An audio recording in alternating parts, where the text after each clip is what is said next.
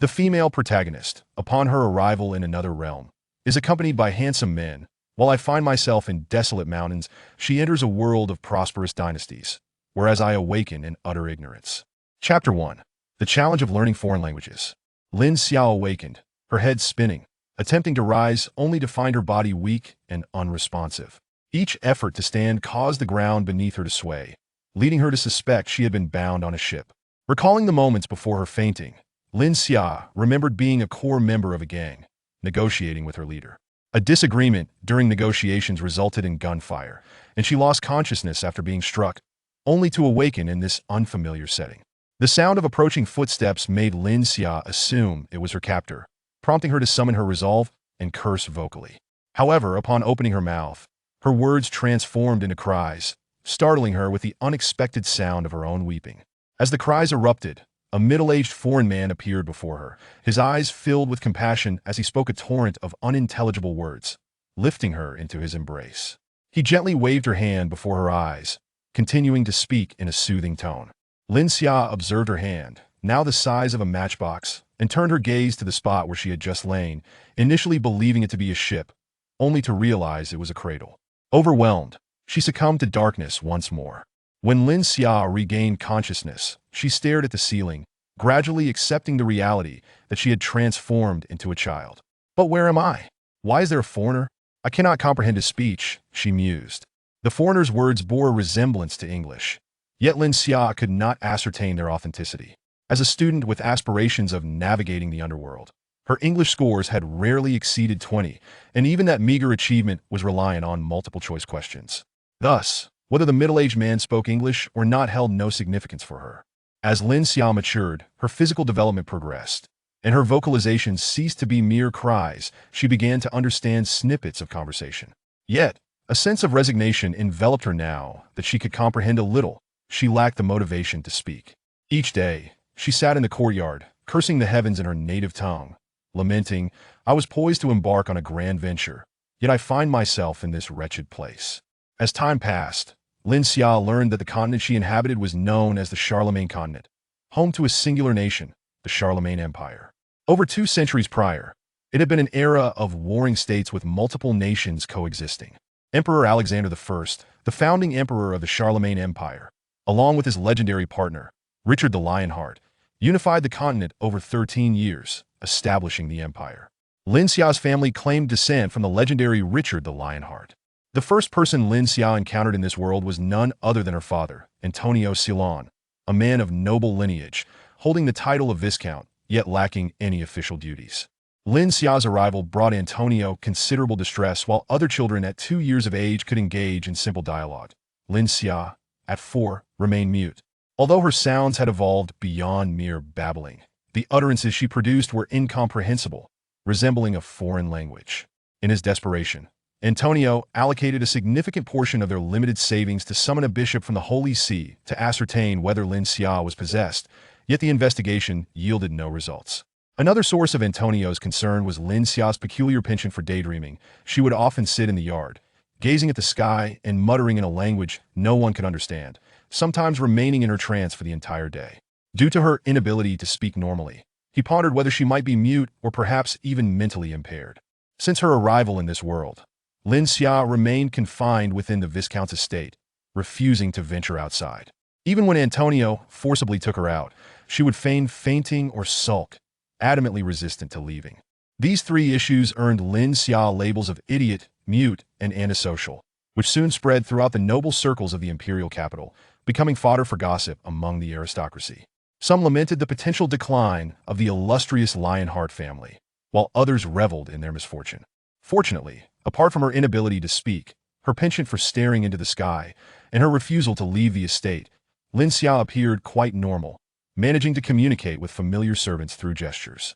Additionally, Lin Xia, due to her past life experiences, developed a fascination with knives, amassing a collection of various blades within her room, ranging from fruit knives to larger cleavers and machetes.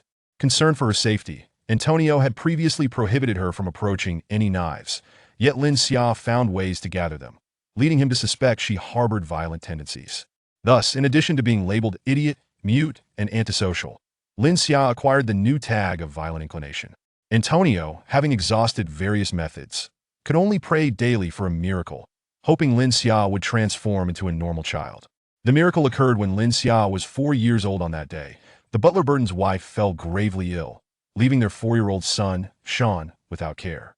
Consequently, Antonio allowed Burton to bring Sean to the Viscount's estate, enabling the servants attending to Lin Xia to also care for him.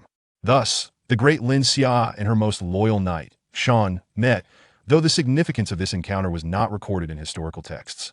The historians, acknowledging its importance, found their accounts dismissed by the unyielding Lin Xia. Upon Sean's arrival at the Viscount's estate, he appeared anxious, keeping his head down, his face flushed, a stark contrast to the robust physique he inherited from his father, Burton. Having never left the Viscount's estate or encountered children her age, Lin Xia found herself intrigued by Sean.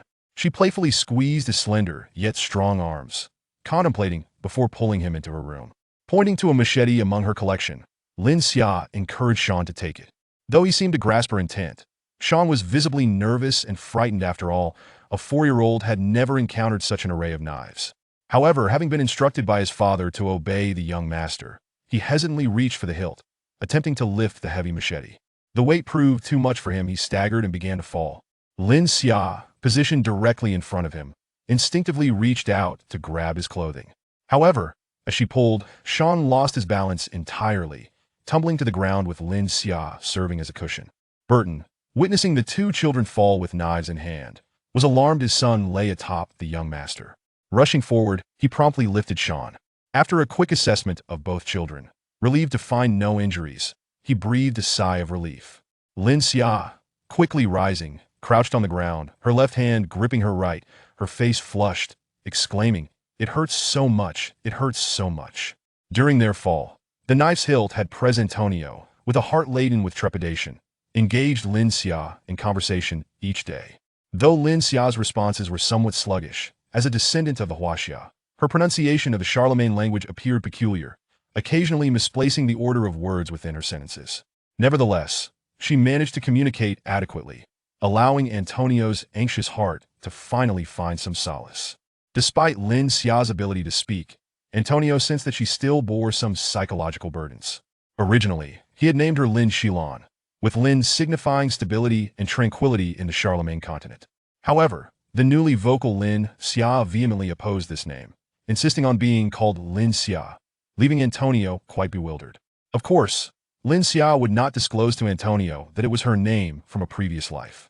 After a fortnight, despite employing various methods, Antonio found Lin Xia unwavering in her refusal to adopt the name Lin Xilan, instead insisting on her chosen name. Ultimately, they reached a compromise, and she was named Lin Xia Xilan. Antonio attributed Lin Xia's newfound ability to speak to Sean's influence. He arranged for Burton and his family to reside at the Viscount's estate, allowing Sean to attend to Lin Xia's needs. Thus, they lived in tranquility for 2 years. On the day of Lin Xia's 6th birthday, Antonio, abandoning his usual affectionate demeanor, summoned her to his study with a grave expression. He addressed her, saying, "Today, you have turned 6, and it is time for you to learn certain matters regarding our family." Lin Xia remained silent, patiently awaiting Antonio's continuation. Chapter 2.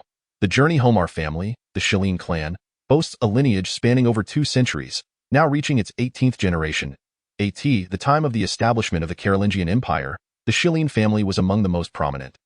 Its reputation within the imperial army and among the populace even eclipsing that of the royal family. However, following the mysterious disappearance of our first patriarch, Tang Shilin, coupled with the inaction of his successors, the family gradually fell into decline.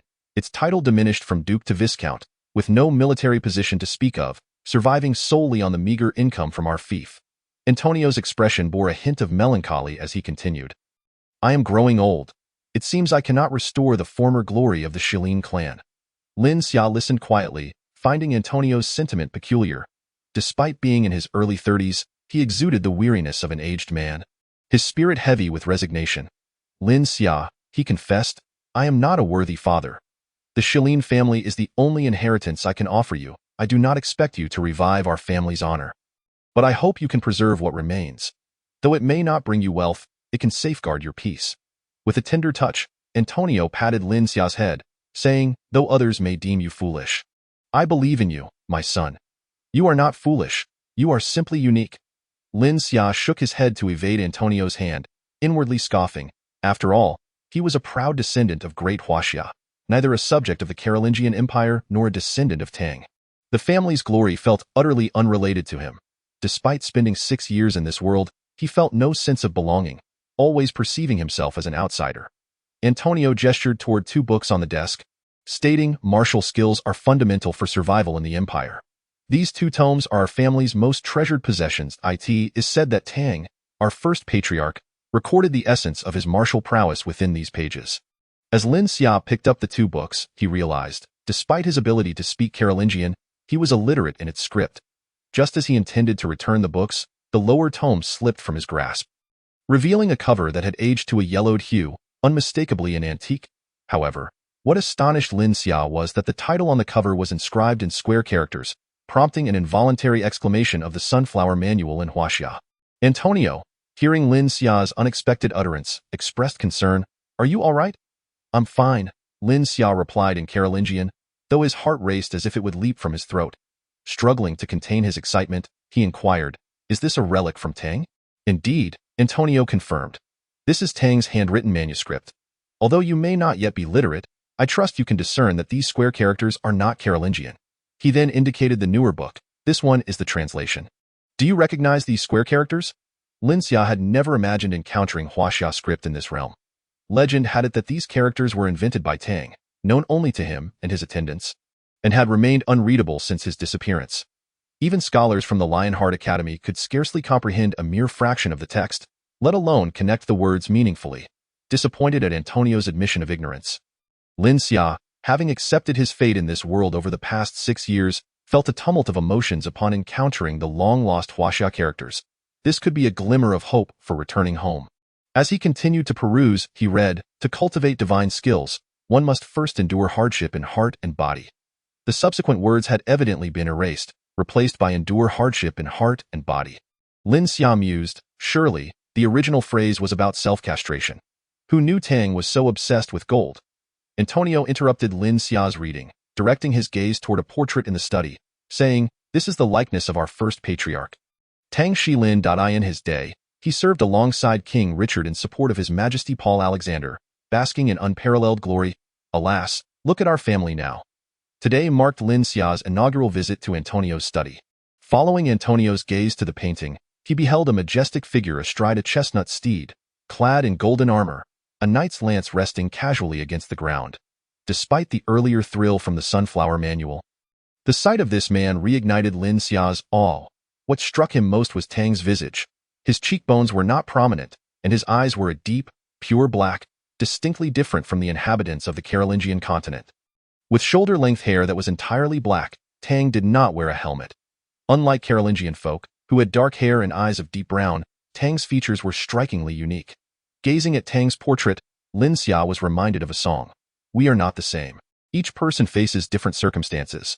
Through the Huaxia script and Tang's appearance, Lin Xia speculated that, barring unforeseen circumstances, Tang must have been a fellow traveler, with Tang being a transmigrant while he himself was a soul transfer.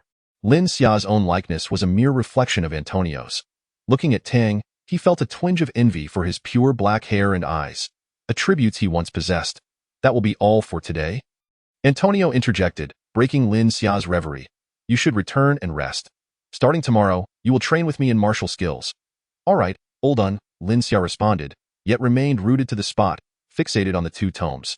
Having traversed to the Carolingian Empire, he found himself entangled with this enigmatic father figure. Though he sensed Antonio's affection, terms like father or dad felt insurmountable to utter.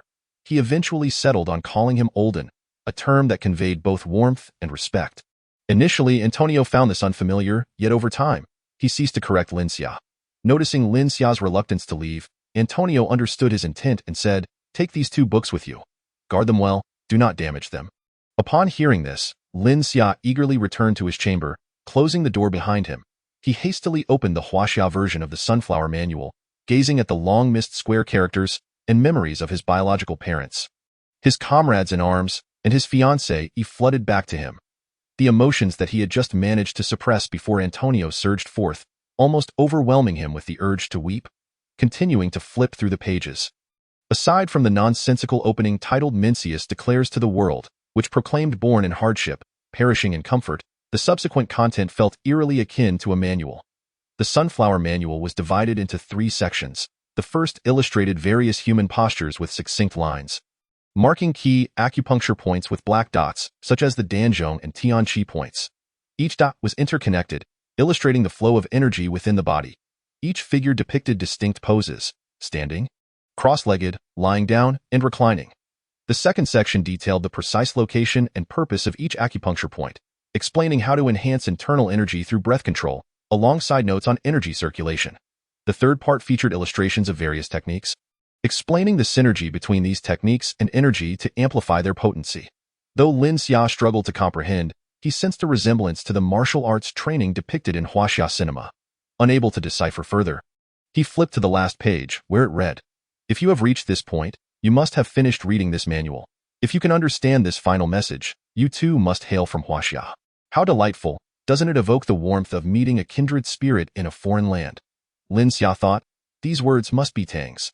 Did he foresee that a transmigrant like me would discover his message over 2 centuries later? He continued reading. You must be curious about the title of the Sunflower Manual and the phrase about self-castration in the context of cultivating divine skills. A fellow traveler, I can only tell you that if one were to leave behind a manual, it must be named the Sunflower Manual. The phrase about self-castration was essential. Yet, considering that my descendants would be the ones practicing it, I could not risk ensuring my line's end. Thus I altered it to endure hardship in heart and body. I had initially hoped to find a mountain and hide the manual within, envisioning a fortunate soul stumbling upon it, mastering the divine skills, and emerging as a leader of the martial world. It is also possible that some unfortunate fellow, consumed by deep-seated enmity, fortuitously fell off a cliff and survived, only to emerge later, having mastered extraordinary skills, to exact revenge and cleanse the world of its injustices. Such a scenario surely invokes a sense of intrigue. However, I ultimately chose not to pursue this narrative. Upon reading this, Lin Xia inwardly cursed, finding it rather tedious. You must think my musings are tiresome, don't you? Indeed, they are. Yet, I am left with no choice. Loneliness envelopes me. Having inexplicably arrived in this land, I fear you alone can comprehend my plight. Moreover, you are certainly my junior. No matter how verbose I may be, you must bear with me, for I am your elder in the end. I have resolved to bequeath this tome to my descendants. After all, it would be remiss of me to abandon them without leaving anything behind, especially considering my responsibilities as an ancestor. As for the treasures at the bottom of the cliff, I shall ponder that later. There are surely other matters to address, which promise to be equally fascinating. I have even fashioned a portable elder for you. It seems that by the time you read this message, several centuries will have passed. I wonder where my portable elder has ended up. It is up to fate whether you will be fortunate enough to possess it. I can imagine that your arrival here has also been marked by solitude. I understand, yet since you are here, and cannot return for the time being, you might as well indulge in the experiences this place has to offer. Well then, I must set forth to continue my quest for a path home. We shall converse again. Farewell. Upon concluding the final message, Lin Xia felt a mix of irritation and amusement, particularly at the last smiley face. This predecessor, having traversed realms, certainly grappled with feelings of emptiness and loneliness. However, Tang's claim of abandoning his former life to seek a way home hinted that he must have sought a path back to Huaxia. Did he find it in the end? He left that question unaddressed. As Lin Xia read the Chinese text, her homesickness intensified, mingling with an acute sense of disappointment. It felt akin to preparing for a romantic rendezvous only to be informed that the other party was indisposed. Nevertheless, Tang's message imbued Lin Xia with a glimmer of hope for returning to Huaxia. Since he asserted he was in search of a way back and had not returned, it was reasonable to conclude that he must have discovered the means. Lin Xia reread the final message, pondering that Tang's words were likely intended for her. If he had indeed found the route home, he would have surely documented the method, though its whereabouts remained a mystery. Given that Tang had uncovered a means to return, Lin Xia felt emboldened to believe she could do the same. With this thought, Lin Xia resolved to strengthen herself. The pursuit of a path back home necessitated both capability and resources. Now that she possessed the Sunflower Manual, she would first focus on enhancing her martial skills. Approaching the window, she opened it wide, gazing at the moon, and softly declared, "Father, Mother, I will find a way to return soon." Lingling awaits my return for our wedding. My brothers are counting on me to continue our adventures. Lin Xia began to study the illustrations of human forms and acupoints in the book. However, her knowledge of acupoints was limited to a few terms gleaned from television dramas, and after flipping through the book several times without understanding it, she realized she had no choice but to wait until tomorrow to train alongside Antonio. Chapter 3. The second letter. The following morning, as Lin Xia opened her door to wash up, Antonio was already waiting in the courtyard. After freshening up, she anticipated the martial teachings he would impart. Feeling a surge of excitement, what aspiring rogue wouldn't he desire to possess formidable skills? Instead of diving directly into the techniques, Antonio posed a question. Do you know why our family has fallen into decline? I do not, Lin Xia replied, shaking her head. The Shilin family has practiced the sunflower manual for generations. However, apart from Tang, no one has ever managed to cultivate their fighting spirit to the 5th level. Antonio explained. Why is that? Lin Xia inquired, intrigued. In Tang's era, he was undeniably the strongest individual on the continent. The sunflower manual encapsulated the essence of his martial prowess, undoubtedly an advanced technique, as for why no one has reached the 5th level. I have yet to uncover the precise reasons, Antonio continued. It is widely believed that the Shilin family's fortune was exhausted by Tang, leading to subsequent generations lacking martial aptitude. However, these are merely rumors. What about your martial talent?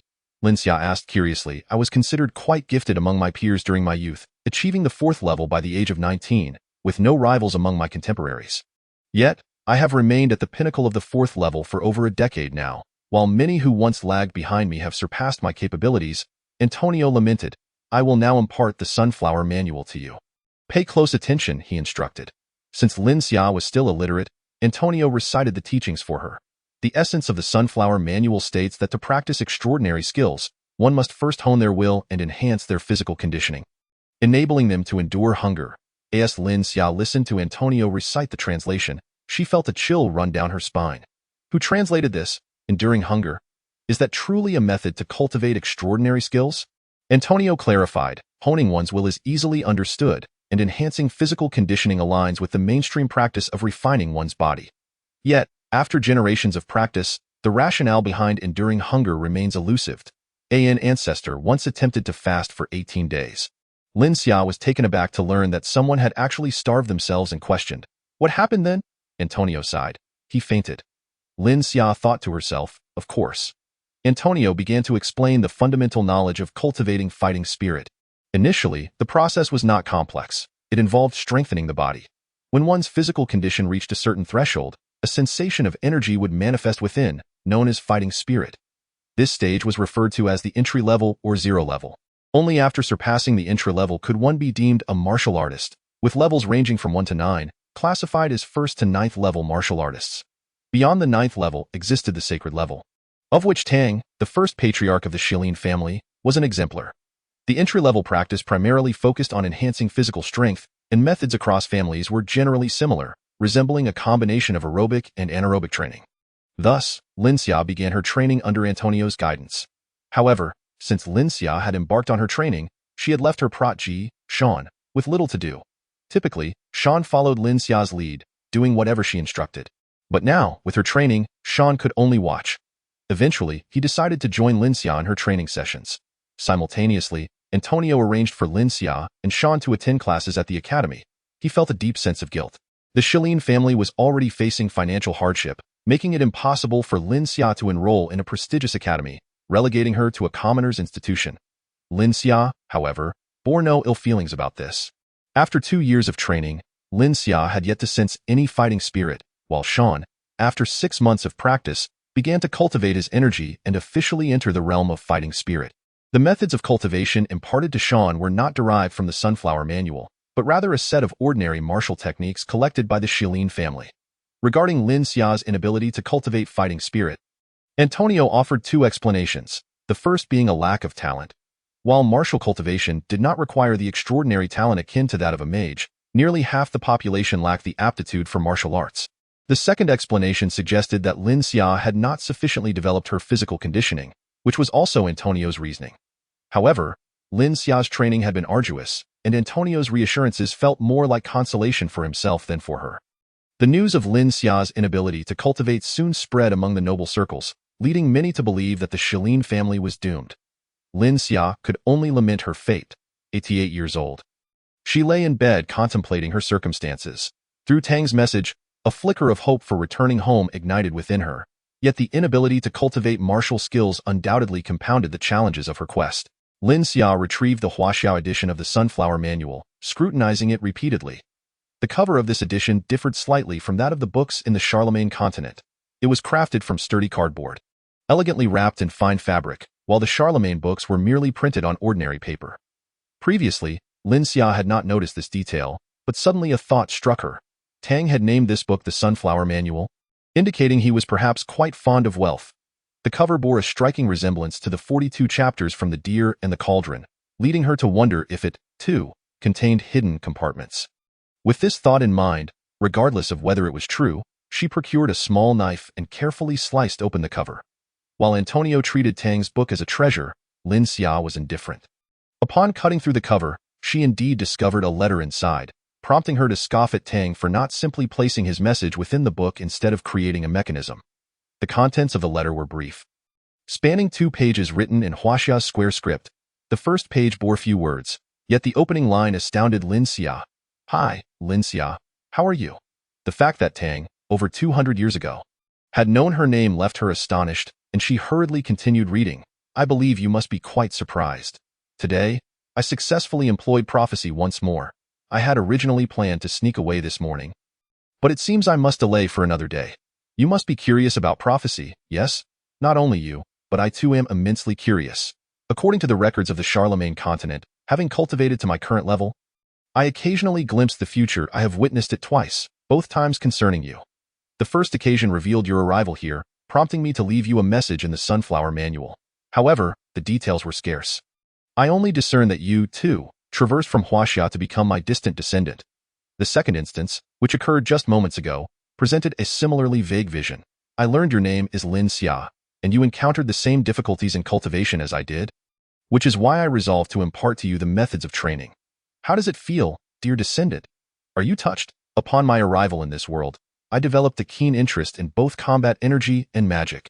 That lad Paul was quite generous, procuring numerous martial arts and magical tomes for me, with the most renowned warriors and mages guiding my practice." Lin Xia mused. This Tang is indeed audacious. Referring to the founding Emperor Paul Alexander as that lad. Chapter 4. True Chi. Lin Xia continued to peruse Tang's correspondence. Following their methods, I too was unable to cultivate combat energy or magic, leading me to request Paul to seek out additional warriors for my study. Through my research, I discovered that while the anatomical structures of the inhabitants of the Charlemagne continent and those of us from Huaxia are similar, the configuration of the Dantian differs slightly.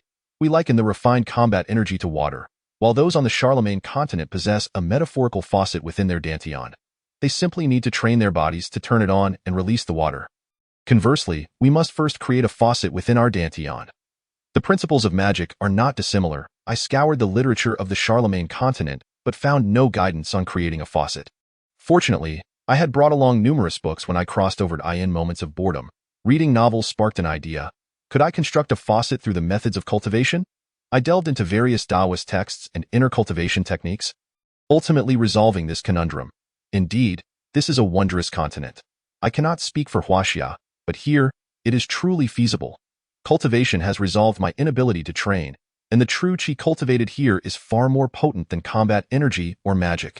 If combat energy is akin to water, our true Qi is like petroleum, a distinction you will gradually appreciate in your future training. However, I secretly experimented with this method on others unable to cultivate combat energy, yet they could not succeed. Perhaps their Dantian already harbors a faucet, rendering it impossible to create another. The first page recorded these revelations, while the second contained a Taoist maxim for perceiving the heavens and the earth. Following this maxim would enable one to create a faucet within the Dantian. The final note on the second page read, "Well, I must make my escape. If that lad Paul discovers me, I shan't be able to leave. I am already weary of being incessantly called teacher by him. By the way, dear descendant, I shall write to you again in the future. Farewell." Though brief, the contents of this letter were rich with information. Firstly, Tang has likely surpassed the saint level, thus acquiring prophetic abilities, albeit with limited control over their clarity. Secondly, upon traversing here, Tang did not arrive alone. He brought along resources, at least books, and likely more than one. Thirdly, Tang's cultivation of true qi holds significant power in this realm, capable of converting true qi into combat energy and magic. It is not unusual that Tang, as a human, cannot cultivate, but I am a soul that has traversed. This body is indeed of the Charlemagne continent, and the Dantian should inherently possess the faucet Tang described. I ponder whether my crossing has altered this body. Regardless, I shall endeavor to test it. Lin Xia commenced his practice according to the Taoist maxim left by Tang. He felt as if he were in a dream, yet this dream was acutely lucid. It seemed as though he alone inhabited the world. The heavens no longer distant, as if he could reach out and touch them. The earth lay beneath his feet, allowing him to sense its vital essence. Unbeknownst to him, dawn had broken. Lin Xia felt a small vortex forming in his dantian, emitting threads of energy. As this energy emerged, it appeared to lack direction, dissipating after a moment. This dissipated essence was likely true qi. Just as Lin Xia pondered how to manage this true qi, he recalled the human figure depicted in the Sunflower Manual. The lines illustrated therein must represent the trajectory of true qi. He hastily directed the true qi to flow along those pathways. Indeed, the true qi ceased to dissipate and gradually coalesced into lines, circulating within Lin Xia's body along the prescribed routes. Upon opening his eyes, Lin Xia experienced an unprecedented sense of clarity. The world appeared more vivid than ever, he thought. Truly, this is the Taoist principle of perceiving the heavens and the earth. Were I to utilize this method in my previous life to treat my nearsightedness, I would surely become affluent within 3 years. Noticing the time, Lin Xia hurriedly arose to join Shan in their customary morning practice. Upon arriving in the courtyard, he found Shan already present, warming up before training.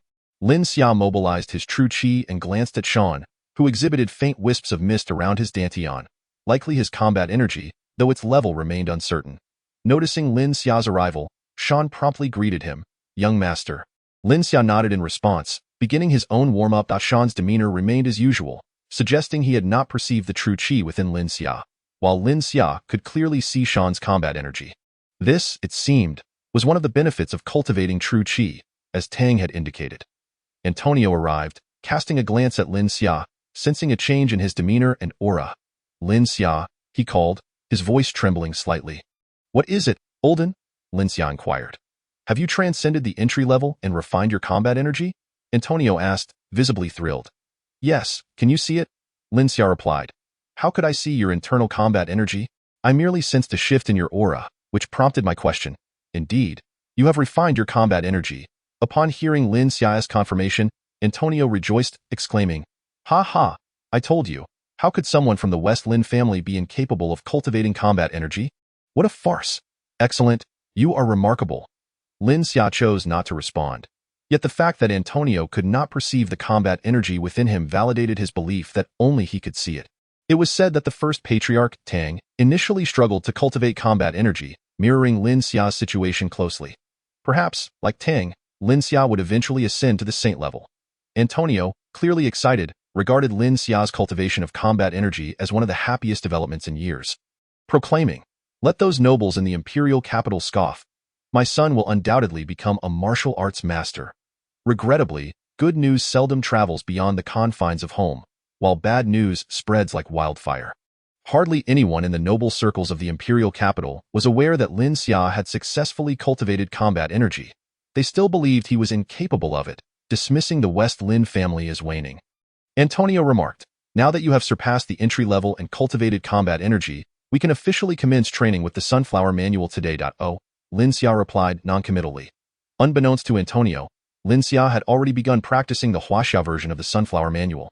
However, due to his understanding of the secret behind the square characters, he could not divulge this information to Antonio. Antonio began to explain the methods of cultivating combat energy as outlined in the translated version of the Sunflower Manual, patiently elucidating each point for Lin Xia. Chapter 5. Tang. As Antonio elaborated, Lin Xia realized that the Huaxia version of the Sunflower Manual he had read differed significantly from Antonio's account. Aside from the general content, the latter failed to mention specific points such as acupoints and other crucial elements related to combat energy cultivation. Lin Xia chose not to point out Antonio's inaccuracies, as he could not explain his reasoning and opted to wait until he had developed his own practice. Unbeknownst to Lin Xia, the original translation of the Sunflower Manual did indeed address acupoints and breathing techniques. But the West Lin family had been unable to comprehend it for generations. Due to frequent use, the translation had become damaged by the time it reached Antonio, with countless rewrites obscuring its original clarity. The West Lin family mandated that only the family patriarch could transcribe the translation, and with many generations having produced indolent leaders who deemed the seemingly chaotic illustrations and breathing methods useless, such content was invariably omitted. Consequently, by the time it reached Antonio, only the methods for refining the body and enhancing combat energy remained, alongside rudimentary martial techniques, many of which were merely names without any accompanying explanations. Despite the discrepancies between Antonio's instruction and the Huaxia version of the Sunflower Manual, Lin Xia still gleaned significant insights. Antonio did not instruct Lin Xia to continue physical training. He merely encouraged him to focus on cultivating combat energy. By the end of the day, Antonio sensed a notable shift in Lin Xia's aura, indicative of a substantial increase in his combat energy. Antonio had never witnessed anyone undergo such a pronounced change in energy after just one day of training.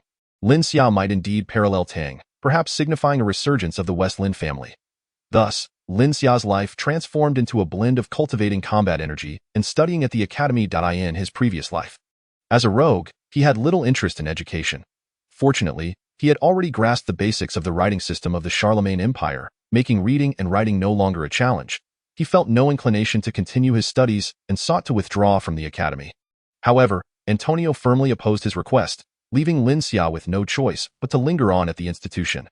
The academy's curriculum consisted mainly of the poetry of the Charlemagne Empire, akin to the ancient Chinese three-character classic, which left Lin Xia drowsy. Eventually, he opted to sleep through classes, and the teachers paid him no mind, for he was of noble birth. As Lin Xia reached the age of 15, the academy introduced a course on the history of the Charlemagne continent. Igniting his interest in the subject, he instructed his steward, Burton, to procure a comprehensive history of the continent. His fascination stemmed primarily from the enigmatic figure of King Richard the Lionheart, Tang Xilong. Tang's sudden emergence on the continent was striking. His lineage and origins were not mentioned in either official or unofficial histories, yet he appeared out of nowhere, showcasing remarkable abilities and becoming a legend. The earliest mention of Tang in the comprehensive history occurred in the year 945 of the continental calendar, which corresponds to 12 years before the Charlemagne calendar began. After Charlemagne unified the continent and redefined the calendar, the first year of the Charlemagne era marked the day of unification. At that time, Charlemagne was not yet an empire but a modest feudal state among many, with its ruler too timid to call himself a king. That year, the neighboring Trent kingdom mobilized 20,000 troops to invade Charlemagne. Panic ensued within Charlemagne, and all ministers advocated for immediate surrender to Trent. Only Paul, the ruler's second son, vehemently opposed capitulation, leading 5,000 troops to confront the enemy. As Paul set out, despair gripped Charlemagne. Many believed this battle, with 5,000 against 20,000, was doomed to fail.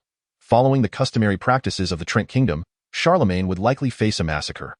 The course of the battle unfolded as anticipated. Within 2 months, Paul's forces dwindled to fewer than 3,000, mostly infantry, with fewer than 400 cavalry. Just as hope faded, Tang appeared, utilizing his extraordinary wisdom and military acumen to reverse the tide of war. He skillfully employed the terrain and tactical ingenuity, leading Charlemagne's forces to victory, with less than 300 Trent soldiers returning home. This battle was later celebrated by military academies and the imperial military as the battle to save the nation, earning its place among the empire's classic confrontations. After reading the account of this battle, Lin Xia noted several keywords: feigned retreat, the leader as bait, and stones thrown from the ravine. He scoffed, recognizing it as a mere replica of Zhuge Liang's Battle of Baoang Slope. Following the battle to save the nation, although Charlemagne remained militarily inferior to Trent, it gained invaluable breathing space. Tang, through his unparalleled wisdom, facilitated significant advancements in both military and economic realms for Charlemagne. By the 11th year of the Charlemagne calendar, Charlemagne's strength was no longer inferior to that of Trent. Tang was appointed the empire's marshal, leading a military force of just 15,000, which gradually unified the continent. In the 5 years following Tang's emergence, he served as the military strategist for Charlemagne's forces, with many feudal lords underestimating him as merely a wise man without martial skills, until he faced an assassination attempt. The assassin was a 9th-level martial artist, driven by a fatalistic belief and exceptional skills, who breached Tang's personal guard and lunged at him. Historical records describe their battle in grandiose terms, culminating in the assassin's death and Tang revealing himself as not only a military strategist but also a saint-level warrior.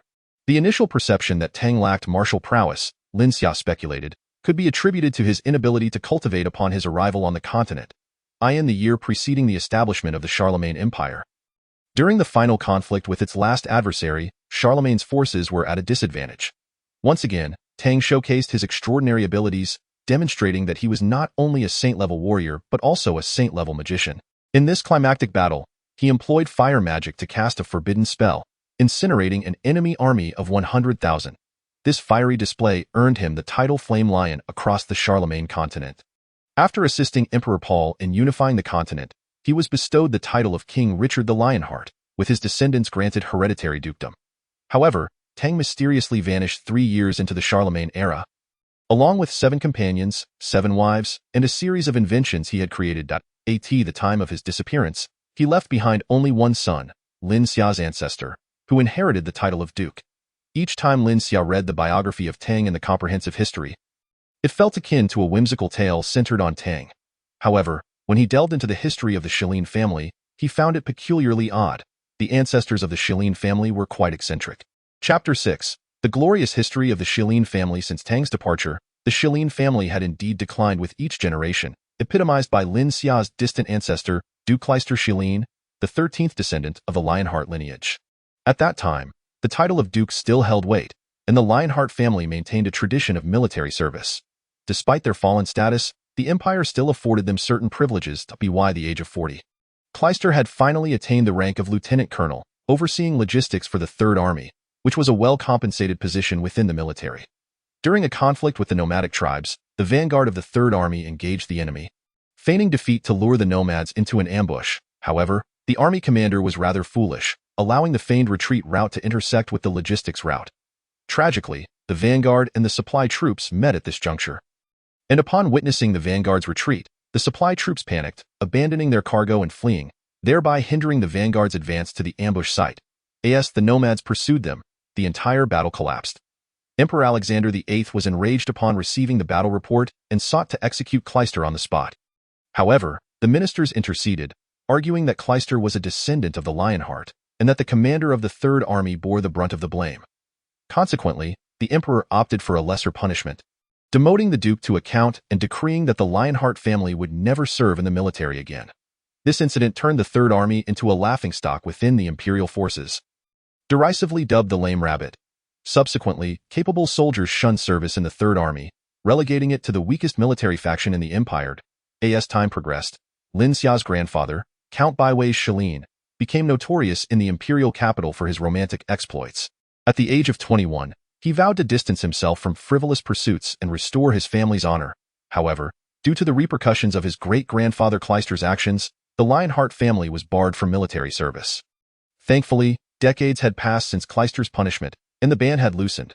Baiwei sold the family's mansion in the capital and, through various connections, managed to secure a position as a squad leader in the 10th Army, serving for a respectable 6 months. During a campaign against bandits, Baiwei encountered a wounded female leader, an enchanting 18-year-old. Her plight stirred feelings in him that made him forget his vow to avoid romantic entanglements, and they fell in love. After the bandit stronghold was conquered by the 10th Army, Baiwei resolved to flee with the female leader to escape her impending imprisonment. However, as a wealthy heir and a mountain dweller, they lacked experience in hiding, leading to their capture. The newly crowned Emperor Alexander XIII was a charming rogue himself, and upon hearing of Baiwei's affair, he was moved by their grand romance. Had it not been for the minister's intervention, he would have exonerated Baiwei.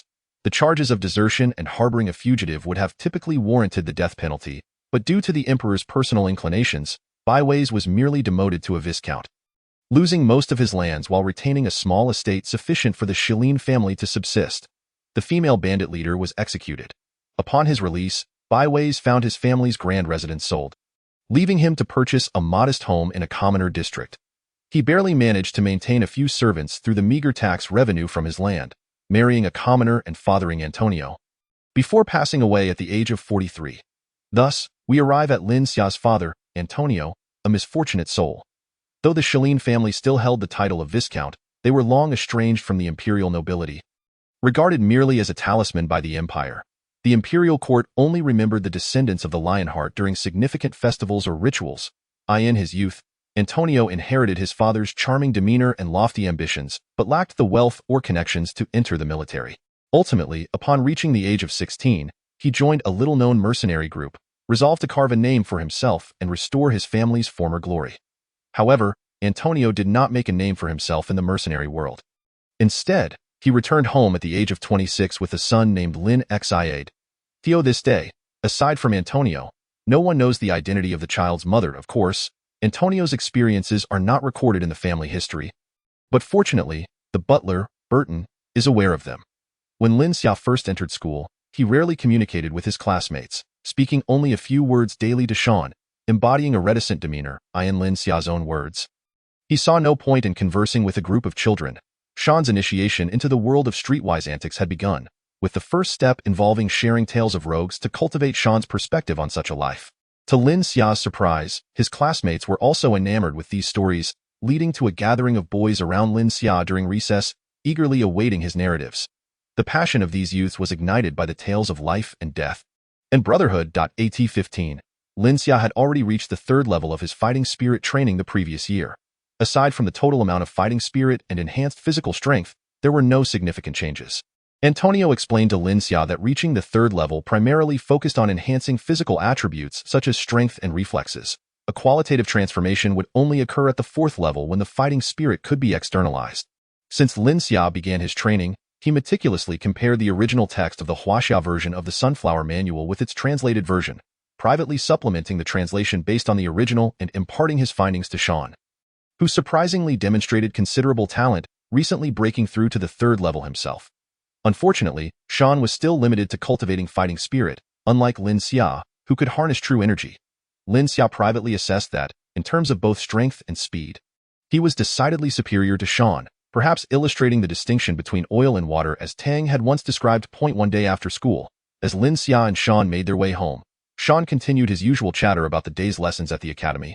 A routine he had maintained for years, while Lin Xia listened impatiently, occasionally responding with a non-committal had it been anyone else, Lin Xia would have silenced them long ago. As they passed through an alley, they spotted two young men, aged around 18 or 19, menacingly confronting a boy of about 15 or 16 against the wall. Lin Xia recognized this familiar scene and chuckled, as it mirrored the antics of street thugs extorting money from students near schools in his past life. He beckoned Sean to join him for a closer look. In his previous life, when he had just entered society, he had been coerced by a gang leader to rob students near the school. Lin Xia felt that even after graduating, extorting from students was an act of bullying the weak. He believed that while one should venture into the world with a sense of justice, robbing students provided no sense of achievement, thus he quickly distanced himself from that gang leader. Later, when Lin Xia had achieved some success in the underworld, he encountered that same leader again and, in defense of a student, decisively defeated him. Though reluctant to engage in the academic system, he vehemently opposed the oppression of the nation's youth. As Lin Xia and Sean approached, they overheard the taller thug say, "You're being given a chance. Paying up is a sign of respect. If you refuse, I swear I'll break your leg." Lin Xia glanced at the boy leaning against the wall, vaguely recognizing him as a classmate from a neighboring class. Though he did not know his name, Lin Xia attended a public academy where the impoverished population struggled to afford education, resulting in a biannual admission of only 2 classes. Thus, anyone who was not blind could easily recognize their fellow students. The boy seemed frightened yet stubbornly replied, "I have no money, and even if I did, I wouldn't give it to you." Upon hearing this, the taller thug raised his leg to kick the boy. At that moment, Sean pushed the thug aside. Possessing third-level fighting spirit, his strength was remarkable among ordinary people. Although he did not exert full force, the thug stumbled. The shorter thug, noticing the intervention, appeared anxious and asked, "Who are you?" The boy, now aware of Lin Xia and Sean's presence, exclaimed, "You're Lin Xia." Lin Xia offered a brief nod in acknowledgement, then turned his attention back to the 2 thugs, presuming they were merely local troublemakers. Not worth further trouble, he stepped in front of the boy and said to the thugs, "He is under my protection. If you wish to avoid a beating, I suggest you leave." Chapter 7. Troy the taller thug steadied himself.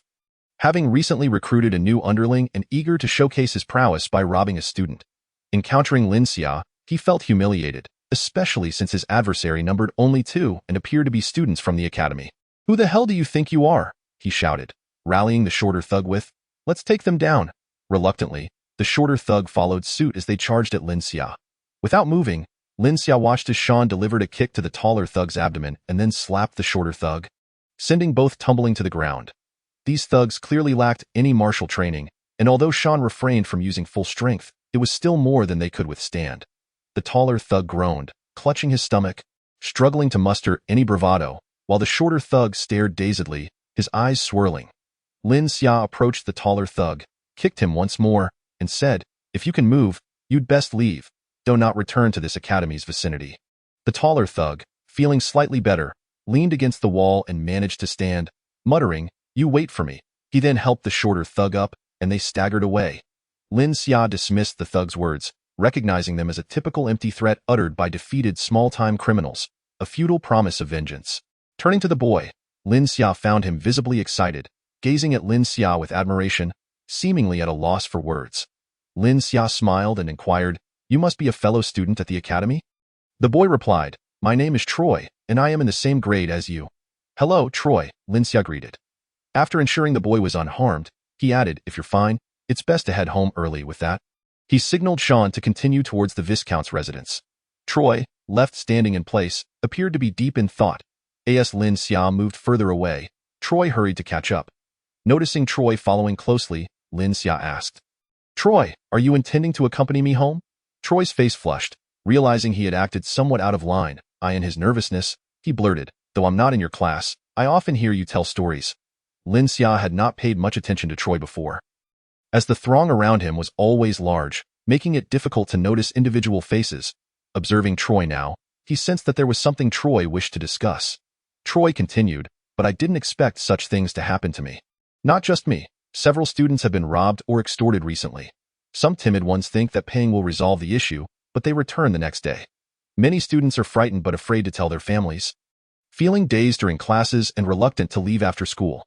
Intrigued by the news of the recent robberies, Lin Xia asked, "Were those two just now among them?"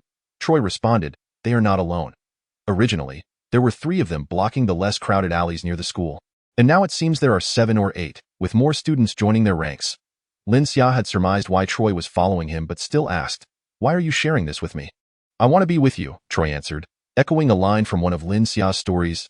"I often listen to your tales and believe you are a person of honor if I am with you. I won't be bullied anymore." Many students share this sentiment. Lin Xia did not reply immediately, saying, "You should return home. I have matters to attend to. We can discuss this further in a few days." With that, he turned away from Troy and headed back to the Viscount's residence with Sean.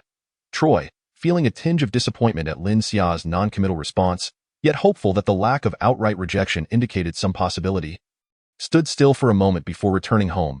As Lin Xia and Sean walked home, Sean asked, "Young master, why did you not agree to Troy's request?"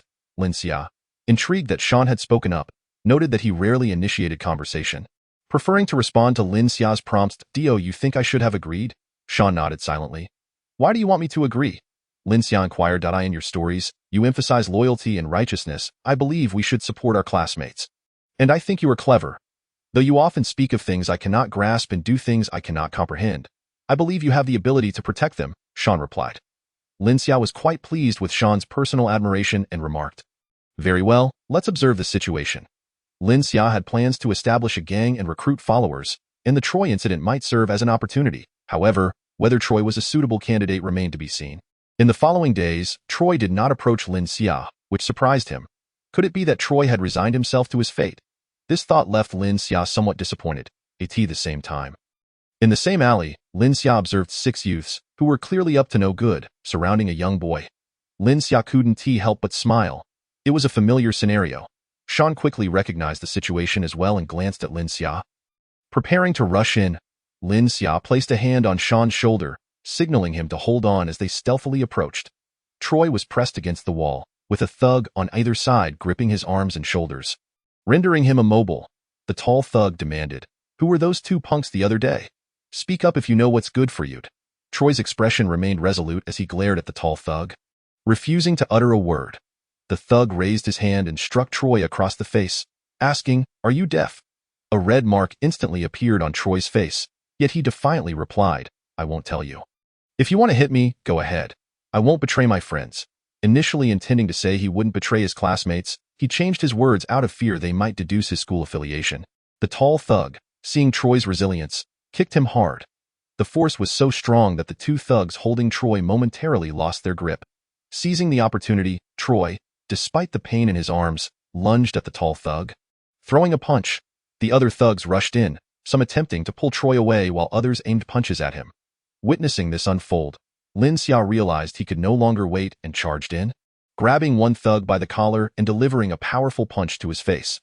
Lin Xia relied solely on his physical strength, sending the thug staggering back several paces. Sean followed suit, diving into the fray, throwing punches left and right. Each of the 4 remaining thugs fell with a single blow, and not one even managed to touch Sean's clothing. Lin Xia felt a twinge of guilt, realizing that he and Sean, both level 3 warriors, were bullying these thugs. As he subdued his opponent, he noticed Troy still atop the tall thug, relentlessly pounding his face. The thug's nose was askew, teeth scattered, and his face bore no semblance of decency. Teetering on the brink of unconsciousness, only managing to grip Troy's back weakly in a futile attempt to resist, Troy's fists were stained with blood, uncertain if it was his own or the thug's. Lin Xia promptly pulled Troy away, aware that if this continued, the tall thug would surely meet his demise. Usually, thugs would accept injuries from fights, as they were frequent visitors to the local security office. They wouldn't dare report a beating. However, if someone died, the security office would intervene directly, complicating matters significantly. Lin Xia signaled Sean to assist Troy and kicked a few of the still conscious thugs, urging them to haul their leader away quickly. Troy, with bloodshot eyes, still seemed intent on throwing more punches, as if he had not yet detached himself from the chaos. Lin Xia was somewhat taken aback by Troy's fervent display. He had previously regarded Troy as possessing grit, but now he realized he was also quite ruthless. Despite having taken several hits from the thugs, Troy remained undeterred, fiercely defending himself. Lin Xia resolved to recruit Sean and Troy as his foundational members in establishing his own gang within the Charlemagne Empire. After a while, Troy calmed down, his eyes still red, sitting against the wall, appearing somewhat drained, yet he fixed his gaze on Lin Xia. Lin Xia smiled and said, "You did well." Understanding Lin Xia's intent, Troy smiled before fainting. Sean, noticing Troy's collapse, asked Lin Xia, "Sir, will he be all right?" "He is merely exhausted. Keep an eye on him, and he'll wake shortly," Lin Xia reassured. Once Troy revived, Lin Xia inquired about his address and instructed Sean to help him home. On the way, Troy attempted to speak with Lin Xia several times but was met with Lin Xia's stern gaze, leading him to simply say, "Make sure to rest well today. Come find me tomorrow." Fortunately, Troy had no visible injuries on his face, only bruises concealed beneath his clothing. His family assumed he had merely gotten his clothes dirty while playing at school and paid little heed. The next morning, as Lin Xia arrived at the academy, Troy sought him out. Although his movements appeared somewhat labored, his spirit was notably high. Upon seeing Lin Xia, he exclaimed, "Boss." Lin Xia patted Troy on the shoulder and chuckled. "Do not call me boss. From now on, you and Sean are my brothers, so call me elder brother." Troy, taken aback by Lin Xia's warmth, felt a surge of excitement and respectfully replied, "Elder brother. Take care of your injuries for the next few days. Once you've healed, let Sean guide you in martial training," Lin Xia instructed. Upon hearing that he would be able to learn martial skills, Troy's excitement soared. As a commoner, he had never had such an opportunity. In the ordinary course of his life, he would graduate from a commoner academy and likely work as a laborer, possibly becoming a foreman if fortunate, earning a meager monthly wage of 1 gold coin. Those luckier might find positions as servants in lower noble households, handling accounts, and, with diligence, could rise to become stewards, akin to Burton and Lin Xia's family, earning 2 gold coins a month. For the less fortunate, agriculture was the only option, yielding 3 to 4 gold coins in a good year, while a bad harvest could mean just 1 or 2 gold coins, with starvation being a real threat in years of disaster. However, the prospect of learning martial skills changed everything. Once he reached level 1, he would be recognized as a warrior and could secure a position as a guard in a minor noble household, earning 2 gold coins monthly. Should he attain level 4, he could even serve as a chief guard in middle-tier noble families. Moreover, warriors above level 4 had the chance to be knighted, a tremendous honor for someone of common birth. Observing Troy's fervor, Lin Xia remarked, "You need not be so overly excited. Our martial skills may only allow you to reach level 4, though there is potential for more." Lin Xia, lacking alternative martial techniques, intended for Troy to practice the Sunflower Manual. Although the Shilin family had been conservative for generations, forbidding its dissemination, Lin Xia prioritized his brotherhood above all else. Whether Troy could advance to level 5 would only become clear after testing Sean's abilities first. Troy, upon hearing he could reach level 4, became even more exhilarated. Convinced he had made the right choice in aligning with Lin Xia, he repeatedly declared, "Level 4 is sufficient. Level 4 is sufficient." Lin Xia, Observing his enthusiasm, sighed in exasperation, thinking, such lack of ambition. He mused that the opportunity to practice martial skills must reflect the struggles of the common folk in the Charlemagne continent. Continuing, Lin Xia said, "Additionally, you mentioned a few others wish to follow me. Bring them along in the coming days." Upon hearing Lin Xia's request to gather others, Troy exclaimed, "Elder brother, are you starting a gang?" Lin Xia replied with playful reprimand. "Indeed, now that you have joined me, you are my brother. Establishing a gang will allow us to better establish ourselves in the imperial capital.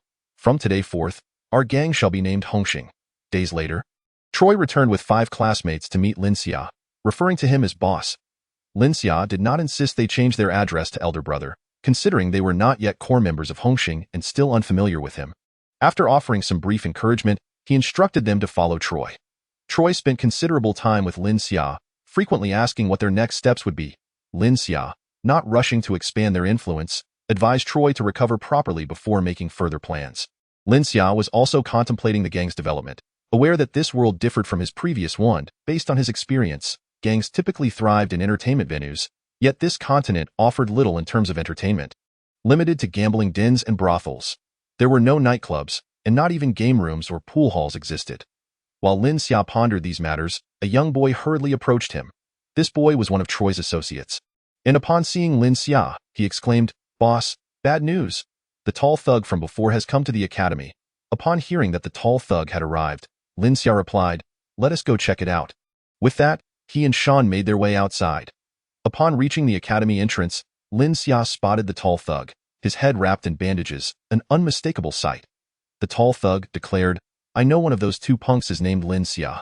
He is in your academy. Bring him out. My boss wants to see him." Troy, standing with 4 classmates directly opposite the tall thug, retorted, "Who do you think you are? My elder brother is not someone you can just summon. Though I may not be much, my boss, Tony, is a prominent figure around here," the tall thug replied. Upon hearing this, Lin Xia devised a plan and approached the tall thug, stating, "It seems my last visit did not leave you in enough pain, as you've returned to bark again so soon." The tall man felt a pang of embarrassment upon seeing Lin Xia emerge. He wanted to retort, but recalling the purpose of his visit, he could only darkly state, "My boss Tony wishes to see you." Noticing the man's lack of rebuttal, Lin Xia simply replied, "Specify the location." The tall man answered, 8 o'clock tonight at the Ningxiang Pavilion." Lin Xia dismissed him with a wave, turning back towards the academy.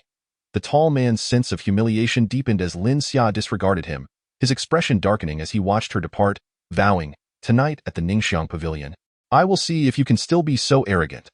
The tall man was a local ne'er-do-well who had recently managed to attach himself to Tony, the owner of the Ningxiang Pavilion, believing he had found a path to success.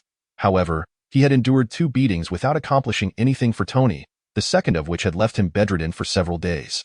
Tony, a figure of some notoriety in the area, employed a cadre of enforcers to deter troublemakers and manage the inevitable chaos that arose in such establishments.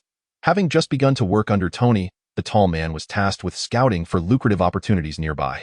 Unfamiliar with the art of making money, he gathered a few subordinates under Tony's banner, quickly turning his attention to the local students, seeking to extract their pocket money while relishing the thrill of exerting authority. Little did he expect to encounter someone as formidable as Lin Xia in such a short span, leaving him with no choice but to report to Tony. Tony, upon seeing the tall man's disheveled state, was infuriated. He struck the tall man across his already bruised face, admonishing, "Useless fool, beaten by a few students, and you dare come to me? Get out." Yet, he could not ignore the incident entirely, for the morale of his subordinates depended on his response. He refrained from confronting Lin Xia directly, instead sending someone to gather information about her and her companions. Lin Xia, not attempting to hide her identity, was easily found. Upon learning of Lin Xia's background, Tony was further distressed. She was a noble, albeit a fallen one. He pondered the implications of a noble engaging in gang activities. Though her family had declined, the repercussions of a commoner attacking a noble could be dire, as it would provoke the ire of the nobility, who would not tolerate such affronts. Ultimately, Tony realized he must demonstrate some measure of authority to his men to maintain their trust, lest his brothel's operations be jeopardized. After some contemplation, he decided to negotiate with Lin Xia, reasoning that she was merely a teenager, and perhaps her earlier indiscretions were merely youthful folly. With this in mind, he summoned the tall man to arrange a meeting with Lin Xia, wary of confronting her directly at the noble estate. Lin Xia, apprehensive about Tony discovering her involvement with the gang, understood the potential fallout should Antonio learn of her activities. At that evening, guided by Troy, she arrived at the entrance of the Ningxiang Pavilion. Having seldom ventured out, Lin Xia and Sean were oblivious to its location until Troy, familiar with the area, led them there. Accompanying Lin Xia were Sean and Troy, along with 5 of Troy's followers. Lin Xia had intended for only Sean and Troy to accompany her, as they were merely here to negotiate. She was not intimidated by the proprietor of a mere brothel. However, Troy insisted on bringing his brothers along for the experience. The Ningxiang Pavilion's exterior was unassuming, contrary to Lin Xia's expectation of a grand establishment, as the empire did not prohibit brothels in this era. Men frequented such places openly, yet discretion was still preferred. The tall man awaited their arrival at the entrance, greeting them with a mocking tone. "I didn't expect you all to actually come. Once you're here, leaving won't be so easy." Troy's temper flared at the tall man's words, and he was ready to retaliate. But Lin Xia intervened, advising him, "Do not lower yourself to engage with such a petty individual. It is beneath our dignity." Troy, undeterred, coldly demanded, "Lead the way, unless you wish for more bandages on your head." The tall man, infuriated by Troy's audacity, found himself at a loss for words as Lin Xia struck him across the face, exacerbating his existing injuries. "If you dare insult my brother again, I will ensure you crawl inside," Lin Xia warned coldly. Though initially regarding the tall man as insignificant, Lin Xia would not tolerate any disrespect towards her companions. The tall man, nursing his injuries and recalling his previous encounters with Lin Xia, reluctantly conceded, "Let us go," and turned to enter the Ningxiang Pavilion. Upon entering, Lin Xia found herself in a dimly lit hall. Despite an abundance of candles adorned with colored shades, patrons were scattered throughout, drinking and exchanging flirtations. Ascending to the second floor with the tall man, they traversed a corridor lined with doors, presumably leading to private rooms, from which muffled sounds of intimacy could be heard. Lin Xia remained composed, but Troy and his followers appeared flushed. Even the usually placid Sean showed signs of discomfort.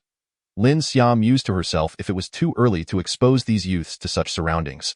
At the end of the corridor, the tall man knocked on a door, announcing, "Boss, Lin Xia has arrived." A raspy voice beckoned them to enter. The room was sparsely furnished, featuring 2 sofas facing each other with a modest table in between. Seated on the sofa facing the entrance was Tony, the proprietor of the Ningxiang Pavilion, who did not rise to acknowledge Lin Xia's arrival.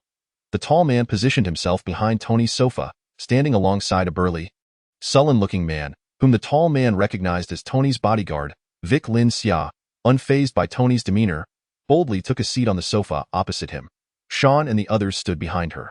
Nonchalantly, Lin Xia picked up a cup of tea from the table, savored a sip, then reclined with her legs crossed, silently observing Tony. The room was well soundproofed, enveloped in an unsettling quiet. After a moment, Tony began to feel increasingly uncomfortable under Lin Xia's unwavering gaze. He had anticipated her to be an impulsive youth, lacking patience. Thus, he had deliberately ignored her upon entry to assert dominance, expecting her to flounder. To his surprise, Lin Xia exhibited greater composure, and so did her companions. After a prolonged silence, Tony cleared his throat, breaking the tension. "You are Lin Xia?" Lin Xia, still with her legs crossed, did not respond verbally but gestured for him to continue. Bewildered, Tony realized Lin Xia was adopting the demeanor of an experienced negotiator. Unbeknownst to him, Lin Xia had honed her skills through countless negotiations in her past life, whether accompanying her leader or negotiating on her own. Tony proceeded, "You assaulted my subordinate. Do you not owe me an explanation?" Lin Xia smiled. "You should have hit him harder. I expected him to be incapacitated for months." As soon as she spoke, before Tony could react, the tall man, emboldened by Tony's presence, interjected, "You dare speak like that in front of my boss? You must be seeking death." Lin Xia ignored the tall man's outburst and addressed Tony, "Your subordinate seems quite rude. When adults converse, he should know his place." Though Tony was infuriated by the tall man's behavior, he could not allow his authority to falter, stating, "I will handle this." Lin Xia narrowed her eyes at Tony. "Will you?" she subtly signaled to Sean, who instantly understood her intent, unleashing their full energy and swiftly delivering a punch to the tall man's face. The blow sent him crashing against the wall, his features contorted from the impact, before collapsing to the floor, unconscious and convulsing. As Sean moved, Victor, the bodyguard behind Tony, also sprang into action. However, Victor's speed was noticeably slower. He only reached Sean after the latter had struck the tall man, and it was only after Sean had slammed the tall man against the wall that Victor managed to seize Sean's wrist. Sean reacted swiftly. While Victor held his left hand, he quickly freed his right and executed a black tiger pouncing heart, landing a blow to Victor's chest. Victor staggered back, clutching his chest, momentarily gasping for breath. This technique, the black tiger pouncing heart, was one of the moves chronicled in the Sunflower Manual and had been modified and imparted to Sean by Lin Xia. Sean chose not to continue his assault. Instead, he slowly walked to stand behind Lin Xia, casting not a single glance at Victor. Tony was utterly bewildered. He had not anticipated Lin Xia's ruthless demeanor, which deviated entirely from the expected norms. The negotiations were originally concerning the incident with the tall man. Yet now the tall man lay unconscious, rendering any discussion futile. Lin Xia remarked that it would be lenient to let the tall man lie for merely half a year. Given his current state, it was uncertain if he would ever regain consciousness. Victor, whom Tony had hired as a bodyguard and who possessed second-level fighting spirit, had been unexpectedly bested by this seemingly simple child in a single move, leaving no room for resistance. Feeling that the atmosphere had sufficiently shifted, Lin Xia smiled at Tony and said, "Your issue has been resolved. Let us not dwell on these unpleasant matters. Instead, let us discuss business." Tony, upon hearing Lin Xia's words, realized that Lin Xia had never regarded the tall man as significant. He was left with no choice but to inquire, "What business do you wish to discuss?" "Just a business deal with you, Mr. Tony," Lin Xia replied coolly. Tony thought to himself, what business could possibly be discussed with a group of children? Are they here to solicit companionship? Although we may have had some misunderstandings, those have now been resolved. I am quite a generous individual and wish to befriend you, Mr. Tony, Lin Xia continued. "Hemph," Tony scoffed, remaining silent. Lin Xia, unfazed by Tony's attitude, stated, "I am aware that disturbances frequently occur at your establishment. Whether due to unruly patrons or drunken revelry, as a friend, I wish to offer you protection." "I do not require your protection," Tony replied curtly. "Do not be so hasty in your rejection. I come to you as a friend. You have so many subordinates, and for such a small establishment, the costs must be considerable." Lin Xia paused before continuing. "You would only need to pay me 50 gold coins per month as a protection fee, and I will ensure the safety of your establishment. Should anyone cause trouble or disturb the peace, my men will handle it for you." Tony mused that if it were merely 50 gold coins, it would indeed be a bargain, considering his own gathered men cost nearly 100 coins monthly, and managing such ruffians was exceedingly difficult. Incidents similar to that of the tall man had occurred more than once, each time requiring him to devise a resolution and sometimes even necessitating costly compensation. However, if Lin Xia were to protect the establishment, the question remained, would it be under Lin Xia's domain or his own? Seeing Tony's lack of response, Lin Xia probed, "Are you doubting my intentions?" Tony nodded, remaining silent, which he considered an acknowledgement. "My gang has only recently been established. The brothers behind me trust me and are willing to follow me. As their leader, I must be responsible for them, ensuring their livelihoods," Lin Xia asserted. "Once your men enter, who will have the final say in this establishment?" Tony voiced his most pressing concern. "I will impose restrictions on them. I will not interfere with your business. I have stated that the protection fee is merely to provide for their livelihoods. I have no interest in your business. You should have conducted your research on me and know that I am a noble, a descendant of the Lionheart King, with lands granted to me by the Empire. Why would I care about your modest establishment?" Lin Xia articulated. Tony, merely a brothel owner and ultimately a minor figure, could not possibly comprehend the true nature of Lin Xia's noble holdings. He assumed, in a conventional manner, that lands meant property, subjects, and taxes, which equated to wealth. What could a brothel like his possibly yield in gold? Although tempted, Tony remained apprehensive and delayed his response. "If you do not believe me, I can swear by the name of my ancestor, the Lionheart King, that I will not interfere with your business." Lin Xia, in his heart, considered Tang to be just another traveler like himself. Possessing the name of the Lionheart King bore no burden. "Of course, you may refuse, but if you wish to continue operating your establishment, I advise against such a course." Faced with Lin Xia's blatant threat, Tony felt trapped. With the tall man already incapacitated and Victor still recovering, only Lin Xia's men remained in the room. In this situation, given Lin Xia's noble status, even if he were to kill Tony, there would likely be no repercussions, and perhaps even rewards. Tony shot another glance at Sean. Victor had been his greatest asset, yet he had not managed to land even a single blow against Sean. Lin Xia possessed both status and strength. If he truly wished to see the closure of Tony's establishment, it would not be a daunting task. Resolving himself, Tony declared, "I accept your terms, but but I have one condition. Speak. I am quite generous to my friends, Lin Xia replied. Tony gestured toward Sean, saying, I wish to purchase this subordinate of yours. Money is no object. He coveted Sean's strength, hoping to acquire him as a bodyguard. Lin Xia, who had been holding his teacup with a calm demeanor, tightened his grip upon hearing Tony's words, shattering the cup and coldly retorting, Sean is my brother, not a subordinate, and certainly not a commodity. I will grant you one opportunity to rephrase your statement, should your words fail to improve. Lin Xia paused, his gaze piercing as he stared at Tony. You will meet your demise here. Tony was taken aback by Lin Xia's sudden change in demeanor, particularly as he sensed the palpable murderous intent emanating from Lin Xia's gaze. The sight of Lin Xia effortlessly crushing the teacup only heightened his fear. He hastily replied, the prowess of this brother is indeed the finest I have ever witnessed. It is commendable that Master Lin Xia has such a companion. He quickly continued, when might Master Lin Xia's brother make his entrance? I must arrange for the dismissal of my current guests. Tomorrow, Lin Xia stated tersely, clearly displeased with Tony's desire to purchase Sean. Since Tony had consented, he saw no need for further discussion and rose to leave. However, if Tony had declined, Lin Xia would not have persisted.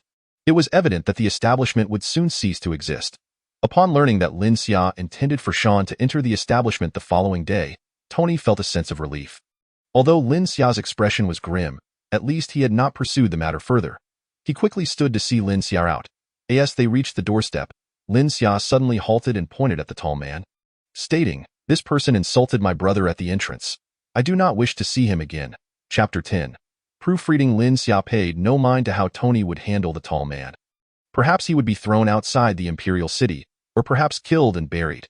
Individuals like Tony, who thrived in the gray areas, undoubtedly had blood on their hands. This was one of the reasons Tony feared that Lin Xia might turn against him. If Lin Xia wished to investigate, he could easily uncover Tony's past. Given Lin Xia's noble status, should he choose to eliminate Tony, it was likely he would face no punishment and perhaps be rewarded instead. Tony accompanied Lin Xia to the entrance of the fragrant pavilion. Watching him depart, Lin Xia and his group reached an open area, where Troy and the others appeared exuberant, gazing at Lin Xia with admiration. They knew they must express their thoughts, lest they find themselves unable to sleep that night. Only Sean, following behind Lin Xia, remained calm and stoic. Lin Xia scanned the group, and every individual who met his gaze instinctively straightened their posture, eager to appear more presentable. Are you all quite excited? Lin Xia inquired. Yes, they replied in unison. Such pitiful creatures. There will be many more like Tony awaiting our protection fees in the future. If you continue to be this easily excitable, I fear you may suffer a cerebral hemorrhage, Lin Xia jested. Troy and the others chuckled. Brother, our excitement stems not only from collecting the protection fee from Tony, but also from your genuine concern for our well-being. Troy remarked, recalling Lin Xia's anger today, which was always in defense of himself and Sean. Since you have chosen to follow me, I will certainly protect you. However, Lin Xia's expression turned cold as he surveyed the group. You must prioritize brotherhood above all else. As members of Hongxing, you must uphold loyalty and abide by its rules. Should you betray a brother, do not expect my leniency. Remember this. Those who betray their brothers deserve 1,000 deaths. Understood, they replied in unison. Pleased with their response, Lin Xia turned to Troy and instructed, you are to visit the fragrant pavilion tomorrow afternoon to collect this month's 50 gold coins from Tony. Of course, Troy replied. He contemplated asking what would happen if Tony refused but decided against it, knowing Tony's attitude towards Lin Xia would likely ensure compliance. After securing the funds, discuss matters with Tony's subordinates. Retaining a few of the more reputable ones while dismissing the rest, Lin Xia arranged. Troy nodded in understanding. Once the arrangements were finalized, Lin Xia and Sean returned to the Viscount's residence. Upon their arrival, they found butler Burton waiting at the entrance. Lin Xia turned to Sean and remarked, it seems your father has been anxiously awaiting your return. Sean had yet to respond when Burton interjected. Young master, I did not come here to wait for Sean. An envoy from the palace has arrived, seeking an audience with you, and has been waiting for over an hour. Lin Xia, intrigued to hear that a palace envoy was awaiting him, found it peculiar. Typically, envoys only visited during significant festivals or the grand ceremonies honoring Emperor Paul, requesting Antonio's presence as the representative of the Lionheart King. Why would they seek him out instead? He inquired of Burton, where is the palace envoy? The envoy and the master are in the hall, Burton replied. Let us go and see. After Lin Xia spoke, he proceeded directly to the hall, while Burton advised Sean to rest before following Lin Xia. Upon entering the hall, Antonio greeted Lin Xia. "Come, Lin Xia, this is the envoy from the palace, Yalan." "Greetings, envoy Yalan." Lin Xia performed a noble salute. "Good day, young master Lin Xia," Yalan responded courteously, rising to return the gesture. He continued, "Since young master Lin Xia has returned, I shall promptly convey my purpose for being here so I can return to report. Lord Viscount, the palace conducts a review of noble youth every 4 years. As you are aware?" The envoy asked Antonio. Yalan, being merely a palace envoy without a title, addressed Antonio as Lord. "Yes, I am aware," Antonio replied. "The military has recently finalized the review list, which initially did not include young master Lin Xia. However, after His Majesty reviewed the list, he personally ordered that young master Lin Xia be included." The palace envoy explained, "The Charlemagne Empire is founded upon military strength, and to prevent the children of nobility from becoming complacent. This review is held every 4 years primarily to assess them. All young nobles aged 15 to 18 are required to participate, ensuring that they do not forget the traditions of Charlemagne. Those who achieve commendable ranks in the review are often given early appointments in the military, establishing a foundation for future promotions. Hence, nobility is eager to have their offspring participate. The Shilin family, being descendants of the Lionheart King, was also considered part of the military lineage. However, due to past transgressions by their ancestors, the Shilin family had not participated in competitions for many years, including Antonio, who had never taken part. He found it perplexing that His Majesty would specifically designate Lin Xia for the review. Antonio quickly inquired, "Might I ask, envoy, why has His Majesty suddenly decided to allow the Shilin family to participate in the review?" "I cannot say, but young master Lin Xia's participation is indeed a fortunate opportunity for the Shilin family. However, it is unfortunate that young master Lin Xia cannot cultivate fighting spirit," the envoy sighed. "The noble circles of the empire are still unaware that Lin Xia has long been capable of cultivating fighting spirit," Antonio mused. "The young master can indeed cultivate fighting spirit, so participating in the review should not pose an issue. However, mastering the equestrian skills may prove challenging," Antonio remarked.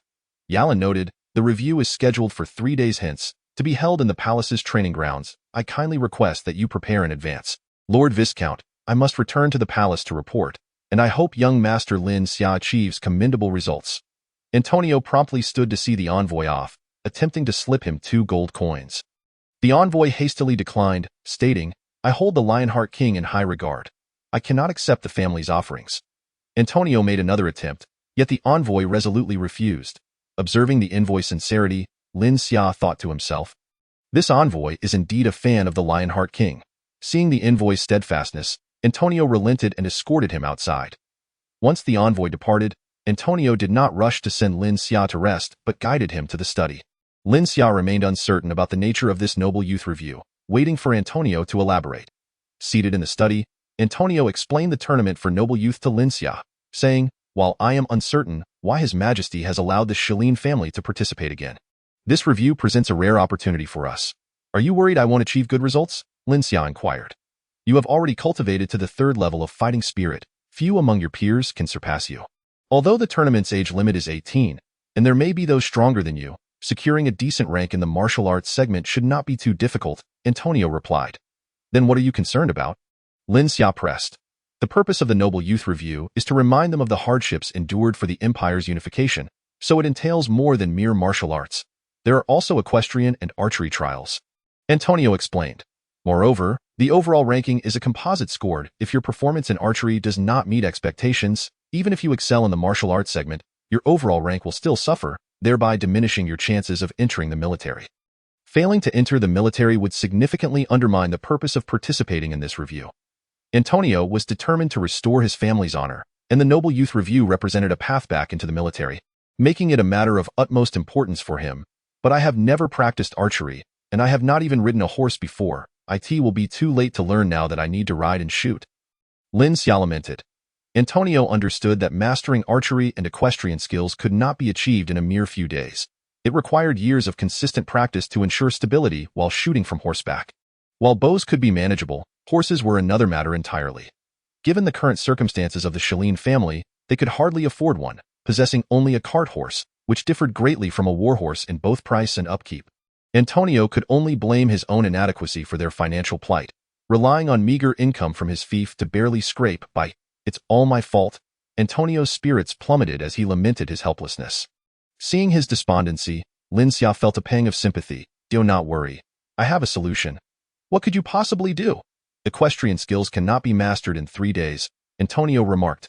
Lin Xia replied, perhaps I can break through to the 4th level. If I excel in the martial arts, my overall ranking will improve considerably. While you reached the 3rd level a year ago, advancing to the 4th is no simple feat. Most warriors in the Charlemagne continent remain stuck at this stage throughout their lives. Antonio cautioned. Lin Xia acknowledged Antonio's wisdom. According to the legendary texts, ascending to the 4th level would induce a qualitative change in one's internal energy, yet the difficulty was several times greater than that of the first 3 levels, requiring not only diligent cultivation but also favorable circumstances. Antonio harbored another concern. The family's decline and Lin Xia's past misfortunes had rendered the Shilin family a laughingstock among the nobility. Lin Xia's participation in the review might invite a torrent of disparaging remarks. Merely a teenager, Antonio worried if Lin Xia could withstand such psychological strain, which could prove more detrimental than physical setbacks. Prepare well over these few days. Do not neglect your cultivation. You should return to rest early, Antonio advised, contemplating whether to voice his worries but ultimately deciding to leave it to Lin Xia. Even if he expressed his concerns, Lin Xia would likely brush them aside, as long as they did not involve his family or brothers. 3 days swiftly passed.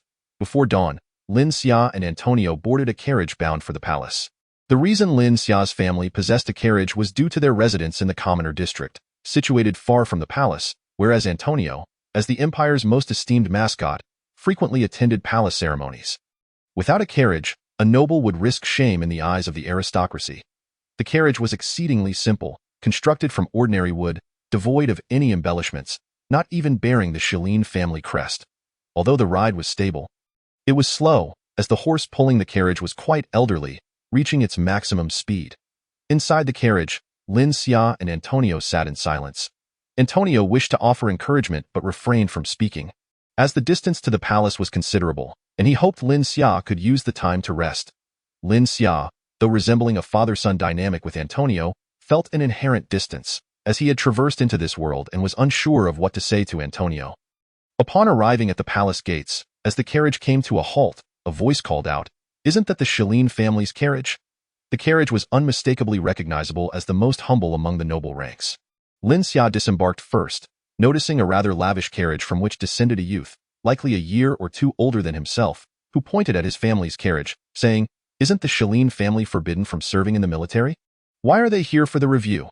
Lin Xia found the remark perplexing and retorted, "What I do or do not do in the review is none of your concern." At that moment, a middle-aged man stepped out from the luxurious carriage and reprimanded, "Willie, this is the palace entrance. Mind your words."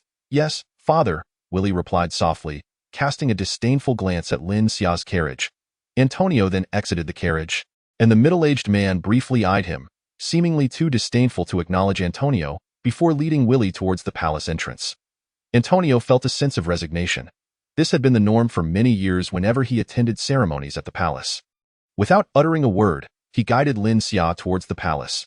Lin Xia observed Antonio's demeanor and suddenly felt a pang of sympathy for him. How much humiliation must Antonio have endured over the years to possess such remarkable patience? At the palace gates, numerous court attendants awaited, and one approached, bowing respectfully and saying, "My lords, please follow me." He led the 4 to the martial arena for the inspection. Along the way, Lin Xia glanced around, feeling somewhat disappointed. In comparison to the Forbidden City he had visited in his past life, this palace was vastly inferior in both size and grandeur. Upon reaching the arena, the court messenger instructed Lin Xia and Willie to wait in the preparation room, while he escorted Antonio and a middle-aged man to the viewing platform. The highest seat was reserved for His Majesty the Emperor, which remained unoccupied, indicating the Emperor had yet to arrive. On either side of the Emperor's throne, there were 10 chairs, the left designated for military leaders and the right for civil officials. However, the attending nobles far exceeded 20, forcing some lesser nobles to observe from the periphery. The Carolingian Empire was governed by the noble class, with the royal family being the most significant of them all. The review of noble youths was a crucial measure for the empire's talent selection, highly valued by successive emperors, who mandated that senior military officers and civil officials in the capital must participate. The court messenger guided the 2 to their seats. The middle-aged man settled into the 7th chair on the left, while Antonio took the last, or 10th, seat. As Antonio sat down, whispers arose from the surrounding lesser nobles. "Look at Antonio. Having the audacity to sit here. His family has fallen from grace, and his son is nothing but a wastrel. How dare he attend the review and even take a seat? Another noble replied. Who can blame him? He is a descendant of the Lionheart King, and out of respect for him, the empire has reserved a spot. The first noble lamented, if only we had a respectable ancestor. It's a pity. The descendants of the Lionheart King are so disappointing. If my offspring were like that, I would rise from my grave to chastise them. Given the proximity of the conversation, Antonio could easily hear their words. He had endured such slights countless times before, usually in silence, but today was different. Today's focus was not on him but on his son, Lin Xia, and he could not help but clench his fists. Meanwhile, Lin Xia had entered the preparation room, which was spacious and already filled with several groups of people engaged in conversation. Willie quickly found familiar faces and approached them. Not far from Lin Xia, he asked, Bradley, did you know the Westlin family is also attending the review? Bradley replied in disbelief, impossible. Didn't the Westlin family get barred from the military? Willie pointed to Lin Xia and said, I don't know, but that's Lin Xia from the Westlin family. They say he is a waste who cannot cultivate martial skills. He continued with a hint of disdain, given all the mistakes the Westlin family has made. It's a wonder they haven't been reduced to commoners. How dare they show their faces here? Following Willie's gaze, Bradley spotted Lin Xia, who was resting in a corner near the entrance. He remarked, Let's see what he's like. The two approached Lin Xia, with Bradley asking, Lin Xia? Lin Xia opened his eyes briefly, glanced at Bradley and Willie, then closed them again. Feeling slighted by the dismissal, Bradley retorted, This review may not have resulted in fatalities, but many have sustained serious injuries. I intended to kindly advise you to leave, but now I hope you will be my opponent so I can personally inflict a heavy injury upon you. Lin Xia raised his gaze once more, fixing his eyes on Bradley and said, I can only say you are quite naive. While your limbs are still intact, you should hasten to summon a physician, lest you find yourself unable to receive treatment later. Willie interjected, Lin Xia, you are a worthless waste who cannot even cultivate martial skills, yet you dare to speak so boldly. Lin Xia replied, Only someone as foolish as you would utter such mindless drivel. Bradley, possessing a depth of character unlike Willie's impulsiveness, scrutinized Lin Xia and said, I hope that after the review, you can still speak with such confidence. Just then, a chubby figure entered, greeting Bradley with, Hey, Bradley, your tongue is as foul as Willie's. Willie, quick to retort, shot back, Light, you fat brat, don't think I fear you just because your father is a legion commander. Light chuckled, You know me. I speak my mind, don't take it to heart. He turned to Willie. It has been a while since we sparred. I still remember our match last year. It was exhilarating. Willie shivered at the recollection of their bout and chose not to reply, instead saying to Bradley, Let us go, as he pulled Bradley away. Lin Xia observed Light with curiosity, finding it odd that he, who thought himself a pariah in noble circles, was now conversing with someone who seemed to enjoy the company of others. Light extended his hand, introducing himself, Hello, I'm Light. My father is Count Ferdinand, the commander of the 9th Legion. Lin Xia shook his hand, responding, I'm Lin Xia. I mention my father, not to elevate my status, but simply because we are strangers, and fathers often carry some renown. Light replied, Even if you mention Count Ferdinand, I still wouldn't know him. Lin Xia chuckled, I had a feeling that old scoundrel lacks fame. I'll have to tell him when I return that even the Lionheart family doesn't recognize him. What a joke. Light, rather pleased than offended by Lin Xia's comment, responded, It's not that your father lacks recognition. I don't know any of these fathers either. Lin Xia shrugged. Not knowing them is of no consequence. Why old scoundrel says they are all worthless. Why father is an admirer of the Lionheart King. Aside from him, he holds no other in high regard. Light whispered, I didn't expect your father to be a fan of Tang. Lin Xia, feeling awkward about praising Tang, his ancestor in this world, shifted the topic. You seem to have a good relationship with your father. Good relationship? That old scoundrel beats me every few days. You wouldn't believe why martial skills are honed by his hand, Light replied. Lin Xia found the dynamic between them amusing, saying, To be beaten is to be loved. Count Ferdinand must indeed care for your well-being. That's a fresh perspective. The old scoundrel does treat me well, but he is just too harsh. Just yesterday, he gave me a thrashing. To be honest, my backside still stings, Light said, rubbing his rear. Lin Xia was at a loss for words. He pointed toward Willie and asked, Did you just call him Three Cannons? That's a nickname I gave Willie, Light explained. Hearing the term nickname sent a chill down Lin Xia's spine. Light continued, Willie is rather straightforward. He voices any discontent without hesitation, a classic case of speaking without thinking. That's why I call him Three Cannons. The term was even coined by the Lionheart King. At that moment, the entire preparation room fell silent as a figure entered, a man clad in white. Standing tall and straight, even the best military posture could hardly compare. He wielded a sword, an aura of coldness surrounding him, though it was unclear if it emanated from him or his weapon. He scanned the crowd with an expression of haughtiness, as if declaring that all present were beneath him. Bradley and Willie rushed to greet him, speaking respectfully, while the man listened, occasionally directing his gaze toward Lin Xia and Light. Lin Xia felt the man's cold stare and focused his energy, assessing him. The man was at level 4, his fighting spirit coalescing much like Antonio's, though less concentrated. Yet, Lin Xia sensed an unusual chill radiating from this energy. Light, noticing Lin Xia's scrutiny, remarked, "That Rister." Lin Xia inquired, "Are you familiar with him?" "Not exactly familiar, but he reached level 4 in fighting spirit by the age of 17. He's quite extraordinary. His father commands the 5th Legion, and he is my father's archrival," Light explained, glancing at Lin Xia. "I can't believe you don't know him. You two are among the most renowned in the capital." Chapter 12.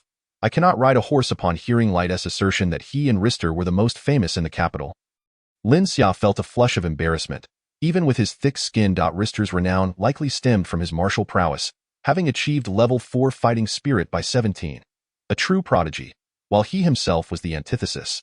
Known as the village idiot across the capital. Light expressed a hint of disappointment. This year he turns 18. I thought he wouldn't return for the review, giving me a chance to contend for the top spot. But now it seems hopeless. Lin Xia retorted, "From your earlier tone, I assumed you regarded everyone here as beneath you. It's surprising to see you concede to Rister." "Concede? Nonsense, he is merely 2 years my senior. Had we been the same age, he might not outmatch me. Besides, ever since Rister reached level 4, my old scoundrel has increased the frequency of his beatings." Light expressed his indignation. At that moment, a military officer from the Imperial Guard entered and announced loudly, "The review will commence shortly. The first round of competition is archery on horseback.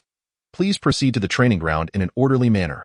Upon hearing the announcement, the crowd in the lounge became visibly tense and hurried towards the training ground. Inside the training ground, the steeds were already prepared, each adorned with a bow and a quiver. The participants selected their favored mounts and waited for the competition to begin. Just then, a palace attendant declared, "His Majesty has arrived," prompting everyone in the training ground to rise. As the Emperor entered, all bowed in respect, exclaiming, "We welcome your Majesty." Surrounded by ministers and palace guards, the Emperor took his seat and commanded, "Let the competition begin." Lin Xia glanced at the Emperor, who, despite being over 60, still appeared quite vigorous. However, he felt an oddity. The Emperor lacked the imposing aura that Lin Xia had anticipated, instead exuding the charm of an elderly poet. As the Emperor signaled the start, the officer from the Imperial Guard began explaining the rules of the competition, pointing to one end of the training ground.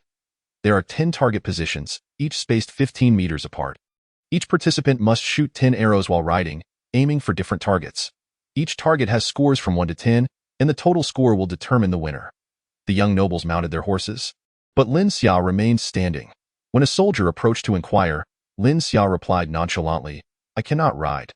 The soldier was taken aback, never having encountered a noble who would attend such an event without the ability to ride a horse. Even if they were inexperienced before a competition, noble families typically ensured their children learned to ride first. The soldier led Lin Xia aside, suggesting he observe the competition instead, and hurried to report to his superior.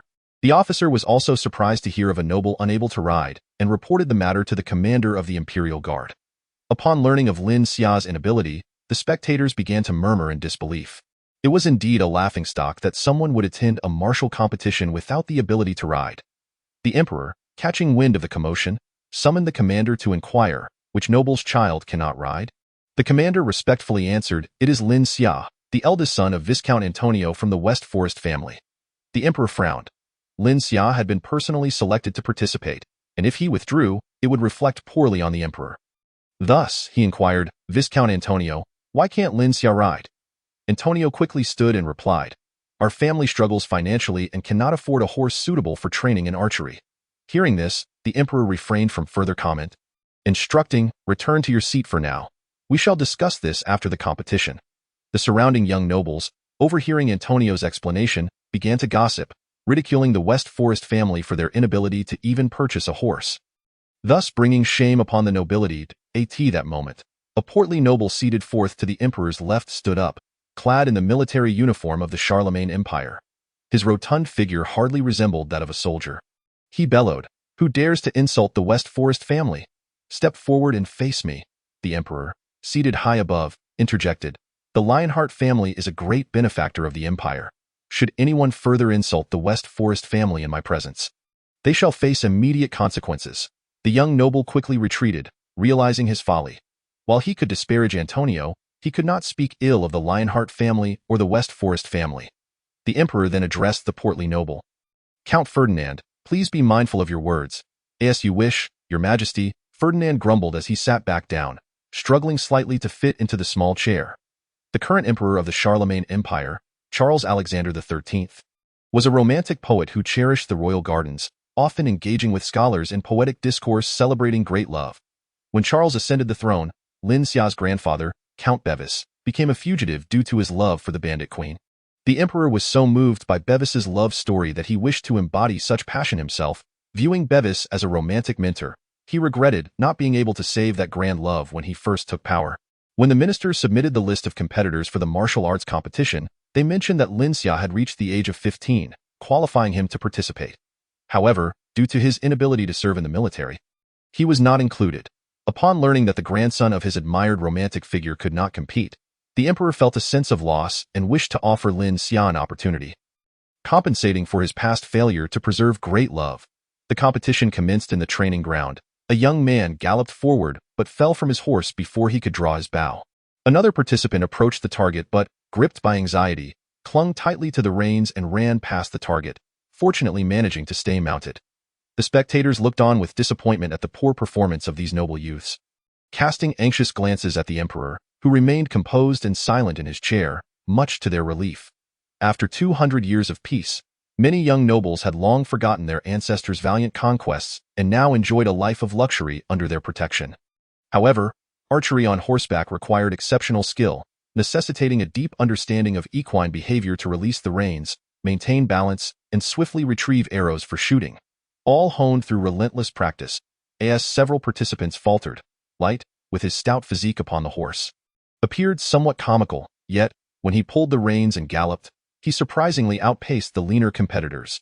At a distance of 200 meters from the first target, he released the reins, swiftly drew his bow, and accurately shot the bullseye of the first target.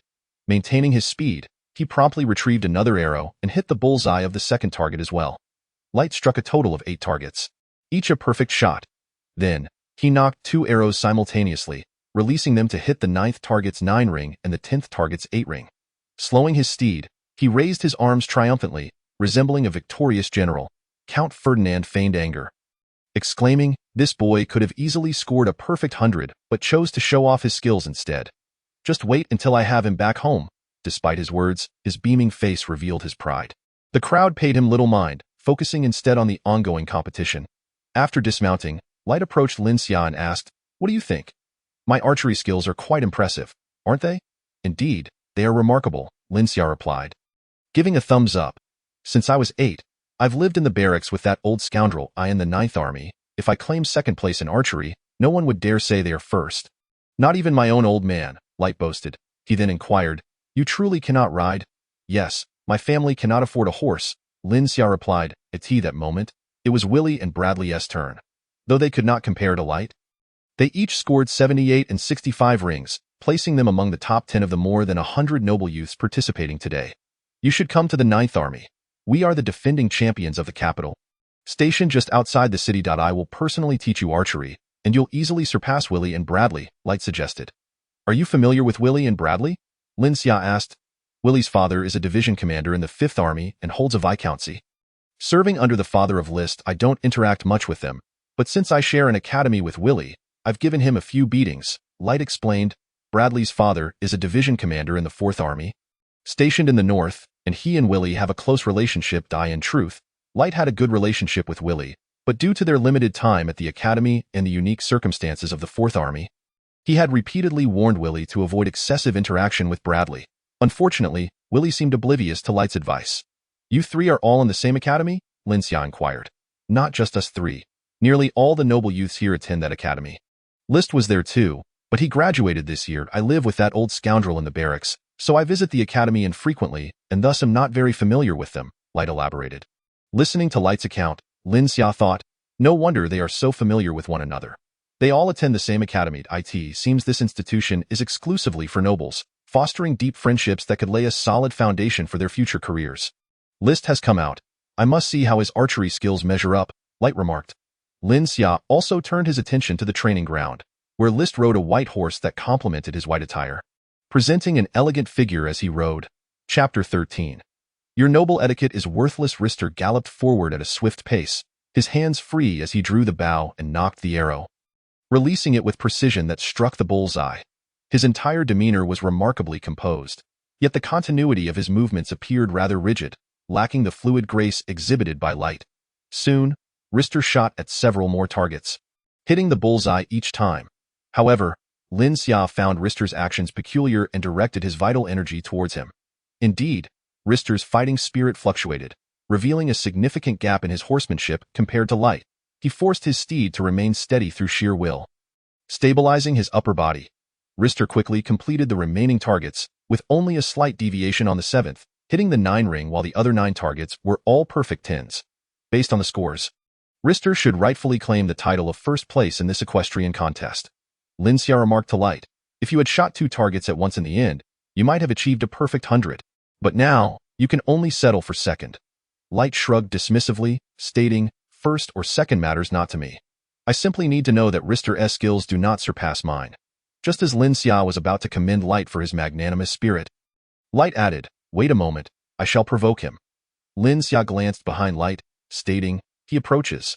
Light turned abruptly, finding Rister standing expressionless behind him, who then scolded, you with that deadpan face, are you trying to scare me to death?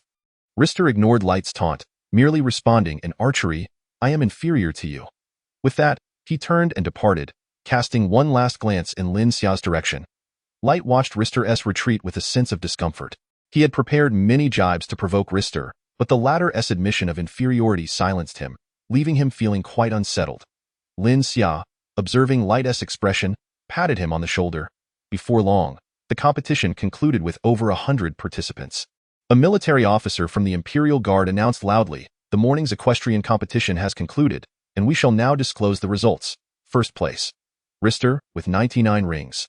Lin Xia turned to Rister, who maintained his stoic expression upon hearing of his victory, as if the ranking held little significance for him. The officer continued, second place, Light, with 98 rings. Third place, Bradley, with 78 rings. Fourth place, Willie, with 65 rings. After announcing the top 4, the officer refrained from continuing, as the scores of the remaining participants were dismal. From Lin Xia's observation, at least half of them scored 0, and the highest among the rest barely reached a dozen rings. It was clear that only the top 4 were from esteemed military backgrounds, suggesting a rigorous standard for their children, resulting in such a performance. The officer declared, the morning competition has concluded. Everyone may take a break before the afternoon's contest begins. At this moment, several court attendants arrived at the training ground to escort the competitors to the dining hall. While the soldiers of the Imperial Guard maintained order, Lin Xia glanced toward the stands, noticing that the spectators were also departing. Light approached Lin Xia and remarked, no need to look. Our fathers will not dine with us. You seem to know quite a bit? Lin Xia inquired. 4 years ago, I came here with the old codger. I have a general idea of the proceedings, Light replied. Soon, they arrived at the designated dining area to partake in their meal. Lin Xia sat at a table alone, as others kept their distance, seemingly treating him as if he carried a plague. Light, however, paid no mind to the stares and joined Lin Xia at the table. Lin Xia asked, why do others avoid me as if I were a contagion, yet you choose to sit with me? It's just a meal. Why overthink it? This spot is the most spacious, Light replied. Aren't you afraid of being ostracized? Lin Xia queried. Fear? Not a chance. They are just a bunch of worthless fools. Their reluctance to dine with you stems from the decline of the Shilin family, coupled with your absence from the Noble Academy. They believe that dining with you tarnishes their noble status. Light explained. Do you not fear losing your noble status? Lin Xia asked. What use is noble status? Winning battles is what matters. Look at them, all preening and proud. On the battlefield, they'd likely soil themselves, Light stated. Lin Xia nodded, recognizing that Light was indeed a practical individual. However, Lin Xia soon understood why Light chose to sit with him. Light's table manners resembled that of someone who had not eaten in 800 years, entirely oblivious to noble decorum as he hastily shoveled food into his mouth. Lin Xia observed the disdainful glances from the others directed at Light. Even if Light were not seated with Lin Xia, it was likely no one would wish to share a table with him. By the time Lin Xia began to eat, Light had already finished. With remnants of food and grease on his face, wiping it carelessly with his sleeve. Noticing Lin Xia's gaze, Light remarked, "I've grown accustomed to the barracks. In marching and combat, one must eat quickly. Otherwise, there is nothing left." Lin Xia ignored Light and continued to eat. "Can you truly not cultivate fighting spirit?" Light suddenly inquired. Lin Xia looked up at Light and replied, "What do you think? I find that hard to believe. A hero like the Lionheart King would not have descendants incapable of cultivating fighting spirit. Why old codger says the Shilin family has been suppressed for so many years. It is high time for a resurgence." Light asserted, glancing at the others. "Only those fools would think the Shilin family has fallen." Lin Xia thought to himself, fanatical supporters can be quite detrimental, especially a father and son pair of such. He then stated to Light, "I can indeed cultivate fighting spirit." "See, I told you," Light exclaimed, somewhat excited. Meanwhile, in the dining hall where the ministers were gathered, the rotund Count Ferdinand was also hastily devouring his meal alone. If Lin Xia were to see him, he would undoubtedly remark that like father, like son. Antonio was seated alone in a corner, similarly isolated, mirroring Lin Xia's situation. The hall buzzed with discussions about the morning's equestrian competition. Many parents felt a sense of shame as their children scored 0 rings. Yet, when Lin Xia's name was mentioned, a feeling of superiority washed over them. Their sons, despite their shortcomings, were still better than Lin Xia, who could not ride. A middle-aged man, not far from Antonio, suddenly remarked, "Antonio, my advice is to take your child home after the meal. My son scored 18 rings this morning, and I can barely show my face. How do you have the gall to eat here?" Though he spoke of feeling ashamed, his expression was one of pride. "Baron Bruce, be mindful of your words. How dare a baron speak to me? A viscount in such a manner? Has your noble etiquette been learned by dogs?" Antonio retorted. Typically, Antonio would choose to endure such provocations, but when it came to Lin Xia, he rarely held his tongue. Bruce was taken aback. He had not anticipated Antonio to respond so unusually. Historically, no matter what was said to him, he would silently bear it. Enraged, he shot back, "My son is a second-tier warrior, while yours cannot even cultivate fighting spirit. Be cautious. He might end up crippled, and by then, it will be too late for regrets." Upon hearing Bruce claim his son was a second-tier warrior, Antonio refrained from disclosing Lin Xia's level, stating, "Shall we have a contest before the afternoon competition begins?" He began to remove his gloves, intending to throw them at Bruce's face as a challenge. Bruce's countenance paled. Although he had trained in martial arts, his limited talent only allowed him to reach the 3rd tier, while the 4th tier remained out of reach. The nobles of the imperial capital knew that Antonio had already attained the 4th tier by the age of 20.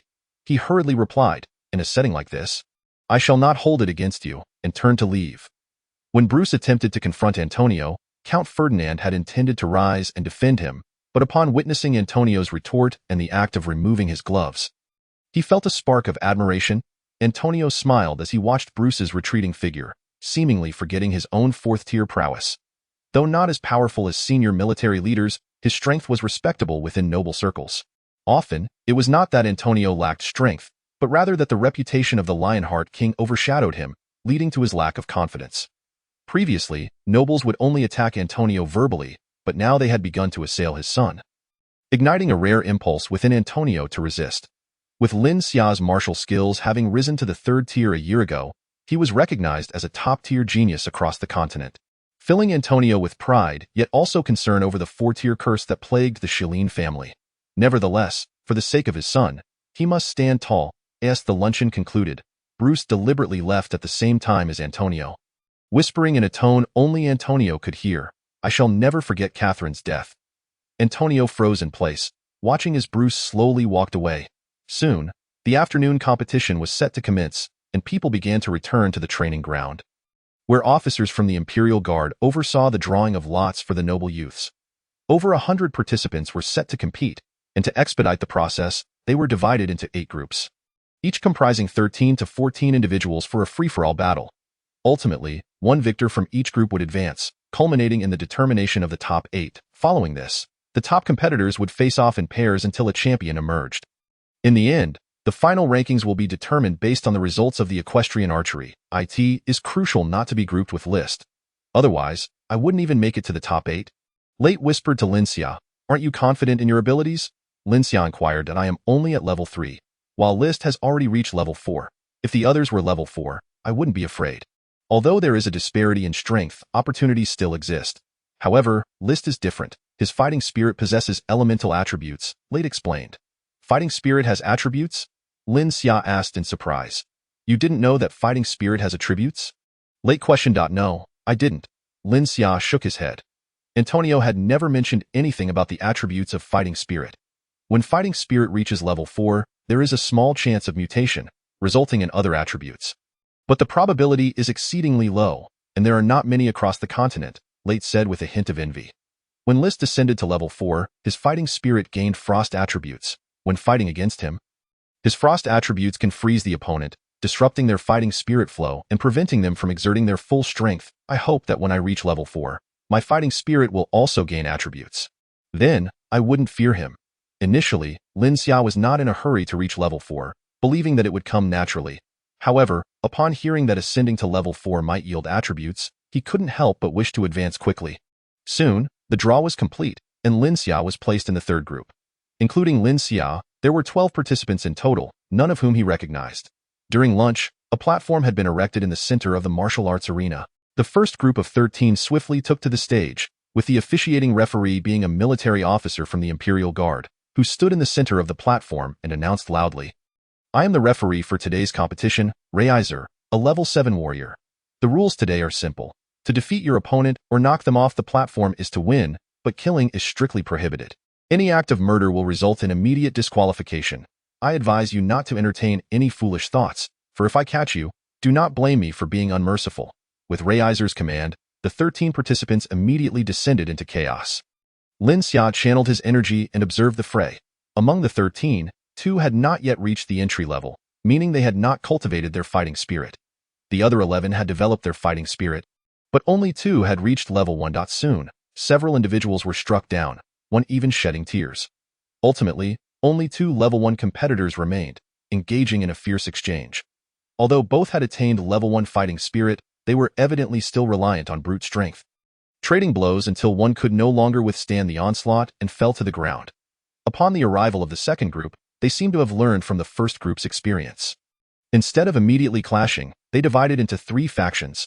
Ultimately, a small group with a level 2 warrior emerged victorious, with the other participants voluntarily departing the platform. When it was Lin Xia's turn in the third group, he took to the stage and stood alone in a corner, while the other 11 gathered together. Lin Xia assumed that due to his solitary stance, the others would inevitably target him first. So he prepared himself for battle. However, the unfolding scenario was not as he had anticipated. To his surprise, as Reiser signaled the start, the other 11 participants began fighting among themselves. Lin Xia stood in bewilderment as they quickly determined a victor. A level 2 warrior appearing to be around 17 or 18 years old. From the stands, Baron Bruce shouted, "The victor is my son, Sam. He is a level 2 warrior, and as I predicted, he has won effortlessly. I only hope he does not injure Lin Xia too severely." He stood on the periphery, casting a glance at Antonio while making a provocative gesture. Sam stood opposite Lin Xia, seemingly unspent from the earlier skirmish, and remarked, "Lin Xia, do you know why you are still standing on the stage?" Lin Xia could not be bothered to respond. Sam continued, "Before stepping up, I conferred with the others. You are merely a waste incapable of cultivating fighting spirit. There is little difference between leaving early or late. Thus, we resolve the winner first, allowing you to remain on stage a little longer. Moreover, my father, Baron Bruce, just sent word for me to teach you a lesson." Lin Xia regarded him with disdain, remaining silent, knowing that those who spoke too much often met their demise swiftly. Sam persisted, "You might as well pray to avoid injury. Lastly, remember my name, I am." Suddenly, Lin Xia lunged forward, swiftly closing the distance and delivering a kick to Sam's face. Sam's words were abruptly cut off, and by the time he registered Lin Xia's movement, it was too late. He felt a sharp pain in his face and lost consciousness, collapsing in a starfish position on the platform. Lin Xia stood beside him, remarking, "You talk too much." Sam lay there, his face marked by Lin Xia's shoe print, an unmistakably glaring testament to his defeat. It was Lin Xia's first confrontation, and he struggled to gauge his strength. Seeing Sam motionless on the ground, he thought, I hope I didn't kick too hard and kill him. Antonio, despite knowing Lin Xia's prowess, felt immense tension, gripping the chair tightly until Lin Xia had felled Sam, at which point he finally relaxed. Baron Bruce, positioned on the periphery, was prepared to shout at Sam to go easy, wishing to display his compassion. However, before he could utter a word, Sam was already on the ground. That moment, he no longer cared about Sam's approach, but merely hoped that Lin Xia's kick had not been too severe. The Emperor Charles, seated at the top of the stands, had initially felt discontent over Lin Xia's withdrawal earlier that morning. However, witnessing Lin Xia's effortless victory, he thought, truly, he is the one I have chosen. The grandson of Bai Weizi, and someone I have high hopes for. The more he observed Lin Xia, the more he appreciated him. Count Ferdinand, struggling to rise from his seat, clapped and exclaimed, well done. He is truly the descendant of the Lionheart King. Everyone in the stands regarded Ferdinand with a mixture of surprise and disbelief. Not even knowing if Sam was alive or dead, he was cheering. If Sam were to die, would Baron Bruce not bring the matter before the Emperor? Noticing the lack of response from others, Ferdinand, feeling somewhat embarrassed, laboriously returned to his seat. Referee Reiser rushed to check on Sam, feeling for his pulse and checking his chest, before declaring loudly, Sam is in shock. Lin Xia wins this match. Hearing that Sam was merely in shock, Lin Xia felt a wave of relief wash over him. At least he was not dead as Lin Xia descended from the platform. Late was the first to greet him, saying, I knew it. The descendant of the Lionheart King would not fall so easily. Perhaps you are not weaker than me.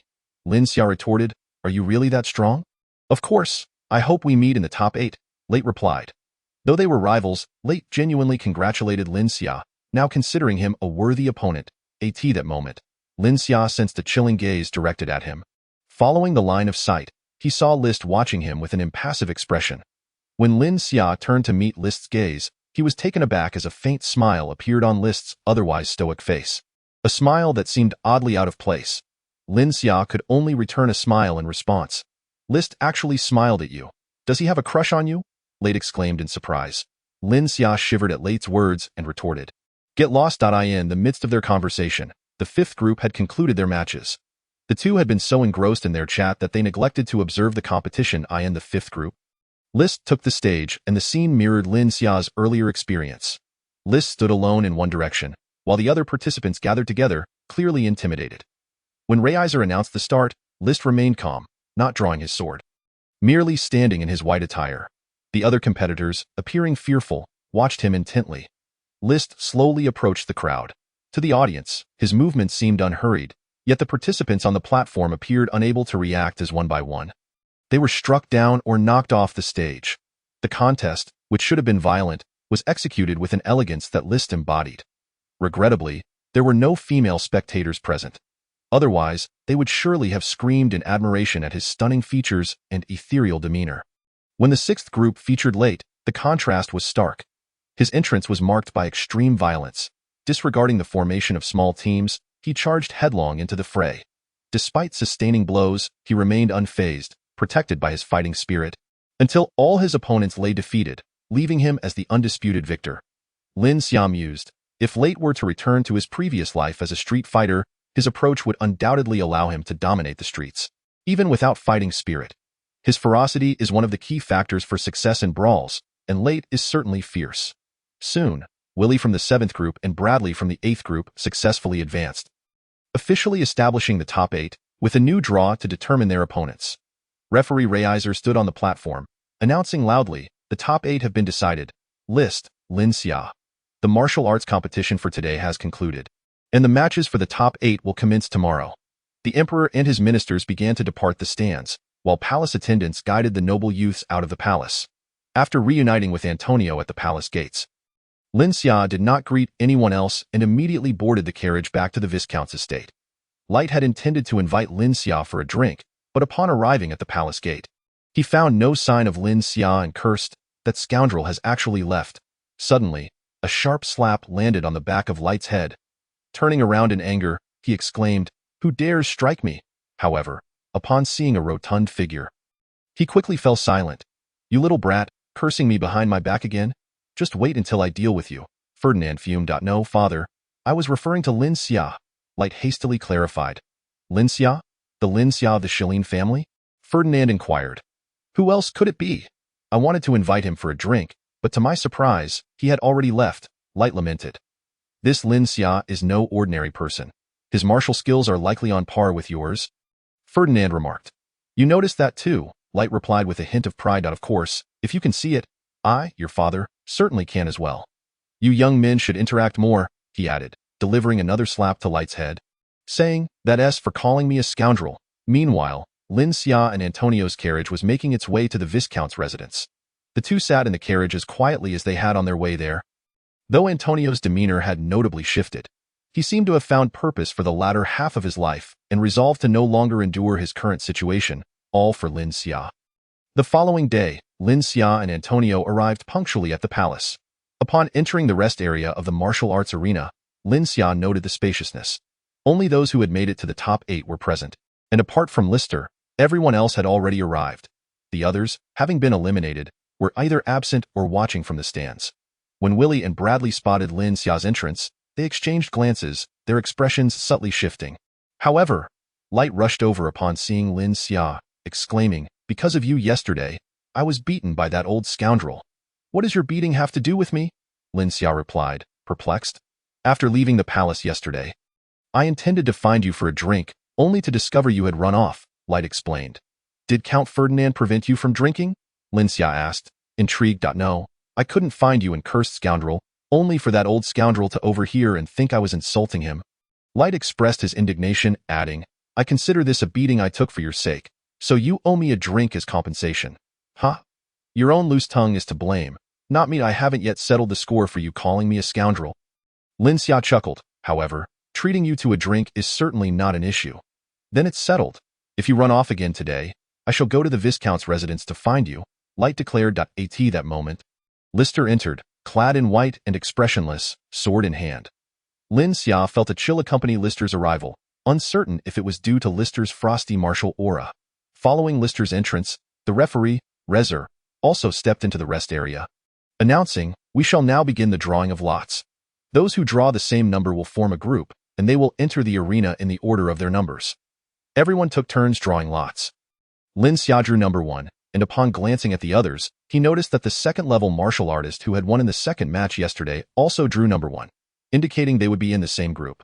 Prepare to enter the arena, Rezer called out. The group followed him into the martial arts arena.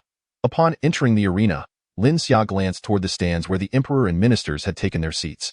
The number of noble spectators in the outer circle was noticeably greater than the previous day, as expected, since most of those eliminated had come to witness the final match. Viscount Antonio still occupied the 10th and last position. But today he appeared more confident than yesterday.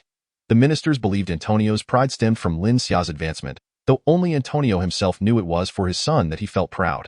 As Lin Xia and the second-level martial artist ascended the stage, Rezer stated, I shan't repeat the rules. Let the match begin. The second-level martial artist, calm and composed, saluted Lin Xia before charging at him. Lin Xia, accustomed to practicing solely with Shan, noted that Shan refrained from striking him too hard, leading to a training experience more akin to Shan feeding him techniques. Thus, Lin Xia cherished this opportunity in the arena. Despite being one level higher than his opponent, he adopted a primarily defensive posture, eager to observe how the warriors of the Charlemagne continent engaged in combat. After exchanging dozens of moves, the second-level martial artist abruptly halted. Retreating 3 steps. Lin Xia, I recognize my inferiority, but your current restraint, while meant as respect for my father, is the greatest insult to me. Lin Xia, taken aback by the martial artist's words, responded, I merely aim to gauge your techniques. I did not intend to go easy on you, nor do I know who your father is. The martial artist's face flushed, realizing Lin Xia appeared sincere. Then please, continue, he urged. Nodding, Lin Xia replied, if you wish to end this quickly, then I won't drag it out. Be cautious. As soon as Lin Xia finished speaking, he executed a spinning kick aimed at the second-level martial artist's chest. This kick was one Lin Xia had particularly favored in his previous life. However, due to a lack of martial training, he could not execute it effectively in this life. With martial skills at his disposal, he could perform the spinning kick flawlessly. The second-level martial artist reacted swiftly, raising his arms to protect his chest. Unfortunately, Lin Xia's kick, though not explosive, was forceful enough to push the martial artist backward, causing him to stumble until he reached the edge of the stage. Lin Xia quickly followed, seizing the opportunity to push the second-level martial artist off the stage. Today, the second-level martial artist had been quite courteous to Lin Xia, unlike the previous day's Sam, allowing Lin Xia to achieve victory with a gentle approach. The referee, Rezer, announced loudly, Lin Xia wins this match. Upon witnessing Lin Xia's victory, Emperor Charles expressed his delight, remarking, Lin Xia truly embodies the spirit of the Lionheart King. I am grateful for the decision to include him in the review list. Otherwise, the empire would have lost a talent. The military leaders and ministers below echoed, Your Majesty is indeed wise. Most military leaders, being martial arts experts, had initially speculated Lin Xia might be at level 3 due to the rapid conclusion of his previous match. However, today's contest, with Lin Xia's defensive tactics followed by a decisive attack, confirmed he was indeed at level 3, prompting them to glance toward Antonio. Antonio remained composed, nodding in acknowledgement at the military leader's scrutinizing gazes. The military leaders sensed a change in Antonio's demeanor. In the past, he would have bowed his head in shame under such scrutiny. Count Ferdinand mused, It seems Lin Xia lacks practical experience, deliberately stalling for time to prepare for the upcoming matches. This lad is quite clever. As a devoted admirer of Tang, Ferdinand genuinely rejoiced for Lin Xia. After dismounting from the stage, the second-level martial artist approached Lin Xia, saying, Lin Xia, I am Steve. Thank you for preserving my dignity. You needn't thank me. Although I did focus on defense at the start of the match, I do not believe I insulted you in any way, Lin Xia replied. It's nothing. I must have misunderstood. Steve responded, Steve, as a man, why are you so emotionally fragile? Light interjected, having approached to congratulate Lin Xia but unable to resist commenting on their exchange.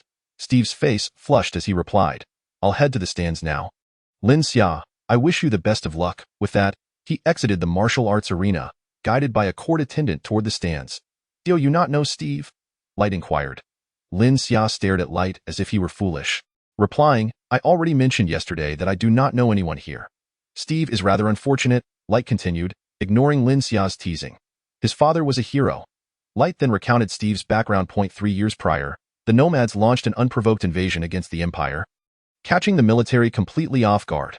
The Fourth Army, stationed at the empire's border with the nomads, was primarily tasked with defending against their incursions. Steve's father was a leader of the Fourth Army, stationed at the front line in Haisong Town, responsible for monitoring the nomads' movements and providing early warning. Upon discovering the nomads' invasion, Steve's father immediately ignited signal fires to relay the message. However, it took the main forces of the Fourth Army a full 7 days to reach Haisong Town. During those 7 days, Steve's father, with just 3,000 infantrymen, held off 50,000 nomadic cavalry using the town's modest walls, enduring for an arduous 7 days. It is unimaginable how he managed to withstand the onslaught. Haisong Town, being the empire's outermost settlement, housed few residents, primarily merchants traveling between the empire and the nomads. When the Fourth Army finally arrived, they found Steve's father, who had lost an arm, still standing on the town walls. Holding the imperial flag aloft, the Fourth Army attempted to bring Steve's father back to the town for rest, only to discover he had already succumbed.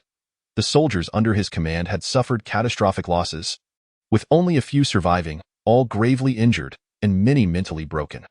Whenever questioned about the events of those 7 days, they trembled and spoke incoherently.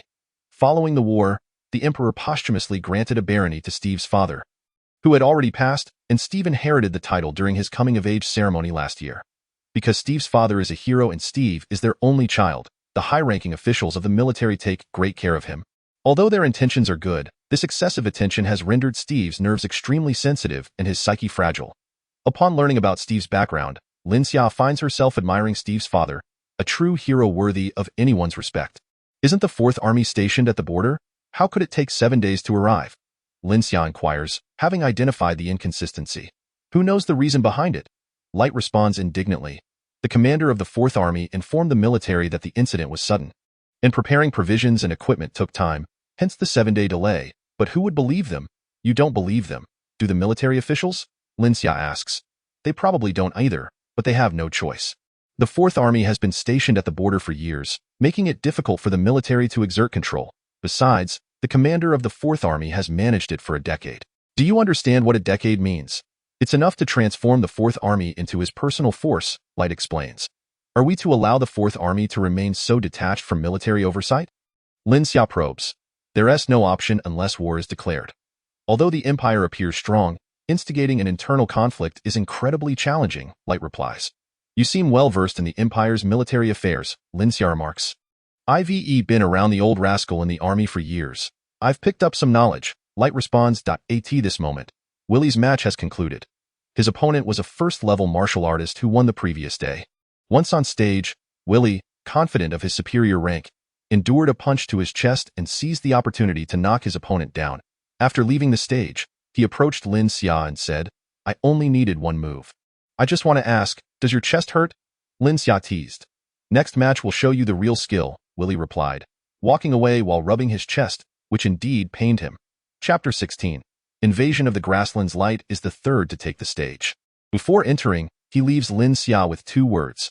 One move, damn. Lin Xia mutters, somewhat exasperated. This rhythm is throwing me off. Willie took a punch to his chest and ended his match with 1 move. Now Light intends to do the same. While there is a disparity in strength, it shouldn't conclude in a single move. Victories and challenges against higher ranks are common. Why is everyone resorting to just 1 move today? The reason I was able to defeat my opponent in 1 move is primarily due to the chi I've cultivated. Upon reaching the arena, Light raised his pudgy hands above his head and signaled 1. Lin Xia understood his intention, but, seeing his pose, her first thought was of a lightning rod to Light's opponent. Observing the pose, likened it to the statue of the goddess of light from the Holy See and mused. Could this be some sort of ritual from the Holy See? Before the referee, Razor, could signal the start, Light charged at his opponent. His stout figure resembled a tank, but to Lin Xia, he felt more like a round tank. Just as Light was about to collide with his opponent, he noticed the opponent wielding a magic wand. What kind of wizard doesn't he wear a robe? Light thought. He quickly attempted to restrain his force. Aware that a wizard's body is relatively fragile, a crash could leave them severely injured. However, it was not so easy to retract his full power, and as a result, the wizard was sent flying off the stage. Fortunately, Light had managed to temper most of his force, and the wizard emerged unscathed. Light stood frozen, pondering whether he should have given the wizard some time to prepare. Winning in such a manner felt somewhat underhanded. The wizard, feeling equally vexed, thought, what did that pose signify? I assumed he was also a wizard. Otherwise, I would have cast a protective spell first. Light dazedly walked off the stage, feeling dispirited. I made a fool of myself today. He said to Lin Xia. It's not your fault. The wizard was slow to prepare. Lin Xia reassured him. Meanwhile, Ferdinand in the stands wore a grim expression, while a middle-aged man beside him said, Ferdinand, your son Light's martial skills are indeed impressive. Winning in 1 move against an unprepared wizard is quite a feat. Ferdinand blushed slightly but quickly retorted, Philip, is there a problem with swiftly defeating the wizard before he could cast a spell? On the battlefield, such tactics are acceptable, but this is a tournament. Where's your knightly spirit? My son Rister would never do that. Philip replied nonchalantly, what's wrong with treating the arena like a battlefield? Ferdinand was infuriated, fully aware that Philip was correct, yet he had battled with him for over a decade and couldn't concede. This is precisely why you fall short. You lack magnanimity, Philip smirked, seizing the opportunity to mock Ferdinand. Ignoring Philip, Ferdinand closed his eyes to gather his thoughts, contemplating how to properly discipline Light upon returning, calculating how many days he would keep him bedridden. The 4th match between Rister and Bradley had begun. With Rister wielding a sword on stage, Lin Xia observed Rister's sword and thought, should I also prepare a weapon? Otherwise, facing Rister could be disadvantageous. Rister maintained his usual impassive demeanor, raising his sword-bearing left hand and declaring, Bradley, your strength pales in comparison to mine. I will allow you to use your left hand. If I use my left, it would mean my defeat. No need, Bradley replied, displaying a surprising amount of spirit. Hearing Bradley's words, Light remarked to Lin Xia, did you hear that? Bradley has some guts. Just as Light finished speaking, Bradley turned to referee Razor and declared, I concede. He then exited the stage. Rister showed no reaction to Bradley's concession. Whether he submitted or not was inconsequential to him. That was quite brave, Lin Xia teased. Hey Bradley, you conceded. Are you still a man? Light chided. Knowing I can't win, why should I not concede? Bradley responded without shame. Light was taken aback. Bradley had a valid point, yet it felt somehow off. Lin Xia observed Light lost in thought and remarked, it's about the knightly spirit. While you may not yet be a knight, as a martial artist, you must possess the spirit to face challenges. Upon hearing Lin Xia's words, Light suddenly understood, saying, you're right. Even though I can't defeat Rister, I should still give it a try. I will definitely become a great knight in the future. Lin Xia, listening to Light's self-praise, felt exasperated. wondering if Light was a bit foolish.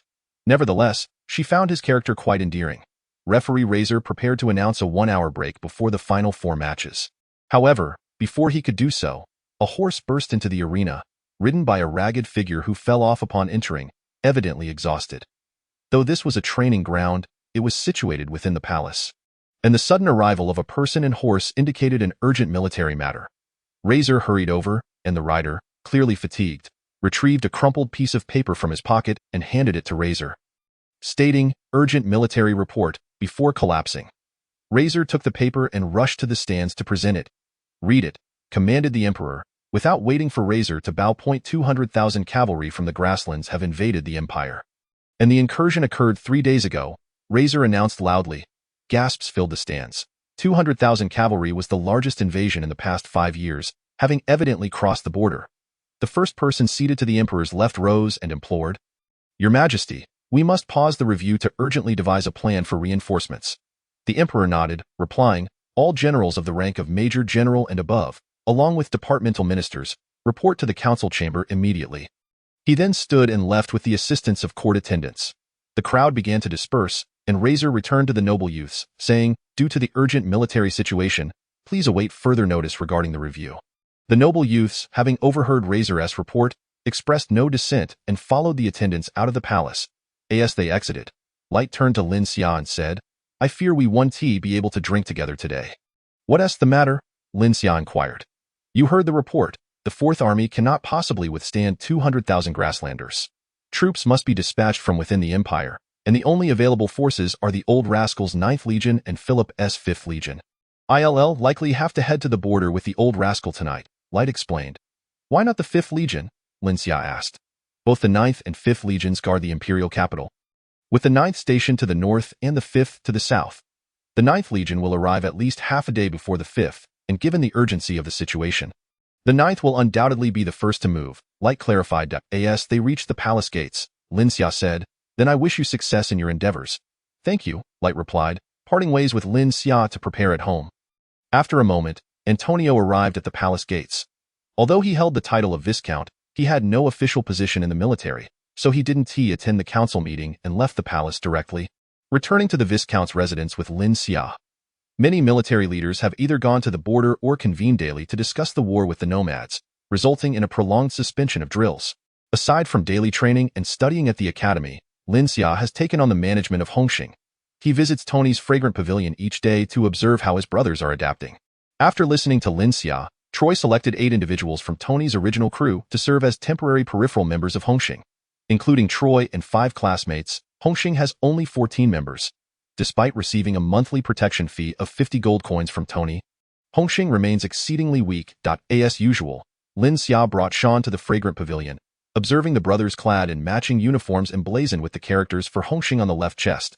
The uniforms were designed by Lin Xia in the style of a traditional Chinese suit from his past life, and everyone appeared spirited in their respective roles, filling him with satisfaction. Upon reaching the second floor, in the office prepared specifically for him by Tony, Lin Xia listened to Troy's report on Hongxing's affairs when one of the brothers rushed in, exclaiming, "Boss, there are 5 troublemakers downstairs." Troy inquired about the cause, to which the newcomer explained, "These individuals arrived not long ago, drinking in the hall and calling for 5 girls. After only a few sips, they complained that our girls were ill-mannered and disrupted their enjoyment, demanding that the owner come out and compensate them." Lin Xia immediately recognized that these individuals were there to cause trouble. "Let's go down and take a look," he instructed. As they stepped outside, they encountered Tony, who was also heading downstairs. Lin Xia, noticing Tony's presence, felt reassured and called out, "Boss Tony." Tony halted and responded, "Young Master Lin Xia, when did you arrive? You didn't notify me." Lin Xia waved his hand dismissively. "It's nothing. You are aware of the disturbance below. How do you plan to handle it?" With a pained expression, Tony replied, "Such incidents occur every so often. What can we do? We are in business. We should investigate their backgrounds. If they are too powerful to provoke, we might have to pay them off." Lin Xia understood that these individuals were clearly there to stir trouble. Since they dared to disrupt Tony's fragrant pavilion, they undoubtedly wielded more influence than Tony himself.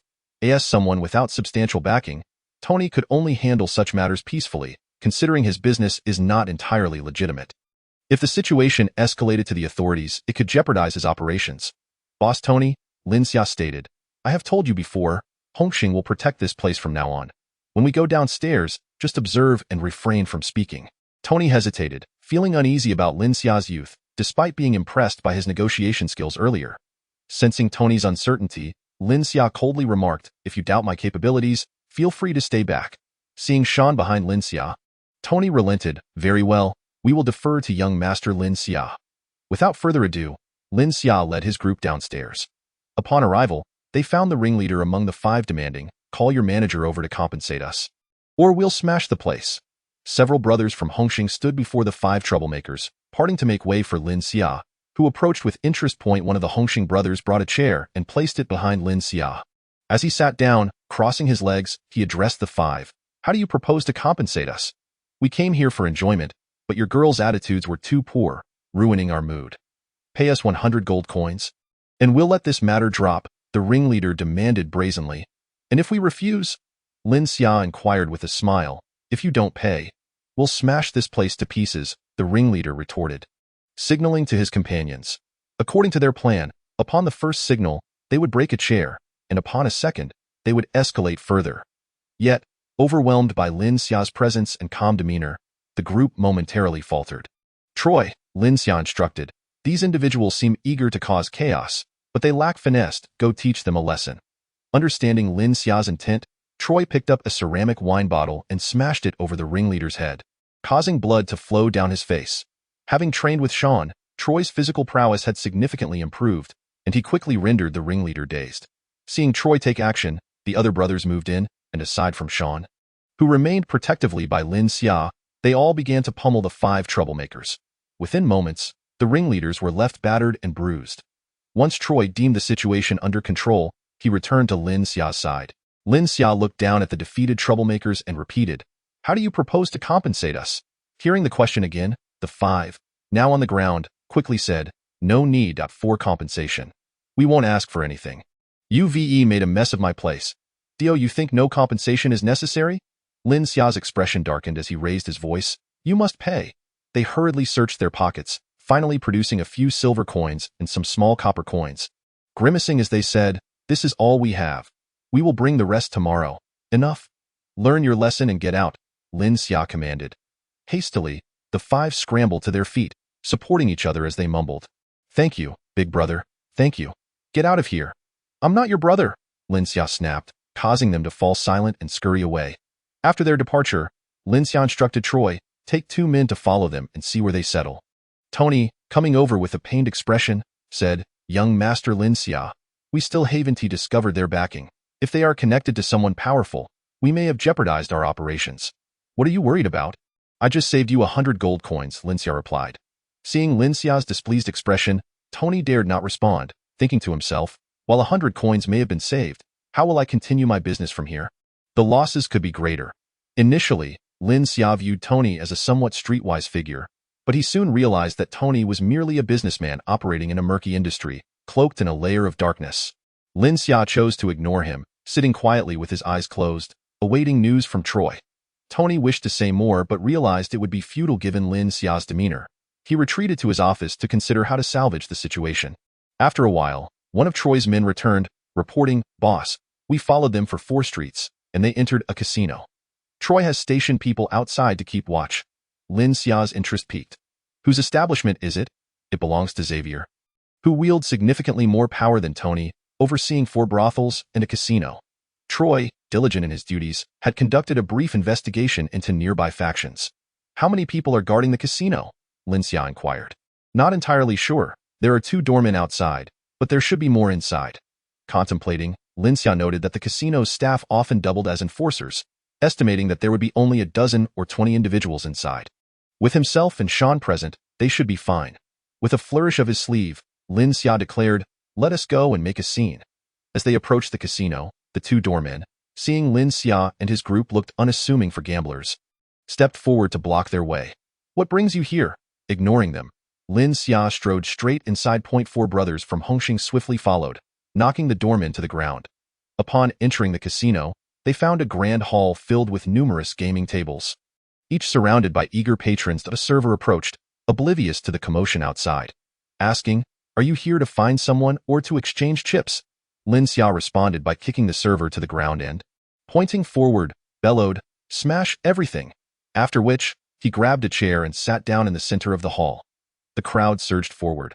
Some recognized the server and knocked him down, while others grabbed chairs from the floor to smash against the gaming tables, instantly turning the hall into chaos. Patrons fled with their chips, some too panicked to collect their winnings, while others cowered in corners, fearful of being caught in the melee. Within moments, the hall was nearly empty, with several injured sprawled on the ground, including a handful of servers and a few enforcers. From the second floor descended a bald man, the owner of this casino, Xavier. Following him were 9 individuals, 5 of whom bore bruises from the earlier disturbance at the Fragrant Pavilion. Lin Xia observed the other 4, 3 adorned in martial attire, and the 4th clad in a wizard's robe, revealing himself as a mage, albeit a mere first-level one as indicated by the emblem on his chest. Lin Xia had little understanding of mages, having encountered only one previously, the one sent flying by right, but had never witnessed a mage wielding magic. Legend spoke of mages being able to summon winds and rain. Despite this mage's low rank, Lin Xia remained cautious about the unknown. The existence of a mage in such a modest casino was utterly unexpected, especially given the scarcity of mages in the empire. The requirements for becoming a mage were exceedingly stringent, with only 1 or 2 individuals among thousands possessing the innate talent, and even then, they had to be fortuitously discovered by an established mage to have the opportunity to learn magic. To date, the Mage Guild had recorded only a few hundred mages. Lin Xia harnessed his inner energy and scrutinized the 3 martial artists, 1 at level 3 and 2 at level 2. Upon reaching the first floor, Xavier surveyed the chaos. His subordinates sprawled across the ground and the gambling tables in disarray. Enraged, he demanded, "Who dares to disturb my establishment? Do you think Xavier is easy to bully?" Lin Xia glanced at the ruffians causing the turmoil and retorted, "So it is only permissible for your men to wreak havoc in my domain. Is it not allowed for my people to retaliate against your casino?" Following Lin Xia's gaze, Xavier turned to the leader among the 5, Francis, and inquired, "Francis, did you not claim that the Fragrant Pavilion's patrons assaulted you? How is it that you have come to vandalize another establishment?" Francis immediately panicked, stammering, "It was." His mind was a tumult of confusion, rendering him incapable of forming a coherent response. In truth, the 5 were subordinates of Xavier, who maintained strict oversight, forbidding them from gambling in their own casino. Yet, succumbing to their vices, they had ventured to other casinos, lost everything, and found themselves in debt. In a moment of desperation, they conspired to leverage their association with Xavier to extort funds from the Fragrant Pavilion, believing that its owner would not dare refuse them. However, they had yet to mention Xavier's name when they were promptly ejected. After their expulsion, the 5 felt increasingly humiliated and resolved to report their grievances to Xavier, concocting a tale of disdain from the Fragrant Pavilion's patrons, claiming they were beaten after a dispute. Observing Francis' trepidation, Xavier discerned the falsehood and commanded one of his martial subordinates, "Deceit is intolerable to me. Break one of their legs and throw them out." And no sooner had Xavier spoken than the martial artist acted swiftly, and the hall echoed with the cries of the 5, each suffering a broken leg. Writhing in agony on the floor, "Drag them out," Xavier ordered. The beaten subordinates began to rise and were soon removed from the casino. "You are Lin Xia," Xavier stated, having heard of Lin Xia's demand for protection fees from the Fragrant Pavilion. "Indeed," Lin Xia replied, unperturbed by the recognition, as it was unsurprising given their proximity. Upon hearing Lin Xia's confirmation, Xavier's eyes brightened, though he quickly masked his excitement. Merely 28 years old, Xavier appeared much older, his bald head giving him the semblance of a man in his 40s. Xavier had entered the fray at 20, building his empire from scratch over 5 years, establishing 4 brothels and a casino. He had envisioned grand aspirations, yet in the past 3 years, the local authorities had repeatedly advised him to remain compliant, forbidding any expansion. His financial contributions were substantial, yet the authorities' attitude remained indifferent, leaving him perplexed as to why Douglas, a powerful figure in the northern underworld, could consolidate his power while he could not even open another brothel. The imperial capital was divided into southern and northern regions by a river flowing from west to east, named Lingjiang after the royal flower, the lily of the Charlemagne dynasty. The palace resided in the northern part, ensuring that the north was predominantly inhabited by nobles and affluent families, while the south was primarily composed of commoners. Including Lin Xia's residence. It was only recently that Xavier realized Douglas had noble backing, while he himself was merely a commoner, and thus, the authorities would never permit him to grow. upon learning of Lin Xia's establishment of a gang to collect protection fees from the fragrant pavilion. A notion struck him. Nobles typically refrained from direct involvement in the underworld, and while Douglas operated under noble protection, Lin Xia's direct engagement in the criminal world would undoubtedly influence the southern underworld. Initially pondering how to approach Lin Xia, Xavier now saw an opportunity. After a moment of contemplation, he resolved to assess Lin Xia's capabilities, stating, "I have dealt with those five. Now, let us discuss the matter of your vandalism. Vandalizing your casino is a trivial issue. I am primarily here to propose a business arrangement," Lin Xia replied. "Vandalizing my establishment is a trivial matter? You offer no apology, and yet wish to discuss business? I am not Tony. If you intend to deceive me as you do him, you shall find yourself disappointed. If you are not prepared to apologize, do not blame me for my lack of courtesy." With that, he turned to the mage behind him. "Esteemed Mage Bacon, it seems your assistance is required." Bacon nodded, assuring, "Rest assured, Mr. Xavier." He theatrically retrieved a wand from within his robes, stepping forward to prepare for a spellcasting gesture. With an air of arrogance, he warned, "You would all do well to retreat. Once my magic is unleashed, I may find it uncontrollable, and it could result in further casualties." Lin Xia found Bacon's name somewhat amusing. However, witnessing Bacon's demeanor left him uncertain, for mages were notoriously enigmatic. Just as Lin Xia contemplated sending Sean forth first, Troy stepped up with a cleaver in hand, declaring, "Let me see what this mage is capable of." Though he too felt uncertain, having only heard of mages without ever encountering one, his innate ferocity compelled him to test the waters, confident that even if he faltered, Lin Xia would have a remedy. Upon seeing Troy's fierce stance, Bacon trembled, exclaiming, "Stay right there and witness my magic." Troy, equally tense, halted at Bacon's command. At that moment, Bacon raised his wand and began chanting. After a while, he directed the wand at Troy and shouted, "Wind Blade." A gust of air coalesced before Troy, who braced himself in anticipation. The whirlwind formed and surged towards him at an incredible pace. Just as Troy intended to evade, the air suddenly dissipated, leaving him only with a gentle breeze. Much to his surprise, it felt rather pleasant against his previously tense forehead. At this juncture, not only Troy but everyone present looked bewildered at Bacon, for it appeared his magic had indeed become uncontrollable as he had warned.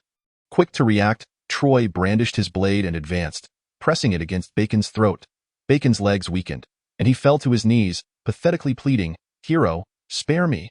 The term hero, newly coined upon the arrival of the Tang dynasty to the Charlemagne continent, had fallen out of common usage, yet witnessing a mage kneel and beg for mercy in such a tense situation struck Lin Xia as profoundly humorous. Xavier was equally taken aback. Was this truly the mage he had hired at a high salary? Were mages not supposed to be proud, almost divine beings? How could one so humbly beg for mercy? Xavier's frustration reached its peak. His reputation was being tarnished by Bacon's antics. Troy, equally astonished by the mage's ludicrousness, found himself at a loss for how to proceed. Lin Xia, quick to act, instructed, "Take him away and keep him under watch." Just as Troy intended to escort Bacon away, Xavier turned to a level 3 martial artist beside him, saying, "Mr. Borg, I kindly request your intervention." Borg, a seasoned level 3 fighter who had accompanied Troy for many years, stepped forth to seize Bacon from Troy's grasp. Sean reacted swiftly, blocking Borg's path, and the two clashed. Troy managed to drag Bacon back, assigning a companion to keep watch over him, before returning to Lin Xia's side. At that moment, Lin Xia focused intently on the bout between Sean and Borg. The duel, influenced by Lin Xia's prior training on combat, had devolved into a series of decisive strikes, providing him with a unique perspective on martial arts. Both fighters were at level 3, yet the anticipated spectacle of overwhelming energy and earth-shattering force was absent. Instead, their confrontation resembled the martial arts duels from the 1980s dramas Lin Xia had watched in his past life, with each combatant exchanging blows in a stalemate. Sean had been diligently training with the techniques of the Sunflower Manual, which Lin Xia had imparted without reservation, save for the distinction of fighting energy. Sean's dedication to mastering martial arts yielded solid results under Lin Xia's guidance, though his lack of combat experience led him to prioritize caution over aggression. Through observing the duel and Borg's techniques, Lin Xia discerned that the martial artists of the Charlemagne continent primarily focused on cultivating their fighting energy, reinforcing their physical prowess, and adhering to the principle of overwhelming strength through sheer force. While some techniques have been summarized, they remain superficial. Most martial artists are reluctant to invest excessive time in honing their skills, prioritizing the enhancement of their fighting energy instead in the early stages. Borg held the advantage due to his extensive experience, while Sean remained composed in his responses. As time progressed, Sean gradually discerned Borg's patterns. After all, Borg's moves were exceedingly simplistic for someone like Sean, who had mastered numerous techniques. With both combatants at similar levels and comparable fighting energy, Sean's diverse repertoire swiftly turned the tide in his favor. Having trained for many years without the opportunity for real combat, Sean found Borg to be an ideal sparring partner, allowing him to revel in the exhilaration of battle. Conversely, Borg, who had initially dominated the match, now found himself at a disadvantage, sensing that Sean was merely using him for practice. Increasingly anxious, Borg pressed forward with a reckless attack, opting to absorb a feigned strike to his chest in a desperate bid to land a blow on Sean. Unhurried, Sean sidestepped Borg's advance and executed a spinning kick that connected with Borg's head. Lin Xia had employed a similar spinning kick against Steve during their match, but refrained from using full force out of concern for Steve's safety, leaving her feeling frustrated. Observing Sean's execution of the spinning kick, she could not help but exclaim its beauty. The impact sent Borg tumbling to the ground. Sean had deliberately moderated his strength. The spinning kick, undoubtedly taught by Lin Xia, was a formidable technique in the early stages of combat, delivering immense power through the rotational force of the body. Given Sean's third-level fighting energy, a full-force strike would likely result in severe injury or worse. After regaining his footing, Borg felt dizzy, lowering his head in embarrassment as he stumbled back to Xavier's side. Xavier noted that while Sean appeared nearly the same height as an adult, his youthful visage revealed an age of merely 14 or 15. The potential for greatness was undeniable, especially compared to the older third-level fighters behind him, who, despite following him for 5 years, had seen little advancement in their martial skills. In contrast, the initially introduced Troy, though lacking fighting energy, exhibited audacity and determination, bravely confronting the mage despite the uncertainty, evidently striving to create opportunities for his comrades. Such talent was promising, especially at such a tender age. Furthermore, the other 10 individuals accompanying Lin Xia displayed no signs of panic, whether in the presence of their mages or the fighters behind them, indicating unwavering confidence in Lin Xia's leadership and a shared belief in their path to victory. At this moment, Xavier resolved to take a gamble, seeking a stepping stone to align himself with Lin Xia. He applauded, exclaiming, "This brother possesses remarkable skills. Clearly, he has been well trained by a master." "Are you referring to Lin Xia?" Xavier, startled, inquired. "Indeed," Sean replied, turning his back to Xavier and returning to Lin Xia's side. After all, the martial arts examination was merely an affair among the nobility. And although Xavier possessed some influence, he was still a commoner, unaware of Lin Xia's participation in the event. Sean's casual remarks, however, struck a nerve within Xavier. Achieving third-level fighting energy at the age of 15 was a hallmark of extraordinary talent. And to think such a prodigy was mentored by Lin Xia spoke volumes of Lin Xia's own prowess. Xavier pondered. Lin Xia interjected with a smile. "Now that we've traded blows, we can continue our business discussions." He scanned Xavier's group, noting everyone's bowed heads, and added, "Of course, if you wish to continue fighting, I have no objections, but it seems your side lacks capable fighters, with Borg having already been defeated. Even the 2 second-level fighters would be of little consequence, and it was evident that Sean was still eager for more combat. Xavier, resolute, declared, "I propose a wager." Chapter 19. Betting with dice? "Oh? What are the terms of your wager?" Lin Xia inquired, intrigued. "Let us gamble with dice, a simple game of higher numbers that if I win, you shall compensate for my losses today and apologize." Xavier elaborated, "This game of dice is a creation from Tang." Lin Xia replied nonchalantly, "And if you lose?" "Should I lose, I shall acknowledge you as my superior, and all my assets will fall under the jurisdiction of Hong Xing." Though Xavier had already contemplated this wager, voicing it felt audacious. His companions were taken aback by the enormity of his stake, wagering his entire fortune. Lin Xia initially found Xavier's terms perplexing. The stakes were decidedly unequitable. Compensation for his losses amounted to a mere trifle. And while Xavier was at a disadvantage, there was no need for him to risk everything. After a moment's contemplation, Lin Xia smirked and said, "Very well, I accept your wager." Xavier instructed his men to clear a space in the hall, setting a table in the center for the game. Lin Xia and Xavier took their seats at opposite ends. Taking a deep breath, Xavier picked up the dice cup, shook it vigorously, and slammed it onto the table. Noticing Lin Xia remained still, he asked, "Aren't you going to roll the dice?" Lin Xia replied, "No need. You may go ahead."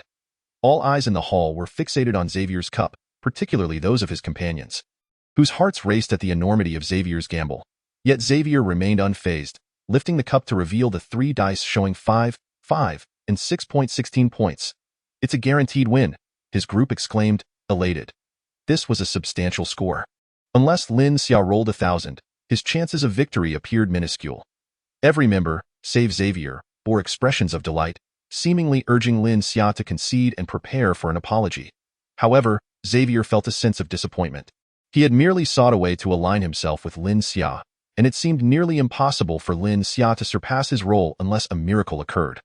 Xavier glanced at Lin Xia, whose nonchalant demeanor suggested that he viewed Xavier's 16 points as inconsequential, as if it were merely 3'd. Not only Lin Xia, but everyone on his side appeared unfazed by the impressive score.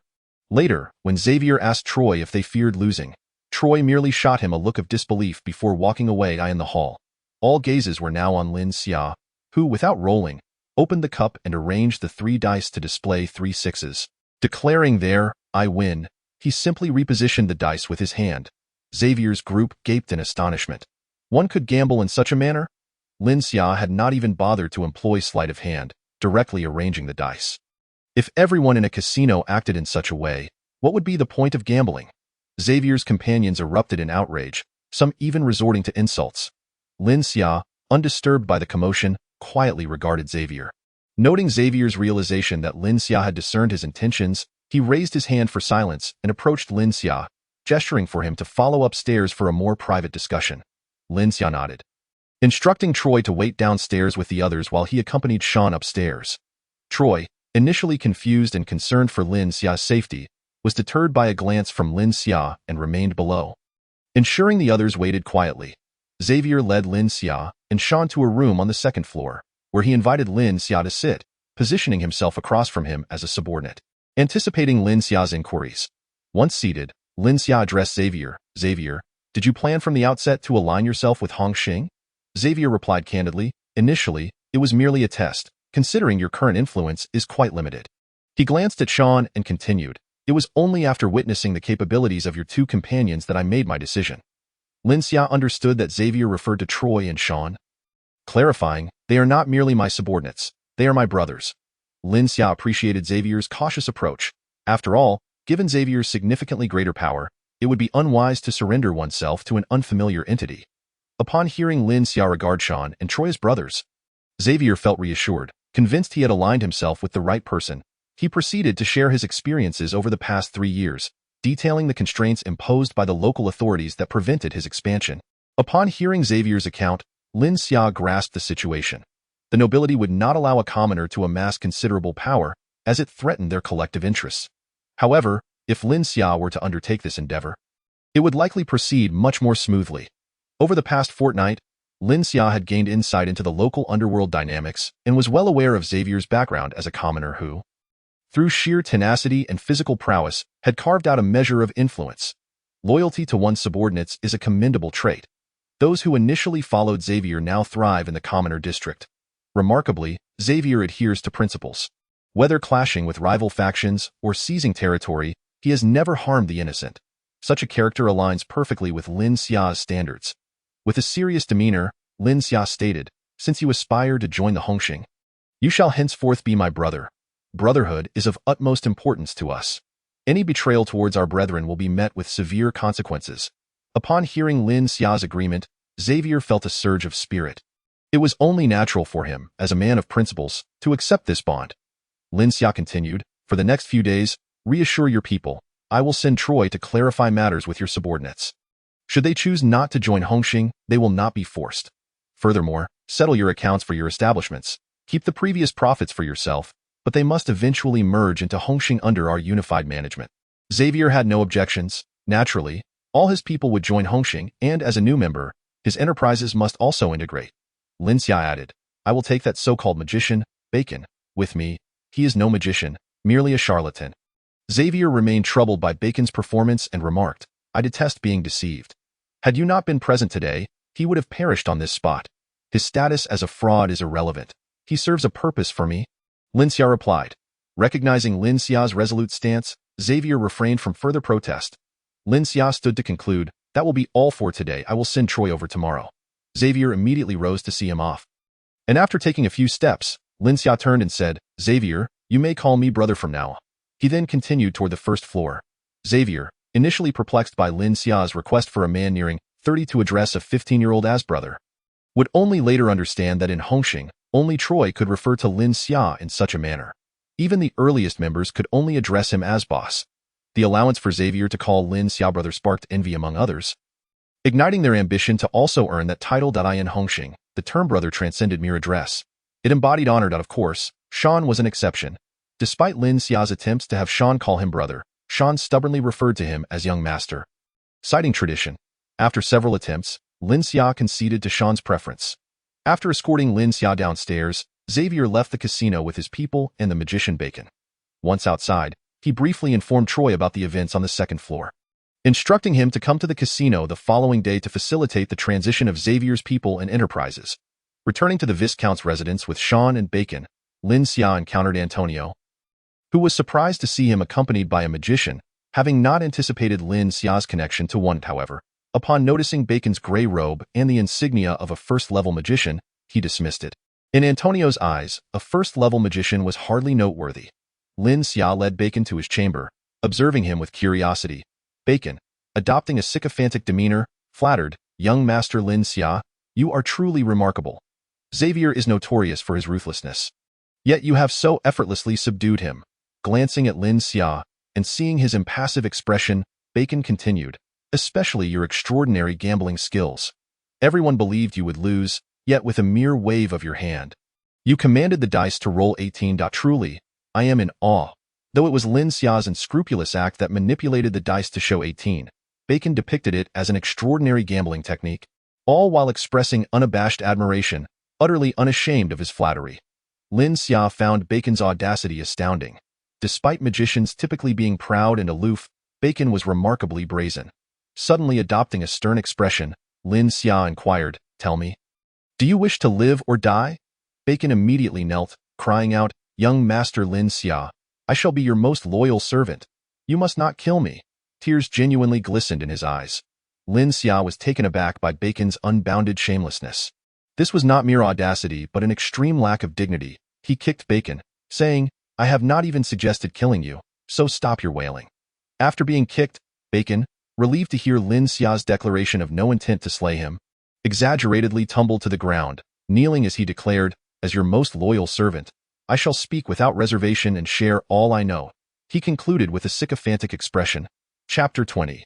The remarkable magician Lin Xia was at a loss for words regarding Bacon's audacity and questioned, "Where did you acquire that magician's insignia, you fraud? Aren't you afraid the Magician's Guild will hunt you down?" The insignias were custom-made by the guild and bore their magical imprint, making it impossible for an ordinary person to forge. "I am indeed a genuine magician," Bacon asserted, rising and adopting a serious demeanor. "I legitimately passed the Magician's Guild examination and was awarded this badge." His grave expression surprised Lin Xia. It seemed Bacon valued his identity as a magician after all. Continuing, Lin Xia challenged, "If you cannot even cast magic properly, how could you have passed the guild's examination?" I simply had an off day." "Yes, just an off day," Bacon stammered, clearly aware his defense lacked conviction. His face flushed, he struggled to find further excuses. Seeing Bacon's unusual embarrassment, Lin Xia, intrigued, urged, "Demonstrate a spell for me." Bacon retrieved his wand, and it was only then that Lin Xia closely observed it. In this world, wands were typically crafted from walnut wood for its superior magical conductivity, adorned with various magical gems to enhance their power. Though Bacon's wand was also made of walnut, it appeared rather shabby. Its uneven thickness and the sparse, tiny magical gems, each no larger than a grain of rice, indicated poor quality. Additionally, the wand was riddled with holes, not for gem inlays, but rather bore signs of insect damage. It was evident Bacon was far from affluent among magicians. Bacon began to chant a spell, and one of the minute blue gems on his wand flickered. Mist formed at the wand's tip. As Bacon declared, "Water." However, before he could finish, the mist dissipated. Disheartened, he sank to the ground, his eyes devoid of hope.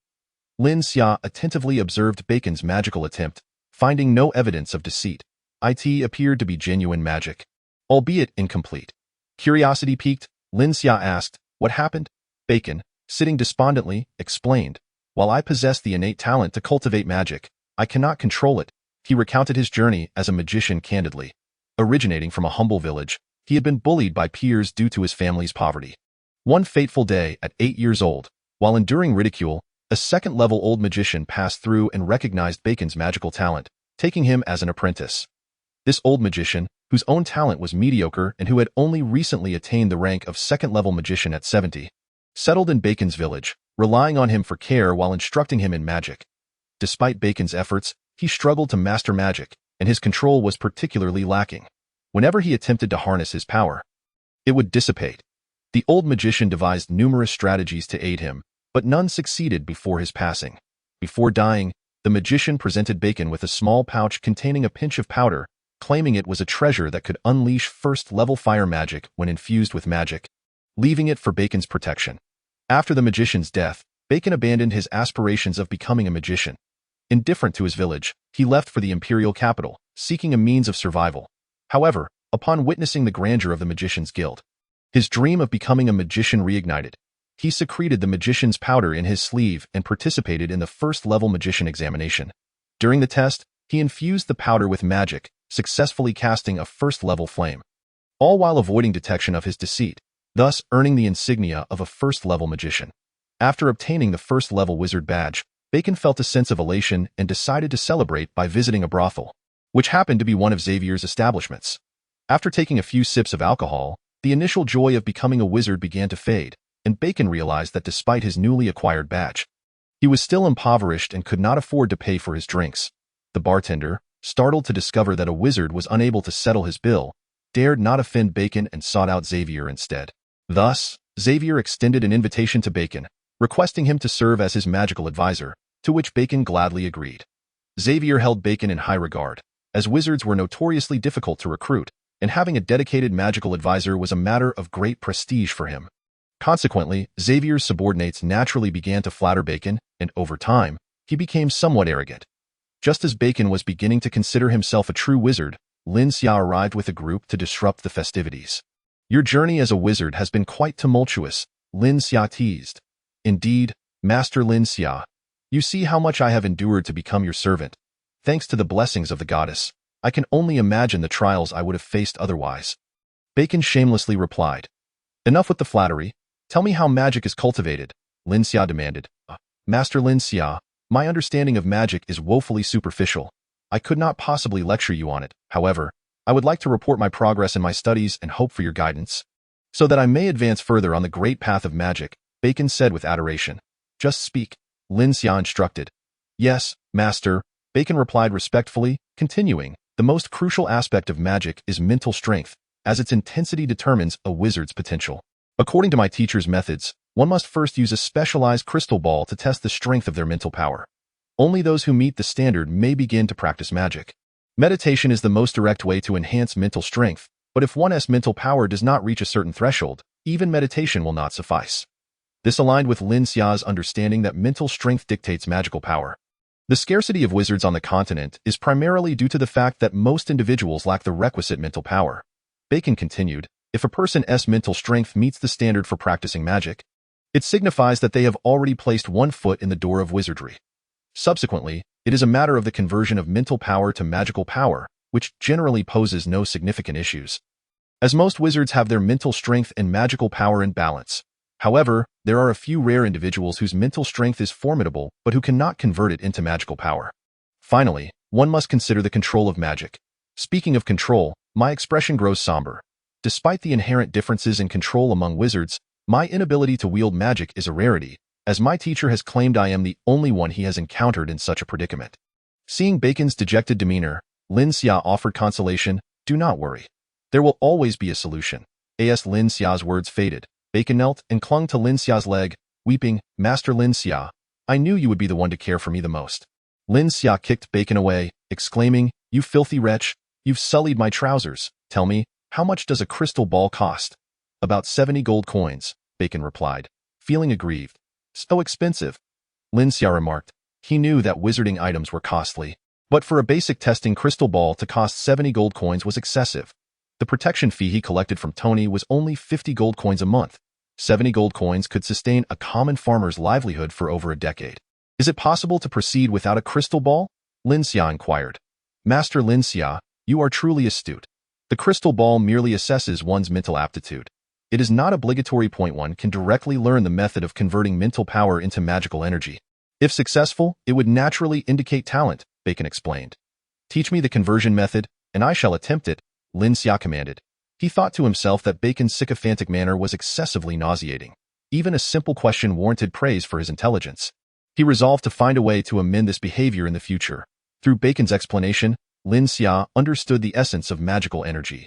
When a wizard casts a spell, they must utilize their mental power to summon magical elements from the air through incantations. The greater the mental power, the more magical elements can be called forth, and the ability to summon these elements is referred to as magical power. For instance, to cast a fireball spell, one would use their mental power to summon nearby fire elements and control them to unleash the spell. Bacon's inability to wield magic was essentially his failure to manipulate the magical elements in the air. Lin Xia held the lengthy incantation that Bacon had written, which comprised over 600 Charlemagne words, equivalent to 1,000 characters in Chinese, sufficient for a prose piece. And this was merely a first-level spell, specifically the most fundamental fireball incantation. Are you certain you are not deceiving me? Does a simple first-level spell truly require such an extensive incantation? Lin Xia questioned with skepticism. I am your most loyal servant. How could I deceive you? This incantation was taught to me by my teacher, Bacon protested. How long does it take you to recite this incantation? Lin Xia asked. About 20 seconds. I recite slowly, but my teacher can finish it in about 10 seconds, Bacon replied. Impossible. A spell of such length would take me 3 minutes to recite, Lin Xia asserted. It is because I naturally read quickly, and many sentences can be combined in pronunciation, with some sentences even completed in a single sound. However, I do not recommend this approach. Although you possess exceptional talent, it is best to recite the full incantation when starting, Bacon answered honestly. In truth, Lin Xia's limited understanding of magic meant he was unaware that Bacon's teacher was merely a second-level wizard, and the incantation was quite ordinary. A modified fireball spell could be expressed in only a few dozen words, and through rapid recitation, could be completed in 1 or 2 seconds. Great wizards could even achieve instantaneous casting of first and second-level spells. Seeing that Bacon appeared sincere, Lin Xia said, I will try this incantation myself. You may go rest in the guest room. O goddess, I am witnessing the birth of a great wizard. How magnificent you are. Bacon had not completed his thought when Lin Xia kicked him out the door, commanding, Get out. Chapter 21. A form of magic known as a lighter having expelled Bacon, Lin Xia pondered the incantation in his hands. The content primarily extolled the greatness of fire elements to summon them. Lin Xia mused, no wonder Bacon is so adept at flattery. This incantation is merely sycophancy directed at magical elements. Lin Xia summoned his mental power while reciting the incantation. After 3 to 4 minutes, there was no change in the air. He distinctly recalled that Bacon had produced mist while casting water magic. Thus, when casting fireball, the temperature should have increased.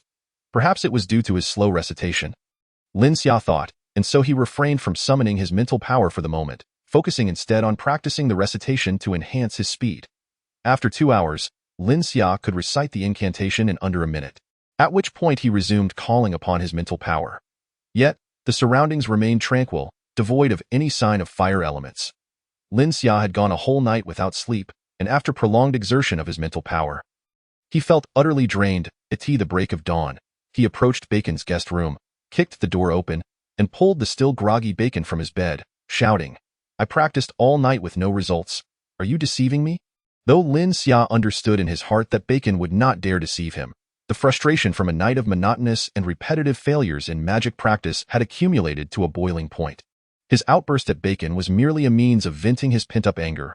Bacon, bleary-eyed and startled by Lin Xia's fury, jumped from his bed, realizing Lin Xia must have failed yet again. Not wanting to inquire if Lin Xia's mental power fell short of the standard, he quietly suggested, perhaps we should purchase a crystal ball? Go buy one? Lin Xia snapped, unable to contain his anger. Bacon, upon hearing Lin Xia's command, scrambled out the door and raced toward the Wizard Guild. Once outside the Viscount's residence, he calmed down and realized he lacked the 70 gold coins. He had only a few coins pilfered from Xavier and some scattered silver and copper coins. Contemplating fleeing, he recollected his circumstances. As a fraudulent wizard, he would likely be scorned wherever he went. At Xavier's casino, Sean had defeated a third-level martial artist and claimed that Lin Xia had taught him these skills. At just 15 years old, Sean was already at the 3rd level.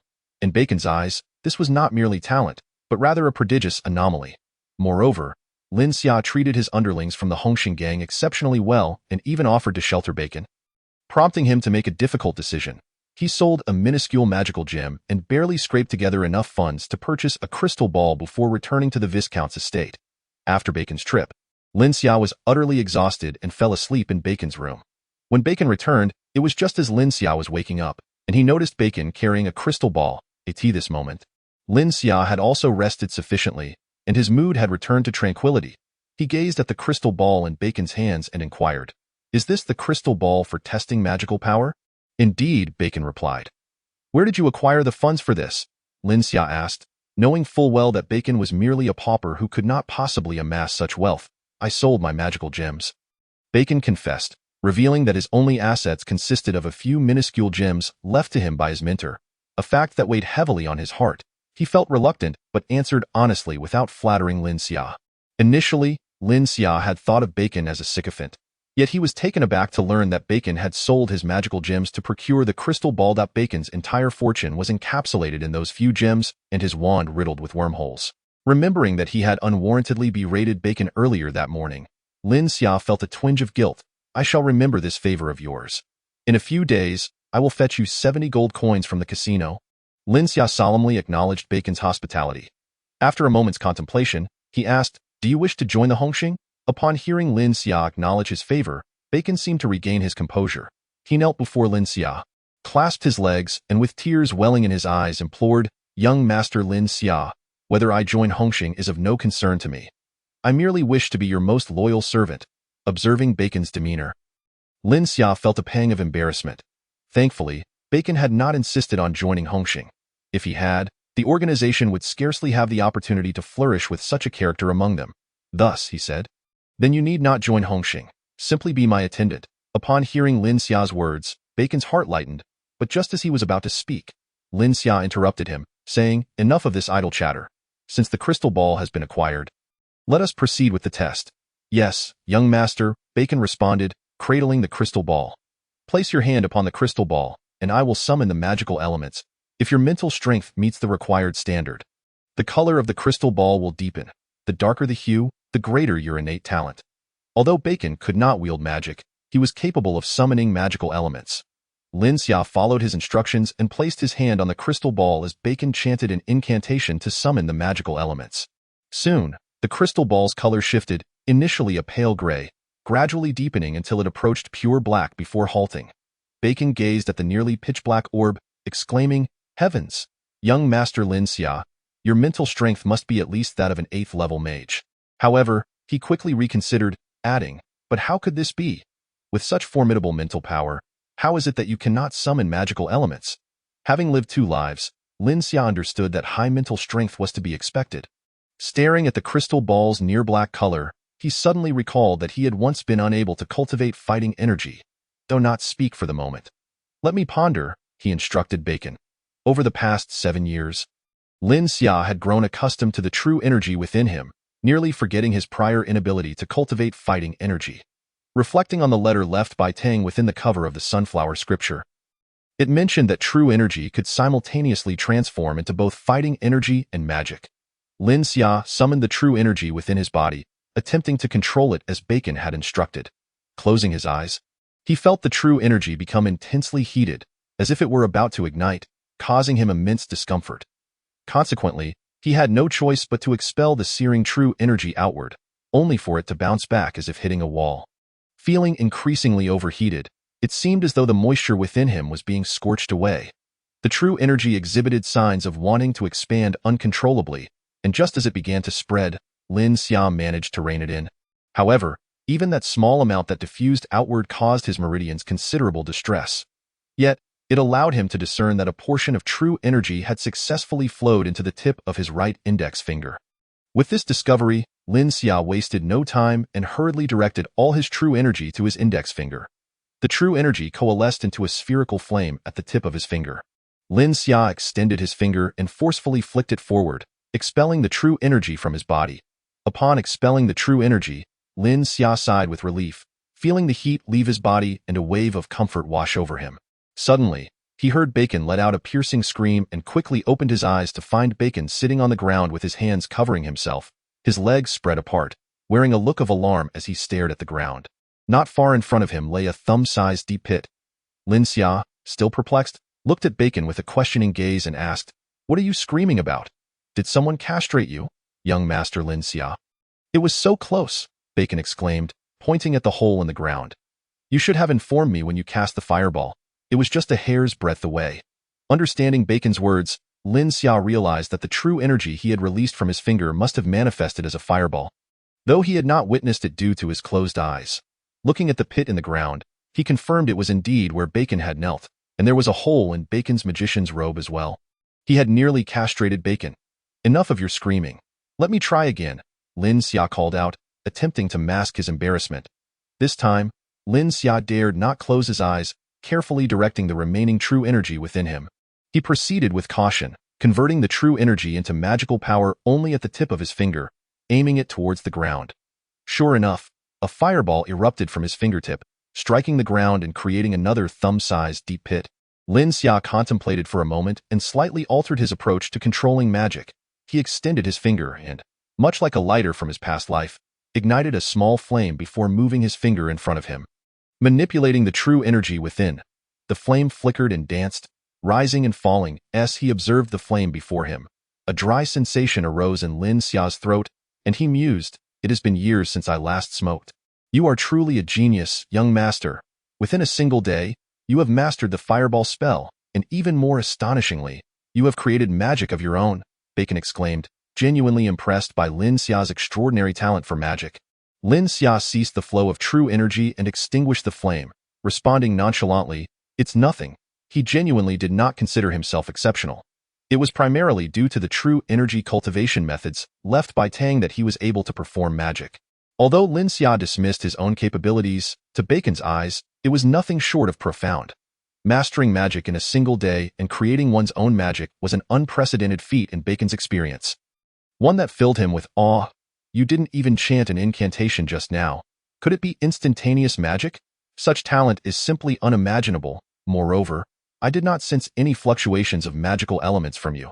Can you truly conjure magic from thin air?" Bacon pondered, reflecting on Lin Xia's magical performance. "This is something I have yet to comprehend." Lin Xia quickly diverted the topic, saying, "All right, jot down all the spells you know and bring them to me tomorrow for study. Perhaps we can uncover the reason behind your inability to control magic." Lin Xia was a person of principle. Since Bacon had sold his possessions to assist him, he too wished to aid Bacon in return. By thoroughly examining the principles behind true energy and magic, he might indeed be able to provide help. Bacon held an unwavering faith in magic. Being a mage was the only source of pride in his life. Everything else was mere triviality, particularly his own reputation. Hearing Lin Xia's willingness to assist him touched Bacon's heart. Aside from his mentor, no one had ever genuinely cared for him. He could feel that Lin Xia was sincerely eager to help. Although Bacon was moved, he did not shed tears. He had wept profusely in front of Lin Xia over the past few days. Crying was an easy defense mechanism for him, but he did not require such defenses now. Instead, he silently resolved to remain steadfast in his loyalty to Lin Xia. Chapter 22 Headquarters. After leaving Bacon's room, Lin Xia initially intended to visit the casino and retrieve 70 gold coins to repay Bacon. However, considering he had just taken over Xavier's affairs yesterday, it seemed inappropriate to ask for money so soon. Therefore, he returned to his own room to meditate for a while and restore his internal true energy. Despite having napped earlier in the day, he still felt fatigued from the consecutive spells he had cast, and he soon drifted off to sleep. The next day, Bacon eagerly delivered the written spells to Lin Xia.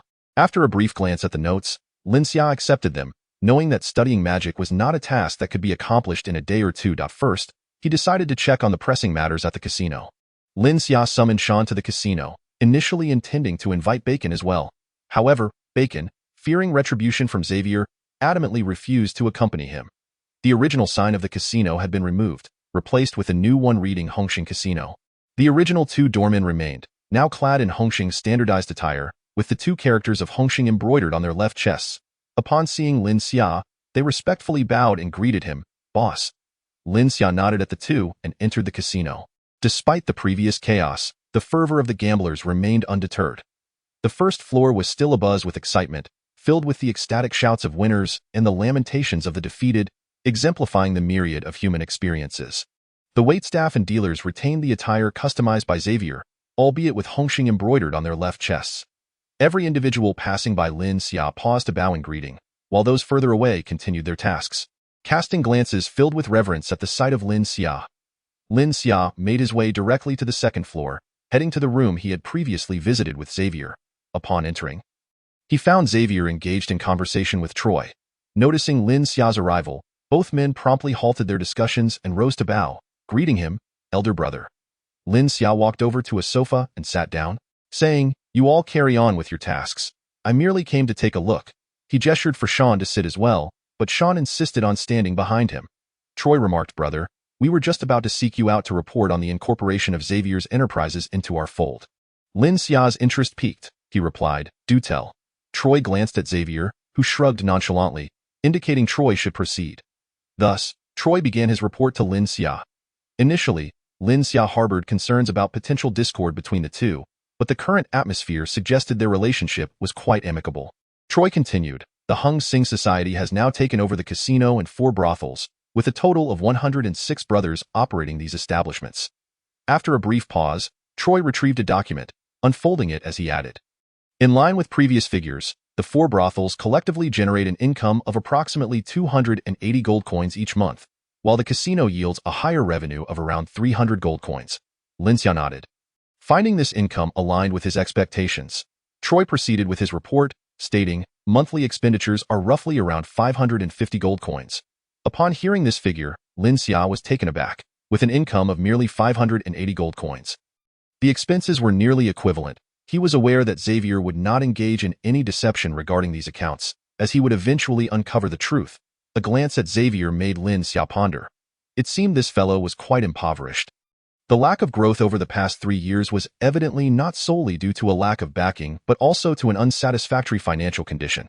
How could the expenses be so high? Lin Xia couldn't help but inquire. A significant portion is attributed to personnel costs, which include the 106 brothers, as well as the expenses for the brothel girls and casino dealers, amounting to approximately 300 gold coins monthly. Additionally, we allocate 100 gold coins each month for bribes to the local authorities and hospitality. Troy respectfully responded.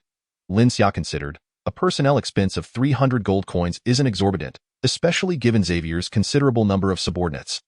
Including several third and second-tier fighters. 100 gold coins for the authorities is also within reason, as it is customary in our line of work. Then what about the remaining 150 gold coins? Lin Xia asked. Troy explained, the 150 gold coins cover property repairs, routine maintenance, and so forth. A significant portion is due to many of Xavier's old brothers who have retired due to injuries or other reasons. However, Xavier continues to provide them with assistance monthly to prevent them from facing hardship. Lin Xia regarded Xavier with appreciation, expressing his understanding. Xavier is indeed correct. These brothers have shared in both hardships and triumphs and should not be forgotten. Taking the document from Troy, Lin Xia examined the densely packed entries and figures, many of which were vague terms such as approximately and should be, indicating that both Troy and Xavier were competent in financial matters. However, given the current circumstances, they could only proceed with these estimations for the time being. Lin Xia then requested Troy and Xavier to accompany him to inspect the other 4 brothels. The establishments were modest in size, comparable to Tony's establishment, with similar operational content, though they had a greater number of enforcers.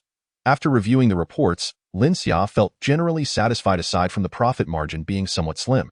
He had no formal training in commerce and would have to devise a strategy for profitability later. With the Hung Sing Society now having attained a certain scale, it still lacked an official headquarters. The 5 locations managed by Xavier were clearly unsuitable for that purpose. Lin Xia pondered aloud. Are there any larger properties nearby, particularly with ample yard space? Xavier thought for a moment and replied, I purchased a plot of land nearby 2 years ago, intending to build a casino. However, the authorities did not permit it, and the land remains vacant. It should meet your requirements. Lin Xia promptly stood, stating, let us go take a look. Upon arrival, the land was of considerable size, akin to a soccer field in Lin Xia's previous life, and boasted a favorable location, not too far from the other brothels, albeit a bit farther from the casino. Several sturdy buildings already existed on the property, having been well maintained despite being unoccupied for some time. They were likely once part of a grand estate. Lin Xia instructed, enclose this area with a wall and have the buildings cleaned. This will serve as our headquarters for the Hung Sing Society. After a brief pause, he added, each brothel will have 4 individuals assigned, while 8 will remain at the casino, rotating shifts. Those with idle time will come here to train, guided by Sean in martial skills. Anyone unwilling may choose to leave the Hung Sing Society, and you shall not hinder them. The rationale behind having all the brothers train in martial arts stemmed from the fact that the Hung Sing Society was still in its nascent stage, where quality of personnel was more crucial than quantity. Lin Xia's past experiences had taught him that in street fights, morale was vital. When the tide turned in their favor, they fought like dragons. But in adversity, they were no better than insects. In this world, however, the dynamics were different, as it involved combat energy and martial skills. A first-tier fighter could easily handle a dozen small-time thugs, and even without the ability to harness combat energy, a well-trained individual could manage 3 to 5 opponents. Moreover, having fewer members had its advantages, particularly in terms of cost saving. Lin Xia had initially thought that after taking over Xavier's enterprises, the financial situation would ease, only to discover that Xavier was not significantly better off. He too was financially constrained. Yet, with Xavier's assets in place, there would inevitably be improvements through better management. Upon hearing Lin Xia's intent for martial training, Xavier appeared somewhat overwhelmed, saying, "Brother, may I opt out of training?" Lin Xia, aware that Xavier had initially made his mark with sheer physical prowess, had assumed he would be keen on martial skills. To his surprise, Xavier expressed disinterest, prompting Lin Xia to inquire, "You do not wish to train in martial arts?" Xavier replied, "Over the years, I have led the brothers in countless brawls and territory disputes, sustaining numerous injuries. Now, whenever it rains or the sky darkens, my entire body aches terribly. Besides, I am older now and have long surpassed my prime for training." Upon hearing his reasoning, Lin Xia silently acknowledged the truth in his words. As the saying goes, one must eventually pay the price for a life of struggle. Despite the outward glamour of leadership, the underlying hardships were known only to those who bore them. Nevertheless, Lin Xia maintained a stern demeanor, stating, "That is not negotiable. Even if you become incapacitated, you will still train. Should you truly become unable, I shall support you for the rest of your life." Lin Xia's insistence on Xavier's training stemmed from the understanding that combat energy could rejuvenate the body. Should Xavier cultivate his combat energy, his ailments would gradually improve with the elevation of his energy level. After all, every fighter bore scars, and those who had never trained in combat energy would have long since met their demise. Seeing Lin Xia's unwavering determination, Xavier knew further argument was futile and simply replied, "Understood." Lin Xia then urged the two to expedite the construction of the headquarters, sharing additional arrangements before sending them off to attend to their duties. He returned to the Viscount's estate to continue his discussions on magic with Bacon. Lin Xia meticulously studied the magic Bacon had pinned for him, experimenting with each spell. With increasing proficiency in controlling his true energy, he found that he could cast second-tier spells approximately 50 times with his current reservoir of true energy, while the first-tier spells were nearly negligible. He recalled that his initial experience with a first-tier spell had drained much of his energy, primarily due to inexperience in managing his power. Regrettably, Bacon was only familiar with a few second-tier spells, and his teacher had not ventured into more advanced magic. For over a month, Lin Xia and Bacon remained sequestered within the Viscount's estate. In the early days, Lin Xia occasionally visited the casino, which was under Xavier's supervision, so he had little to concern himself with. He also checked on the ongoing construction of the Hung Sing headquarters. Although the outer wall was being erected and the buildings were being cleaned, these tasks were overseen by Troy, leaving Lin Xia with little to do. Despite the headquarters not being fully completed, Sean had already begun training the brothers in martial skills within the courtyard, assisted by the third-tier fighter Borg, who hoped to glean knowledge from Sean, whom he regarded as a prodigy. With Borg's help, Sean had drafted a detailed training regimen for the Hung Sing brothers, leaving Lin Xia at a loss for how to contribute. Lastly, there was the brothel. Lin Xia was not particularly fond of such establishments and, recognizing that the Hung Sing Society could thrive without his interference, he decided against visiting, allowing the brothers to focus on their work. Instead, he dedicated his days to studying magic with Bacon. He would occasionally stroll through the academy, where the instructors, due to his noble status, turned a blind eye to his presence. Chapter 23. A beautiful misunderstanding. After more than a month, the construction of the Hung Sing headquarters was completed. Lin Xia hurried over to inspect the site and was pleased to find it transformed. The courtyard had been converted into a training ground, complete with facilities for martial practice. The walls stood 2 meters high, a precaution requested by Troy to prevent distractions during training. The previously dilapidated buildings had undergone significant renovation. All structures were oriented southward. The central building featured a grand hall, now serving as the main assembly area for the Hung Sing Society, used for large meetings and hosting guests. Upon entering the hall, The first thing to catch the eye was a portrait hanging on the wall directly opposite the entrance. The painting depicted a man clad in green, with a long beard, a robust visage, strikingly arched eyebrows, and eyes that sparkled with vigor, holding a gleaming green dragon crescent blade, exuding an air of authority. This was, indeed, a representation of Guan Yu, rendered as per Lin Xia's request to the painter. Although he had initially desired a traditional Chinese ink painting, the absence of suitable artists in Charlemagne's realm necessitated the use of oil paint instead. Both Xavier and Troy had inquired about the identity of the figure in the portrait, to which Lin Xia had simply responded that it was Guan Yu, the embodiment of righteousness. While there were similar deities in Lin Xia's past life, he saw no need to elaborate further. After the portrait of Guan Yu was hung, Lin Xia decreed that all individuals entering the Hongxing Hall must first pay their respects to Guan Yi. Behind the hall lay the study of Hongxing's senior members, including Lin Xia, Xavier, and Troy, with Lin Xia being the most prominent. Initially, a room was reserved for Sean, but he declined, stating that he had no need for a study while following Lin Xia. Lin Xia then proceeded to another building, which served as the dining hall for the Hongxing brothers, a spacious venue capable of accommodating 500 diners simultaneously. In addition to the dining hall, this building featured a lounge specifically designated for the brothers' relaxation. The remaining buildings, though cleaned, had yet to be officially utilized, as the number of Hongxing members was still insufficient. The Hongxing brothers primarily consisted of several of Lin Xia's classmates and selected individuals from Tony's subordinates, with most being from Xavier's faction. Originally numbering over 100, many departed after Lin Xia mandated that all brothers must practice martial arts. Xavier and Troy did not hinder their departure, resulting in Hongxing now having more than 80 members aside from a few senior officials. With the headquarters of Hongxing established, Lin Xia held an initiation ceremony. This ceremony was significant, fostering camaraderie among the brothers and instilling a sense of belonging and pride in being part of Hongxing. Before the ceremony commenced, Lin Xia announced a regulation stating that those who participated in the initiation would henceforth be considered members of Hongxing and could not resign at will.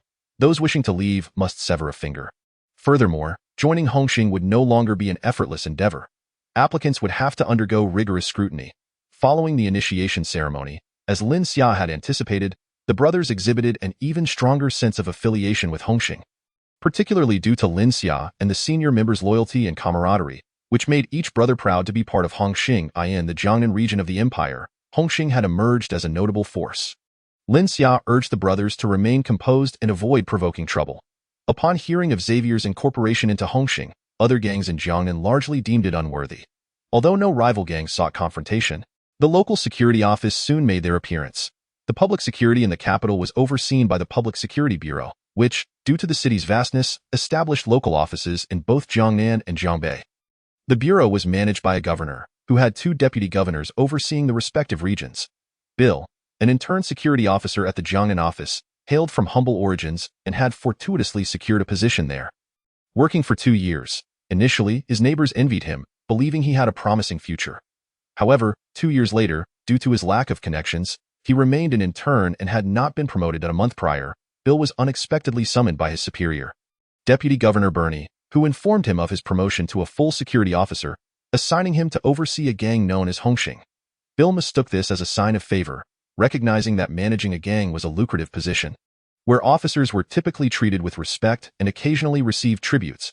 It was only days later that Bill learned Hongxing was established by nobles, and the officers at the Security Bureau were reluctant to engage with such murky waters, leaving the task to him, a man of no wealth or connections.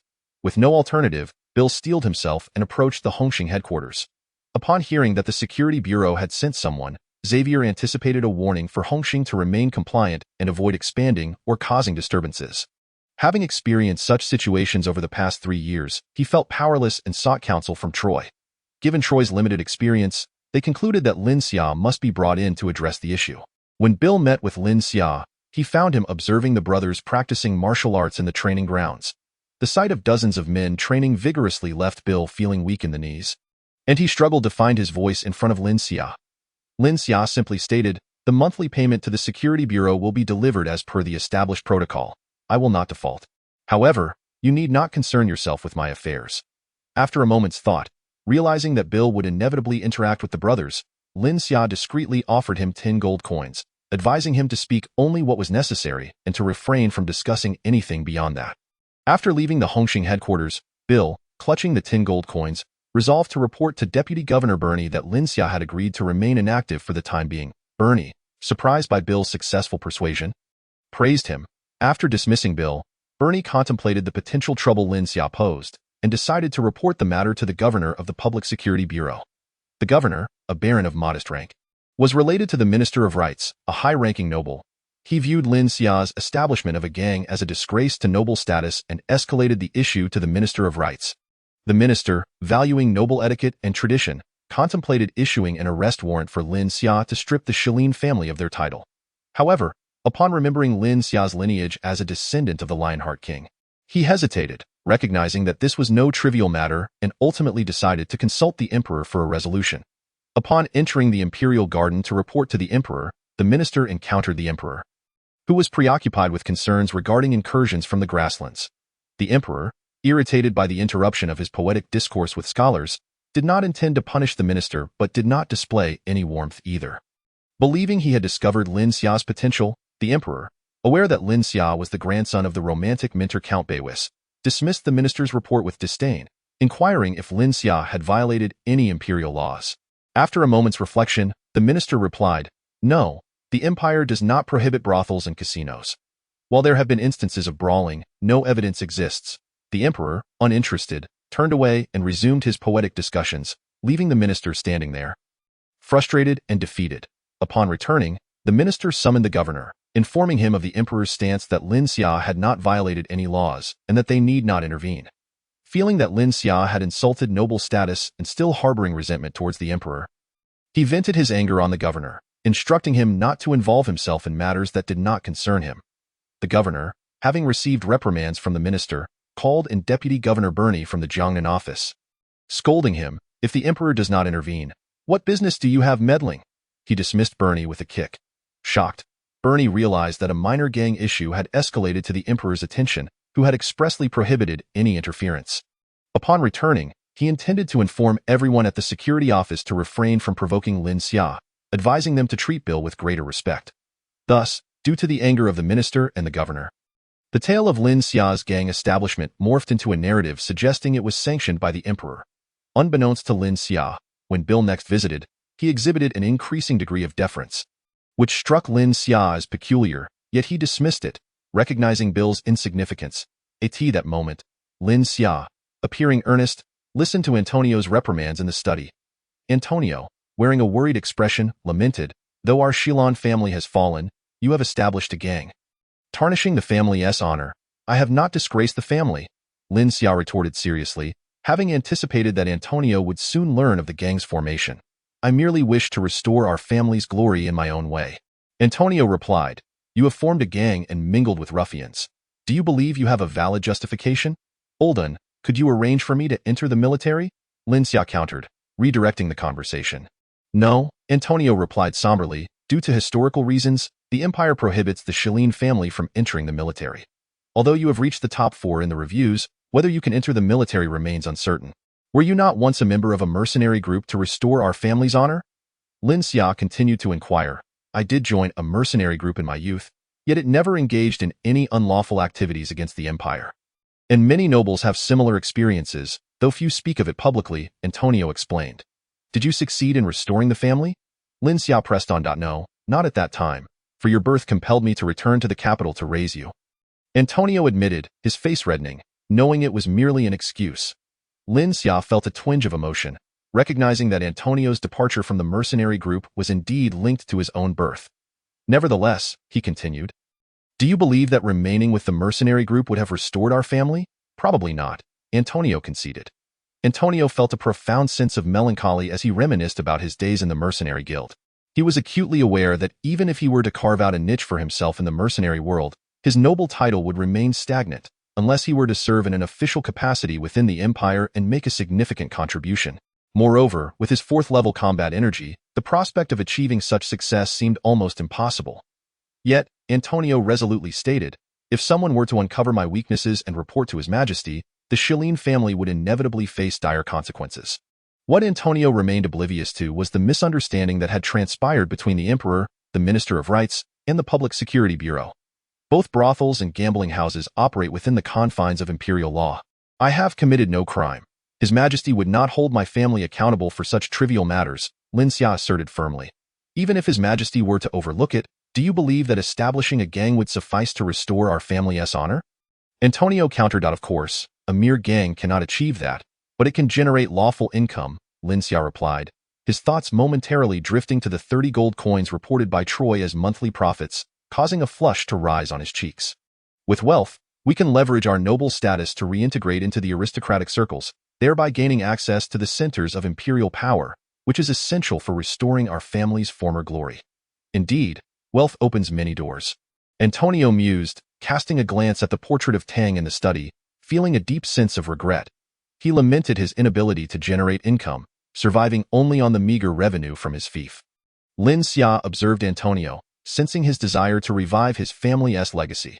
Once a prodigy at the age of 20 with 4th-level combat energy, Antonio had fought valiantly for his family's resurgence.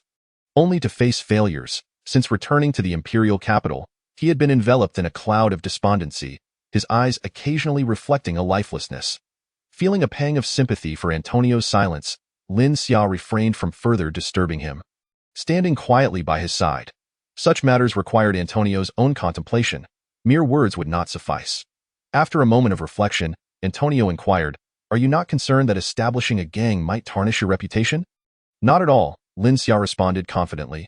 "Creating a gang is merely the first step, and my organization, Hongxing, is distinct from others. I will strive to impose discipline among my brothers, opting for negotiation over violence whenever possible. Hongxing has already attained a certain scale, and through my subsequent management, it will undoubtedly yield substantial profits. With gold and the influence of Hongxing, we can seize the opportunity to reintegrate into noble society. If we continue to stagnate, our family will only descend further into decline." Antonio recognized that remaining stagnant, like himself, would preclude any hope of restoring his family's honor. He had not hoped for Lin Xia to achieve this restoration. Rather, he wished to ensure the family's stability in Lin Xia's hands, allowing him to grow under the protective shade of the Lionheart King's legacy. However, now that Lin Xia expressed a desire to restore the family's honor, Antonio felt it would be unwise to impede him. Although Lin Xia's methods might not be infallible, one must take a step to find an opportunity. Yet, could it truly be that the Lionheart family had fallen to such depths that they must resort to a gang? Something even the nobility would scorn. His heart heavy, he murmured, "You may leave now." Lin Xia understood that Antonio was still burdened by his thoughts and departed the study, reflecting, what foolish notions of familial honor. If Tang truly valued it, would he have fled? Our ancestors were so misguided, and Olden, once a decent middle-aged man, has been crushed into a despondent shadow by the weight of family honor. Lin Xia sought out Shan and together they headed to the Hongxing headquarters. Passing by the Ningxiang pavilion, they heard a woman's cries for help from within. "No, please, help." Upon hearing the woman's pleas, Lin Xia approached the entrance with Shan. The two Hongxing brothers stationed outside recognized Lin Xia and quickly bowed in greeting. "Boss, what is happening inside?" Lin Xia inquired. Boss Tony brought in a woman. Claiming he had just purchased her from the slave market, one of the Hongxing brothers replied respectfully. "Let us take a look," Lin Xia commanded, leading Shan inside, with the two brothers hastily following. Yes, it was morning. The hall was sparsely populated, save for a young woman, seemingly 17 or 18, whose clothing was tattered from beatings, revealing numerous bloody welts on her body. Her eyes were red, and she knelt on the ground. Weeping quietly, beside her stood a man wielding a whip, clearly the source of her injuries. The madam exclaimed, "Your father has sold you to us. You have no choice but to comply. Why endure beatings when you could simply serve customers?" Clutching the madam's leg, the girl sobbed, "Please, I beg you. Just don't make me serve customers. I will do anything else." Seeing that the girl still resisted, the madam produced a vial of liquid and instructed the man, "Continue beating her until she faints, then administer this potion." The man nodded and raised the whip to strike again. Lin Xia, sensing the gravity of the situation, swiftly kicked the man, sending him crashing to the ground. As he lay there, about to curse, he saw that the assailant was Lin Xia, and quickly silenced himself. The madam, upon noticing Lin Xia, immediately donned a forced smile, saying, "Young Master Lin, what brings you here at this hour? Allow me to fetch a few girls to entertain you." Lin Xia's expression remained cold as he glanced at the battered girl, whose clothing lay in tatters, exposing her body inappropriately as she sobbed. He turned to one of his brothers and instructed, "Give her your clothing." Then he questioned the madam, "What is the story behind this girl?" The madam hurriedly replied, This morning, Boss Tony visited the slave market and, finding her pleasing in appearance, purchased her for 30 gold coins. However, since she refuses to serve customers, we must employ certain methods. Oh, what methods? Lin Xia pressed sternly. I asked it to beat her with a whip. Realizing Lin Xia was growing furious, the madam quickly defended, this is the customary practice. If a girl refuses to serve, we use the whip until she complies. Many of our girls have gone through this process. After a few customers, they eventually stop resisting, and many patrons prefer those who are just beginning in his previous life. Such coercive practices had long been abolished in Huaxia, relegated to the realm of television dramas. Lin Xia never imagined he would encounter such abhorrent occurrences in this world. If he did nothing, could he still consider himself human? He slapped the madam across the face and rebuked, you are forcing her into prostitution, ruining a decent girl. How will she live with herself afterward? Stunned by Lin Xia's slap, the madam covered her face in indignation. She is a slave purchased by Boss Tony. She is now his property. There is no chance for her to live freely. Only then did Lin Xia recall the existence of such a regressive institution as slavery in this world, where slaves were regarded as mere laborers, pets, or even tools for gratification. The girl's plight was deemed entirely normal in the eyes of most, accepted as a matter of course. Yet, Lin Xia's memories of his past life rendered him vehemently opposed to the institution of slavery. What was that potion you intended to give her? Lin Xia inquired, aware of the implications of slavery but unable to intervene too much just yet. The girl is too resistant. The whip alone is ineffective. We need to administer an aphrodisiac. By the time she regains consciousness, it will be just the right moment for her to begin her work, the madam explained. Administering an aphrodisiac is utterly inhumane. Lin Xia thought bitterly, if she serves customers here, how much will you pay her each month? What payment? The madam asked, perplexed. How much do you pay her monthly? Lin Xia reiterated. These girls are purchased by Boss Tony. No salary is paid. Only those who perform well might receive a little pocket money as a reward. The madam clarified, realizing Lin Xia was clearly unaware of the operations of this trade. Lin Xia settled onto a nearby sofa, and the beaten girl donned the brother's clothing, sitting on another sofa. He then commanded another Hongxing brother, go fetch Troy and Xavier. After receiving Lin Xia's orders, the brother promptly exited. Lin Xia then turned to the madam and asked, where is Tony? The madam replied, after delivering the girl. Boss Tony left. He is likely having tea with Officer Bill. Go and summon Tony. Lin Xia instructed. Is it appropriate to interrupt him while he is with Officer Bill? The madam hesitated. Do as I say. Stop questioning, Lin Xia replied coldly. Seeing Lin Xia's rising anger, the madam quickly acquiesced and sent the man who had just wielded the whip to find Tony. Lin Xia added sternly, you go yourself. The madam dared not defy Lin Xia's command and hurriedly set out to locate Tony. Recently, Tony had been riding high. Ever since Lin Xia took over the protection of the Ningxiang Pavilion, business had improved significantly, and troublemakers had been dealt with, saving him a substantial amount of gold coins. More importantly, he had managed to cultivate a connection with Officer Bill, which was remarkable for someone of his standing. Today, Tony was in good spirits. In the morning, he had spotted a beautiful slave at the market. Though she was dressed in tattered clothing and her face was smudged with dirt, the seasoned Tony could discern her extraordinary beauty. He purchased her for a mere 30 gold coins, feeling a twinge of pride. After delivering her to the fragrant pavilion, Tony invited Bill for tea. Knowing that Tony's establishment was under the control of the Hongxing gang, Bill readily accepted the invitation. During their tea, Tony remarked, I just acquired a remarkable young woman today. I wonder if you might be free to visit the fragrant pavilion and grace us with your presence. Bill waved his hand dismissively, replying, as a sheriff, it would be inappropriate for me to visit a brothel. Perhaps I could send someone over later. Tony, eager to flatter, suggested, I could deliver her to you myself. Bill smiled in response but offered no objection, and Tony understood the implication. At tea that moment, the madam approached and informed Tony, Boss Tony, Master Lin shall request your presence. Tony raised an eyebrow. Did you not tell him I was having tea with Lord Bill? I did, the madam replied, understanding Tony's intention to use Bill's authority to intimidate Lin Xia. She continued, Master Lin Xia insists that regardless of your company, you must return immediately. Chapter 25. The rules. Tony furrowed his brow. He had finally established a rapport with Bill and was enjoying their conversation, only to be interrupted by Lin Xia. However, considering that Lin Xia's men were responsible for the protection of the fragrant pavilion, Tony felt compelled to comply. He turned to Bill, saying, My lord, what do you think? Bill shrugged. It matters not. I will accompany you to see what is amiss. Lin Xia was a nobleman, albeit a fallen one. The sheriff's presence provided some assurance. After all, how much trouble could Lin Xia cause under such circumstances?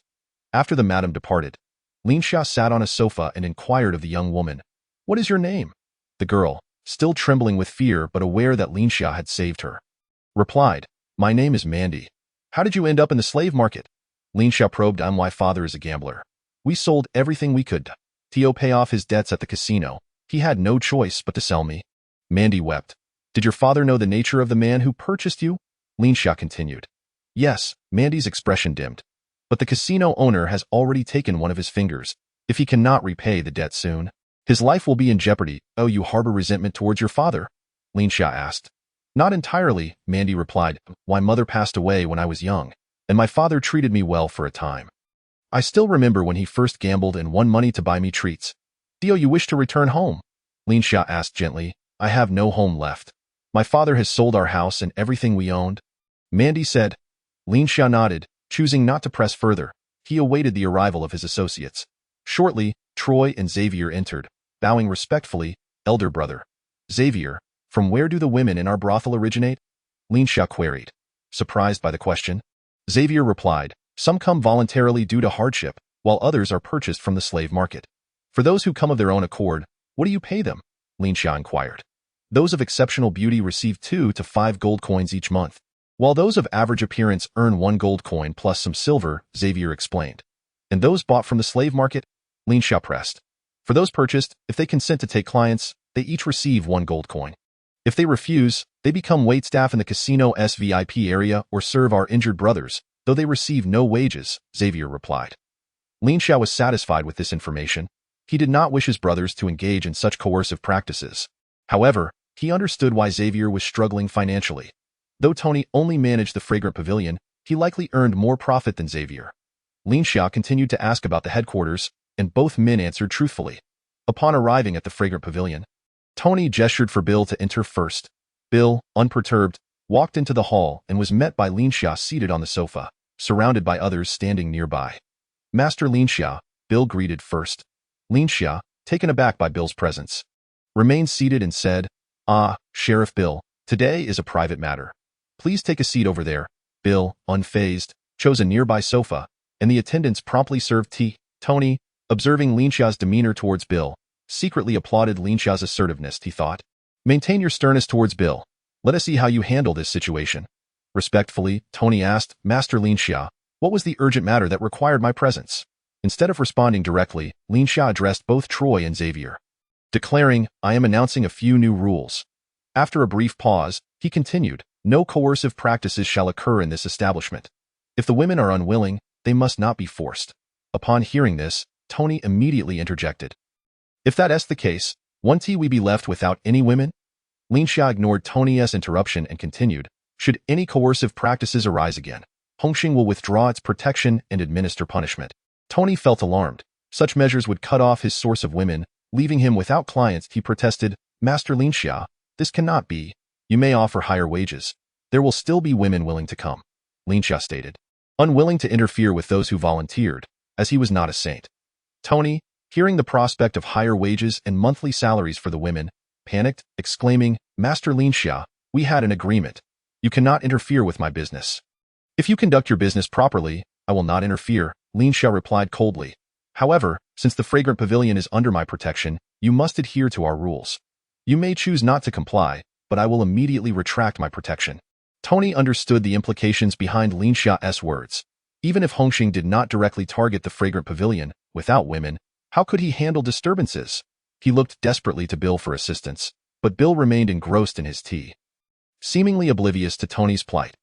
Lin Xia continued, "Xavier, henceforth, the wages for the women in Hongxing's brothels shall start at 3 gold coins, discouraging purchases from the slave market."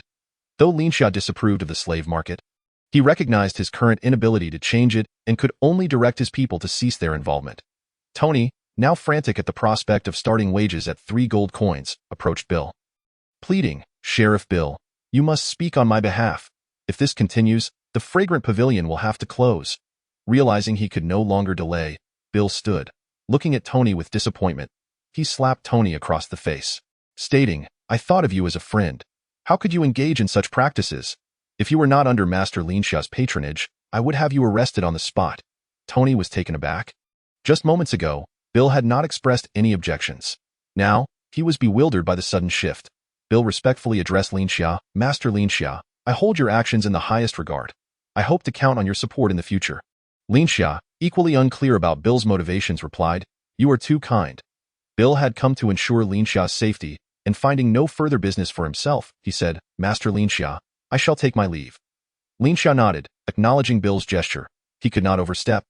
So he arranged for one of Hongxing's brothers to escort Bill out. Hearing Bill refer to himself as this humble servant, Tony understood he was finished. If he did not comply with Lin Xia's demands, the fragrant pavilion would likely shut its doors by morning. Lin Xia continued, In the future, we must strictly enforce age verification for our patrons, prohibiting anyone under the age of 16 from entering the brothel or casino. Xavier appeared hesitant, as if he wished to voice an objection, but ultimately shook his head in silence. Tony, having resigned himself to the situation, realized that even his perceived support had now aligned with Lin Xia. Lin Xia stated, Tony, I am aware that your business has been prosperous and that you've made considerable profits. I can ensure your continued success, but I can just as easily bring your operations to a halt. Hongxing started from your place, and this time I won't make things difficult for you. I am a person who values relationships, so as long as you adhere to my rules, I assure you profits. However, if you choose to be duplicitous, do not blame me for being unkind. Tony displayed an unwilling expression, but nonetheless replied, I understand. Lin Xia stated, I will take Mandy with me. Upon hearing this, Mandy looked gratefully at Lin Xia. Lin Xia rose and led Troy and Xavier, along with their entourage, out of the Ningxiang pavilion. Returning to headquarters, he arranged for Mandy to undertake some cleaning tasks. Observing Mandy's beauty, Lin Xia mused, Such a stunning creature is too precious to be relegated to menial chores. In the headquarters square, 60 individuals were diligently practicing Sean's training methods, each brimming with enthusiasm, believing that training in martial arts at Hongxing could be a turning point in their lives. During this period, Sean had not been present frequently. Most training was conducted by the third-level warrior, Borg, alongside his brothers. After all, he still needed to attend classes with Lin Xia at the academy. However, Lin Xia decided that starting today, he would no longer attend classes, as he had already confronted Antonio, making attendance irrelevant. Lin Xia inquired of Troy, Have any of the brothers managed to cultivate their fighting energy? Troy blushed and replied, None of us, including me. Lin Xia understood that cultivating fighting energy was no simple task. Sean, considered exceptionally talented, had taken half a year to succeed, partly due to his youth. If Sean were to start over now, he could likely cultivate fighting energy in 2 months. It was imperative for the brothers to expedite their training, especially for Troy, who needed to cultivate fighting energy as soon as possible. If someone else achieved it first, it would be difficult for him to remain a leader. Lin Xia emphasized to Troy, who nodded in agreement, silently resolving to intensify his training and not disappoint Lin Xia. Lin Xia then turned to Xavier and asked, How is your training progressing? Xavier replied, I lack the talent for training. My progress is minimal. Lin Xia recognized Xavier's disinterest in training but encouraged him, Do not fear hardship. Cultivating fighting energy will benefit your old injuries. In the early stages of cultivating fighting energy, physical conditioning is paramount, and the diet must be nutritious, ensuring that every meal includes meat, Lin Xia instructed. Although 50% of individuals possess the talent for martial arts, this percentage is relative to the nobility. Only they can reach such a ratio, whereas commoners are nearly non-existent in this regard. From Lin Xia's observations, it was not that nobles were inherently more gifted than commoners, but rather that they enjoyed better nourishment. The initial phase of martial arts training primarily involves physical conditioning, yet commoners often appear pale and are easily exhausted from minor exertion, making the development of their bodies and the condensation of fighting energy exceedingly challenging. Thus, the first step toward martial arts training is ensuring a proper diet. The old saying holds true, food is the primary necessity of the people. Upon hearing Lin Xia's insistence on meat at every meal, Xavier appeared hesitant. Noticing Lin Xia's gaze, he finally said, Brother, earlier at the Ningxiang pavilion, I wanted to mention that our monthly profits are quite limited.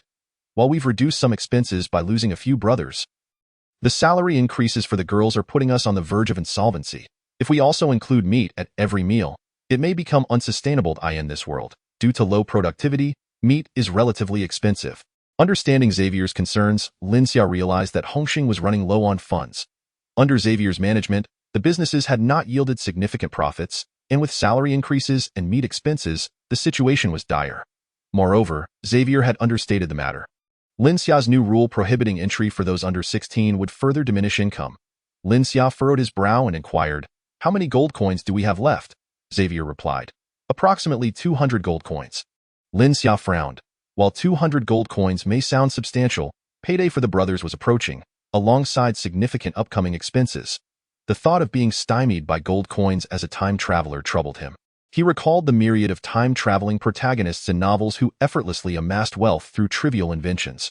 Regrettably, Lin Xia had not studied much in his previous life and was unaware of how to produce perfumes, soaps, or glass.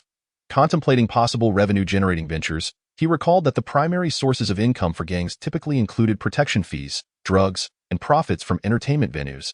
He had already collected protection fees from Tony, and he found it beneath him to demand fees from ordinary shops in the civilian district, especially since they earn little for drugs. Although there existed a narcotic known as ice fruit that could induce euphoria and foster dependency, Lin Xia despised drugs and would never engage in that trade. Currently, the only profitable venture was the casino. "I need to think of a solution," Lin Xia said, deep in thought. Suddenly reminded of Mandy, he instructed Xavier, "Find a brother to see what Mandy's father is doing. If he can manage to get by, return Mandy to him." Xavier dispatched someone immediately, while Lin Xia retreated to his study at Hongxing to devise a plan, ruminating until afternoon with no fruitful ideas. "Brother," Xavier's voice called from outside the door. "Come in," Lin Xia replied. "The brother we sent to find Mandy's father has returned," Xavier informed him. Accompanying Xavier was a young man from Hongxing, around 15 or 16 years old, with a somewhat handsome appearance and an air of vitality. "How is her father?" Lin Xia asked. "Robin, you explain?" Xavier prompted the newcomer. "Yes," Robin replied to Xavier and respectfully addressed Lin Xia. "I went to find Tony and obtained the address of the slave trader who sold Mandy. From the trader, I discovered Mandy's former residence. Their home was exceedingly impoverished, consisting of a mere dilapidated thatch hut." Lin Xia recalled Mandy mentioning that her father had sold everything they owned, so it was likely that the makeshift hut was erected as a temporary shelter. "Upon arriving at the hut, I knocked, but there was no answer, so I entered and found that Mandy's father had passed away," Robin recounted. Hearing that Mandy's father had died startled Lin Xia. Mandy had only been sold that morning. How could her father have died so swiftly? "How did he die?" he inquired. "He hanged himself." I inquired with the neighbors and learned that Mandy's father was deeply in debt due to gambling. After repaying the debt with the money from selling Mandy this morning, he still owed over 50 gold coins. Feeling hopeless and pursued by creditors, he saw no way out and chose to end his life. Robin explained. Lin Xia reflected on how Mandy's father had once treated her well, concluding that his suicide was likely not solely due to debt, but also due to a sense of guilt over selling his daughter. Lin Xia turned to Xavier and Robin asking, "Have you spoken of this matter to anyone?" "Not yet. I brought Robin here as soon as he returned," Xavier replied. "Do not disclose this yet. Mandy has just left the Ningxiang pavilion. She may not handle the news of her father's death well. Let her stabilize before she learns of it," Lin Xia instructed. Both men nodded in acknowledgement. "You may return to your duties," Lin Xia said. Continuing to ponder ways to generate income. "Boss, may I ask something?" Robin hesitated before speaking. "What is it?" Lin Xia inquired. "When will we have uniforms again? I have been with Hongxing for half a month, yet I have not received a uniform." Paul particularly admired Hongxing's Zhongshan suit, finding it exceptionally stylish. However, for the past half-month, Hongxing had been preoccupied with constructing the headquarters and had not produced any garments. Upon hearing Robin mention uniforms, Lin Xia's mind sparked with inspiration. "What am I doing? I'm a gangster, constantly mingling in various entertainment venues. Uniform allure, seemed temptation. How did I not think of this earlier? This could be a lucrative opportunity." Lin Xia promptly stood and declared, "Let us go to Hongchun." Hongchun was previously Xavier's business and was now the largest brothel under Hongxing. As they approached the door of the study, Lin Xia paused to instruct Robin, "Go find Parker." Parker was one of the 5 classmates who joined Hongxing, known for his cleverness and negotiation skills, and he currently managed the logistics for Hongxing. Robin hurried off to locate Parker. Lin Xia and Xavier proceeded to Hongxing, entering the main hall, which bore a resemblance to the Ningxiang pavilion in both layout and size. Indeed, brothels in this world generally shared a similar structure. The first floor featured sofas and tables arranged for patrons to drink and converse, while the second floor contained private rooms for more intimate activities. The overseer of the establishment, known as Red Dust, is Rodney, an old acquaintance of Xavier in his 30s, appearing quite competent. Having managed Red Dust for many years, he has inevitably interacted with various characters, exuding a certain slickness. Upon hearing that Lin Xia and the upper echelons of Hongxing had arrived, Rodney promptly emerged to greet them, inquiring, "Boss, what brings you here?" Lin Xia, having met Rodney a few times, replied, "Recently, Hongxing has been encountering some economic difficulties, so I came to see if there are any areas for improvement." Rodney felt a surge of discomfort at Lin Xia's mention of improvement, thinking to himself, "You are merely a 15-year-old child, likely untouched by the world, yet you presume to guide the enhancement of a brothel."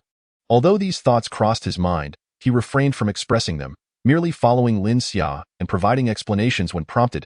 As Lin Xia surveyed the hall, it was still afternoon, though a few tables were occupied. The space remained quite spacious. Lin Xia asked, "Can this place usually accommodate a full house?" Rodney replied, "On a good day, we can fill about 1/3 of the seats." Lin Xia inquired further, "Do all guests go upstairs?" Rodney explained, "Most guests, upon arrival, call for the girls to join them for drinks. Some leave after drinking, not necessarily heading upstairs, though there are those who do go straight up." Lin Xia, who seldom frequented brothels, wondered aloud, if there aren't many guests, why the need for so much space? Rodney explained, on one hand, a larger space with more seats conveys a sense of prestige. On the other, maintaining distance between guests ensures their privacy. Lin Xia probed, "Is this how you all operate?" Rodney affirmed, "Not just us. This is standard practice across the industry." Lin Xia began to grasp the situation, reflecting inwardly, "No wonder it's not profitable. This hall resembles a nightclub from my past life. Guests come here to drink, seeking enjoyment, and some, having built rapport, ascend to the upper floors. With such an open and quiet atmosphere, how could there be many patrons? Nightclubs thrive on vibrancy." Lin Xia moved to the center of the hall, stating, "Let us dismantle the sofas and create a stage. Select a few with good voices to sing here." Rodney quickly interjected, "Wouldn't that be too noisy, affecting?" Before he could finish, Xavier shot him a sharp glare. Lin Xia continued, "Find a few who can dance, regardless of skill, and have them perform on this stage." Lin Xia glanced at the women present. Apart from crucial areas being covered, they were nearly fully exposed. He instructed, "Have Parker order a batch of outfits for the girls. They shouldn't be dressed so revealingly. Let us ensure they are well covered." Rodney felt perplexed, wondering, is it common for a brothel to require the girls to wear more clothing? Yet he dared not voice his thoughts. Additionally, let us create some mirrors that can reflect light, casting a flickering effect throughout the hall. Remember, it needs to be dynamic, Lin Xia remarked, examining the lighting. "It's a pity this place is too small. Otherwise, a large entertainment center would certainly be profitable," he lamented. After Lin Xia spoke, Rodney seemed to have something to say, but Xavier interjected, "Proceed with the elder brother's instructions." Rodney grimaced, "The dancing is manageable, but arranging for singing is quite another matter.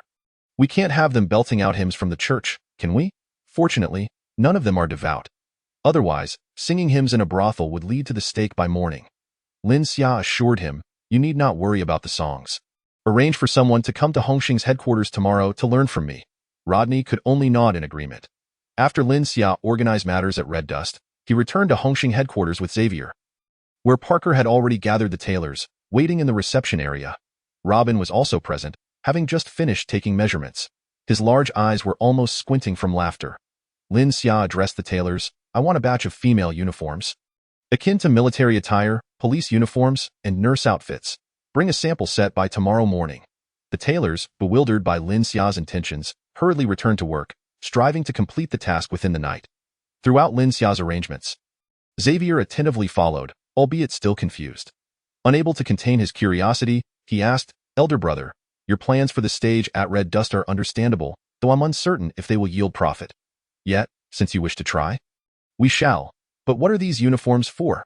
Lin Xia, aware that his plans were rather audacious for the natives of this world, smiled at Xavier, saying, "You will find out tomorrow." Xavier, observing Lin Xia's smile, felt a chill run down his spine, finding it oddly lecherous. The following morning, Lin Xia and Sean went directly to Hongxing headquarters. Upon arrival, Sean took the brothers to practice their martial skills, while Lin Xia headed to the reception area, where Parker awaited him. Alongside Parker were the tailors from the previous day, each clutching a set of garments, their eyes bloodshot from lack of sleep. Rodney had also complied with Lin Xia's request, bringing along several girls from Red Dust, 3 of whom were to serve as models, while the others came to learn singing from Lin Xia. Upon Lin Xia's entrance, everyone bowed their heads in respect. Lin Xia instructed the girls to collect their outfits from the tailors and change into them. Soon, the girls emerged, just as Xavier arrived, his eyes widening in surprise as he beheld the transformed women. Dressed in military attire, they exuded confidence, while those in police uniforms radiated authority, and the nurses appeared gentle and alluring. Noticing Xavier's reaction, Lin Xia found it amusing, teasing, "Shall I book you a room at Red Dust?" Xavier, rubbing his bald head, stepped fully into the reception area, replying, "No, no need. But brother, I truly doubt you are only 15. Lin Xia shot Xavier a disdainful glance, ignoring him. If only he were older, he could properly guide these inept individuals in what true service entails. Mandy, passing by, caught a glimpse into the reception area, intending to check for cleanliness, and was spotted by Lin Xia. "Mandy, you've arrived just in time," Lin Xia called out. Mandy, who had not formally joined Hongxing, still referred to Lin Xia as young master. Lin Xia gestured toward the girls in military uniforms, instructing, "Try on one of these outfits." "Yes, young master," Mandy replied, entering the inner room with the girl. Moments later, Mandy emerged, capturing everyone's attention. Clad in military garb, her golden hair cascading in natural waves, crystalline blue eyes sparkling, and her curvaceous figure would make any man swoon. Even the girl who had changed with her gazed at Mandy with envy. The uniform appeared slightly snug on Mandy, accentuating her figure, particularly her ample bosom. Lin Xia was the first to react, stepping close to Mandy, who felt nervous at such proximity, her cheeks flushing. Lin Xia slowly raised his hand toward Mandy's neck, causing her to tense, her breath becoming unsteady, a mix of fear and subtle anticipation coursing through her. Since Lin Xia had saved her, she had unconsciously reserved a place for him in her heart. However, Lin Xia did not touch her neck. Instead, he merely unfastened the first button of her military uniform, subtly revealing her delicate collarbone. He then withdrew his hand and took a step back, prompting a sigh of relief from Mandy. Yet she felt a pang of disappointment, caught in a whirlwind of conflicting emotions.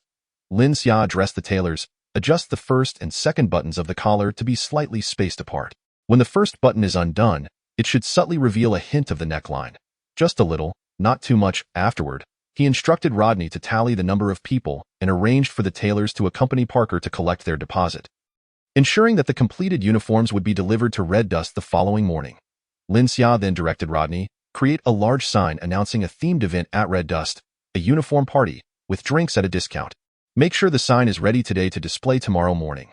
Once all matters were settled, Lin Xia began preparing to teach the girls brought by Rodney how to sing. He was familiar with many songs, but due to time constraints, he recalled that the most popular tune in the nightclubs of his past life was Sweet Honey.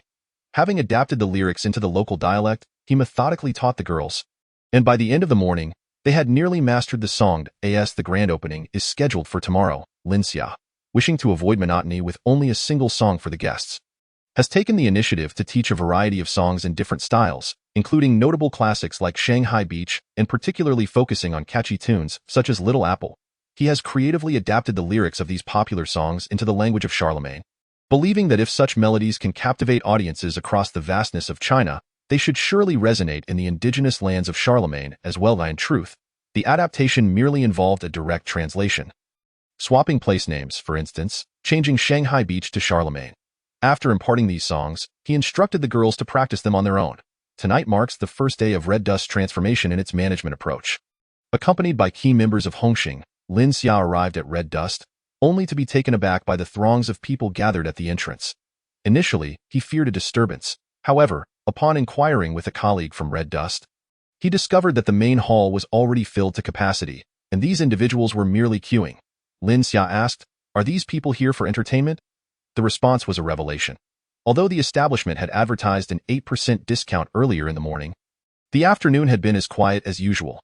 However, upon their arrival, Rodney had arranged for the songstresses to perform, and after hearing the music, the crowd had chosen to linger, inviting more friends, which resulted in an overwhelming turnout that left the venue unable to accommodate them all. The Hongxing brother, brimming with excitement, mentioned he had been with Xavier for over a year and had never witnessed such a bustling scene at Red Dust. While Lin Xia anticipated a successful business day, he was astonished by the sheer volume of patrons, a testament to the dreary entertainment options available to the people of Charlemagne. Several of his Hongxing companions, having recently honed their martial skills, managed to carve a path for Lin Xia into the establishment. Upon entering, they were greeted by a chorus singing, "Sweet, sweet, I smile sweetly, just like flowers blown into my heart." Lin Xia mused, "Is this a karaoke night?" The crowd inside was even denser than outside, making movement nearly impossible. The sofas were occupied, and every available standing space was crammed with people, making it challenging for Lin Xia to navigate further. The servers, balancing drinks atop their heads, painstakingly maneuvered through the throng towards the patrons. With the protection of a few brothers, Lin Xia finally ascended to the second floor where Rodney awaited. Upon seeing Lin Xia, Rodney intended to descend to greet him but found himself unable to push through the crowd, thus he remained upstairs. Rodney ushered Lin Xia into a room, forgetting to bow in his excitement, stating, "Boss, I am utterly convinced. Initially, I doubted your methods, believing my years of management here made me more knowledgeable. I was wrong. Please forgive me." Lin Xia chuckled nonchalantly, "It's merely routine, nothing extraordinary. You do not understand. Since I took over Red Dust, I've never seen it so crowded. Even the second floor is full. My preliminary estimate suggests today's revenue is at least 5 times the usual amount," Rodney exclaimed, though he soon appeared dejected, adding, "This is still due to unforeseen numbers. Many patrons wished to order drinks, but the servers were overwhelmed. It's my fault. Had I anticipated this crowd, I could have arranged better. I did not foresee such a turnout either. You cannot shoulder all the blame." Lin Xia reassured Rodney. He continued, "There are simply too many people here. Starting tomorrow, we shall implement an entrance fee.an entrance fee?" Rodney was taken aback, his mind racing. He had never heard of such a practice in a brothel. And despite witnessing Lin Xia's capabilities, he felt uncertain. "Dio, you think selling tickets is a good idea? After all, I've never seen a brothel charge admission. Rest assured, just follow my lead. Many nightclubs in my previous life required an entrance fee." Lin Xia replied dismissively. Rodney quickly nodded in agreement. After discussing further matters, as the hour grew late, Lin Xia intended to return to the Viscount's residence, but the density of the crowd forced him and Sean to make a hasty exit through a window. Chapter 28. Global Entertainment. The following day, upon arriving at the Hongxing headquarters, Lin Xia found the lobby bustling with activity. Xavier, Troy, Rodney, and Parker were all present, their faces glowing with excitement, their gazes toward Lin Xia filled with admiration. Lin Xia paused, inspecting his attire, puzzled by their looks. A chill ran down his spine. He was not fond of men and wished for them to cease their stares. Upon his arrival, the group nodded in respect. And Xavier excitedly announced, "Boss, yesterday's revenue at Red Dust increased 7-fold. "Oh," Lin Xia nodded nonchalantly, "7-fold is hardly impressive. You lot are still lagging behind. Grant me some time, and I will show you what the entertainment industry truly entails." Believing Lin Xia had not comprehended, Xavier reiterated, "Boss, the revenue increased 7. I am aware." "There's no need for such astonishment," Lin Xia interjected, taking a seat with an air of indifference. The others recognized his calm demeanor was genuine, which only deepened their respect for him. "Withdraw all available funds from Hongxing and purchase land near Red Dust. Acquire as much as possible," Lin Xia suddenly declared. "Purchase land?" Xavier queried, bewildered. He thought, "We were discussing Red Dust. How does this relate to land acquisition? Raise funds as much as you can, and sell the other 3 brothels if necessary. Procure as much land as possible. Ensure it is street-facing, suitable for business operations." Lin Xia continued, "Boss, what prompted this sudden interest in land?" Xavier asked. "That I plan to establish a large-scale comprehensive entertainment center near Red Dust." Lin Xia explained. "An entertainment center?" Xavier was left in a state of confusion. Lin Xia, aware that his companions lacked the vision, stated, "You will understand once it is established. It is a lucrative endeavor." Upon hearing this, the group became animated, as the transformation of Red Dust had already demonstrated Lin Xia's commercial genius. They increasingly felt that his profound insights were beyond their comprehension.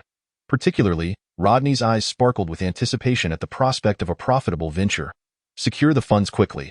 Acquire the land at the earliest opportunity," Lin Xia urged, "but ensure that the brothers' earnings are safeguarded. There must be no delays in their paychecks." "Yes, I will attend to it immediately," Xavier affirmed, departing to gather funds. "Parker, please have the tailors produce additional uniforms as we will soon need them," Lin Xia instructed. "Understood," Parker acknowledged, heading off to arrange the garments. With only Lin Xia and Rodney remaining in the room, Lin Xia noticed Rodney's lingering presence, curious as to why he had not yet departed to prepare for the afternoon's operations at Red Dust. Rodney rose and bowed deeply. "Boss, may I follow you during this period?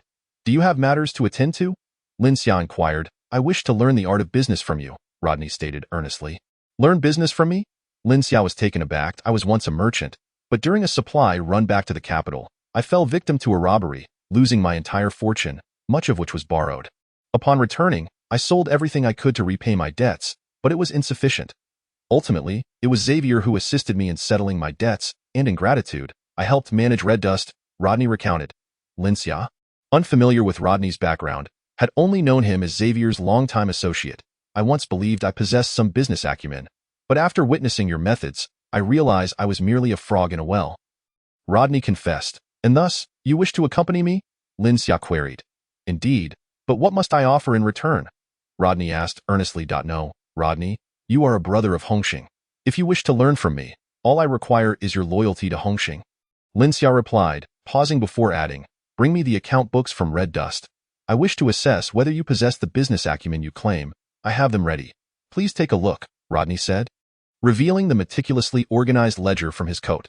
Lin Xia accepted the book, flipping through its pages, which detailed every financial transaction with precision, including monthly summaries and analyses, lacking only a statistical chart.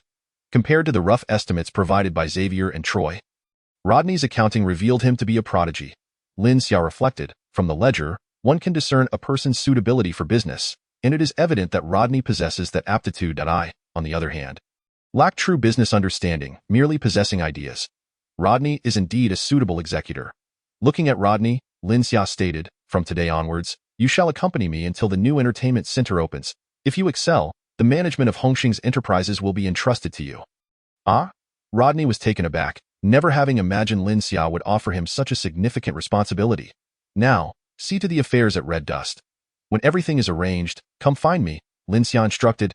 Yes, I shall do so. Rodney replied, nearly stumbling as he exited, clearly exhilarated. After Rodney departed, Lin Xia sat alone in the lobby, sipping tea and contemplating the design and operation of the entertainment center. That moment, a brother from the Hongxing gang entered, mentioning that a magician was waiting outside and insisted on speaking with Lin Xia personally. Curiosity piqued, Lin Xia stepped outside to find Bacon lurking in a corner, looking rather furtive. Lin Xia, irritated by his demeanor, kicked him lightly and exclaimed, "What are you doing hiding like a dog?" Bacon's face flushed as he replied, "I was afraid Xavier would see me." "You still know to be embarrassed? Did you manage to procure the item?" Lin Xia inquired. Bacon proudly produced a small metallic rod, slightly smaller than a microphone from Lin Xia's previous life, adorned with an intricate array engraved upon it. He claimed it was a low-level formation. Yet to Lin Xia, it appeared quite complex. The base of the rod was a gem the size of a grain of rice. Lin Xia asked, "What is this gem for?" Bacon explained, "This is a magic gem, used to provide energy to the formation within the voice amplifier. When the gem's energy is depleted, you can simply replace it." Lin Xia pondered this and then questioned, "How much does such a gem cost?" "Approximately 20 gold coins," Bacon replied. Lin Xia, infuriated, slapped him and retorted, "You told me this was cheap. I need this amplifier daily. Can I afford a gem that costs 20 gold coins? The energy consumption of the amplifier is minimal. A gem of this size can last 1 or 2 years under normal use," Bacon responded. "That's a relief," Lin Xia thought, fearing the gem would be like batteries from his past life, needing replacement every few days, which would be financially burdensome. After testing the amplifier, Lin Xia found it superior to the microphones of his previous life, as if someone were whispering directly into his ear. "Well done. Deliver the amplifier to Hongxin and hand it over to Rodney," Lin Xia instructed Bacon. Delighted by Lin Xia's praise, Bacon flattered him a few times before hurrying away. The previous day at Hongxin, he had noticed that the girls had to shout at the top of their lungs to be heard. So upon returning to the Viscount's manor, he sought out Bacon to inquire about any magical tools to amplify sound, lest the girls' voices be ruined in a matter of days. A few days later, near Hongxin, Xavier guided Lin Xia, explaining, "I have acquired all the storefronts on Shishui Street. The entire street now belongs to Hongxing." The street where Hongxin was located bore the name Shishui Street, a reflection of Tang's influence on the Charlemagne continent. With street names reminiscent of Chinese culture, Lin Xia had grown somewhat immune to it by now. "You bought the entire street? You didn't resort to coercion, did you?" Lin Xia asked. "Brother, how could I, Xavier, engage in such behavior?" He replied. The locations of the other 3 brothels were considerably better than Hongxin, so they sold willingly. The business on Shishui Street has never been thriving. When I approached, those owners were eager to sell. Xavier explained. "Though the street isn't long, isn't that still a substantial amount?" Lin Xia questioned. Xavier scratched his bald head. "I've invested all my savings. Aren't you afraid of losing everything?" Lin Xia was taken aback that Xavier had withdrawn his life savings. "It's fine. I trust you, brother. Consider this money a loan to Hongxing. You can repay me later, Xavier replied nonchalantly. All right, good brother, Lin Xia responded, patting Xavier's arm. The group arrived at the entrance of Hongshan, where Lin Xia observed a large 5-story establishment opposite. This building, formerly a hotel, had closed last year due to poor business, and the owner was quite eager to sell. Xavier hastily added, "This place is excellent. The building is ready for use. Let's take a look inside."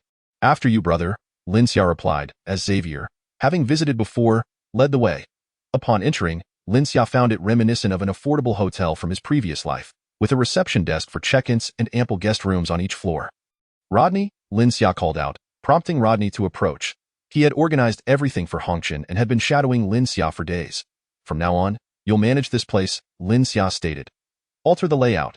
The first floor will serve as a restaurant and CAF. With numerous private dining rooms, the second floor will become a nightclub, following Hongshan's layout but designed to be more luxurious, incorporating private rooms. Though these rooms are not for illicit activities, the third floor will house a casino, which Xavier is familiar with, so I will not intervene. The fourth floor is for bathing, and the fifth floor for guest rooms." Having previously discussed the new entertainment center's plans with Rodney, Lin Xia's intentions were clear. Rodney immediately assured, "Rest assured, boss, I will execute your vision." Chapter 29. The superstar Mandy. Half a month later, the comprehensive entertainment center opened, aptly named Universal Entertainment by Lin Xia. Although Hongshan had already begun charging admission, it remained immensely popular as patrons flocked to see the newly opened entertainment center across the street. Universal Entertainment effortlessly attracted its first wave of customers. Lin Xia had also implemented several promotional strategies, such as offering 5 silver coins in casino chips for every gold coin spent, and providing half the room rate in casino chips for guests staying overnight. For example, if the room rate was 4 silver coins, guests would receive 2 silver coins worth of chips. These chips could be used to play at the casino or exchanged for cash, effectively making all expenses half price. Initially, when Xavier heard about this promotional strategy, he assumed Lin Xia aimed to recoup costs and build a customer base. However, as guests redeemed the complimentary chips, few opted for cash exchange. Most ventured into the casino to gamble. The result was not only a return of the promotional funds, but also a significant boost in casino business. Xavier sought Lin Xia to inquire about the underlying strategy, but Lin Xia merely smiled mysteriously and advised him to continue executing the plan.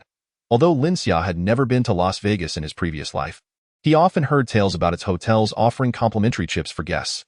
Thus, once this promotional strategy was implemented, Universal Entertainment was nearly bursting at the seams. Initially, it attracted loyal patrons from Hongshan, but gradually, business people began to host gatherings there. Why? Because of convenience. Business discussions often require meals, which invariably lead to drinks, and once imbibed, the desire for entertainment follows. Previously, one would have to change locations via carriage, but now, everything was available under one roof. Want to continue drinking with the ladies? Head to the second floor nightclub. Fancy a gamble? The third floor awaits. If the lobby feels too chaotic, fret not. Both the second and third floors offer private VIP rooms. After a long day of entertainment, patrons could unwind with a bath on the fourth floor or enjoy massages from professional therapists. After relaxing, what's next? Naturally, one would take a lady to the fifth floor for some intimate moments. In essence, for those seeking entertainment, traversing from the first to the fifth floor guarantees satisfaction. Of course, many would simply visit the CAF for a chat without dining. It was said that even nobility from Jiangbei frequented Universal Entertainment. Not to mention the many hidden aristocrats who preferred to visit discreetly. In its inaugural month, Universal Entertainment generated nearly 2,000 gold coins in profit for Hongshan. When Xavier received the financial report from Rodney, he was left speechless. Lin Xia's daily routine was rather simple. He researched magic with Bacon, visited the Hongshan headquarters to observe Sean and the brothers' training, and conversed with Mandy. A minor incident arose when Rodney reported a conflict between Hongshan and Universal Entertainment regarding nightclub operations. Suggesting the closure of Hongshan, Lin Xia promptly adjusted Hongshan's business model to adopt a more youthful approach, transforming it into a disco. Thus, Hongshan and Universal Entertainment established a distinct differentiation. With Universal Entertainment's success, property values along the entire street skyrocketed. Xavier excitedly approached Lin Xia to discuss selling the land, but Lin Xia simply responded with 2 words, "Not selling." Xavier hesitated to question Lin Xia's decision. It had only been a month, and the prospect of a quick profit seemed tempting, yet he couldn't fathom why his boss wished to retain the land. Lin Xia continued to leisurely sip tea at headquarters, listening to the melodious strains of Sweet Honey. The song's enchanting melody captivated him, surpassing even the original version he had heard in his past life. Following the sound, he discovered Mandy humming Sweet Honey while wiping down tables. Lin Xia couldn't help but marvel at the abundance of talent around him. He refrained from interrupting Mandy's song, becoming entranced until she transitioned to "You Are My Little Apple," snapping him back to reality. A spark of inspiration for a stardom plan ignited within Lin Xia. "Mandy, you needn't continue working for now. Come over and chat with me," he called out, interrupting her melody. Mandy halted her tasks and turned to Lin Xia, feeling a tinge of disappointment as they had scarcely spoken since she joined. Hearing Lin Xia invite her to converse filled her with anticipation. She approached Lin Xia, recalling the somewhat ambiguous moment when she tried on her uniform, causing her cheeks to redden slightly as she softly replied, "Young Master Lin Xia." Since Mandy had not joined Hongxing, she still addressed Lin Xia formally. "How are you finding your work here?" Lin Xia asked. Still lost in his thoughts about his stardom plan, oblivious to Mandy's blush, "I'm very happy." Mandy remarked, "Ever since my father sold me, I thought my life was over. However, at Hongxing, everyone has treated me with kindness. Both Xavier and Troy, the two leaders, have taken great care of me, allowing me to feel the warmth of home once more. Do you wish to leave Hongxing and pursue your own path?" Lin Xia inquired. "Mr. Lin Xia, do you think I am inadequate in my duties? If I have faltered in any way, please let me know, and I shall amend my actions. But please, do not cast me away." Mandy pleaded, her eyes glistening with unshed tears at the thought of leaving Hongxing. She truly did not want to depart. "Calm down. I have no intention of sending you away," Lin Xia reassured her, unsure of how to articulate his thoughts. "What I mean to say is, don't you desire to carve out your own career?" "No, I am quite content at Hongxing. I would be satisfied if you would allow me to remain here." Mandy replied, "Do you truly want to spend your life merely cleaning at Hongxing?" Lin Xia teased. "Of course. As long as I can stay at Hongxing, I am willing to do anything," Mandy affirmed. "No, it is not as you think. I do not wish to dismiss you. I have conceived a new idea and require your assistance," Lin Xia explained hastily, then asked, "Would you like to become a star?" Upon hearing Lin Xia's genuine interest in her, Mandy asked, "What is a star?" Caught off guard by the question, Lin Xia paused. He only knew that stars were famous, yet struggled to find the right words to explain that it is someone who is widely recognized and has many admirers who support and cherish them. "Many people like me? Why would they?" Mandy queried. "Because of your voice. Do you realize how beautiful it is? More people should hear it," Lin Xia replied. "Do you truly like my singing?" Mandy asked, a hint of hope in her voice. "Absolutely, Mandy. Your voice is the most enchanting I have ever heard," Lin Xia assured her. "Do you want me to become a star?" Mandy still did not fully understand, her eyes wide with curiosity. "I will not force you. It is entirely up to your desire," Lin Xia stated. "Then I shall do it," Mandy decided resolutely, whispering to herself, "For you?" Lin Xia summoned Rodney and shared his plan for Mandy's stardom. The following evening at the Universal Entertainment nightclub, a blonde beauty appeared on stage, performing a new song composed and written by Lin Xia, titled "When Love Has Become a Memory." This stunning singer was, of course, Mandy. Her entrance was grand. The entire nightclub plunged into darkness. "What is happening? Why are the lights out? Wait, staff, come quickly." Guests expressed their dissatisfaction as the lights dimmed. Mandy ascended the stage slowly, reflecting the sole beam of light upon herself with a mirror, dressed in a white evening gown personally designed by Lin Xia. The fitted bodice accentuated her perfect curves, while the long skirt trailed behind her. The gown was adorned with exquisite lace, reminiscent of Lin Xia's wedding dress from his previous life. Guests were captivated by Mandy's delicate beauty, and the nightclub fell into a profound silence, as if she were the only beacon of hope amidst the darkness. As the accompaniment began, her voice resonated through the hall. "Let bygones be bygones. Life has weathered many storms. Although memories cannot be erased, love and hate linger in the heart. Truly, we must sever the past and let tomorrow unfold.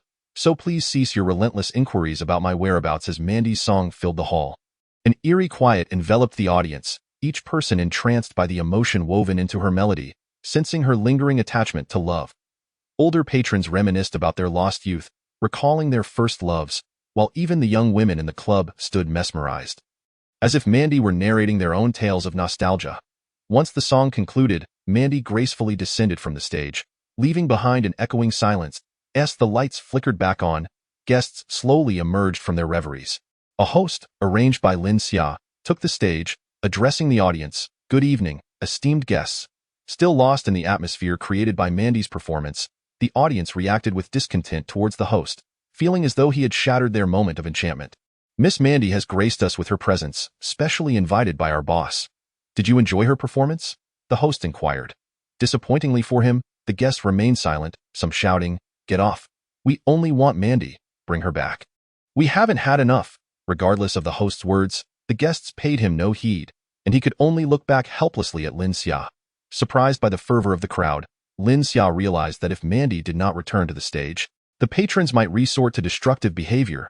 But we only prepared one song for her, he thought to himself. I could go up and sing another, Mandy suggested suddenly. Humph! Lin Xia scoffed. If anyone dares to damage Hongxing's property, I shall break their legs. Furthermore, we only prepared one song. What else would you sing? I could perform Sweet Honey. It's a song I often sing, and I know the lyrics well. Or I could sing Little Apple, Mandy proposed.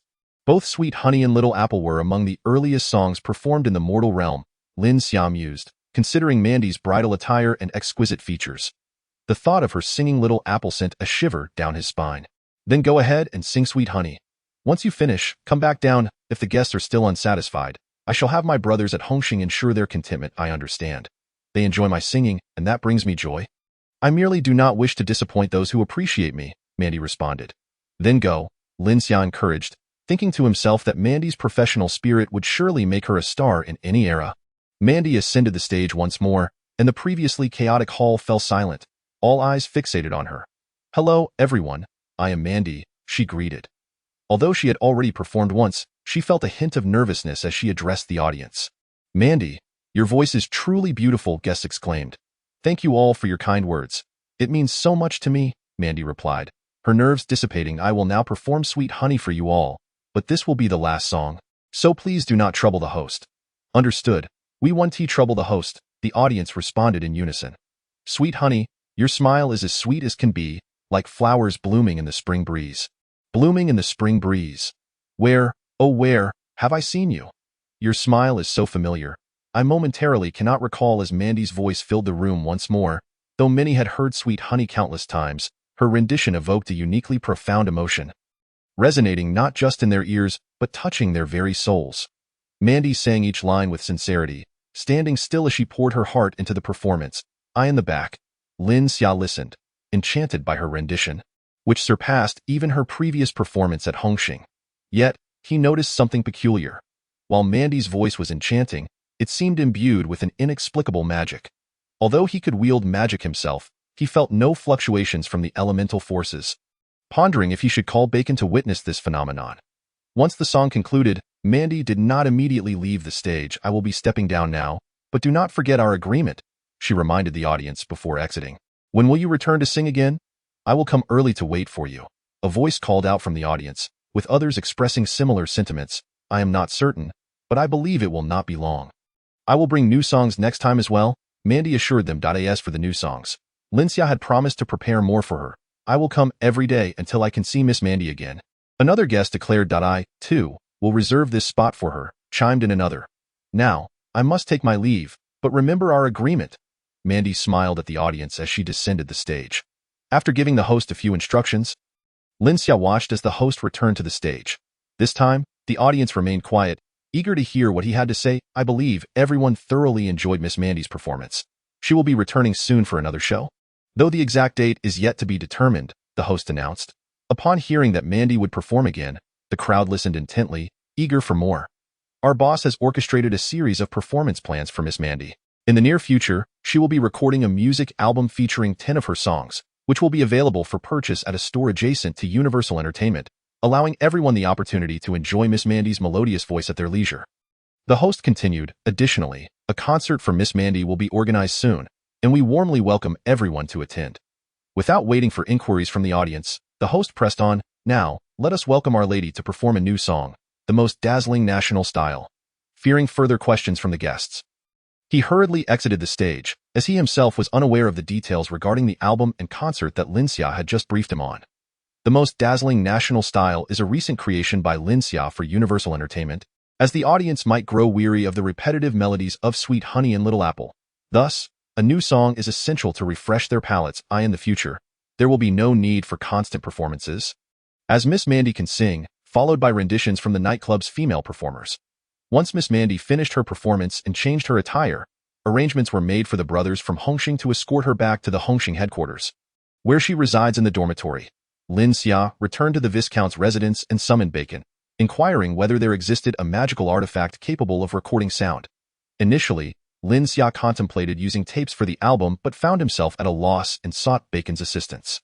Indeed, young Master Lin Xia, such magical artifacts are quite affordable, though the gemstones required for their use are costly. Without gemstones, sound cannot be played, Bacon explained. Upon hearing that gemstones were necessary, Lin Xia recalled the tiny gems used in amplifiers, which cost 20 gold coins each, far beyond the means of ordinary individuals. Although Miss Mandy's enchanting voice was indeed worthy of admiration, it seemed unreasonable to expect anyone to impoverish themselves for the sake of listening to her songs. Even nobles would hesitate to spend 20 gold coins on such items. Observing Lin Xia's troubled expression, Bacon continued, the requirements for recording magical artifacts are not as stringent. A small quantity of gemstones, approximately 1/30th of what an amplifier requires, would suffice to play sound for 2 years. Thus, 1 gold coin should be adequate. Lin Xia mused that for a noble, purchasing 2 or 3 gold coins worth would be within acceptable limits, and even an ordinary commoner, if genuinely enamored with Miss Mandy, might save up to acquire one. He casually tossed a bag of gold coins to Bacon, instructing, tomorrow, go procure 2 for testing. Certainly, young master, Bacon replied as he exited Lin Xia's chamber. Lin Xia then engaged in his daily meditation practice, discovering that consistent cultivation of true energy could entirely replace the need for sleep. Unlike the languid sensation that lingered post-slumber, awakening from a night of cultivation left him invigorated, far surpassing the effects of mere sleep. Upon rising from his practice, he proceeded directly to the Hongxing headquarters and entered his study, remaining there until lunchtime. When he finally emerged, he carried a sheet of paper. Passing through the Hongxing lobby, he noticed Miss Mandy dusting a chair. Mandy, you needn't concern yourself with such tasks any longer, Lin Xia stated. These duties are mine and must be fulfilled, Mandy replied, believing that her cleaning responsibilities were a necessity for Hongxing, and she feared being dismissed if she did not comply. I insist, you needn't do it. Look here, I have written a new song for you, Lin Xia said.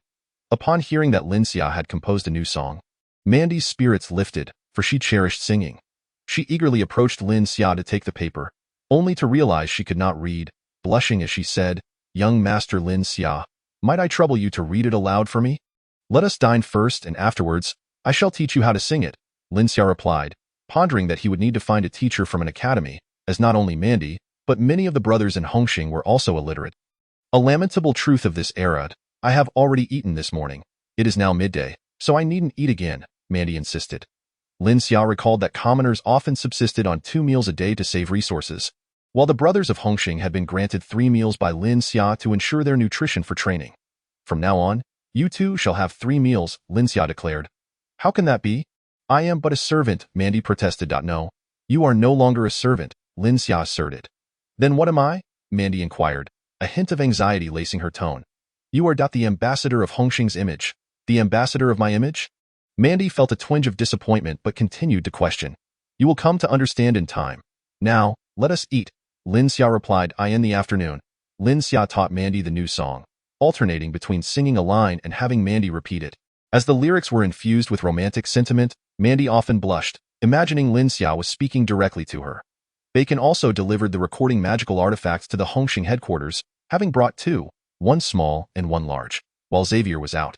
Lin Xia encouraged Mandy to give them a try, only to discover that each recording device required Mandy to sing solo, unable to duplicate her voice, which proved to be an inconvenience for Lin Xia. The smaller device produced a faint sound, with Bacon mentioning it cost 1 gold coin, and bulk purchases could yield discounts, its volume sufficient to fill a room. The larger device, however, was pricier at 3 gold coins but could amplify sound throughout an entire hall, which Lin Xia deemed useful for universal entertainment, alleviating the need for constant performances from the girls. As Mandy practiced her singing, Lin Xia turned to Bacon, asking, do you notice any magical elemental fluctuations while Mandy sings? Indeed, young master. I observed such fluctuations when Mandy tested the recording magical artifact. Her singing indeed radiated with magical energy, albeit faintly, Bacon confirmed. Yet, Mandy clearly has not studied magic. Why would there be such elemental fluctuations? Lin Xia inquired. I cannot say for certain. My instructor mentioned that some individuals possess an innate affinity for magical elements. Perhaps Miss Mandy is one such individual, Bacon suggested. Does this imply she has magical talent? Lin Xia pressed. I cannot be entirely certain. My teacher is not well versed in this area, but I can conduct a test for her, Bacon replied respectfully. Lin Xia acknowledged that Bacon's instructor was merely a second-tier magician with limited knowledge and thus suggested, "Did you bring the crystal ball?" "Let us test Mandy." "That I did," Bacon said, producing the crystal ball from his cloak. "Mandy, please come over and rest for a moment," Lin Xia called to her. Upon hearing Lin Xia's request, Mandy paused her singing and gracefully approached. Bacon, cradling the crystal ball in his hands, addressed Mandy respectfully. "Miss Mandy, please place your hand upon the crystal ball. I shall test to see if you possess magical talent." "Testing for magical talent?" Mandy inquired, intrigued. "Indeed, Miss Mandy, there are magical fluctuations surrounding you when you sing, and young Master Lin Xia believes you may have magical aptitude. Hence the test," Bacon explained. "Oh," Mandy replied, curious yet compliant, placing her right hand on the crystal ball and asking, "What else must I do?" "You need do nothing. I will summon the magical elements," Bacon stated, before beginning to chant a spell to call forth the magical elements for Mandy's assessment. As the magical elements surged forth, Bacon felt their affinity with Mandy, who seemed to command their attention while disregarding him, leaving him disheartened at his inability to control the magical elements. Despite their closeness to Mandy, the crystal ball remained unchanged, leading Bacon to conclude. It appears that although Mandy is in tune with magical elements, her mental prowess does not meet the necessary standards. It is indeed unfortunate. Bacon promptly reported the results to Lin Xia, who too felt a sense of regret, as individuals with natural affinities for magical elements are exceedingly rare. Yet, Mandy remained indifferent. Perhaps Miss Mandy could wield magic without relying on mental prowess, as mental strength primarily serves to summon magical elements. Since Miss Mandy is already in harmony with them, she may bypass that step, Bacon suggested. Lin Xia pondered this possibility and resolved to have Bacon teach Mandy. However, Bacon confessed, "I am uncertain how to proceed. I have never encountered someone who can summon magical elements without mental strength, and I cannot control the elements myself." Lin Xia concurred, realizing that they would need to consult a higher-level magician in the future to explore other options. Lin Xia instructed Bacon to return to the Viscount's residence and summoned Rodney, who arrived promptly and greeted Lin Xia respectfully.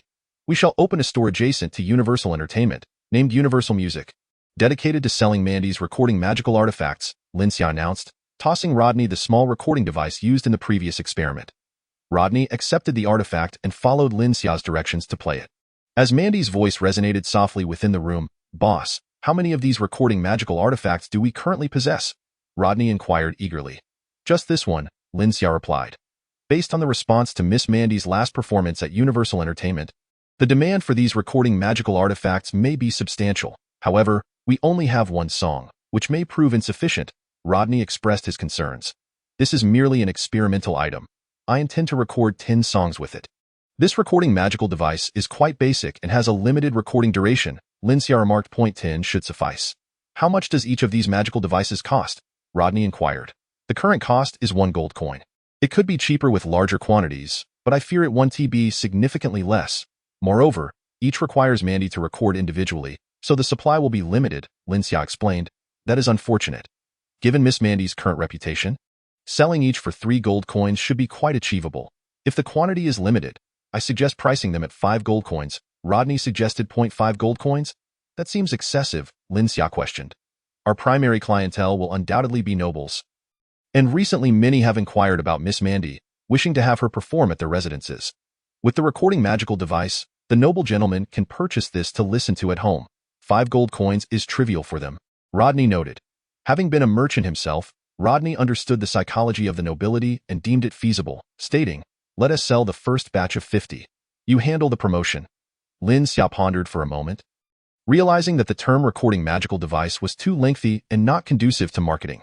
Hence, he suggested, "Let us rename it to gramophone and refer to the recorded product as an album." "Very well," Rodney agreed, pausing before adding, "Boss, there is something else." "What is it?" Lin Xia asked upon hearing that Rodney had more to discuss. Many people found Miss Mandy's performance attire beautiful during her last appearance, and now numerous inquiries have arisen about where it was made. They wonder if it can be custom ordered, Rodney said. "Oh?" Lin Xia considered this, recognizing that fashion could be a lucrative avenue as well. "You should open a clothing store. I will design some garments for you later. I'll get started on that," Rodney replied before departing. Half a month later, Universal Music opened near Universal Entertainment. Before the opening, Lin Xia arranged for Mandy to perform several new songs at Universal Entertainment. To Lin Xia's surprise, patrons flocked to the nightclub for half a month, eagerly awaiting Mandy's performances. When Universal Music opened, A large recording magical device was placed within the store, playing Mandy's new album on a continuous loop. Her enchanting voice drew many to Universal Music. The store opened in the morning, attracting numerous local townsfolk. Yet not a single album was sold, which worried Rodney. However, shortly after lunchtime, a stream of elegantly dressed individuals arrived, clearly members of the nobility or wealthy merchants. Since this street was in a commoner district, it took time for the nobles and wealthy merchants, who predominantly resided in the northern part of the river, to arrive. These individuals swiftly purchased all 50 albums, with the last one being bid up to 60 gold coins due to a fierce competition between two buyers. Nevertheless, Rodney sold it at the original price of 5 gold coins to the first customer. Upon hearing this news, Lin Xia promptly decided to have Mandy record 10 more albums and commissioned an artist to create portraits of Mandy for each album cover. Additionally, the lyrics would be beautifully handwritten on exquisite paper, accompanied by Mandy's signature, all elegantly packaged in sumptuous gift boxes. Although Mandy could not yet read, it would not hinder Lin Xia from arranging for someone to design a signature for her. For now, Mandy only needed to replicate the name. Lin Xia instructed Rodney to announce that the standard edition of the album would be sold for 5 gold coins, while these 10 premium albums would be available exclusively in limited quantities. Rodney inquired about the price for these, and Lin Xia confidently stated, 50 gold coins. ISNT, that's somewhat steep. Rodney questioned with concern. If they want to buy, they shall, Lin Xia replied. He had not anticipated selling them at all. The high price was merely to create an aura of desirability, signaling to the nobility that Mandy's worth was considerable. If the noble gentleman wished to hire Mandy for a performance, how could they propose a meager fee? If her albums are priced at 50 gold coins, hiring her for a performance would surely cost 500 or even 1,000 gold coins. 1,000 gold coins is an astronomical sum for commoners, yet not prohibitive for seasoned nobles, especially as having Mandy perform in their homes would be a significant status symbol. As Lin Xia circulated the news of the limited edition albums, many noble or wealthy merchant servants began to wait daily outside Universal Music, eager to purchase the album as soon as it was released. When the limited edition albums were placed on the counter, the servants rushed forward, only to halt upon discovering the price of 50 gold coins per album. They had anticipated the price to remain at 5 gold coins, and the sudden increase by tenfold left them bewildered. Some considered returning to consult with their masters. At that moment, one particularly splendidly dressed individual proclaimed, I would like to reserve 5, but I do not have that many gold coins on hand. May I secure them now and pay later? Upon hearing this, the crowd turned to the speaker, who was recognized as a servant from the Treasury Minister's household, where 2 young ladies were devoted fans of Mandy. Rodney immediately replied, that is acceptable. The servant hurried away, and soon after, several other noble servants hurriedly requested to reserve an album, promising to return to pay. Before long, the remaining 5 albums were also reserved. Rodney could hardly believe how smoothly the sales had gone, only confirming the success when the servants returned with payment. Some servants, having failed to secure an album, returned to inquire if any remained, leading Rodney to feel as though his worldview might collapse. When Rodney reported to Lin Xia, though he had anticipated some sales, he was astonished by the swift success, exclaiming, the fan economy indeed has its market. For a time, the entire imperial capital was enveloped by Mandy's songs.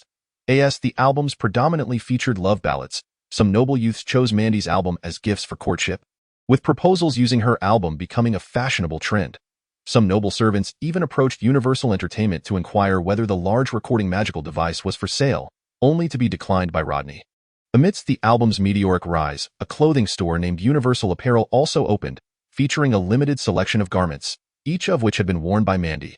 Each outfit was adorned with a portrait of Mandy donning the attire, and the only word to describe these garments was exquisite. The clientele consisted solely of noble young ladies, as Mandy had become their idol. However, due to the location of Universal Music and Universal Apparel on the commoner street of Shishui, the noble ladies frequently made trips from the northern regions, which was merely a matter of time, while their servants bore the brunt of the labor. Chapter 32. Cook's request. Mandy had truly risen to fame, particularly among the noble circles where young ladies idolized her, and young gentlemen viewed her as their dream companion. Yet Lin Xia felt it was still insufficient. In his eyes, the entertainment options for the masses of Charmon continent, especially the common folk, were far too limited. There were still so many square dance aunties yearning for joy. Thus, he instructed Bacon to procure several large gramophones from the Mage Guild to be placed in various squares for musical enjoyment. However, Lin Xia was disappointed to find that although many people gathered to listen to the music, the square dancing aunties were notably absent. It was Xavier who reminded Lin Xia that common folk often struggled to afford food, leaving them with little energy to dance. They might come to listen to music but not to partake in dancing. Meanwhile, the noble ladies would never join the common folk in sharing the joy of music in the squares. Nevertheless, Mandy's music made her a household name, as one could be oblivious to the identity of the imperial chancellor but would surely recognize Mandy as the one who sang in the square or performed when love has become a thing of the past. As Mandy's fame escalated, many nobles sought her to perform in their homes. The first to extend an invitation was a secretary from the imperial secretariat, which was akin to the Hanlin Academy of ancient China, where the secretary held a position in the upper echelons of the civil service. This secretary had his servant approach Universal Music to invite Mandy, and being the first to do so, he was received by Rodney. The secretary's servant inquired about the fee for Mandy's performance, and Rodney, having already received instructions from Lin Xia, confidently quoted 1,000 gold coins, nearly shocking the servant into retreat. While Rodney himself felt the fee was exorbitant, Lin Xia merely smiled enigmatically, leaving Rodney perplexed, and he could only announce the fee of 1,000 gold coins. The second to seek Mandy was the Minister of Military Affairs, Mars, whose authority ranked among the top 5 in the empire, even amidst 2 centuries of peace and the civil service overshadowing the military. Mars, being somewhat more astute than the previous secretary, did not send an ordinary servant but rather had his housekeeper personally approached to request Mandy. Believing this would accord Lin Xia some respect, the butler, still in service to Rodney, was summoned personally by the Minister of Military Affairs. Rodney, hoping for a more favorable negotiation, was taken aback when the butler insisted on offering merely 100 gold coins, secretly slipping an additional 50 coins to Rodney. This left Rodney in a state of amusement, as it was rather absurd for the Minister of Military Affairs to engage in bribery with the minor leader of a guild. Nonetheless, given the high status of the minister, Rodney hesitated to decline outright and chose instead to report this incident to Lin Xia. Upon hearing the sum of 100 gold coins, Lin Xia took immediate action, demanding the butler leave. While others might not have dared to speak so boldly, Lin Xia, leveraging the reputation of the Lionheart King, was confident that the minister would not risk his position over such a trivial personal matter. As for the shadows of retaliation, Lin Xia felt no fear. With the current state of the West Lin family, there was no room for further suppression. Initially, Lin Xia believed that negotiating a discount with Mars, the Minister of Military Affairs, would be a minor issue. However, the mere offer of 100 gold coins felt more like a slap in the face than a bargain. The third individual seeking to invite Mandy was none other than Cook, the Minister of Finance. What astonished Lin Xia was that Cook did not send a servant or the butler, but instead came personally, prompting Lin Xia to meet him in the reception room of Global Music. Cook, in his 50s and having served as Minister of Finance for over a decade, an unprecedented tenure, had maintained an unblemished record throughout his time in office, free from accusations of corruption, earning him considerable respect within the empire and from Emperor Charles himself. As they exchanged pleasantries, Cook expressed his admiration for the Lionheart King, while Lin Xia commended Cook's reputation within the empire, carefully avoiding any mention of Mandy's performance fee. Eventually, Cook could no longer contain himself and broached the subject of inviting Mandy to perform, requesting Lin Xia to consider a discount. Lin Xia feigned contemplation before cheerfully replying, "Since you have come in person, a discount should certainly be feasible." He then gestured with 2 fingers. Cook, filled with excitement, mistakenly interpreted this as a reference to 200 gold coins, only for Lin Xia to clarify, "I can offer you a discount of 20%, making it 800 gold coins." Taken aback by the unexpected figure, Cook's face fell, realizing that the gesture of 2 fingers corresponded to an 800 gold coin fee. Clearly displeased, Cook hesitated, and Lin Xia found amusement in his discomfort, remarking, as the Minister of Finance, "Surely 800 gold coins cannot be a burden for you." Yet, to Lin Xia's surprise, Cook's expression grew somber as he replied, "You may not understand. After over a decade in this position, every step has been taken with utmost caution to avoid any missteps that could lead to my family's downfall." Listening to Cook's plight, Lin Xia recognized that in an empire rife with corruption, Cook might indeed be the sole honest official. However, he couldn't help but feel puzzled and inquired, "It is well known that officials in the empire often have their own businesses. Surely you have a family business as well?" Cook sighed. "While my family has many ventures, my personal involvement is minimal. As Minister of Finance, all eyes are on me, and my business has dwindled to mere survival."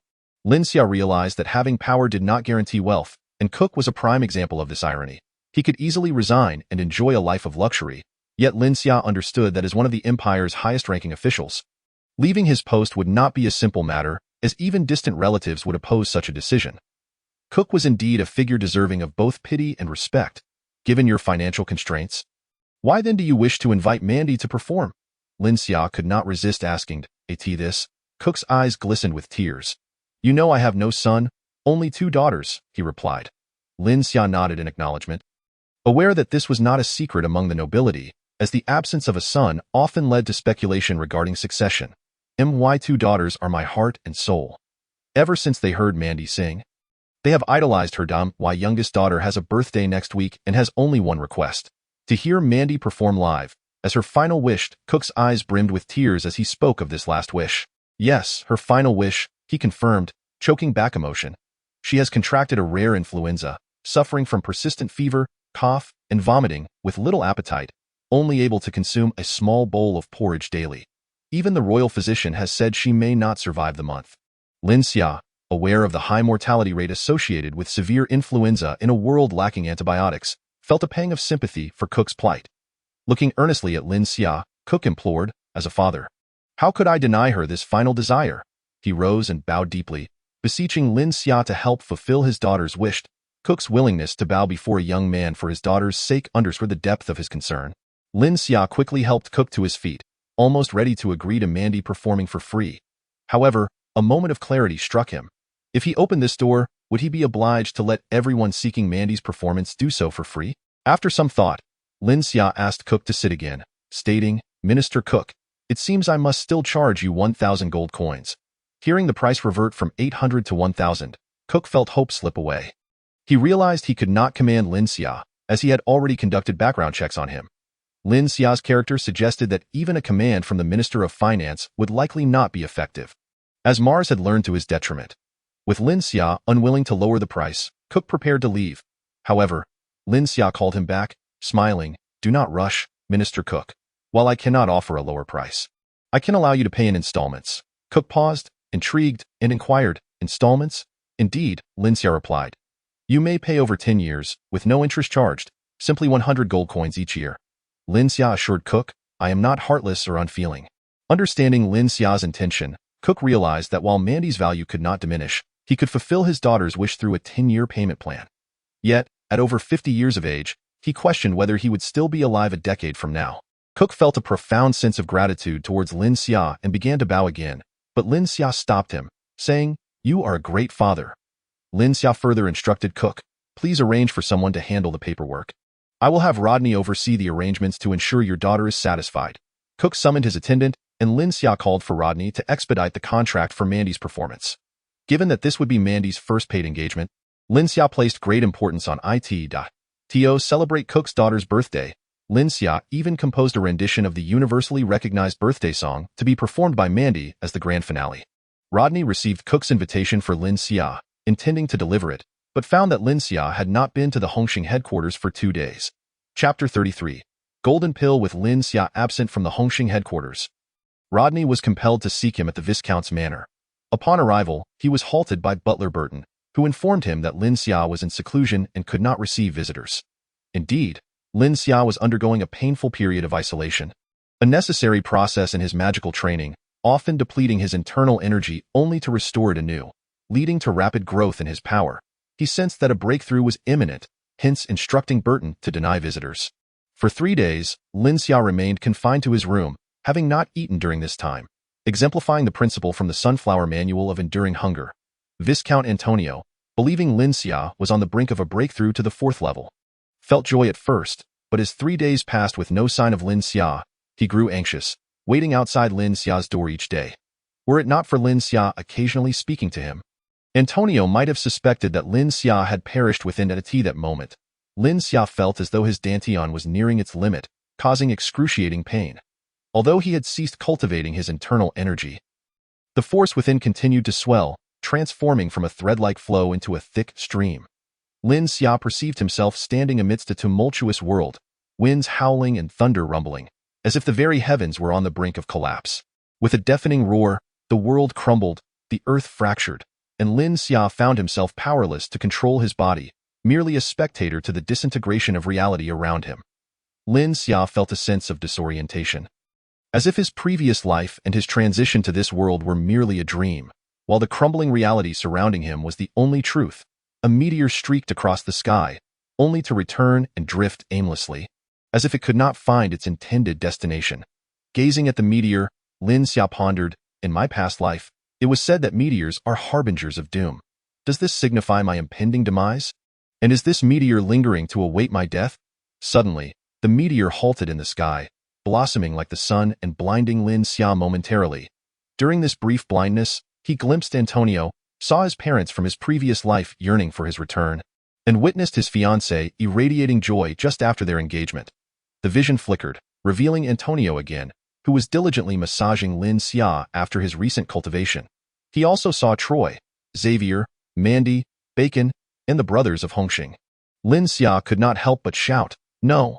I refuse to accept that the world is collapsing. My brothers still need me. My past companions and lovers await my return. I cannot die. I will not believe that this is mere illusion." Channeling his internal energy, Lin Xia endeavored to halt the world's disintegration. As his energy surged, a point of light appeared in his dantian, and the meteor, as if finding its purpose, hurtled towards him. Before Lin Xia could react, the meteor entered his dantian. Once inside, it emitted a faint glow, alleviating the overwhelming pressure that threatened to burst his dantian. When he no longer felt the impending explosion, the meteor transformed into a golden orb, and tranquility returned to the world, granting Lin Xia a sense of dominion over his surroundings. Suddenly, a bolt of lightning appeared in the sky, but unlike the usual white lightning, this one was pure black. It struck Lin Xia's dantian, causing him to curl up in pain, fearing his dantian had been obliterated by the strike. After a moment, the pain subsided, and Lin Xia slowly opened his eyes, finding himself still in his room. The previous scene feeling like a distant memory, he quickly turned inward to assess his condition. The golden orb remained, now marked by a black lightning bolt. Seems I truly am cultivating, Lin Xia mused. Is this golden orb not the golden core? Am I now in the so-called golden core stage? Surely, I won't have to face the nascent soul stage. Will I need to endure tribulations? What is the significance of this black lightning? As Lin Xia attempted to circulate his internal energy, he found it flowed much more smoothly than before, growing increasingly robust. Each time it passed through his dantian and the golden core, he sensed the energy becoming more refined. Rising, he intensified his energy output, enveloping himself in a radiant white light. Upon gazing into the mirror, he exclaimed, "Goodness! I look like a super scion. Alas, if only this light were gold." From his collection of weapons, Lin Xia retrieved a slender tang sword, meticulously crafted under his guidance. Holding the sword in his right hand, he attempted to cover it with his internal energy, which indeed enveloped the blade in a luminous aura. Upon inspecting the golden core, he noted it glimmering softly, the black lightning firmly imprinted upon it. Tentatively, he used his consciousness to probe the black lightning. As soon as his awareness made contact, the darkness erupted, engulfing the entire golden core in a chilling black hue, evoking an immense sense of dread. The once white light surrounding Lin Xia transformed into a fearsome black, reminiscent of something from the depths of hell. Grasping the tang sword, he observed the ominous blackness upon it, feeling it could devour souls. Without hesitation, he swung the sword at a chair, which was instantly severed, blackened scorch marks appearing at the cut, as if consumed by flames.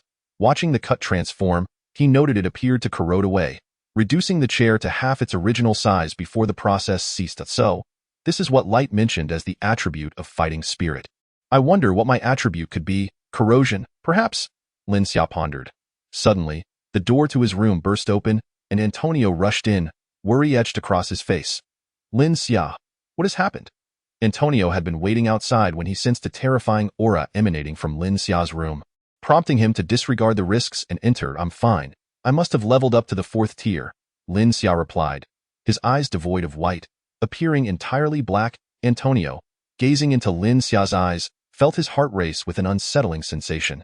You need to retract your fighting spirit, he urged. Understood, Lin Xia replied, retracting his energy. You have indeed broken through to the 4th tier, and your fighting spirit now possesses an attribute, Antonio remarked. Yes, but I am uncertain about what this attribute is.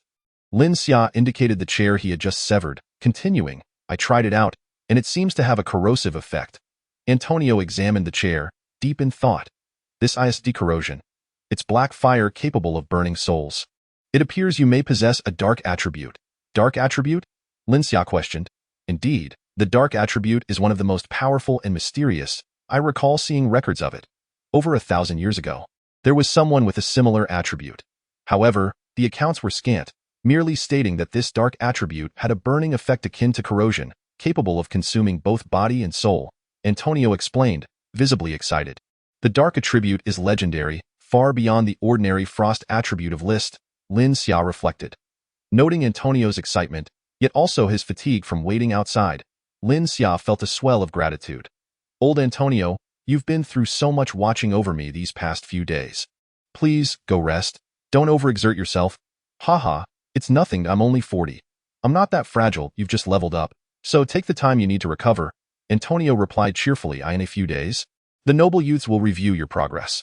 With your advancement to the 4th tier, you should match List's strength. Securing first place in the competition is not out of reach. Observing Antonio's elation, Lin Xia felt a mix of amusement and warmth. Moreover, you are the first in 19 generations of our family to attain the 4th tier with an attribute. Perhaps you will be the one to shatter the 4th tier barrier, Antonio added, envisioning the rise of the Shilin family due to Lin Xia's achievement. As Lin Xia watched Antonio's joyful demeanor, he recalled the latter's previous melancholic expressions, feeling a sense of happiness himself. All right, you should take a break now. I won't keep you from resting any longer. With that, Antonio exited Lin Xia's room. Once alone, Lin Xia resumed his meditative practice to solidify his 4th tier foundation. By the time Lin Xia completed his cultivation and emerged from his retreat, the birthday banquet for Cook's youngest daughter had already concluded. According to Rodney's report, Mandy's performance had been a resounding success. Initially, Cook intended for a private celebration at his estate, but word of Mandy's singing drew the attention of his colleagues, who insisted on attending. Reluctantly, Cook acquiesced, wanting to make the event lively for his daughter, whom he suspected might not have many more birthdays to celebrate. The climax of the evening occurred when Mandy sang Happy Birthday, performing it 8 times in total. After her second rendition, she intended to conclude, but the simplicity of the melody allowed the audience to quickly learn the song, resulting in a rousing chorus of Happy Birthday that compelled Mandy to sing it repeatedly. Cook learned that Lin Xia had composed the song specifically for his daughter's birthday, which greatly delighted her and deepened Cook's gratitude towards Lin Xia. Moreover, Mandy's presence at Cook's estate left his colleagues envious. Chapter 34. The cause of Mandy's father's death. After Rodney briefed Lin Xia on the financial minister's birthday banquet, he reported that due to frequent visits from nobles, land prices on Shishui Street were soaring. Many wealthy merchants from the Jiangbei region sought to purchase shops there, offering exorbitant prices. Rodney sought Lin Xia's guidance on whether to sell the shops, to which Lin Xia responded once more with a firm refusal. Given that Hongxing had only recently been established, albeit with the support of its 3 industries, global entertainment, global music, and global fashion, its actual influence remained limited to Shishui Street. Thus, Lin Xia defined Hongxing's current strategy as one of peace and development, advising his brothers to avoid conflicts with other factions and focus on their cultivation. Lin Xia realized that, being on Jiangnan's territory, he would inevitably have to interact with Deputy Commissioner Bernie of the Security Bureau overseeing Jiangnan. To facilitate this, he arranged for Bill to host Bernie at Global Entertainment, which could be regarded as a benefit for Hongxing. Although Bernie thoroughly enjoyed himself at Global Entertainment, he did not express any support for Hongxing, nor did he return thereafter. This left Bill somewhat perplexed. Previously, Bernie had urged him to provide more assistance to Hongxing, yet he himself showed little inclination to offer substantial backing. During Bernie's last report to the governor of the Security Bureau regarding Lin Xia's establishment of the gang, he was met with a brusque dismissal, leading him to mistakenly believe that the emperor was endorsing Lin Xia. After some time, it became clear to Bernie that the emperor merely suggested a hands-off approach, implying that Hongxing should be treated as a regular gang. However, out of pride, Bernie chose not to disclose this to his subordinate, Bill. Bill conveyed Bernie's actions to Lin Xia, who understood Bernie's stance. By visiting his establishment, Bernie tacitly acknowledged Hongxing's status in Jiangnan. As long as Lin Xia did not provoke excessive disturbances, Bernie would refrain from interference, yet he would not extend any support either. After dismissing Bill, Lin Xia summoned Troy to investigate which local boss Bernie was closely associated with. Given their shared presence in the capital, it was prudent to understand official preferences for future developments. Troy delivered his findings the very next day while Lin Xia was instructing Mandy on a new song. Accompanying Troy was Robin. Upon seeing Troy's arrival, Lin Xia paused his lesson and acknowledged Robin, who had made a favorable impression on him, as it was Robin's uniform inspiration that initiated Lin Xia's transformation of entertainment venues. Troy greeted Lin Xia and, upon recognizing the cue, instructed Mandy to practice alone, as she was not affiliated with Hongxing, and Lin Xia preferred to keep her distanced from gang affairs. After Mandy departed, Troy reported that he had discovered Bernie was closely connected with Yin Deng, frequenting Yin Deng's brothel 2 to 3 times a week. Lin Xia recalled Yin Deng as the most powerful gang figure in Jiang'an, previously enjoying Bernie's support. Furthermore, Yin Deng's influence was not far from Shishui Street, where skyrocketing land prices, coupled with Lin Xia's decision not to sell, benefited Yin Deng significantly. Lin Xia nodded in understanding to Troy, indicating that as long as Yin Deng did not provoke him, he was not inclined to pursue conflict. Troy hesitated, prompting Lin Xia to inquire about the additional matter at hand. This information, revealed by Robin, led Troy to defer to Robin for the report. Robin approached Lin Xia, stating that he had uncovered the truth regarding Mandy's father's death. Despite Mandy having been with Hongxing for over 4 months, Lin Xia had yet to inform her of her father's passing and had believed it to be a suicide. However, Robin's demeanor suggested a more complex situation. Robin explained that he had overheard one of Yin Deng's subordinates lamenting Mandy's rise from slavery to stardom during a drunken stupor. This led Robin to probe further, during which the subordinate divulged that Mandy's father had incurred debts at one of Yin Deng's casinos, managed by a minor henchman. After selling Mandy for 30 gold coins to the casino, the henchman continued to press her father for repayment. Unable to comply, Mandy's father resorted to threats of hanging, which the henchman dismissed with scorn, ultimately leading to Mandy's father's tragic demise. Upon hearing Robin's account, Lin Xia considered the matter and instructed Robin to convey the news to Mandy, as 4 months had passed, and she deserved to know. Robin complied and departed to find Mandy. Lin Xia called for Troy, directing him to assemble 2 individuals and seek out Yin Deng to ascertain his side of the story regarding Mandy's father's death. While the responsibility lay equally with Mandy's father and the henchman, Lin Xia felt a sense of loyalty to Mandy and sought accountability from Yin Deng. Troy accepted his orders and took his leave to confront Yin Deng. Concerned for Mandy, Lin Xia approached her quarters. Only to hear her weeping within, he lingered at the door, unsure of how to console her, and with a sigh, resolved to seek retribution from Yin Deng, due to Yin Deng's extensive operations and his penchant for oversight. It was not until the following afternoon that Troy located him. After hearing Troy's purpose, Yin Deng contemplated before instructing Troy to return and promising a response the next day. The following day, while Lin Xia was receiving a report from Rodney about recent operations, Troy returned bearing 2 bags sent by Yin Deng. After greeting Lin Xia, Troy presented the bags. Lin Xia, upon receiving them, noted the weight of one, which upon opening revealed a substantial amount of gold coins, at least 200. The other bag contained a freshly severed hand, presumably belonging to the minor henchman responsible for Mandy's father's death. Upon examining the contents, Lin Xia discerned that Yin Deng was far from ordinary. Although Hongxing possessed formidable financial prowess, it was evident that its overall strength was still inferior to Yin Deng's. The death of Mandy's father could be attributed to both his gambling addiction and the henchman's actions, leaving Lin Xia not entirely justified in his grievances. Nevertheless, Yin Deng's gesture of sending gold and a severed hand spoke volumes about his character. The hand signified acknowledgement of his culpability, while the gold served dual purposes. First, as a token of goodwill for the rising land value, and second, as a tribute to Lin Xia's noble status. Lin Xia returned the bags to Troy, instructing him to deliver the gold to Mandy, as it could be considered a form of compensation from Yin Deng. As Troy prepared to depart, Lin Xia cautioned him not to reveal the contents of the second bag to Mandy. After Troy left, Lin Xia resumed listening to Rodney's report, reflecting on Yin Deng's intricate machinations and Bernie's backing, which heightened his unease. Once Rodney concluded his update, Lin Xia remained silent, prompting Rodney to assume he was contemplating future strategies. He stood respectfully by, awaiting further instructions. With a smile, Lin Xia questioned his own sensitivity. Yin Deng was clearly extending an olive branch, yet he found himself anxious. Noticing Rodney still standing attentively, Lin Xia felt a twinge of embarrassment and inquired, "Apologies, I was lost in thought. Where did we leave off?" "I have completed my report," Rodney replied, pausing before adding, "Do you wish for me to reiterate?"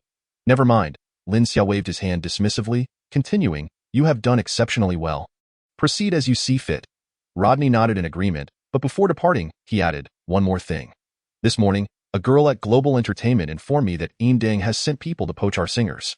Lin Xia found this troubling. Given Yin Deng's substantial resources, it was puzzling why he would target Global Entertainment. He suddenly recalled, "Are they attempting to recruit our singing girls?" "Yes," Rodney confirmed. "Has anyone left?" Lin Xia probed. "Not yet," Rodney assured him. It seemed that the girls still held some loyalty. having transitioned from a life of prostitution to performing on stage, a far more comfortable existence. Many had even garnered their own fan bases. Akin to minor celebrities, with no departures, there was no immediate need to confront Indang. Having just accepted Indang's gold, it would be imprudent to escalate tensions. However, Rodney noted that some of Indang's brothel patrons had been practicing a popular song, Little Apple. Lin Xia understood that piracy would inevitably arise, but was surprised by its rapid emergence. He contemplated the situation before instructing Rodney, "Let us observe the developments before taking action. You may return to global entertainment and prepare for operations." It appeared that Indang's delivery of 200 gold coins also served a third purpose, a payment for the rights to his song. "Hemph, it seems I overestimated you. You think 200 gold coins can buy my song? It appears that your prolonged reign as the boss has left you rather bewildered." In the following days, all the brothels in Indang began to imitate the operations of the Universal Entertainment nightclub, erecting stages and singing pirated versions of Little Apple. Soon enough, Indang's business flourished. Universal Entertainment had many devoted fans of Mandy, and although their revenue declined, it remained within acceptable limits. Chapter 35. Bernie is dead. Lin Xia was not yet prepared to confront Indang directly.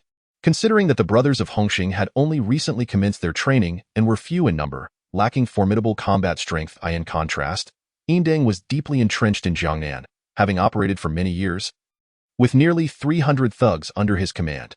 Yet, it was not a matter of Lin Xia's desire but rather the unfolding events that could not be avoided.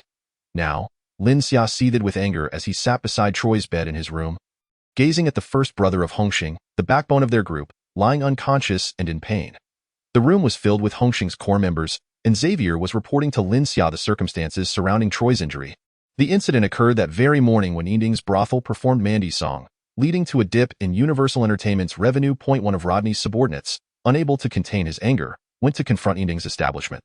Troy learned of this and, fearing for the subordinate's safety, hurriedly followed with two others, only to arrive too late. The subordinate had already been taken down by Indang's men. Witnessing the fallen subordinate, Troy rushed forward but maintained his composure, merely interrogating Indang's men about the incident. However, tempers flared and a fight ensued. Troy, still a novice in his training, was no match for the more experienced opponents, and he was severely injured. Fortunately, Xavier's seasoned subordinate, the third-level warrior Borg, happened to pass by and rescue Troy. Upon investigation by Xavier, it became clear that Indang had tacitly allowed this to happen. It appeared that Indang had first sent gold coins to Lin Xia as a token and now wielded a heavy hand against him. This was a clear message. Jiangbei was still under Indang's dominion. If Lin Xia dared to defy him, Troy's injury would merely be a warning, with further actions leading to the annihilation of Hongxing. Lin Xia glared at the unconscious Troy, veins bulging on his forehead, and commanded Xavier to gather all available brothers, led by Borg, to go and demolish Indang's establishments one by one. Xavier immediately responded, "Yes, we have been waiting for your command." He then prepared to rally the brothers. At this moment, Rodney remained calm and grasped Xavier's arm, cautioning Lin Xia, "Boss, if you proceed to destroy Indang's venues, it will escalate into war." Given Indang's strength and his connections to Vice Governor Bernie, it could spell the end for Hongxing. Lin Xia understood the severe consequences of waging war against Indang. Yet he considered Troy and the brothers of Hongxing to be his Achilles heel, absolutely intolerable to be harmed. Ignoring Rodney, Lin Xia coldly commanded Xavier, "Why are you still standing there? Go quickly." Fueled by rage, Xavier shrugged off Rodney's grip and rushed to gather the brothers. Realizing the situation was beyond redemption, Rodney ceased to argue. As per Lin Xia's instructions, Xavier and Lin Xia would remain at headquarters, ready to deploy at a moment's notice. Several of Universal's establishments and the Red Dust were located on Shishui Street, where over 20 brothers from Hongxing had been stationed for years. They arranged for Shan to oversee Shishui Street, ensuring the safety of Hongxing's interests. Borg led over 50 brothers from Hongxing, striking swiftly before Indang could react, aiming to demolish several of Indang's venues and gain the upper hand in this gang war. However, Lin Xia could never have anticipated that Borg would prove to be a hindrance. Had Troy not been injured and led the charge, such a scenario would not have unfolded. Borg failed to grasp the gravity of the gang war, mistaking it for a mere skirmish. Upon arriving at one of Indang's brothels, Borg did not immediately proceed to demolish it, but instead began to shout provocatively at the entrance. In a typical conflict, such a display could showcase one's strength and intimidate the opponent into submission. However, given that they were already at war, it was a matter of survival for one side or the other. While Lin Xia, the upper echelons of Hongxing, and Indang were all acutely aware of the stakes, Borg remained oblivious. Seeing Borg and his considerable entourage, Inding's men hastily informed him while rallying their own forces to the brothel. Soon, over 100 of Inding's men gathered, and a fierce confrontation ensued. Yet Borg failed to notice that trailing behind Inding's men were over 20 law enforcement officers.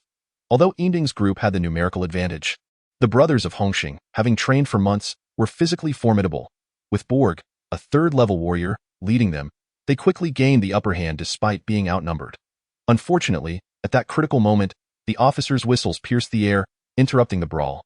Upon seeing the officers arrive, Borg had no choice but to relinquish the advantage they had gained. After all, they could not afford to clash with law enforcement. He ordered his brothers to flee back to the Hongxing headquarters. Regrettably, a dozen brothers who were slower were captured by the officers. Concurrently, the officers symbolically apprehended 2 of Inding's men to take back to the precinct. Lin Xia nearly choked with rage upon hearing Borg's report. In a military context, he would have had Borg executed as a public example. Nonetheless, it was too late, and Lin Xia knew that punishing Borg would be futile at this point, especially when manpower was crucial. He decided to let Borg remember his mistake and face consequences later. Borg, now aware of his errors, flushed with embarrassment and resolved to find an opportunity to redeem himself. Lin Xia had intended to catch Inding off guard. But with the tides turned, he was compelled to allocate most of his men to Shishui Street to ensure the safety of his territory. He also needed to devise a plan to rescue the dozen brothers captured by the law enforcement. Bernie was clearly biased in favor of Inding, making it difficult to secure their release. Lin Xia sent individuals to gather intelligence on Inding's operations, only to discover that Inding's venues were under constant surveillance by law enforcement patrols. Leaving Lin Xia with little recourse, he could not afford to engage the patrols in battle, as that would lead to treason rather than a gang conflict in the subsequent days. While Inding did not launch a direct attack on Shishui Street, skirmishes between the 2 factions occurred elsewhere. The officers and patrols coordinated seamlessly. Whenever Sean or Borg led a group, the officers would inevitably appear to make arrests. However, if Sean and Borg were absent, the officers would not show up. As a result, Hongxing suffered further losses, with their numbers dwindling from nearly 100 to just over 40, barely sufficient to maintain a defense of Shishui Street. This predicament weighed heavily on Lin Xia, prompting him to send a significant sum of gold coins to Bernie. Yet, Bernie merely accepted the gold while continuing to favor Inding, infuriating Lin Xia. Just when Lin Xia felt at a loss, Bill arrived. It was still early morning when Bill appeared, looking hurried and with an unusual expression, leaving Lin Xia uncertain whether he was distressed or elated. Lin Xia had just risen and received Bill in his chamber. Noticing Bill's demeanor, he inquired, "Do you have urgent news?" "The Vice Governor Bernie is dead," Bill delivered the explosive news, bombarding Lin Xia with shock. Lin Xia, already troubled by Bernie's bias towards Inding, was taken aback. "When did this happen? How did he die?" "The specific cause is still unknown, but it is said he died last night in one of Inding's brothels," Bill responded. "What was the cause of death?" Lin Xia pondered, intrigued that Bernie had perished in Inding's establishment. Reports suggest he was engaging with a lady when he suddenly became unresponsive, frightening her. The investigators speculate he may have died from exhaustion. Bill continued. Lin Xia considered this. Bernie was only in his 40s, unlikely to have succumbed to fatigue. "Has the autopsy report been released?" "Not yet, but it should be forthcoming. I hurried here to inform you." "I will return to the precinct shortly, where the report should be ready," Bill replied. Lin Xia lowered his head in contemplation before looking at Bill and suddenly asking, "If you were to assume the position of vice governor overseeing Jiangbei, how confident would you be?" Over the past 6 months, Bill had shown considerable care for both Lin Xia and Hongxing, being the first to report Bernie's death. This sparked in Lin Xia the desire to promote Bill. "Ah?" Bill was taken aback by the unexpected question, momentarily at a loss. "I am just an ordinary citizen, without wealth or connections. I fear I have no chance. Money is a trivial matter. With Hongxing's current revenues, supporting you to ascend to the vice governor position poses no issue. As for connections," Lin Xia pondered before continuing, "if you lack connections, we will forge them with gold coins. I refuse to believe there exists a problem in this world that cannot be resolved with sufficient gold." Upon hearing Lin Xia's willingness to support him, Bill recalled Lin Xia's demonstrated capabilities and noble lineage, realizing that such a possibility was not entirely out of reach. Yet he still questioned, "Young Master Lin Xia, why would you consider supporting me?" Lin Xia, upon hearing Bill's inquiry, cast an appreciative glance his way. Rather than hastily pledging his loyalty due to his support, Bill first sought to understand the reasons behind Lin Xia's backing. This indicated that Bill possessed a certain depth of character, not being a person driven solely by greed and disregard for consequences. Lin Xia remarked. I have observed your considerate treatment of the Hongxing gang these past few days. Yet that is not the primary reason for my support. The main factor is that I currently have no better candidates. Upon hearing Lin Xia's candid admission that his support stemmed from a lack of alternatives, Bill did not feel anger. Instead, he found reassurance in Lin Xia's honesty. It was, in fact, more advantageous for him. If he could satisfy Lin Xia, his support would be unwavering. He quickly expressed his gratitude. Thank you for your support, young Master Lin Xia. Now, you should return to the Public Security Bureau and keep an eye out for news regarding Bernie. Shortly, I will have someone send you some gold coins. Feel free to use them generously. If you find yourself in need, simply seek out Xavier. I shall inform him, Lin Xia instructed. After Bill departed, Lin Xia tidied up and made his way to the Hongxing headquarters. Upon arrival, he first conferred with Xavier, instructing him to send 200 gold coins to Bill, and thereafter, if Bill requested more funds, no further consultation with Lin Xia would be necessary. Lin Xia then proceeded to the main hall of Hongxing, offering a respectful bow to the portrait of Guan Yu, perhaps in hopes that Guan Yu's protection had played a role in Bernie's demise. Chapter 36. Review continues upon learning of Lin Xia's arrival. Xavier hurried to report that patrols and law enforcement officers were now prevalent throughout the streets, while there had been no recent activity from Yingdin's side. Lin Xia deduced that this heightened vigilance was a direct consequence of Bernie's recent death, and he relayed the news to Xavier, advising him to remain on high alert. Given the circumstances surrounding Bernie's demise, a crackdown by the Public Security Bureau was inevitable, and hostilities between the rival gangs would need to be temporarily suspended. No one wished to provoke the authorities at such a precarious moment. After receiving the routine updates, Lin Xia felt assured that no immediate issues would arise and decided to return to the Viscount's residence in the afternoon. Upon his arrival, he was soon greeted by Bacon, who, upon seeing Lin Xia, clung to his leg, exclaiming, "Young Master Lin Xia, I am your most loyal servant. I can no longer bear the wind blade technique." For the past 6 months, Lin Xia had been contemplating how to help Bacon gain control over his magic. He began by narrating the story of the oil vendor, subsequently advising Bacon to focus solely on mastering the wind blade spell, hoping that practice would lead to proficiency. Thus, Bacon fell into an endless cycle of casting wind blade until exhausted, meditating to restore his magic, only to repeat the process. However, aside from reducing Bacon to a pitiable state, little progress was made. Lin Xia kicked Bacon gently and said, "Cease your lamentations. You need not practice any longer," he added earnestly. "I only wish what is best for you." Upon hearing that he was relieved of his training, Bacon felt as if a great burden had been lifted and praised. "Indeed, young master, your wisdom is unmatched. It is I who have been unworthy and have delayed your plans." Lin Xia, disinterested in his flattery, recalled that a significant factor in his own ascension to level 4 had been the extensive use of his vital energy. He inquired, "Your magical prowess should have improved considerably, yes?" Bacon paused to assess his internal magic, realizing it had indeed grown significantly. It has increased quite a lot. If I continue training like this for another 6 months, I might reach level 2. Upon hearing this, Lin Xia smiled. "It seems you possess a fair amount of magical talent. Today, you shall rest for the afternoon. We will resume your training tomorrow." "Wait, did you not just say I needn't practice?" Bacon exclaimed, looking despondent. "Isn't becoming a major dream? Surely, you have no right to complain when asked to hone your skills." Lin Xia replied. "Yet this method of training is unbearably arduous," Bacon countered. "Without enduring hardship, how can one behold a rainbow? The scriptures proclaim the necessity of fortitude in the face of adversity. If you cannot withstand such minor setbacks, how will you fulfill your aspirations of becoming a grand mage? Consider the trials faced by Xiao Yin in his quest for greatness," Lin Xia imparted earnestly. "Who is Xiao Yin? What is a Do Di?" Bacon asked, his curiosity piqued. Lin Xia, having inadvertently mentioned characters from his previous life's novels, widened his eyes and cautioned, "Do not concern yourself with who they are. Suffice it to say, if you wish to become a grand mage, you must dedicate yourself to your training." At that moment, Butler Burton entered with Bill, who quickly announced, "Young Master Lin Xia, the autopsy report has arrived." Lin Xia instructed Burton to carry on with his duties, sent Bacon away, and turned to Bill, "Let me see it." Upon receiving the report, Lin Xia swiftly scanned it, noting that it confirmed Bernie had died from overexertion. However, in a seemingly inconspicuous section of the report, he discovered that Bernie had ingested ice fruit, an illicit substance in the Charlemagne Empire, known for inducing euphoria and hallucinations, with frequent use leading to dependency. It was essentially a drug, permitted only in the military for pain relief in limited quantities. Lin Xia, pointing to this detail, inquired of Bill, who provided this ice fruit. It was likely aimed in. Besides the global entertainment and red dust establishments, many larger brothels discreetly supply ice fruit to their clientele. Bill replied. Lin Xia, who harbored a deep-seated disdain for drugs from his past life, had strictly prohibited the sale of ice fruit in his own establishments. Contemplating the implications, he narrowed his eyes. Bernie was drugged, leading to his impaired judgment and subsequent demise due to excess. That is certainly a possibility.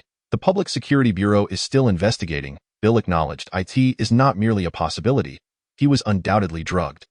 If there are no surprises, it was certainly Indin's doing, Lin Xia asserted. After a pause, he added, those who profit from the sale of ice fruit for personal gain deserve to perish. Bill instantly grasped Lin Xia's sentiment. Noting his evident aversion to ice fruit, I will remain vigilant in this regard. He vowed. Is there any further news? Lin Xia queried. The death of Bernie has already captured the attention of the Imperial Capital's Public Security Bureau. It is said that a specialized team has been formed to investigate this matter, and they are expected to arrive tomorrow, Bill informed. Lin Xia pondered for a moment before responding. This could be advantageous for you. If all goes well, the investigation into Bernie's death will be one aspect, while they may also assess potential candidates for the role of vice governor in Jiangnan. Are you aware of who these candidates might be? Not as of yet, Bill admitted. Then make haste to gather information. It is prudent to be prepared and understand their preferences, Lin Xia instructed. After a brief pause, he asked, you received the gold coins I had sent to you today? Did you not? I have indeed received them, Bill replied respectfully. Upon receiving the coins, Bill had been taken aback, not expecting such a generous sum of 200 gold coins on Lin Xia's first gesture. During this time, ensure that you host the members of the investigation team well. Given your relatively short tenure at the Public Security Bureau, you likely lack sufficient personnel. If you require assistance, do not hesitate to reach out to Xavier. Lin Xia advised. Understood, Bill responded dutifully. Now, go prepare, Lin Xia instructed. After Bill departed, Burton returned, announcing, a court attendant has arrived, and the master requests your presence, as the review is set to recommence. Lin Xia followed Burton to the hall, where he encountered the court envoy, Yalan, who had visited previously. Antonio was already attending to Yalan. Upon seeing Lin Xia, Yalan quickly rose and said, Young Master Lin Xia, I apologize for my previous doubts regarding your abilities. Lin Xia smiled gently and replied, it is of no consequence. After all, many in the imperial capital believed I could not cultivate martial skills. Your intentions were good, so please do not take it to heart. Please, have a seat. Envoy Yalan.as Yalan settled in. He remarked to Antonio, my lord, half a year ago, young Master Lin Xia gained renown in battle. Many nobles within the imperial capital are speaking highly of the Lionheart family's promising successor. Even His Majesty has frequently praised him, suggesting that young Master Lin Xia stands a good chance of securing first place in the upcoming competition. Hearing Yalan mention the Emperor's commendation, Lin Xia felt a surge of joy, though he humbly responded, while my martial skills are commendable, there is still Lister in the imperial capital, who has already reached level 4 at such a young age. I may not inevitably surpass him. Antonio, keen to keep Lin Xia's recent ascension to level 4 undisclosed, quickly redirected the conversation. What news do you have regarding the conflicts on the plains, my lord? The nomads have retreated, and the Fifth Army returned to the imperial capital a few days ago. I suspect you were unaware due to your distance, Yalan replied. Not merely due to distance. It is truly because Antonio lacks connections within the noble circles. Leaving him in the dark, Antonio thought to himself, self-deprecatingly acknowledging Yalan's polite remark. After a brief discussion, Yalan prepared to take his leave, stating, Young Master Lin Xia, the review will recommence in 2 days. Additionally, I again apologize for my previous skepticism regarding your strength. As Antonio and Lin Xia escorted Yalan to the door, Yalan suddenly remarked, His Majesty is quite fond of Miss Mandy's singing. Taken aback by Yalan's comment, Lin Xia recalled the Emperor's rumored admiration for poetry. It seemed Yalan was subtly hinting at something. He quickly replied, Thank you, Envoy Yalan. After bidding farewell to Yalan, Lin Xia followed Antonio to the study, where the father and son sat across from one another in silence. Lin Xia felt a sense of frustration. Antonio had summoned him to the study yet offered no words of guidance, leaving Lin Xia at a loss for conversation. Sensing the awkwardness, Antonio felt equally uncomfortable.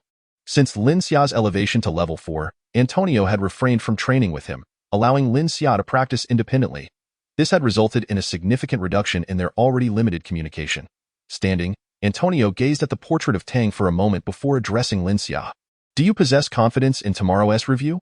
I cannot say for certain, Lin Xia replied ambiguously. Do your utmost. Since you have already ascended to level 4, only List can pose a challenge to you. Considering his greater age and more extensive experience, Antonio remarked, "Indeed, I shall do my best," Lin Xia replied. "Exercise caution during the competition. Do not overextend yourself. Prioritize your safety and do not jeopardize your health for the sake of victory." Antonio advised he intended to encourage Lin Xia but realized that such words might place undue pressure on him, so he focused solely on Lin Xia's well-being. Upon hearing Antonio's words, Lin Xia felt a profound sense of paternal love, which deeply moved him. "Old Antonio, rest assured, I will return with first place. I will also strive for the family's honor," he said. "As long as you have that intent, that is sufficient. Now, go and rest," Antonio instructed. Lin Xia exited the study and returned to his room, practicing for a while before retiring for the night. The following day, upon arriving at the Hongxing headquarters, Lin Xia was soon approached by Rodney. Simultaneously, within a grand residence in Jiangbei, the Willy father and son received notification from the court emissary. Chapter 37. Antonio's moment of happiness. Willy and his father, Green, conversed in the study. Green, a division commander of the 5th Army and a holder of a Viscount title, looked at his son, who displayed remarkable talent in martial arts, having already reached level 2. Among the nobility, apart from the prodigies List and Wright, Willy stood out as a gifted individual, even surpassing Green's own martial prowess. As Green was not a general famed for his combat skills. However, Willy's impulsive nature often left Green exasperated, as he was composed and strategic, while Willy was rash and straightforward. "How well do you understand Lin Xia?" Green inquired. "His martial skills are formidable. He should be on par with me, if not slightly superior," Willy replied. "Is that all?" Green pressed on. "Lin Xia is your opponent in this match. Have you not conducted any investigation over the past 6 months?" "Investigation is unnecessary. I simply need to focus on enhancing my martial skills. Even if I were to investigate, it would be futile without sufficient strength," Willy asserted. Green regarded Willy with a mix of pride in his honesty and frustration at his stubbornness. "In my view, Lin Xia's capabilities likely surpass yours. He has probably already reached level 3. Even if Lin Xia has achieved level 3, I am unafraid.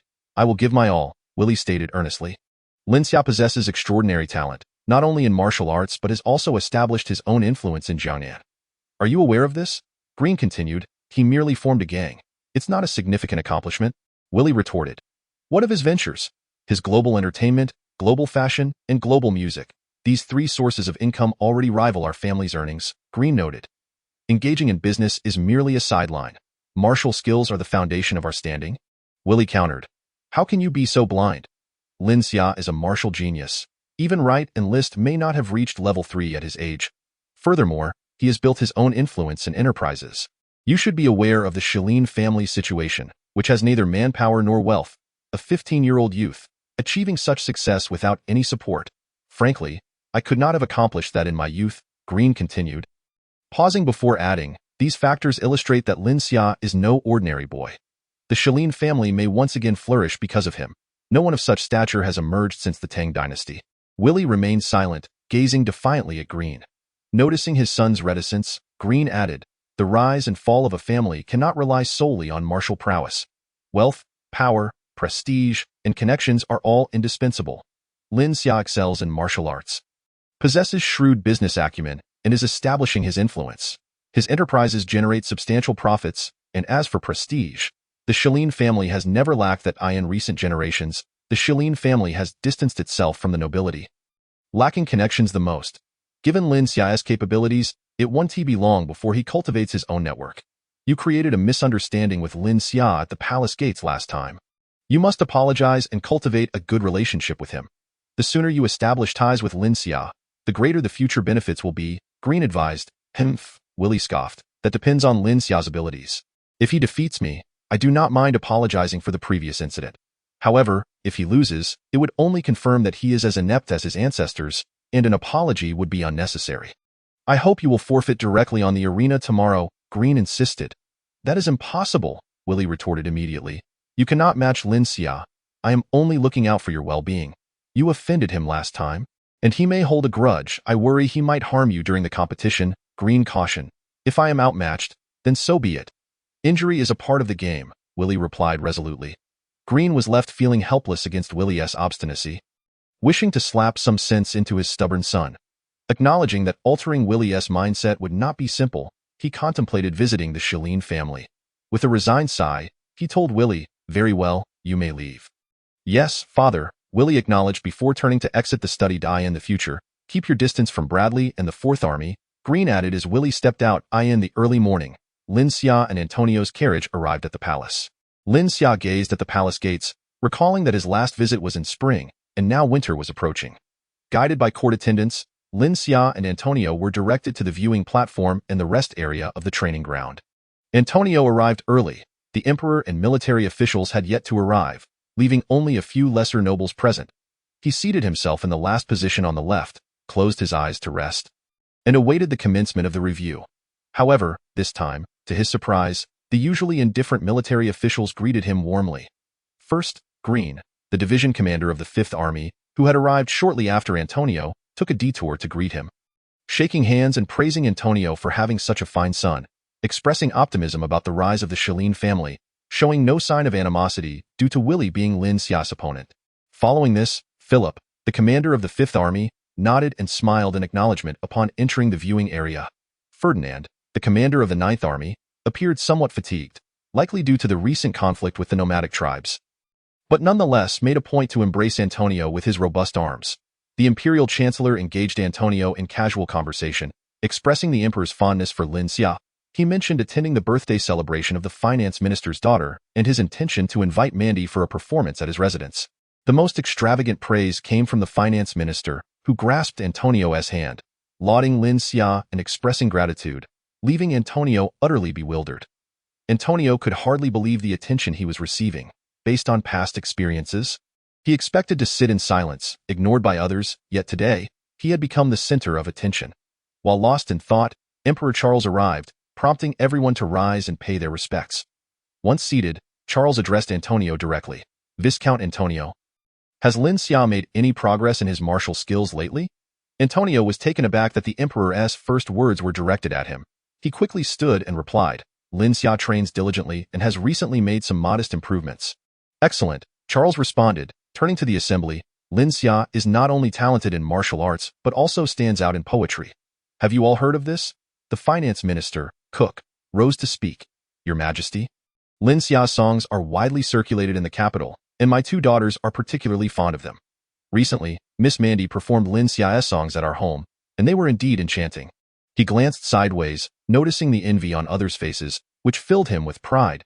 "I have heard that inviting Miss Mandy is quite a challenge." "The palace only possesses one of her albums," Charles inquired with interest. "Indeed, Miss Mandy rarely performs. I put in considerable effort to secure her presence," Cook replied proudly.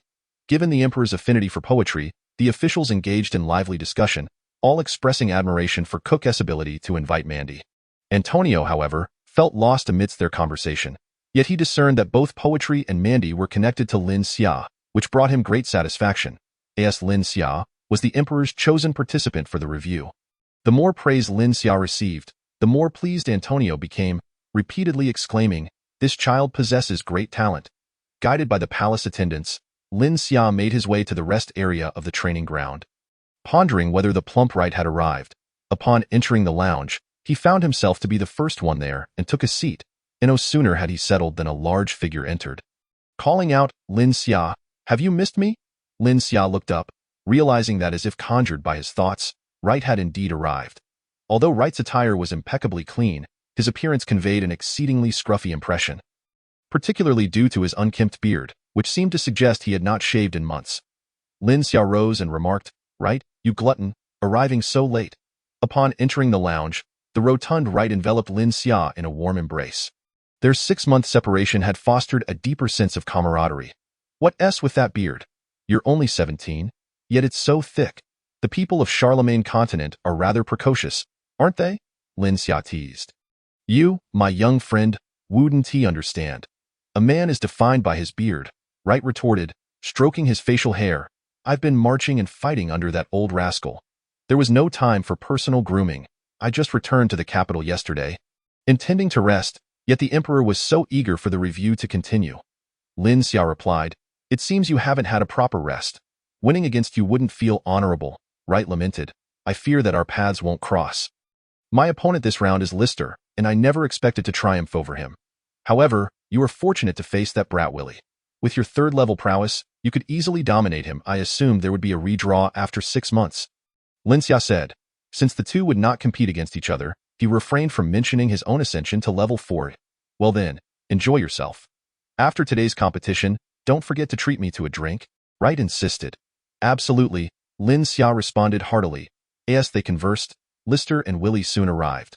Lister, sword in hand, maintained his usual stoic demeanor, while Willie, upon entering, cast a provocative glance at Lin Xia. Lin Xia, however, found Willie unworthy of his attention. He was now at level 4 and saw no merit in engaging with a second-level opponent. While Lin Xia chatted with Wright, Lister feigned sleep on the sidelines, and Willie paced the lounge. Pondering the truth of Green's claim about Lin Xia reaching level 3, feeling somewhat anxious, in truth, Willie held Lin Xia and the Shilin family in disdain, believing their status was merely a product of the legacy left by the Lionheart King Tang. Given the ridiculousness of the Shilin family's past heirs, he thought they should have long been erased from the annals of the Charlemagne Empire. AS Chapter 38. The Shameless Rite, unfolded. The referee, Riser, entered the lounge to announce that the competition was about to commence. The four followed him into the arena, where the emperor and various ministers were engaged in discussion, though their words were inaudible from a distance. Had Lin Xia known they were deliberating over his song, he would have felt quite pleased. The crowd bowed to the emperor, and despite the distance, Lin Xia sensed the emperor's smile in his direction. Disqualified noble youths and their parents gathered on the periphery to watch. As a court banquet awaited them after the competition, Riser stepped onto the platform and called out, "First match. Lin Xia and Willie, please proceed to the stage promptly." Willie was the first to ascend the platform. Lin Xia handed his tang knife to Wright for safekeeping. They had previously agreed that using the knife would conclude the match swiftly, but using their fists would allow Lin Xia to properly teach Willie a lesson. As Lin Xia and Willie took their positions, Riser announced, "I shall not repeat the rules. The match begins now." Given Willie's usual attitude towards Lin Xia, he expected Willie to strike first. To his surprise, Willie merely stood still. Seeing Willie hesitate, Lin Xia decided to initiate the confrontation. Just as he prepared to attack, Willie inquired, "Lin Xia, has your fighting spirit reached level 3? Lin Xia did not anticipate this question and replied, "Indeed, I broke through to level 3 last year." Willie, upon receiving Lin Xia's confirmation, felt a surge of confidence. "Oh, what if you are level 3? Even if you are a sword saint, it will not extinguish my fighting spirit." Lin Xia, bemused by Willie's sudden fervor, considered his words. "Willie, while your fighting spirit may not match mine, do not underestimate me. I am a man of conviction. Even if I am aware of my limitations, I shall compete with all my might." Hearing this, Lin Xia regarded Willie with newfound respect. He had assumed Willie was merely a fool, but now saw him as a man of determination, albeit lacking in intellect. Initially intending to teach Willie a harsh lesson, Lin Xia reconsidered and responded, "Very well, since you are so keen, I shall not hold back." "Good," Willie replied, adopting a fighting stance and lunging towards Lin Xia with reckless abandon. Willie's attack was far too impulsive. Although Wright's approach was also straightforward, they differed greatly. Willie's assault displayed a complete disregard for consequences, reminiscent of his earlier matches where he exchanged blows at the cost of sustaining injuries. Willie's punch aimed straight for Lin Xia's face, and Lin Xia felt the gust from Willie's swing. However, he remained calm. In response to Willie's uncalculated attack, Lin Xia stepped back, seized Willie's wrist, and pivoted on his left foot, using Willie's momentum to propel himself into a spin. The first rotation was slow, but by the second, he increased his speed. With each subsequent turn, the velocity and inertia grew until, on the fourth rotation, Lin Xia released Willie's wrist and stabilized himself, reminiscent of a discus thrower in the Olympics. Willie, disoriented from the rapid spin, felt himself thrown off balance and was flung far from the platform. When he landed, he found himself outside the arena. Although Willie had been ejected, he sustained no injuries, protected by his second-level fighting spirit. Rising to his feet, he glared at Lin Xia with frustration before storming back to the lounge without acknowledging the referee. After Riser declared Lin Xia the victor, he descended the platform. Wright approached, playfully punching Lin Xia's chest and exclaiming, "That move was impressive. Nothing remarkable, merely a standard technique of using minimal effort to yield maximum result." Lin Xia replied calmly, noting that the techniques in the Sunflower Manual included several Tai Chi moves he had slightly modified. My martial skills are akin to Willie's. You should be wary in our future duels. Wright, resting his chin on his hand, looked concerned. Lin Xia glanced at Lister and quipped, "Focus on overcoming Lister first." Lister had already ascended the platform, and Riser urged Right to hurry. It appears I have no choice. Right said, before stepping onto the stage. After Lin Xia stepped down, Willie returned from the lounge, approached Lin Xia, and unexpectedly apologized. Lin Xia, I apologize for my behavior in front of the palace last time. Without waiting for a response, he turned and left for the lounge, leaving Lin Xia puzzled. Willie, wait. What happened in front of the palace? He mused, having completely forgotten the incident. On the viewing platform, Emperor Charlemagne Alexander observed Lin Xia's decisive victory with great delight. Antonio, he called to the Viscount, who taught Lin Xia his martial skills. Though I am no expert, I can discern the uniqueness of his techniques. Hastily, Antonio rose and bowed. Your Majesty, Lin Xia learned his martial skills from me. The techniques are part of my family's legacy. Are they the martial arts left by the Lionheart King? Charlemagne inquired with interest. Indeed, Your Majesty, Antonio replied. The techniques left by the Lionheart King are profound and intricate. Even I have only scratched the surface, whereas Lin Xia's understanding surpasses my own. Antonio had long recognized Lin Xia's superior grasp of the Sunflower Manual. Excellent, excellent, Charlemagne exclaimed, clearly pleased with Lin Xia. He had personally selected Lin Xia for the review. And although he had initially been irked by his inability to ride, Lin Xia's performance in the martial competition had redeemed him. Moreover, Lin Xia's song had garnered the emperor's admiration. Thank you for your praise. Your Majesty, Antonio said as he returned to his seat. Charlemagne then turned to Counts Philip and Ferdinand, stating, Counts Philip and Ferdinand, this match features your sons, both young heroes of the Charlemagne Empire. What are your thoughts on this bout? Philip and Ferdinand exchanged glances, their expressions betraying discomfort. Ferdinand was aware that his son Right was no match for Lister and hesitated to speak, while Philip felt awkward stating that Lister would undoubtedly win. Both stood in silence, creating an awkward atmosphere. It was the Minister of Military Affairs, Mars, seated to Charlemagne's left, who broke the silence, saying, Your Majesty, both Right and Lister are renowned martial prodigies in the capital. However, Right is 2 years younger than Lister, thus his martial skills may be slightly inferior. If all goes as expected, Count Philip's son should emerge victorious. He tactfully avoided stating that Right was inferior to Lister, instead emphasizing the age difference to spare Ferdinand's embarrassment. I've often heard mention of Lister within the palace. He is said to be an idol among many young ladies in the capital. Charlemagne jested. Indeed, Your Majesty, my son has garnered some fame, but he is wholly devoted to martial arts and has no scandalous rumors surrounding him, Philip quickly clarified.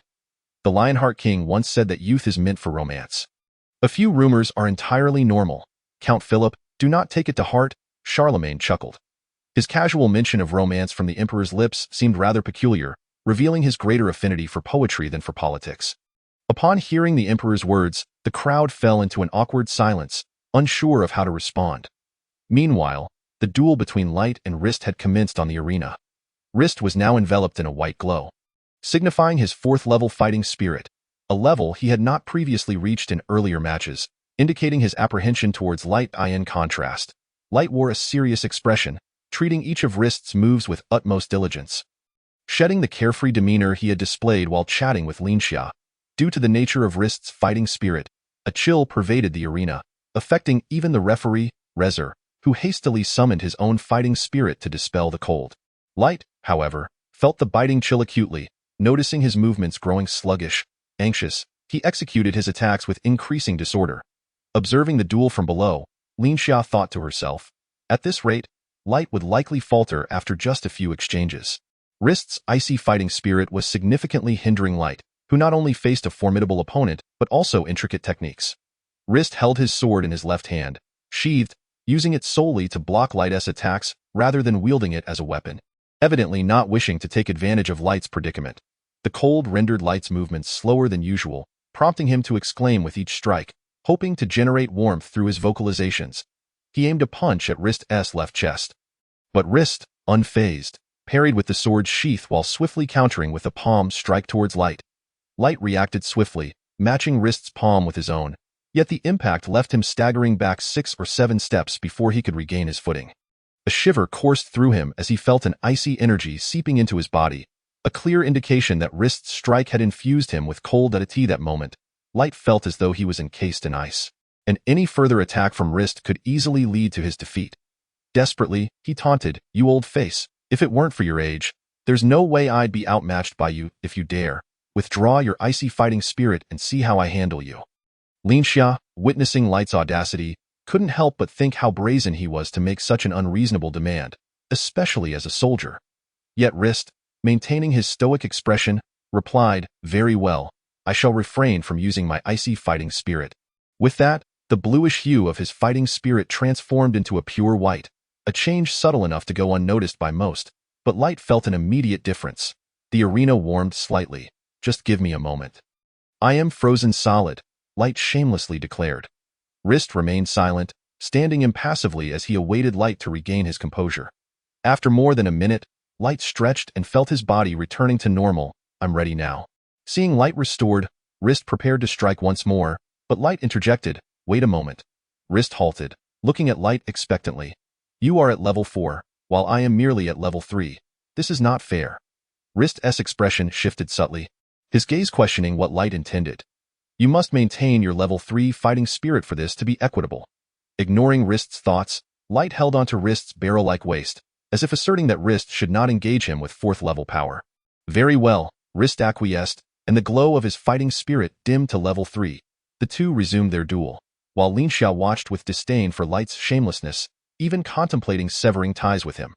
Light's loud voice carried their conversations to the spectators above, drawing amused looks from the Emperor and his ministers towards Light's father, Francis, whose face turned an ominous shade, while Philip above wore a smirk filled with mockery, further darkening Francis's expression and igniting a desire to reprimand his son for the embarrassment he caused. Despite Rist's suppression to level 3, Light remained no match for him. After over 20 exchanges, Light was ultimately defeated. The referee, Rezer, announced a half-hour break before the finals. As Light approached Lin Xia, she contemplated turning away, feeling too humiliated to associate with him. Yet, the instinct for self-preservation prevailed, and she refrained from leaving. Light approached Lin Xia without a hint of shame from his earlier demands, stating, "You ought to thank me." Lin Xia, casting him a disdainful glance, retorted, "Thank you for what? For your disgraceful behavior? I devised a strategy to deplete Rist's fighting spirit, increasing your chances in the next match. What do you think of my plan?" Light beamed, seeking praise. "Did you not hear Rezer announce a half-hour break? With the little fighting spirit you consumed, he will fully recover in that time." Lin Xia scoffed, looking at Light as if he were foolish. Light, momentarily dumbfounded, wanted to argue that he had also drained Rist's stamina, but held his tongue, instead muttering, "It must have had some effect. Though you think I'm shameless? Do you have any shame?" Lin Xiao retorted, "Of course. I do it all for you," Light exclaimed, suddenly recalling Francis in the stands and wondering if he had spoken too loudly. He glanced up, only to find Francis glaring at him with a murderous intensity, sending a chill down Light's spine, colder than Rist's fighting spirit, and he instinctively reached for his backside. Lin Xia, observing Light's unease, couldn't help but chuckle. "Are you scared?" "Scared? Not at all. It's just a beating, and I'm used to it by now. When we leave the palace, I'll sneak away first, then return after drinking your wine before facing the music," Light replied. "You treat my wine like a sedative?" Lin Xiao laughed. "Does it matter? I don't believe that old bastard can kill me." Light shrugged. The spectators above, including the Emperor, tacitly refrained from discussing the duel between Light and Rist, though Francis's expression remained sour. Emperor Charles turned to Philip. "What are your thoughts on the upcoming match between Lin Xia and Rist?" Philip stood, declaring, "Lin Xia has consistently triumphed in his matches with a single move. I have yet to gauge his true strength, but I remain confident in Rist." "What do the others think?" Charles inquired of his ministers. The majority nodded in agreement with Philip, clearly in accord with his assessment, save for Antonio, who remained silent, calmly seated. Noticing Antonio's unusual demeanor, the Emperor asked, "Viscount Antonio, what is your opinion?" "I believe Lin Xiao will undoubtedly prevail," Antonio asserted confidently. "Does Lin Xiao possess hidden abilities?" Charles probed. Antonio, aware that he could not disclose Lin Xiao's ascension to level 4, merely stated, "Because Lin Xia is the descendant of the Lionheart King." The mention of the Lionheart King silenced the crowd, leaving them unable to continue their discourse, though inwardly they mused that if the Lionheart King's descendant were truly formidable, the Shilin family would not be in such a state of decline. Only the Minister of Military Affairs, Mars, maintained his stance, stating, "While Lin Xia is a young prodigy, Rist is the Empire's acknowledged first genius, already a level 4 warrior at only 18, with the added advantage of frost fighting spirit. Lin Xia may soon find himself at a disadvantage." Mars, having invited Mandy to perform at his estate the previous month, felt he had given Lin Xia ample respect. As a military minister, offering 100 gold coins was already generous. However, Lin Xia's dismissal of his butler had greatly irked him. After serving for over a decade, even a butler of a military minister deserved some recognition, and had it not been for the emperor's evident affection for Lin Xia as the Lionheart King's heir, Mars would have long since acted to dismantle Lin Xia's holdings. Yet, unable to swallow his pride, Mars seized the opportunity to deliver a jab. Though the others refrained from voicing their opinions, they silently concurred with Mars's sentiments. As the half-hour passed swiftly, Rist stepped onto the arena first, walking steadily to the center, his expression as impassive as ever. Gripping his long sword, still sheathed, he stood like a drawn blade poised for battle. "Don't lose too badly," Light offered, attempting to encourage Lin Xia before he stepped onto the stage. "I had assumed that I will lose," Lin Xia countered. Light nodded affirmatively. Lin Xia shook his head in resignation and ascended to the arena. Standing opposite Rist, he could feel Rist's imposing presence, a relentless aura suggesting that no obstacle could hinder him, and he couldn't help but gaze at Rist. Rist, sensing Lin Xia's scrutiny, remarked, "I have anticipated this battle with you for 6 months. You have not disappointed me, making it to the final match. Is it truly so difficult to reach the final match?" Lin Xia feigned innocence. "I had hoped for a more challenging journey, but my opponents proved to be lackluster. Unable to withstand more than a single strike. You won't be like them, will you?" Lin Xia perceived the overwhelming aura emanating from Rist, prompting him to employ words as a means of provocation.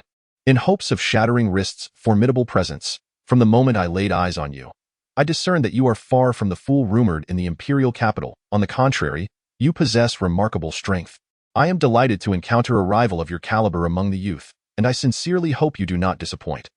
Rist replied with an expression of calmness. After finishing his words, Rist slowly unsheathed his sword. A notable gesture, as he had not drawn it in the previous match, indicating his high regard for Lin Xi. In response, Lin Xia drew his Tang Dao, tossing the scabbard to the side for Light to catch. Rist's fighting spirit flared as he initiated the attack, lunging towards Lin Xia. Lin Xia raised his blade to parry Rist's sword, but soon felt a chill in the air that sent a shiver down his spine, prompting him to retreat temporarily. Lin Xia was only utilizing 3rd-level true energy, refraining from deploying the 4th level just yet. He aimed to assess the comparative strengths of his true energy against Rist's fighting spirit. According to Tang's assertions, true energy is superior to fighting spirit. Yet Lin Xia had yet to experiment with this theory, and Rist presented the perfect subject for such an examination. Elevating his true energy to the peak of the 3rd level, he momentarily countered the icy chill in the atmosphere and unleashed a powerful strike aimed at Rist.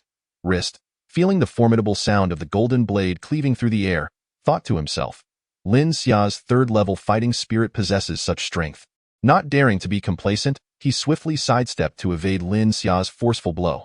Seeing Rist evade, Lin Xia pressed his advantage, launching a series of relentless attacks, while Rist responded with composure, resulting in an evenly matched exchange. Spectators were astonished that Lin Xia could hold his ground against Rist, finding it utterly incredible. Emperor Charles remarked with a smile, "Lin Xia has managed to hold his own against Rist despite employing a lower-level martial skill." Ferdinand observed for a moment before saying, "Your Majesty, in my opinion, while Lin Xia is at the 3rd level, he exhibits no inferiority in strength or speed compared to Rist. Is it possible that the Lionheart King's martial skills are truly exceptional?" Charles inquired. At that moment, Philip interjected with a smile, "Your Majesty, Rist has yet to exert his full strength. Rist has already gained the upper hand." Mars suddenly interrupted. The crowd turned their gaze to the arena.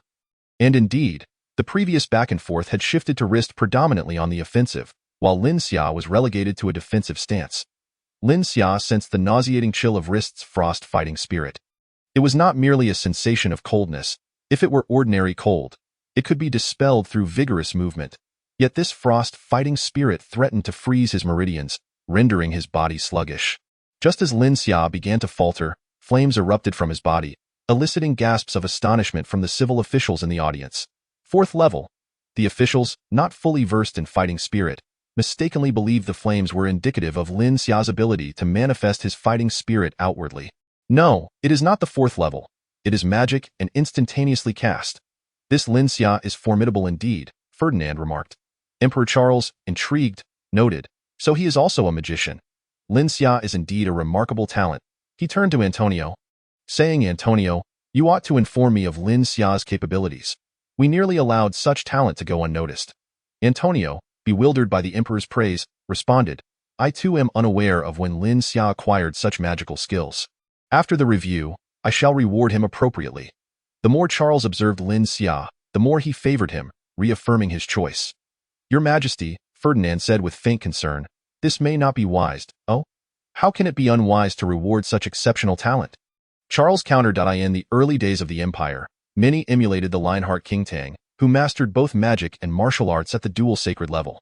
However, one's focus is limited, and countless prodigies have faltered by attempting to balance both, ultimately failing to excel in either. I fear Lin Xia may meet a similar fate. Ferdinand expressed his apprehension. You make a valid point. Antonio, it appears we must provide Lin Xia with further guidance. Charles concluded. Indeed, Your Majesty, Antonio agreed. The combat between Rist and Lin Xia resumed, returning to a dynamic exchange. Initially hindered by the frost fighting spirit, Lin Xia found relief from Rist's icy energy through the warmth generated by his fire magic. Though his movements remained somewhat affected, the impact had diminished significantly. As their blades clashed, Rist asserted, abandon magic. It is difficult to reach the pinnacle while mastering both magic and martial arts. He then thrust his sword towards Lin Xia's left shoulder. Lin Xia parried and countered, striking at Rist's left arm. If Tang can achieve mastery in both, so too can I. To my knowledge, the Shilin family's martial arts can only be cultivated to the 4th level. You should focus your efforts on breaking through to that level, Rist stated, blocking Lin Xia's strike and retreating to reassess. Lin Xia, observing Rist's pause, remained stationary, responding, you seem quite knowledgeable about my family's martial arts. It is no secret that no one from the Shilin family has surpassed the 4th level in over 2 centuries, Rist replied. Perhaps it is precisely because no one has attempted to master both magic and martial arts that no breakthroughs have occurred. Lin Xia countered. I speak for your benefit. Both magic and martial arts require a lifetime of study to reach their zenith. I can see that your magical prowess is lacking. I advise you to relinquish magic sooner rather than later. Rist cautioned. Light mentioned you were taciturn. I did not expect you to be so loquacious, Lin Xia remarked, wishing to move past this discussion. Rist dismissed Lin Xia's jibe, saying, your confidence is palpable. Allow me to dismantle it and help you confront reality. With that, Rist's aura surged, intensifying beyond its previous strength. His fighting spirit escalated in tandem, glowing ever brighter and shifting toward a deeper blue, causing even the stones on the arena floor to levitate with the rising energy. Lin Xia felt the temperature around him plummet, realizing that Rist had yet to reveal his true power. Rist maximized his fighting spirit, executing a horizontal slash through the air towards Lin Xia. The energy released from his sword formed a crescent wave of fighting spirit directed at Lin Xia. Lin Xia hastily raised his blade to block, the force of the attack propelling him back several steps before he regained his footing. At that moment, Rist had already closed the distance, and although Lin Xia tried to evade, Rist's speed was overwhelming, leaving a wound on Lin Xia's arm. As Lin Xia maneuvered away, he suddenly noticed a sluggishness enveloping his body, not just physically, but even his thoughts seemed to lag slightly. Though the difference was subtle in a competition, even the slightest impairment could ultimately determine victory or defeat. Mars, the military minister observing from the stands, was elated to see Lin Xia faltering and remarked to Philip. Philip, Rist has concealed such formidable strength. Rist is solely focused on his training. I was unaware he had hidden so much, Philip replied, maintaining a calm demeanor unlike Mars's exuberance. Though Rist remains at the 4th level, his actual strength likely surpasses that of an average 5th-level warrior. It appears Lin Xia won't last much longer, Mars declared, then turned to Antonio. While Lin Xia's strength is impressive, it still pales in comparison to a prodigy like Rist. Lord Mars, please continue to observe, Antonio replied, aware that Lin Xia still possessed hidden strength, his expression unchanging. Emperor Charles, overhearing Mars's comments, felt a twinge of displeasure. Lord Mars, Lin Xia is 4 years younger than Rist. Should he lose, it is hardly surprising. We must extend encouragement to our youth, he stated firmly. Yes, Your Majesty. Mars acquiesced. Lin Xia, concede. My fighting spirit is superior to yours. Although you shield yourself with fire magic over time, my frost fighting spirit will harm your meridians, Rist countered while deflecting Lin Xia's assault. Are you so certain your fighting spirit surpasses mine? Lin Xia retorted, attacking Rist once more, though his movements were sluggish. Even noted by the spectators, you still have, Rist began. But before he could finish, he observed black energy swirling around Lin Xia, his fighting spirit surging to match Rist's level. Rist hastily retreated, astonished to discover Lin Xia had also reached the 4th level. Mars leapt with joy at witnessing the surge in Lin Xia's fighting spirit, realizing he too had attained the 4th level. Not only was Mars taken aback, but all eyes in the stands turned to Antonio, whose composed expression suggested he had known of Lin Xia's 4th level prowess all along, explaining his unwavering confidence in Lin Xia's victory. Lin Xia had concealed his strength, utilizing 3rd level fighting spirit to compete evenly with Wrist. And now that he had ascended to the 4th level, it was evident to all that Lin Xia was poised to triumph. Wrist's father, Philip, became less composed than before, glancing at Antonio with newfound understanding. No wonder you remained so calm. Antonio, you have kept Lin Xia's capabilities well hidden, Emperor Charles remarked with a smile, appreciating the increasing surprises Lin Xia provided. Your Majesty, I did not intentionally conceal it. No one inquired, Antonio replied nonchalantly.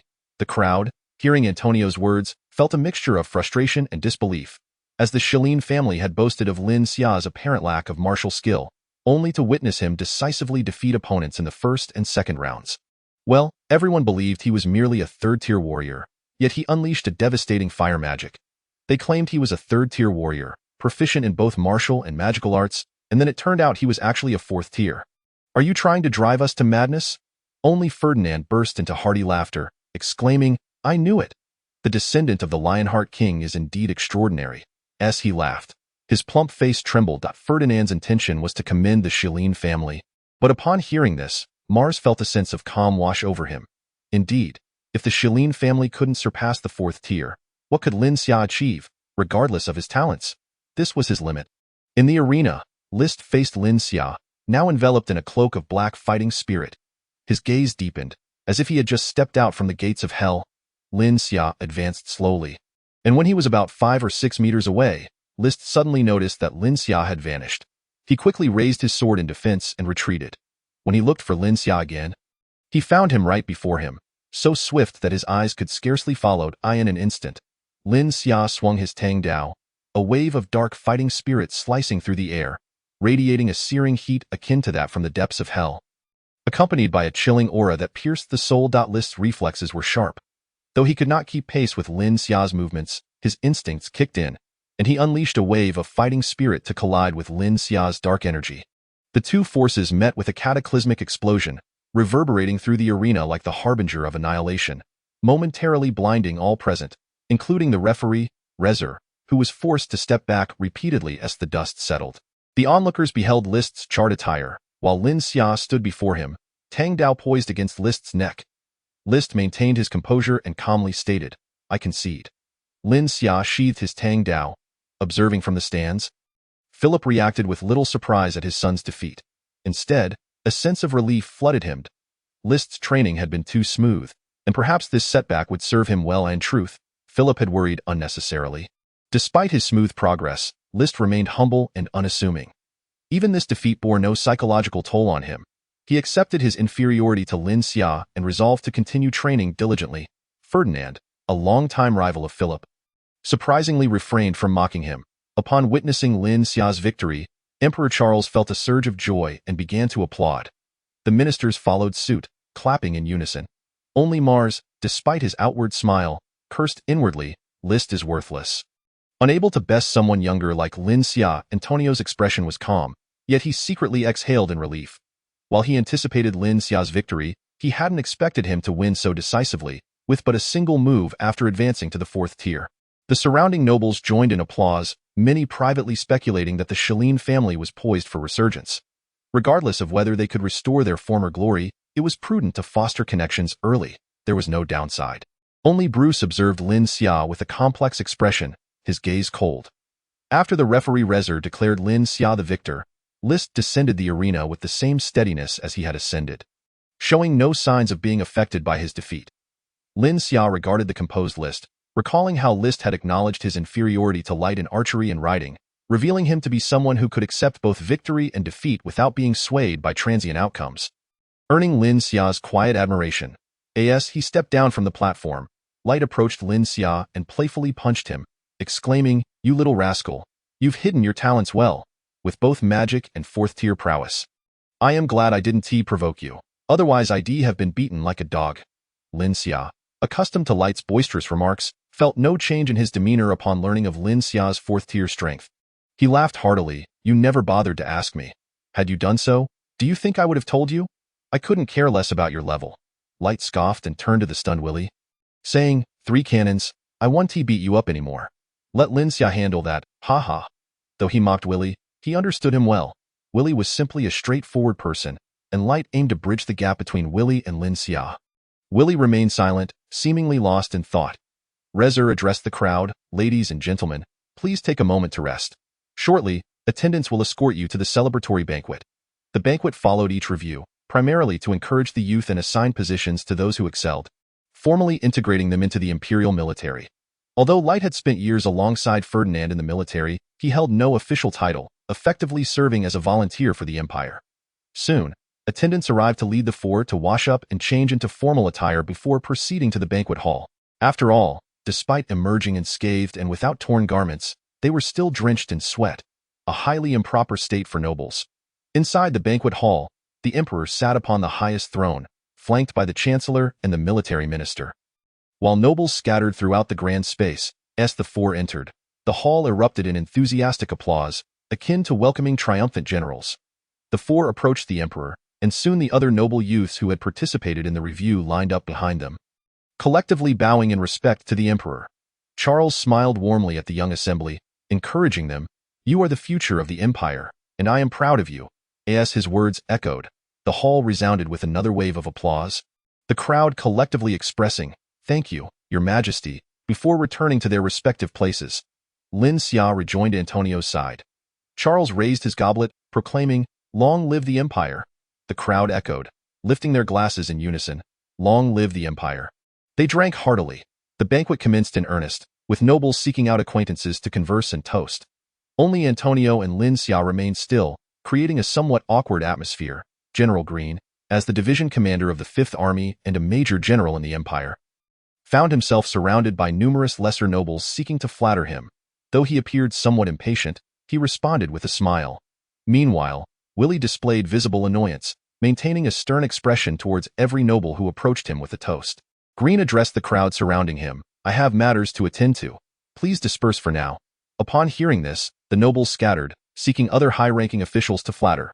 Green approached Antonio and Lin Xia, saying, "Viscount Antonio, I apologize for what happened at the palace gates with Willie."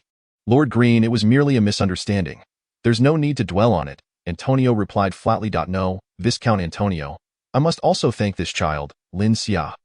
Willie believed himself invincible, but thanks to Lin Xia, he has learned that there are always those who surpass him.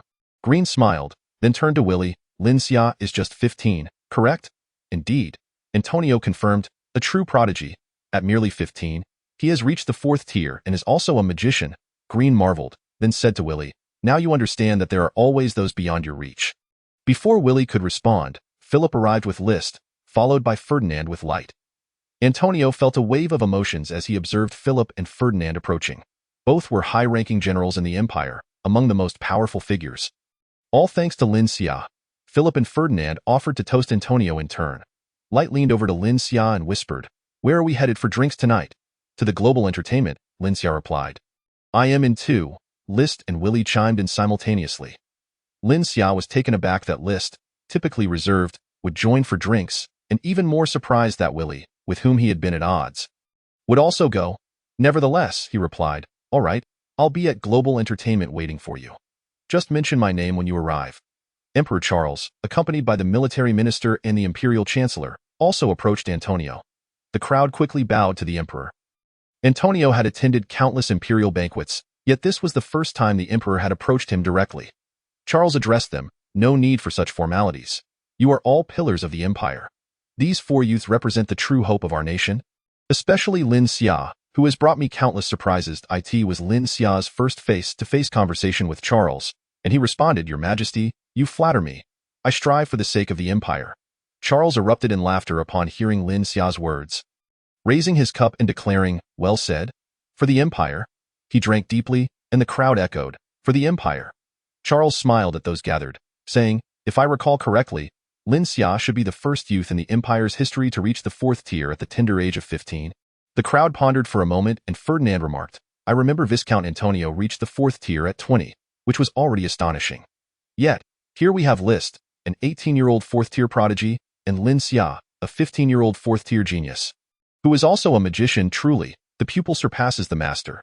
This must be the Lionheart King's famous adage, right, Viscount Antonio? He then turned to Lin Xia, saying, Lin Xia, you could be considered the empire's foremost genius. Lord Ferdinand, I do not consider myself a genius, Lin Xia replied calmly. You are not a genius just yet. Young people should not belittle themselves, interjected Emperor Charles. In truth, I do not consider myself a genius, especially since even the servants of my age possess a strength of rank 3, Lin Xia replied. The sudden silence that enveloped the room was palpable. Those present found themselves at a loss for words. Lin Xia's ostentation was excessive. With such a revelation about his servant, how could the other noble youths, who regarded the second-ranked Willie as a genius, maintain their dignity, while others merely felt discomfort from Lin Xia's words? Willie was different. He had always held himself in high esteem, believing that aside from the prodigies Lister and Light, none could rival him. The emergence of Lin Xia, a descendant of the Lionheart King, might be seen as a miraculous development. However, to claim that even his servants surpassed him struck Willie with a sense of despair, causing him to bow his head in silence. Realizing he had inadvertently stifled the conversation, Lin Xia felt a wave of embarrassment wash over him. He sensed he had perhaps overstepped with his remarks. Casting a glance at Charles, he suddenly recalled something and said, Your Majesty, I have a request.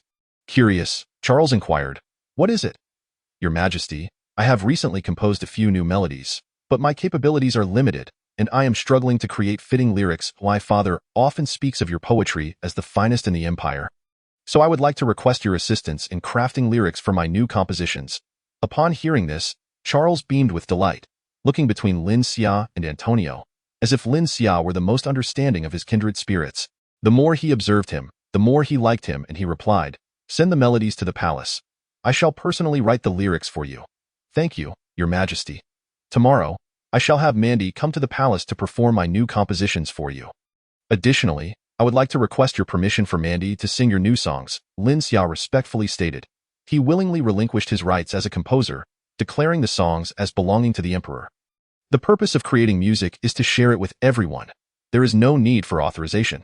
Charles saw no issue with copyright matters and readily agreed, No, Your Majesty, the ownership of these songs belongs to you. They are your intellectual property, and we cannot use them without your consent. Lin Xia continued, I am willing to pay a fee of 100 gold coins for each song's rights. I kindly ask for your authorization. What do you mean by intellectual property? Charles inquired. Intellectual property means that this song is yours, and others cannot use it without your permission. After all, knowledge is the most precious treasure, and others have no right to claim it. Please allow me to shamelessly offer 100 gold coins for each song's rights. Lin Xia stated earnestly. At this moment, Charles was immensely pleased. Throughout his life, he had penned countless poems, receiving admiration from poets and ministers alike, yet he had never received any income for them. Hearing Lin Xia's willingness to purchase the rights for 100 gold coins per song, how could he not be delighted? You are correct. Knowledge does indeed have rights. I shall sell you the authorization. Then, if others do not purchase the rights, are they prohibited from performing the songs? Lin Xia further inquired. That is indeed the case. Charles chuckled. Thank you, Your Majesty. Lin Xia sincerely expressed his gratitude, as this arrangement resolved the issue of others appropriating his work without permission. In the future, anyone wishing to sing in their own venue would need to pay 100 gold coins per song. Refusal to pay meant they could not sing. If they disagreed, they could take it up with the emperor. After a brief conversation, as the emperor and his ministers departed, the other young nobles quickly approached Antonio to offer toasts. Seeking to curry favor, only Bruce and his son Sam remained, darkly watching Antonio. Bruce had been insulted by Antonio, while Sam had been rendered unconscious by Lin Xia's prowess, suffering a loss of face. At that moment, a servant approached Charles with a piece of paper, which he did not read but simply said, Announce it. The servant, bowing in acknowledgement, declared loudly, The results of the examination are now public. The attendees, drawn by the servant's voice, returned to their seats, fully aware that the announcement would determine the official and military appointments for these noble youths. The servant continued, First place. Lister's victory was anticipated. After all, he excelled in archery and placed second in combat, making his overall first position unsurprising. The servant continued, Second place, Light. Third place, Willie. Fourth place. Seventh place, Steve. As the names of the top 7 were announced without Lin Xia's mention, the emperor's curiosity was piqued. Although Lin Xia was first in combat, His ranking should have been considerably higher, he interrupted. Why was Lin Xia's name not mentioned? The servant respectfully replied, 8th place is Lin Xia.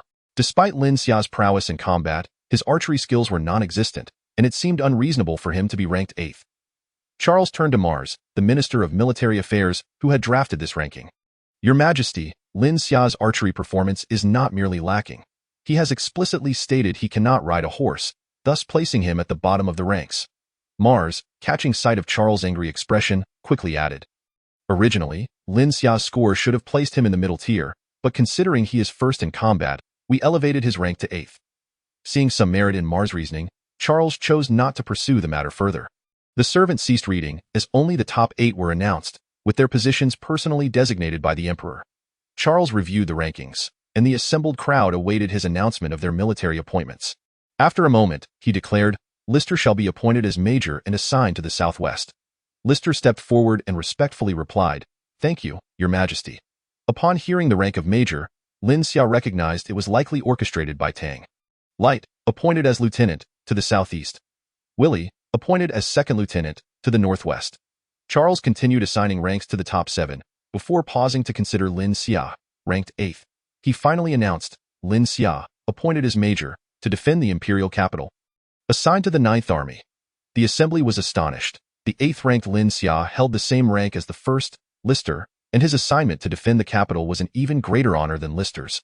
Leaving the 2nd to 7th ranks in turmoil regarding who truly deserved the title of 1st. Your Majesty, this cannot be, Mars interjected. Why not? Charles inquired. Your Majesty, Lin Xia is ranked 8th. If he is to be assigned a military rank, it should at most be equivalent to Stephen's 7th place, as second lieutenant. Moreover, the former emperor decreed that the Shalin family is barred from military service. This is an unbreakable rule, Mars insisted. Indeed, Your Majesty, the Shalin family cannot enter the military, echoed several noblemen who held grievances against the Shalin family. Am I not the emperor? Charles retorted angrily. The former emperor's words are not to be altered lightly. I implore you, Your Majesty. Mars knelt, feigning loyalty, as if his concerns were solely for the empire rather than personal prejudice against Lin Xi8. As Mars knelt, many other minor nobles followed suit, displaying similar feigned loyalty. Seeing such a display, Charles tempered his anger and turned to the Chancellor. Chancellor, what do you have to say? Chancellor Hughes, initially disinterested in the matter, recognized the emperor's inquiry demanded a response. Your Majesty, Mars has a point. Do you also believe the Shalin family should be barred from military service? Charles probed. No, Your Majesty. While the former emperor may have prohibited the Shalin family from military service, you, as the current emperor, have the authority to amend such decrees. However, entering the military directly may seem disrespectful to the former emperor. I suggest appointing Lin Xia as a lieutenant, allowing him to join the Lionheart Academy for research, as it also falls under military jurisdiction.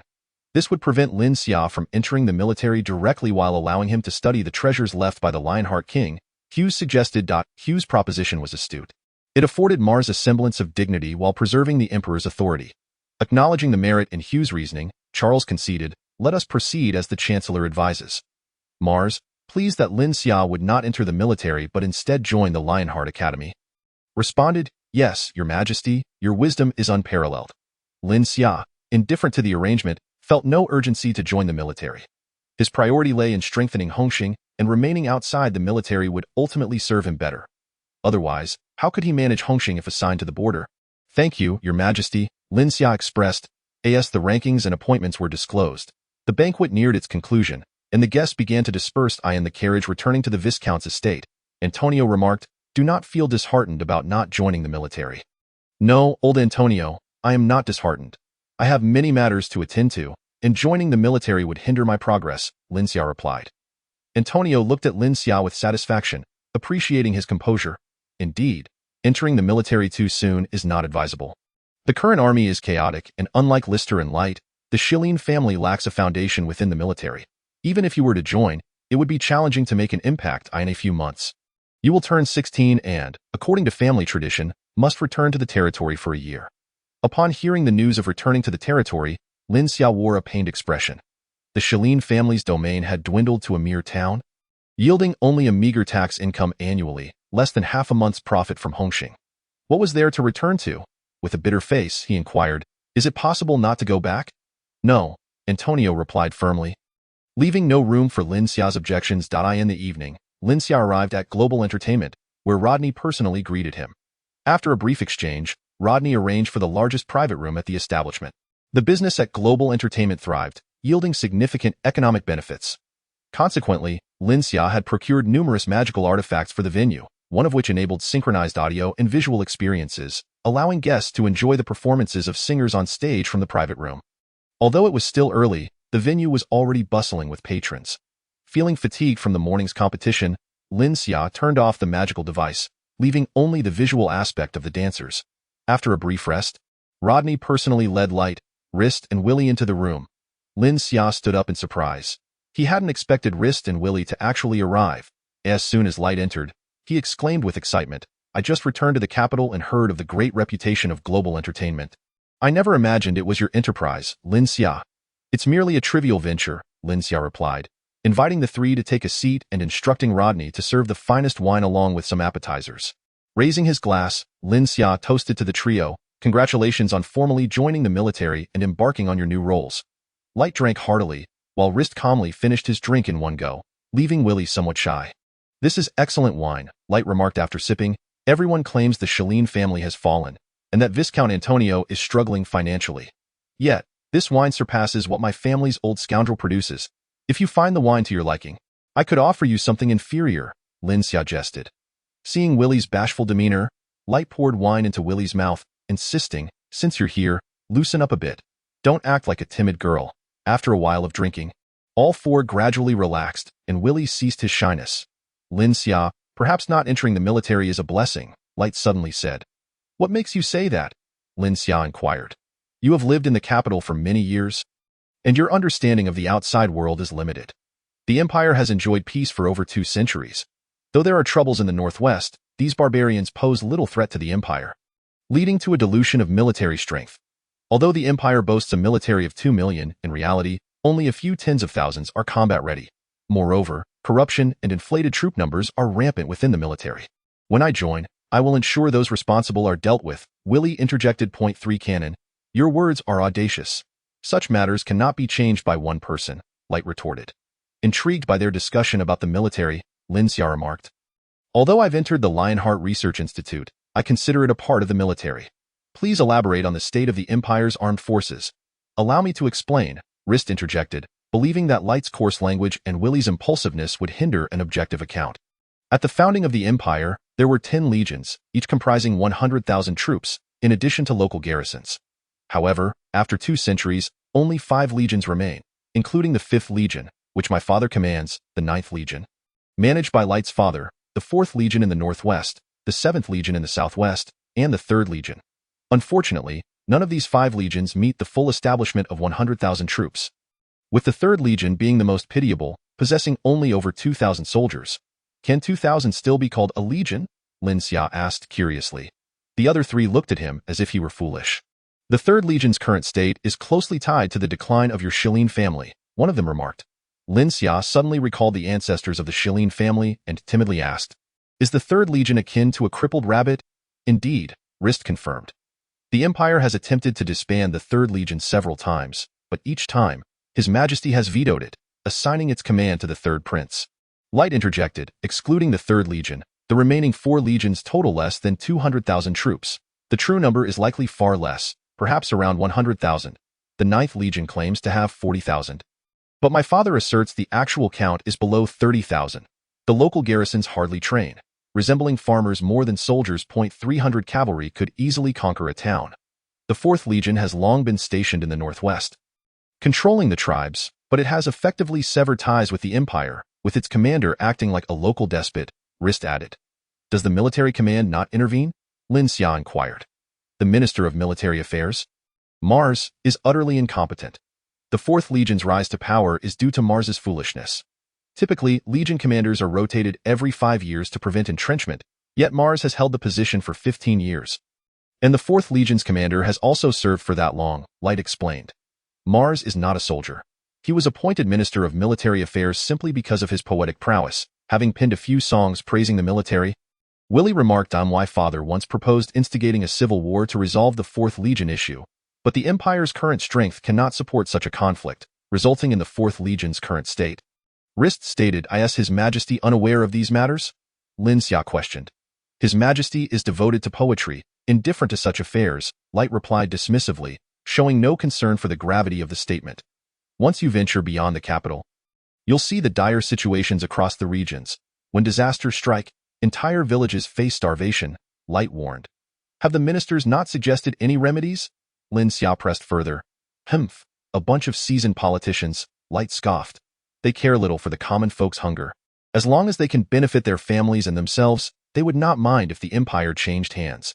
Just then, Willie pointed at the magical device displaying synchronized imagery and exclaimed, "Goodness, it's Mandy."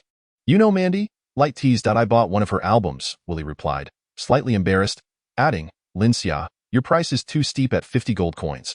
Lin Xia was surprised that Mandy had come to perform at Global Entertainment today, as he had not invited her for some time, wanting to raise her value. Unbeknownst to him, Mandy's appearance was solely due to his presence. Observing Willie's flushed face, Lin Xia remarked, "Global Music offers standard albums for 3 gold coins.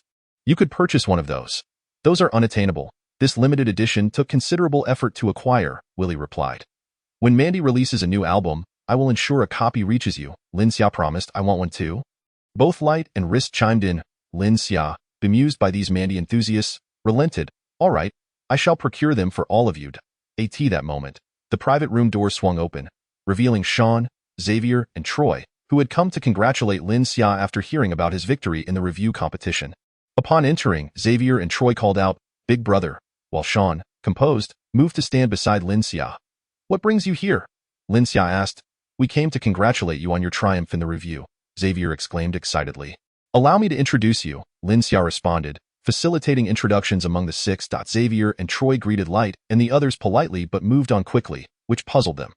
Typically, those aware of their status fawned over them. Yet Lin Xia's subordinates treated them as ordinary individuals, showing respect solely to Lin Xia. Rist looked at Sean and asked, "Is this the brother who has reached level 3? Willie turned to Sean eagerly. Sean remained calm and silent. "Yes, Sean is a brother I grew up with," Lin Xia humbly stated. "Let me test it," Willie said, raising a fist to strike Sean. Sean maintained his calm demeanor, effortlessly catching Willie's punch without retaliating. Seeing Sean handle his strike so easily, Willie sank into his seat, realizing Lin Xia's claims were genuine. Even his servants had reached level 3. What did that make him? Observing Willie's despondence, Light consoled, "3 cannon. The Shilin family is known for its miracles. Do not be too disheartened." Willie, aware of Light's attempt to comfort him, simply shook his head in silence. As Hongxing's trio departed after congratulating Lin Xia, he suddenly inquired, "The deputy governor in charge of public security in Jiangnan has passed away. I wish to arrange for Bill from the Jiangnan Public Security Office. Do you have any connections?" This is a trivial matter. If it were the vice-governor of Jiangbei, it would be more challenging. However, Jiangnan is a civilian area, and I can simply have a word with the governor of the Public Security Bureau. Light wore an expression of indifference. His father was a military bigwig, and to him, the deputy director of police in a civilian district was hardly significant. In Chapter 43, the Lionheart King Research Institute, Lister and Willie also remarked that it was not a major issue. This made Lin Xia reflect on the importance of familial power. The next day, in the office of the governor of the Public Security Bureau, Governor Freeman sat in a state of distress, having just seen off a prominent figure from the empire, General Green's son, Willie. Upon entering Freeman's office, Willie uttered a single sentence: "The vice-governor of Jiangbei has assigned Bill." However, Freeman was utterly oblivious to who Bill was, and his frustration was short-lived as a rotund man barged in, pulling Freeman from his seat to take his place, stating, "I've heard that a talent named Bill has emerged in Jiangnan." Freeman had just dismissed Light and barely settled into his chair when Lister entered with an air of coldness, tossing a bag of gold coins at him and uttering just one word: "Bill." "Who on earth is this Bill?" Freeman felt a wave of irritation wash over him. He dared not accept Lister's gold coins and thought to promptly deliver them to Count Philip instead. However, by afternoon, the true heavyweight arrived. General Green himself came to Freeman's office. He sincerely apologized for Willie's earlier behavior and engaged Freeman in a warm discussion about the public security situation in the capital, even indulging in some casual conversation, which left Freeman feeling quite flattered. Naturally, as he took his leave, Green casually mentioned Bill. Freeman realized that Bill's position as vice-governor was secured, and if he continued to be disobedient, he might soon find himself serving under Bill. He hurriedly requested Bill's information. Bill had only been formally appointed for a little over 6 months, but the key point was his strong relationship with Lin Xia, which Freeman was still unaware of. Even if Bill had been in office for half a year, he felt compelled to appoint him as vice governor. Freeman recalled that Baron Bruce had visited him the day before, mentioning a family member working in the Jiangnan Public Security Bureau, subtly suggesting that he wanted to arrange for this individual to take on the role of vice governor. Originally, it was not unusual for a noble to intervene in a civilian area, but now he could only apologize to Bruce. Unbeknownst to Lin Xia, his casual mention of wanting Bill to assume the role of vice governor had caused Freeman such distress, but even if he had known, he would not have cared. When the appointment letter arrived, Bill exhibited no surprise. He increasingly believed in Lin Xia's capabilities, confident that if Lin Xia had stated it, it would undoubtedly come to pass. As for the other officers at the Jiangnan Public Security Bureau, they had already been charmed by Bill's sweet talk, and no one opposed the appointment. On the contrary, they were quite supportive. Thus, Bill became the vice governor. Bill's first order of business upon taking office was to investigate the cause of the previous vice governor's death, leading to the closure of all brothels and casinos owned by Deng. Allowing Lin Xia to solve the issue without lifting a finger in addition to shutting down Deng's establishments, Lin Xia instructed Bill to conduct a thorough investigation of other brothels, closing any that performed pirated songs. For each song performed, the fine was set at 100 gold coins. However, Lin Xia did not intend to wipe them out completely. As long as they dismantled their stages and assured that they would cease piracy in the future, he would allow them to continue operating. Deng found himself increasingly troubled by Bill's investigations, but just then, he unexpectedly had an opportunity to meet Baron Bruce, a noble of the empire. This chance felt like a stroke of luck to Deng, who hurriedly prepared gifts to visit Bruce. The meeting took place at Bruce's estate, and the atmosphere was exceedingly harmonious. Deng began by complimenting Bruce's family and praising both Bruce and his son. In return, Bruce acknowledged that Deng's business was thriving and contributing to the empire's tax revenue. Eventually, Deng broached his recent predicaments. Although it was inadvisable to discuss difficulties during a first visit, he felt he had no choice as the ongoing investigations were crippling his business and tarnishing his reputation. Bruce expressed sympathy for Deng's plight, assuring him that the death of the former vice governor had no bearing on him and even offered to vouch for him. This made Deng feel as if he had found a benefactor, nearly kneeling in gratitude. However, Bruce advised him to wait a while, promising that he would find a way to remove Lin Xia in 2 months, after which all of Lin Xia's assets would be inherited by Deng. This prospect filled Deng with hope, and he agreed to wait 2 months. Meanwhile, Lin Xia's appointment letter had arrived. He was currently riding in the modest carriage of the Shilin family toward the Lionheart King Research Institute, feeling exhilarated, believing that there were remnants of Tang's legacy within, perhaps even clues to return home. The driver, Burton, radiated excitement even more than Lin Xia. Having served in the Viscount's household for many years, he had never witnessed anyone achieve an imperial position. He echoed Tang's words, claiming it was a matter of great honor. Lin Xia had only heard of the Lionheart King Research Institute from Antonio, which was established to replicate Tang's inventions after he fled, but it had yielded little success. Upon disembarking from the carriage, Lin Xia found the institute sprawling, with a large square at its entrance featuring 2 statues. One of Tang riding in a carriage, holding a feather fan, and the other depicting him on horseback, wielding a knight's lance, showcasing his dual roles as a strategist and a general. As Lin Xia stepped down, a soldier approached to greet him, saluting and stating, "Lieutenant Lin Xia, I have been ordered to await your arrival. Director Haywood is expecting you in his office." Following the soldier to the director's office, Lin Xia encountered a frail, white-bearded elder who, if donned in a wizard's robe, would hardly be mistaken for a soldier but rather a profound mage. "Welcome, Lieutenant Lin Xia," Director Haywood said with warmth, rising to greet him. "Good day, Director," Lin Xia replied respectfully. He had heard from Light about Haywood's fervent admiration for Tang, having petitioned the Emperor several times regarding the military's corruption and advocating for the reinstatement of the Shilin family. This endeared Haywood to Lin Xia.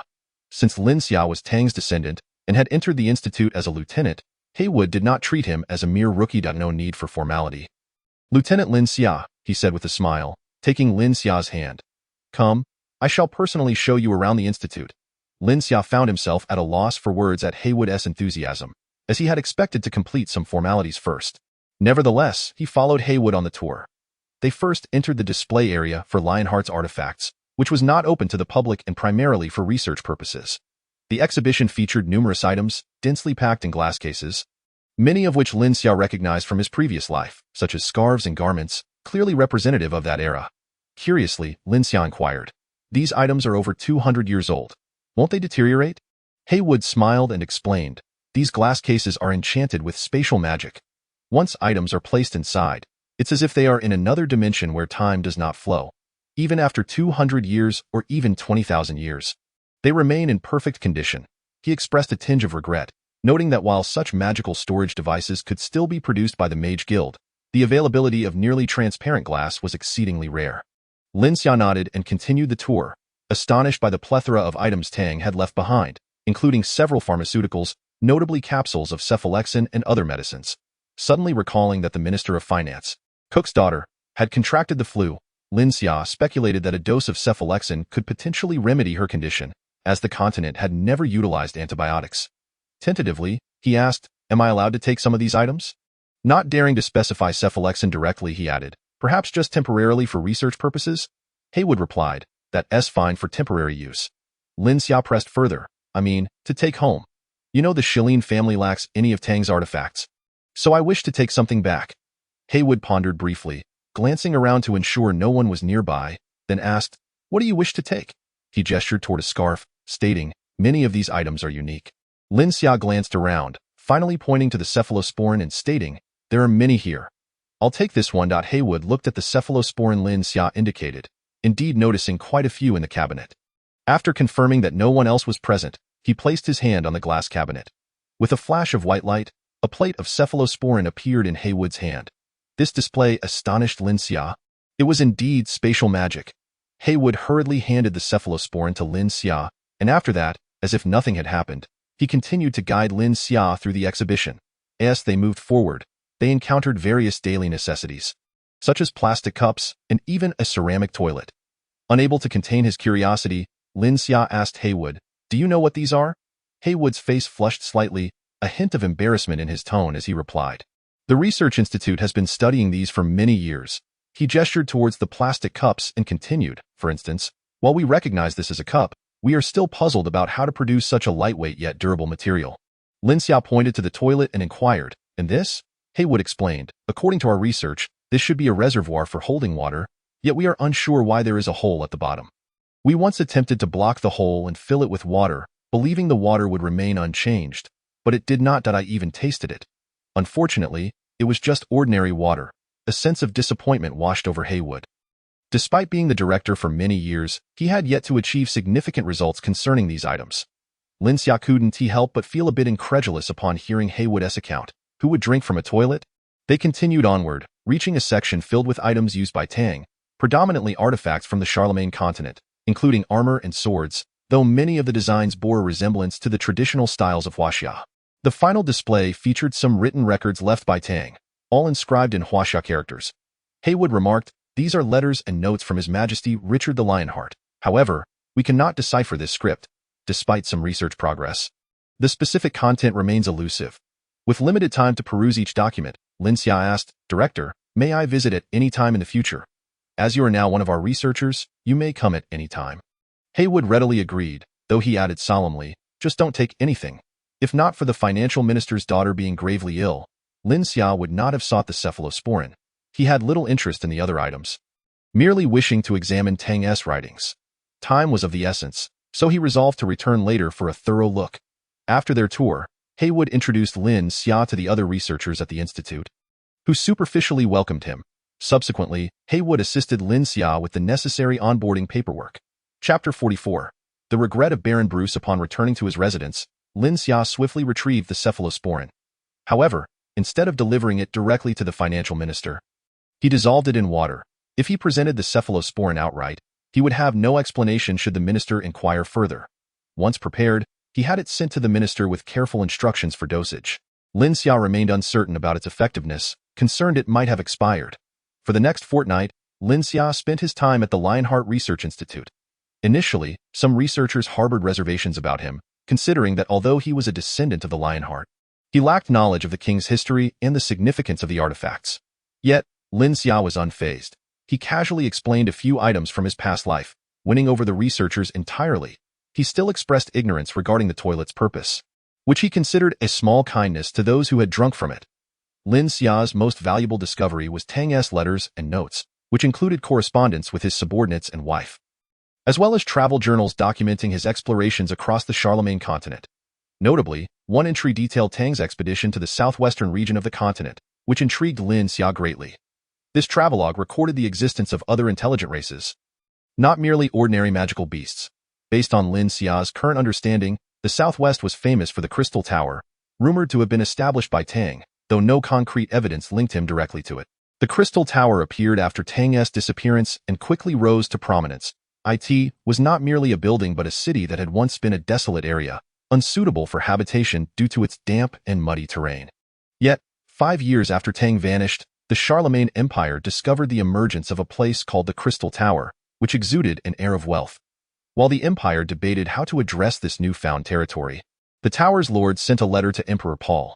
After reading it, Paul merely instructed his ministers that the tower would henceforth fall under imperial jurisdiction, with taxes to be collected annually and an allowance for 20,000 soldiers to be stationed there. While all governance would remain in the hands of the tower's inhabitants, with no imperial interference. Only Paul had seen the contents of that letter before he burned it. Nevertheless, integrating the Crystal Tower into imperial governance proved beneficial. To this day, nearly a third of the empire's annual revenue stemmed from it. Realizing this policy was likely orchestrated by Tang, Lin Xia deduced that the Crystal Tower, alongside the presence of other races, might possess a gateway to other worlds. He resolved to devise a plan to visit the Crystal Tower. In a secluded residence within the imperial capital, Baron Bruce stood outside the only room, respectfully bowing. After a moment, the door opened from within, but a gauzy curtain obscured the entrance, indicating that the occupant wished to remain anonymous. A deep voice emanated from inside. Addressing Bruce, "Baron Bruce, have you come to report something?" Bruce respectfully replied, "My lord, Deng has been seeking me almost daily. He seems to be at the end of his rope due to Lin Xia's pressure." The voice from within responded with gravity. "I have arranged for a 6th-level warrior, Black Wolf. Go meet Baron Bruce." As the words fell, a burly man in martial attire, appearing to be in his 40s, stepped out of the room. The second part of the Master's statement was directed at this Black Wolf, who was likely a code name for a certain organization rather than his true name. Bruce was taken aback by the immediate deployment of a 6th-level warrior and felt a renewed sense of the Master's capability. However, he was still puzzled by the Master's strategy and inquired, "What should I do?" "You merely need to introduce Black Wolf to Deng. He will handle the specifics," came the reply from the room. Bruce, sensing the vague nature of the Master's instructions, felt an unease settle in his heart. Fearing the Master, he chose not to press further and departed with Black Wolf. Once Bruce left, another voice resonated in the room. "Your Highness, although we have shifted our focus to Deng, what if Bruce is discovered later?" This voice was different from the previous one, indicating that more than one person occupied the room. If Bruce were to perish, the trail would undoubtedly go cold. The deep voice replied once more. After half a month at the Lionheart Research Institute, Lin Xia grew weary of the trifling tasks. The institute was a mere idle position, devoid of substantial work. Although Haywood held the title of director with the rank of a colonel, the actual number of researchers was scant, and the daily so-called research struck Lin Xia as laughable. He decided to request an extended leave from Haywood. Even though Deng no longer posed a threat, many matters still required Lin Xia's direct involvement. Upon taking his leave, Lin Xia headed straight to the headquarters of the Hongxing organization, only to find the higher-ups absent. Instead, he encountered Robin practicing in the training grounds. Lin Xia held a favorable impression of Robin and intended to offer guidance, but after observing for a while, he abandoned the idea, realizing that Robin lacked any natural talent for martial arts. Upon noticing Lin Xia's arrival, Robin hurriedly approached and greeted him. "Boss, you're doing well," Lin Xia offered insincerely, before suggesting, "Let us go for a walk." He then proceeded towards the headquarters entrance. Lin Xia decided to explore several establishments previously under Deng's control, feeling confident that his 4th-level strength would pose no danger within the imperial capital. As Lin Xia and Robin visited each location, they eventually arrived at a casino, where Robin suddenly remarked, "Mandy's father incurred debts at this casino." This particular casino was located in a remote area, effectively on the outskirts of the empire, surrounded by many destitute refugees. It was infuriating to discover that Deng's casino even preyed upon such impoverished individuals. Since they were already at the casino, Lin Xia surmised they must be close to Mandy's home and instructed Robin to lead him there. However, after walking for some time, they found themselves in a desolate area, still far from the straw hut where Mandy's father had lived. At that moment, Lin Xia felt a sudden chill, accompanied by an inexplicable sense of danger. Without hesitation, he pulled Robin back swiftly. Just 3 steps back, a sword-like energy slashed through the ground where they had stood, carving a 3-meter-long gash. Lin Xia's heart raced with fear. Had he not sensed the impending danger, Robin would have been cleaved in two, and he himself might have sustained severe injury. Lin Xia cast a sweeping glance around, bracing himself in one direction, and inquired, "Who might you be?" From the depths of the forest emerged a robust man in his 40s, wielding a broad-bladed sword. As he approached, he declared, "I am here to kill you." This man was none other than the Black Wolf, introduced to Deng by Bruce, as instructed by their master. Meanwhile, in his residence within the imperial city, Bruce sat alone in his study, plagued by a sense of unease that had been gnawing at him all day. This feeling was not new. Ever since their master had tasked Bruce with introducing the Black Wolf to Deng, a sense of instability had settled in his heart. Bruce had known Antonio since their youth, and his ambition was to see the Shilin family utterly destroyed to avenge Catherine. Thus, he had personally stepped in to assist Deng, hoping to leverage Deng's power to dismantle Lin Xia's hard-earned influence and extinguish any hope for the Shilin family. Their master, aware of Bruce's intentions, had offered support, albeit through unofficial channels and without providing any financial backing to Deng. This lack of clarity left Bruce feeling uneasy as he struggled to discern his master's true intentions. As he sat in his study, drumming his fingers on the table, a moment of clarity struck him. He slammed his palms on the table, rising abruptly, and muttered, "This is bad." He hurriedly exited the study. Suddenly, it dawned on Bruce that their master must harbor some grudge against Lin Xia or the Shilin family, compelling him to introduce the Black Wolf to Deng. The plan was likely to exploit the conflict between Deng and Lin Xia, using the Black Wolf to eliminate Lin Xia. After all, Lin Xia was a descendant of the Lionheart King, and the Emperor would undoubtedly launch a thorough investigation. Deng, as the one who employed the Black Wolf, would not escape suspicion and could very well implicate Bruce. If their master had doubts about Bruce's loyalty, the most prudent course of action would be to eliminate him. With that thought, Bruce scoffed. Recognizing the intricacies of the plot against Lin Xia, there would be a murderer, accomplices, and hidden instigators, all entwined in a web of vengeance against the Shilin family, crafted by their master. Bruce arrived at Sam's courtyard, where Sam was practicing martial arts. Upon seeing Bruce, he lowered his head in a timid manner, addressing him as father. Normally, Bruce would have chastised Sam for his weakness, but today, his urgency overshadowed his son's demeanor. He barked, "Gather your things. We must leave the capital at once." Sam, accustomed to following his father's orders, complied without question, retreating to his room to pack. He focused on lightweight and valuable items. Bruce urged him on, and soon returned to his own chamber, his restless spirit evident as he neglected to pack fresh clothes, opting only for essentials before rejoining Sam to depart the capital. As they approached the northern gate of the capital, Bruce suddenly halted. Sam looked at him quizzically, wondering why his father had stopped after such haste. Bruce's pause stemmed from an internal conflict. He and Antonio had once been brothers, but the events surrounding Catherine had severed their bond irreparably. Bruce's aim was to see the Shilin family crumble, to psychologically punish Antonio, but he had no desire for Antonio's demise. Most importantly, their master's target was Lin Xia, and Lin Xia was Antonio's kin. How could he allow Antonio's son to perish? Steeling himself, Bruce instructed Sam, "You go ahead through the northern gate and wait for me in Andrew Town, 100 miles away." "Father, where are you going?" Sam inquired. "You must leave first," Bruce insisted, casting a worried glance at his son, whose innocent heart had grown increasingly silent under his father's pressure. He withdrew some valuables from his pocket and pressed them into Sam's hands, instructing him, "Wait for me in Andrew Town. If I have not arrived in 2 months, you need not wait for me any longer." At that moment, Bruce felt a grim realization. If he were to warn Lin Xia, he might not have the chance to escape himself. Sam, noticing Bruce's demeanor, was filled with anxiety and questions, but Bruce's stern expression silenced him. "Hurry and go."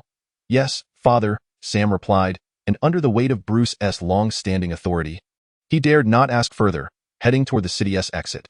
Watching Sam leave through the gate, Bruce turned to seek Lin Xia.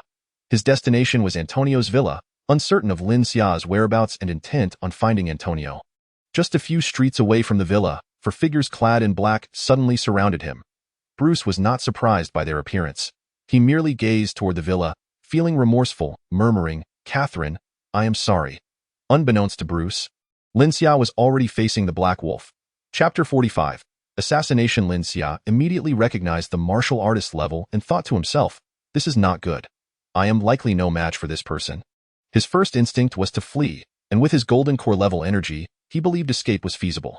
Yet, Robin, who had no martial skills and was merely sturdier than an average person due to his training with Hong Xing, could not keep up with Lin Xia's escape. Steeling himself, Lin Xia addressed the martial artist, "Who are you?" He cast a glance at Robin, who, though surprised by the sudden appearance of the martial artist, showed no signs of fear. This impressed Lin Xia, admiring Robin's composure. "You may call me the Black Wolf," the man replied coolly. Upon hearing the name, Lin Xia recognized it as a codename used by an assassin organization. He subtly gestured to Robin, hoping to buy time through conversation and let Robin escape first. If Robin could flee, Lin Xia, with his golden core cultivation, still had a chance. "Who sent you?" Lin Xia inquired. Glancing at Robin, who appeared intrigued by the Black Wolf rather than understanding Lin Xia's intent, Lin Xia cursed internally, frustrated that Robin, usually astute, was acting foolishly at this critical moment. Suddenly, the Black Wolf bellowed. "You no longer need to know." With that, he swung his sword at Lin Xia. Lin Xia had no choice but to draw his Tang Dao to defend himself. The Black Wolf's immense strength was apparent. Upon their blades clashing, Lin Xia felt the edge of his Tang Dao chip away. This Tang Dao was not a magical weapon, merely a standard blade crafted to Lin Xia's specifications. While the Black Wolf sword was not enchanted, it was indeed a heavy blade, and with his 6th level power, each swing carried tremendous force. Lin Xia was barely able to withstand it, but his weapon was on the verge of breaking. Desperate, Lin Xia shifted tactics. No longer engaging the Black Wolf directly, he cast a 2nd-level wind magic spell, lightness technique, granting him enhanced agility to evade the Black Wolf. Yet, the Black Wolf, despite his imposing stature and heavy sword, was a true 6th-level martial artist and matched Lin Xia's speed with remarkable agility, forcing Lin Xia into a defensive position. Casting a quick glance at Robin, Lin Xia saw him still watching the struggle with keen interest. Frustrated, Lin Xia wanted to shout at Robin to run, but each time their blades collided, the difference in energy levels sent waves of nausea through him, making it difficult to raise his voice. Lin Xia summoned his energy to its peak, unleashing a powerful black energy strike. The force was formidable. The Black Wolf, recognizing the threat, took it seriously and raised his sword to block. Although he managed to deflect the energy, the black flames ignited upon contact with his clothing, corroding a section of the fabric and even his flesh beneath. Fortunately, the Black Wolf's 6th-level energy shield prevented any serious injury, but it momentarily halted his advance. Seizing the opportunity, Lin Xia dashed to Robin's side, casting the lightness technique on both of them, and together they fled toward the Imperial City. They ran swiftly, yet the Black Wolf was faster, closing in on them. Lin Xia, despite his training in low-level magic, found the effects of the lightness technique fading quickly, and it wasn't long before the Black Wolf caught up. This time, the Black Wolf swung his sword. But his target was not Lin Xia but Robin. Lin Xia had no choice but to stop and position himself in front of Robin, raising his Tang Dao to block the powerful strike. The Tang Dao, however, could no longer withstand the force and shattered at its base, leaving Lin Xia defenseless. In a moment of desperation, Lin Xia shouted at Robin, "Run! Damn it! You are my brother in Hong Xing. Even if I die, you must escape." Robin, moved by Lin Xia's fervor, stubbornly replied, "Boss, I want to run. If we are to die, let us die together. Trust me, help will arrive soon." "Where's the help? Just run." Lin Xia's anxiety mounted. Robin too was puzzled, knowing he had a 7th-level martial artist secretly protecting him, yet no help had emerged despite the prolonged struggle. With his weapon gone, Lin Xia relied on his dual cultivation of magic and martial arts, engaging in a series of evasive maneuvers while casting lower-tier spells like Fireball and Wind Blade to harass the Black Wolf. However, these efforts bore little fruit, serving merely to delay the inevitable. The Black Wolf was utterly vexed by Lin Xia's little tricks. Suddenly, his chopping attack transformed into a thrust, catching Lin Xia completely off guard. It is common knowledge that such heavy weaponry is typically wielded for slashing and sweeping motions, and never did he expect it to be used for stabbing. Lin Xia hastily sidestepped to evade the incoming blade. Just as he barely dodged the thrust, the Black Wolf unexpectedly switched to wielding the sword with his left hand while delivering a palm strike with his right. Realizing he could not escape this palm attack, Lin Xia concentrated all his internal energy at his chest to brace for the impact. The Black Wolf's palm struck Lin Xia with such force that he was sent flying. Yet a layer of skin was corroded from the Black Wolf's hand, inflicting him with excruciating pain and igniting his fury. Glancing at his injured hand, the black wolf muttered, "So, it possesses demonic attributes." He then lifted his gaze towards Robin, who was not far off, and slashed his sword in that direction. Lin Xia, suffering greatly from the earlier blow, was oblivious to the black wolf's assessment of his own energy attributes. After struggling to sit up and spitting out blood, he witnessed the black wolf charging towards Robin. In a moment of urgency, he cast a wind-based spell, lightness technique, and swiftly positioned himself in front of Robin to absorb the black wolf's strike. Though still reeling from the previous blow, Lin Xia managed to endure the second strike, grateful that the broadsword was not particularly sharp. Had it been a standard blade, it would have surely claimed his life. Like a kite severed from its string, he was sent flying, and he could hear Robin's frantic shout behind him. "Boss!" Upon landing, Lin Xia fought to open his eyes, catching sight of Robin rushing towards him. Calling out "Boss!" As Robin reached Lin Xia's side, Lin Xia felt himself teetering on the brink of unconsciousness and murmured, "Robin, I can no longer protect you. I'm sorry." With that, he succumbed to darkness, faintly aware of Robin collapsing atop him, and could vaguely hear his voice filled with anguish. When Lin Xia regained consciousness, he found himself resting on a grand bed, with Robin seated at his bedside. His eyes red-rimmed as he gazed at Lin Xia. The moment he noticed Lin Xia was awake, he exclaimed, "Boss, you're awake." Lin Xia groaned in response, "Ugh, it hurts." Robin, visibly fatigued, appeared as though he hadn't slept in days. His complexion pale, yet, upon witnessing Lin Xia's awakening, his spirits lifted. Lin Xia felt a searing pain in his throat, raspy words escaping his lips. "Get me a glass of water." Hearing Lin Xia's request, Robin swiftly turned to pour a glass of water from the table for him. After taking a sip, Lin Xia felt a slight relief in his throat, noting that the water was pleasantly warm. Perfectly suited for drinking from his thirst, he deduced that he must have been unconscious for quite some time. It was improbable that water at such an ideal temperature would be waiting for him. He cast a puzzled glance at Robin, who seemed to understand his unspoken question, his face slightly flushed, though whether from embarrassment or joy at Lin Xia's recovery was unclear. "The doctor said you would certainly want water upon waking, so I prepared a glass every half hour to ensure it was at the right temperature," Robin explained. Lin Xia felt a swell of gratitude from Robin's thoughtfulness and inquired, "How long was I unconscious? Where am I? What happened to the assassin?"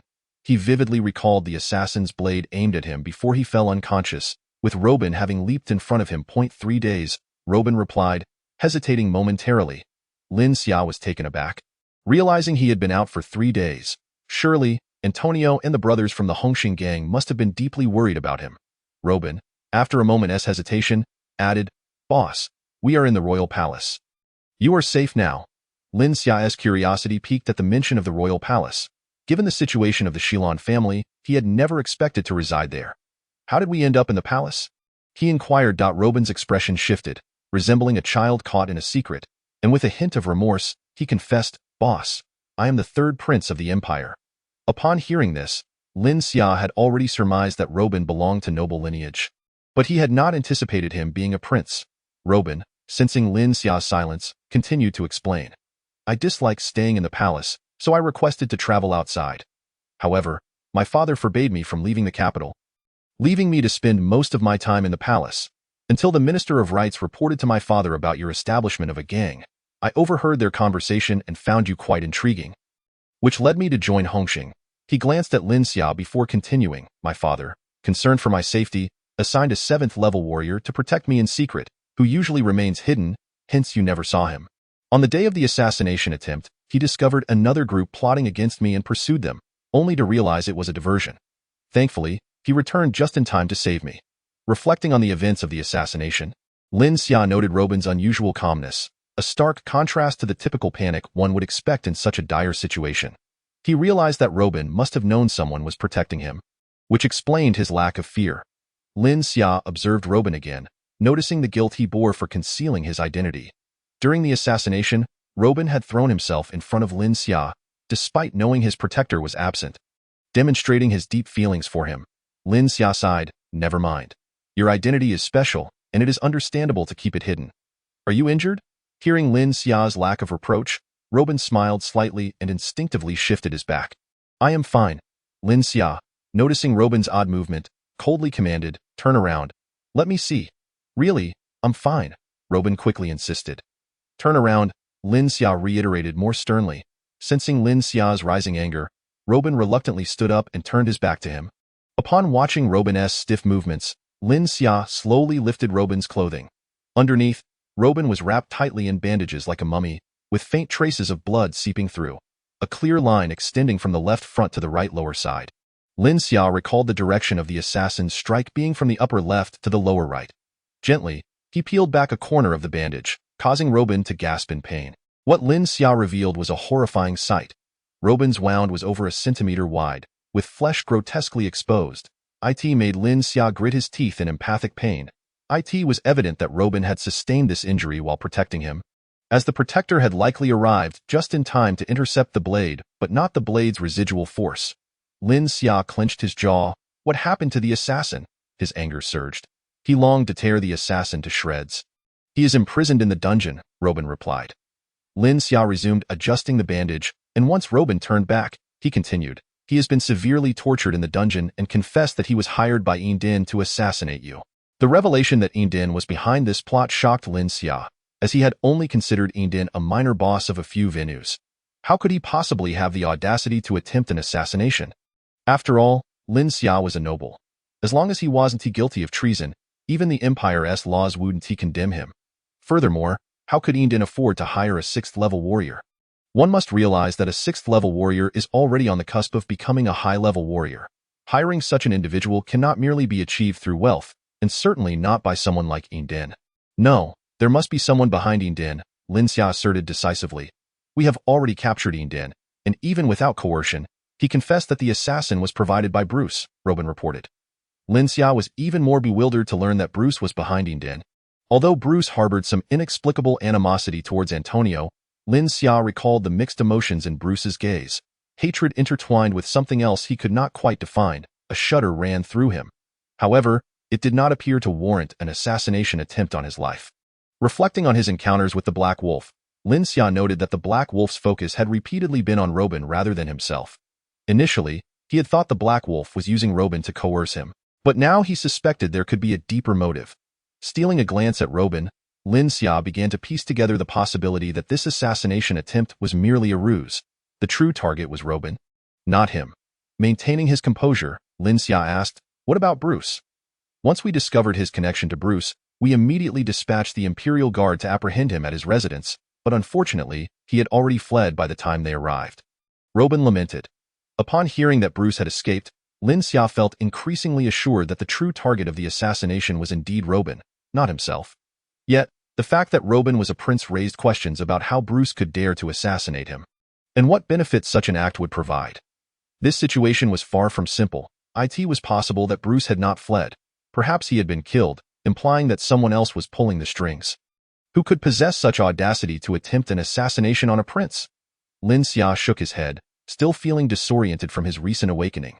He decided to set aside these intricate thoughts for the time being and asked instead, "What about my father? Has he been informed of my assassination attempt?" "Oh dear, how could I forget that?" Robin tapped his head and said, "Now that you are awake, I was so excited that I forgot to tell you. His Majesty has already sent someone to inform Viscount Antonio that you are recuperating in the palace, and once you are well, he will send you back. I must return to the Viscount's residence. He must be awfully worried." Lin Xiao was about to rise, but Robin hurriedly stopped him, saying, "Boss, you have just recovered. It is not suitable for you to be active just yet. Rest a few more days before you go back. I will have someone inform Viscount Antonio that you have awakened." "No," Lin Xiao replied. "You must be hungry after waking up. I will get you something to eat, and you can leave afterward," Robin insisted. Seeing Robin's determination to keep him there, Lin Xiao could not refuse and replied, "All right then. Please prepare me something light, of course, boss." Robin quickly got up, but due to his haste, he felt a sharp pain in his back. Lin Xiao watched him leave and smiled helplessly. Having taken the prince as a younger brother for only a few days, he had already encountered an assassination attempt. Future troubles were certainly inevitable. He wanted to take this time to sort out the details of the assassination. It was evident that Robin's attempted murder was related to the royal family, yet without a deeper understanding of the royal dynamics. He found himself at a loss. Lin Xiao gathered his energy to check his own condition and found nothing serious. With a few days of rest, he should be able to move freely again. He had some influence in the capital now, but given the gravity of the assassination attempt, It was clear that something significant was afoot with Ding. However, he had not received any information, indicating that it was time to establish an intelligence network. Otherwise, he would remain perpetually reactive. After a while, the door opened and Emperor Charles walked in, followed closely by Robin and a court servant carrying a large food box. Upon seeing the emperor, Lin Xia hurried to rise and bow. But Charles stopped him. With concern, he inquired, "How are you feeling?" "Better, Your Majesty. There is still some pain, but it should not be anything serious. A few more days of rest and I will be fine," Lin Xia replied. Charles looked at Lin Xia, gently patting his shoulder, growing increasingly fond of him. Lin Xia's act of saving Robin was indeed a great deed, and the absence of arrogance in Lin Xia only pleased Charles further. He said, "You have saved my son and accomplished a great merit. If you have any requests, I shall fulfill them all." "Your Majesty, I have no requests," Lin Xia respectfully replied. "I did not know Robin was a prince. I only knew he was my brother. Regardless of his royal status, I would protect him to the best of my abilities." Lin Xia's sincere expression made Charles feel that he was a person of deep sentiments. For a romantic poet like the emperor, Lin Xia's declaration of brotherhood with the prince was indeed a touching sentiment. "Very well," Charles responded, satisfied with Lin Xia's words. "From now on, you shall be Robin's elder brother, and you must take good care of him." Lin Xia's expression darkened at Charles's absurd request. How could he be made the elder brother of a prince? No wonder Light and the others claimed that the empire was becoming increasingly chaotic. He felt it inappropriate to agree and simply lowered his head in silence. Charles, oblivious to Lin Xia's thoughts, said, "We can discuss your merits later. For now, focus on your recovery. I have arranged for someone to notify Viscount Antonio, and he should arrive shortly." After exchanging a few more words, Charles left, leaving Robin behind in the room. It was then that Lin Xia began to eat. The meal was simple, just some rice porridge and light dishes, yet for someone who had been starving for 3 days, it tasted exceptionally delightful. As soon as Lin Xia finished his meal, Antonio was brought in by a court servant. His eyes were red, and his face was extremely pale, appearing very anxious until he saw that Lin Xia was unharmed, which eased his expression. Lin Xia could not help but reflect on how kind this surrogate father was to him. "Lin Xia, how are you? Are you feeling any better? Do you have any discomfort?" Antonio asked urgently, seemingly wanting to get all his questions out at once. Seeing Antonio's distress, Lin Xia felt a surge of emotion and quickly replied, "I am fine. A few days of rest will suffice." Hearing this, Antonio felt somewhat relieved. He checked Lin Xia's condition and confirmed that there were no serious injuries, allowing him to fully relax. He had many questions for Lin Xia, but knew it was inappropriate to ask them in the palace. Lin Xia understood that Antonio had matters to discuss and said to Robin, "I wish to return home. Boss, you should stay here to recuperate. The doctors and herbs in the palace are of higher quality." Robin insisted, genuinely wanting Lin Xia to recover well. "I have made up my mind. You do not need to keep me here," Lin Xia replied firmly. "Due to the assassination attempt, I suspect His Majesty will not allow me to leave the palace for some time." Robin looked somewhat aggrieved. Lin Xia considered this and realized the truth in it. He then said to Robin, "Did His Majesty not say he would grant any of my requests? I believe he would not oppose my wish to speak with you in the palace." Robin was deeply touched to hear Lin Xia was willing to use this rare favor to visit the palace and said, "Thank you, boss." Robin arranged for a luxurious carriage to take Lin Xia back to the Viscount's residence. Lin Xia initially wanted to mention that Antonio had a carriage, but seeing Robin's earnest expression, he accepted the prince's kindness. On the way back to the Viscount's residence, Lin Xia and Antonio sat in the carriage arranged by Robin. Since the driver was sent by the palace, the two remained silent during the ride. Upon returning to the Viscount's residence, they arrived at Lin Xia's room, where Lin Xia lay down and recounted the details of the assassination attempt to Antonio, including his suspicions regarding Ding, Bruce, and the individuals behind Bruce who sought to assassinate Robin. Antonio pondered for a moment and said, "Your suspicions are likely correct. On the surface, it was Ding who attempted to assassinate you. But the true target was Robin." After a brief hesitation, he added, "Although I have had my differences with Bruce, his nature is such that even if he wished to kill, it would only be me he targeted. He would never think to harm you." "Why are you so certain that Bruce would not want to kill me?" Lin Xia inquired. Antonio hesitated but replied, "Because of your mother." "Why mother?" Lin Xia was taken aback, realizing that Antonio had never mentioned her before. Coming from another world, he had inadvertently overlooked the subject of his mother. The mention of Lin Xia's mother. A glint of despair flickered in Antonio's eyes. A look that suggested life had lost its meaning. He was reluctant to speak of Lin Xia's mother, but Lin Xia was already 15, and with the new year approaching, he would soon be 16, an age of adulthood in Charlemagne. It was time for him to learn about his mother. When I was younger, I once joined a mercenary group, as you know, Antonio began, forcing himself to maintain composure. Yes, I know. Within this mercenary group, I met Bruce, who had secretly left his family to seek adventure. Because we both hailed from noble backgrounds, we became the best of friends. At that time, Bruce was a lively young man. As Antonio reminisced, he continued. After 2 years of adventure, a cheerful young woman joined our mercenary group. Both Bruce and I fell hopelessly in love with her, even though Bruce was already married and had children. At this point, Lin Xia began to sense the direction of the conversation, and indeed, Antonio continued, she was your mother, Catherine. Bruce and I both pursued Catherine, but in the end, she chose me. Yet Bruce, undeterred, challenged me to a duel, which I won. Although Antonio claimed victory, there was no joy in his voice. After Bruce's defeat, he left the mercenary group, offering sincere blessings to me and Catherine as he departed. I could feel that Bruce genuinely wished for our happiness. Antonio's thoughts drifted to the long-lost Bruce, and an air of sadness enveloped him. Afterward, Catherine and I continued our adventures in the mercenary group until she became pregnant with you, at which point we settled down in a small village.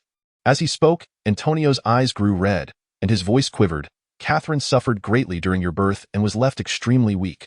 While I was out gathering food, she passed away.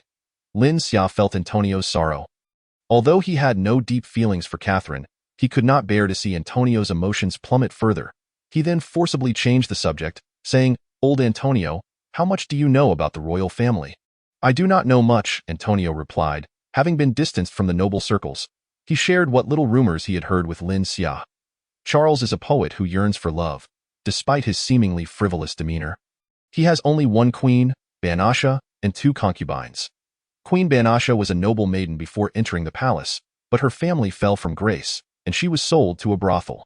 When Charles secretly ventured out of the palace, he happened to meet Banasha on her first day there, and thus their love blossomed. Despite the strong opposition from the ministers, Charles brought Banasha into the palace and declared her queen. Charlie has 3 sons, all of whom are born of Banasha. Curiously, the other 2 consorts have been in the palace for nearly 20 years and have yet to bear a single child. It is rumored that Banasha harbors a deep aversion towards the eldest prince, a sentiment rooted in a rather absurd reason. The difficulties she faced during his birth nearly cost her life, leading her to believe that the eldest prince was sent by fate to torment her. Since his birth, Banasha has scarcely seen the eldest prince, and during their rare encounters, she has never shown him any warmth. Conversely, she is quite fond of the second prince, whose birth was smooth and uneventful, causing her to experience little suffering. Numerous whispers suggest a clandestine affection between Banasha and the second prince, revealing the extent of her favoritism towards him. Although Antonio firmly asserts that such an affair is impossible, he refrains from disclosing his reasons. The birth of the third prince, Robin, was unremarkable, and Banasha displayed neither notable disdain nor affection towards him, perhaps having exhausted such emotions on the eldest and second princes. However, Charlie holds a particular fondness for Robin. According to imperial tradition, the eldest prince is the most likely heir to the throne, prompting Charlie to assign him the imperial guard. Yet, to everyone else's astonishment, he entrusted the Third Army to Robin. Although the Third Army is significantly weakened, it remains a regular military force, leaving many baffled by this decision. Lin Xia listened intently, and once Antonio finished speaking, he contemplated, stating, while His Majesty has not explicitly designated the eldest prince as the heir, the fact that he has taken command of the Imperial Guard tacitly acknowledges his position. However, the second prince wields no military power, indicating that he is likely the one with the greatest motive to assassinate Robin. Antonio offered no reply, simply stating, regardless of who the prime suspect is, I do not wish for you to involve yourself in the struggle for the throne. Lin Xia, intrigued by Antonio's caution against his participation, replied, assisting a prince in seizing the throne would serve as an excellent opportunity for the rise of the Shilin family. I assumed you would be in favor. Antonio's voice grew somber. If you help Robin and succeed, it would indeed benefit the Shilin family. But what if you fail? Historically, no family that has aided a prince in such endeavors has met with a favorable outcome. Not even the family of Richard the Lionheart. The emperor will not tolerate dissenting families within the empire, and the Shilin family would face complete annihilation. Lin Xia understood Antonio's concerns, yet Robin was his brother. The very brother who had saved his life. It was against his nature not to assist him. However, at present, he lacked the capability to help and decided to wait for developments. Let us discuss this later. I am not yet in a position to participate in the struggle for the throne, he concluded. Antonio, aware of Lin Xia's ambitions, felt a pang of worry but refrained from voicing it, especially considering Lin Xia's current injuries. Rest well and do not dwell on these matters, he advised. Understood, Lin Xia replied. After ensuring Lin Xia would rest, Antonio departed from his chamber. Lying in his room, Lin Xia felt overwhelmed by the unfolding events. How had he found himself entangled in the struggle for the throne? Given Queen Banasha's temperament, a prolonged court intrigue seemed inevitable. Antonio had also mentioned Lin Xia's mother, although he felt little attachment to her. Her identity piqued his curiosity. Sensing Antonio's sorrow earlier, Lin Xia chose not to probe further, resolving to gradually extract information from him in the future. The more he pondered, the more disheartened he became. While he could not yet engage in the power struggle, he could not allow the matter of Yin Deng's assassination attempt against him to go unresolved. Upon hearing of Lin Xia's return, the mage Bacon rushed to his room, lamenting and professing his loyalty. In a moment of frustration, Lin Xia kicked Bacon's backside with his injured leg, urging him to leave. Bacon, undeterred, merrily scampered back to his own quarters. After resting for 2 days at the Viscount's residence, Lin Xia felt capable of moving normally and decided to head to the Hongxing headquarters. Upon arrival, all the senior members of Hongxing were present, including the recently recuperated Troy. They had intended to visit the Viscount's residence upon hearing of Lin Xia's return, but were stopped by Burton, who insisted that Antonio wished for Lin Xia to rest undisturbed. Noticing Mandy's red-rimmed eyes, filled with unshed tears as she looked at him, Lin Xia could sense her struggle to maintain composure. Mandy quickly averted her gaze, aware that the senior members of Hongxing had gathered for an important discussion. After exchanging greetings with Lin Xia, she left the scene. The Hongxing members inquired about Lin Xia's health, and after patiently responding, he shifted the conversation to the pressing matter at hand, asking, "What is the status of Yin Deng's operations?" Upon recognizing that serious discussions were about to commence, everyone perked up. Xavier respectfully reported, "Elder brother, Yin Deng has been apprehended." Bill mentioned he was not taken to the local detention center but was instead claimed by investigators from the palace. The brothers of Hongxing felt a swell of pride upon realizing the significance of Lin Xia's identity, which had warranted palace-level investigation. Ignoring the prideful remarks, Lin Xia listened as Xavier continued, "Bill has sealed all of Yin Deng's establishments. And Troy, concerned about any remaining Yin Deng affiliates in the local detention center, has stationed our brothers to monitor several of Yin Deng's locations." Lin Xia nodded and inquired, "How are the brothers progressing in their training?" With Bill sealing Yin Deng's establishments, there had been no further conflict, and the previously detained brothers had been released. Though only a month had passed, this period had fostered rapid development within Hongxing, with several new members joining their ranks. When Lin Xia asked about the brothers' training, Xavier proudly rubbed his bald head and replied, "Hongxing now boasts a total of 130 brothers, with over 30 having developed an aura and reached the 0 level. These 30 were among the earliest to join Hongxing." He then added with a sly grin, "One has even advanced to the 1st level." Lin Xia was thrilled to hear that over 30 brothers had attained 0 level, signifying a promising future for martial artists. The ability to cultivate such a number within a single gang was enough to establish a formidable presence in the capital. Furthermore, the news of someone reaching the 1st level was astonishing. Achieving such a feat in under a year indicated considerable talent, rivaling that of Sean. Amused by Xavier's antics, Lin Xia playfully kicked him, chuckling, "Enough chatter. Get to the point." Chapter 48. Gathering Xavier remained cheerful, unfazed by Lin Xia's kick, and turned to Troy. Lin Xia, realizing that Troy had indeed met expectations by becoming the first to ascend to the 1st level and become a true martial artist, approached him. After a supportive pat on Troy's shoulder, Lin Xia encouraged, "Well done, it seems your injuries have not been entirely detrimental." Troy nodded solemnly, accepting Lin Xia's encouragement. However, Lin Xia noted a shadow of gloom on Troy's face, which caused him concern. Xavier, still trailing behind, rubbed his bald head and eagerly reported, "Boss, my former subordinate Boj has reached the 4th level." Oh? While Troy's advancement to the 1st level was surprising yet reasonable, Boj's rise to the 4th level was utterly unexpected. Given that Boj was over 40 and had been stuck at the 3rd level for over a decade, such an advancement seemed nearly impossible. Lin Xia instructed, "Bring Boj here." Xavier recalled that Boj had previously delayed their operations, putting them at a disadvantage against Yin Deng. Lin Xia had yet to penalize Boj for this, and Xavier saw an opportunity to mitigate the punishment. Delighted, he called for Boj to come. Upon Boj's arrival, Lin Xia inspected his aura and confirmed his advancement to the 4th level. Yet, he still inquired, "I hear you've reached the 4th level?" "Yes, boss. Boj replied humbly, still respectful despite his age. This is all thanks to the martial arts techniques you imparted. After just a month of training, I began to show signs of breaking through to the 4th level. After another 6 months, I finally succeeded. Excellent. You are the first in Hongxing to reach the 4th level. After encouraging Boj, Lin Xia turned to Xavier, asking, what do you think about appointing Boj as Hongxing's chief instructor? Noticing Xavier's silence, he playfully kicked him again. Suddenly asked for his opinion, Xavier was caught off guard and only responded after receiving a nudge. That sounds good. However, he was puzzled, as Lin Xia typically made decisions independently. Lin Xia sought Xavier's input because he intended to return to his territory in a few months, with aspirations of joining the imperial military. Only by leveraging the empire's power could he effectively find his way home. While Hongxing was a significant asset, he could not remain there indefinitely. He recognized Xavier's maturity, steadiness, and broad perspective, wishing to cultivate him as Hongxing's public leader.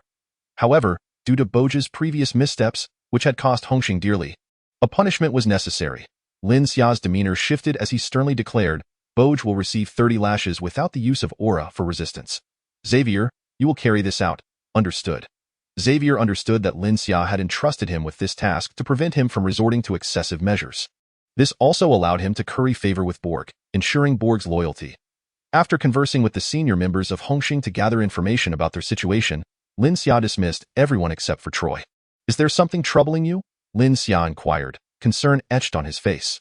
Ever since Troy began honing his martial skills, he had become increasingly taciturn and his demeanor more somber. Lin Xia wondered if a lingering shadow from his injuries was the cause. Brother, I am fine, Troy replied, his serious expression betraying his respect for Lin Xia. I am genuinely worried about you.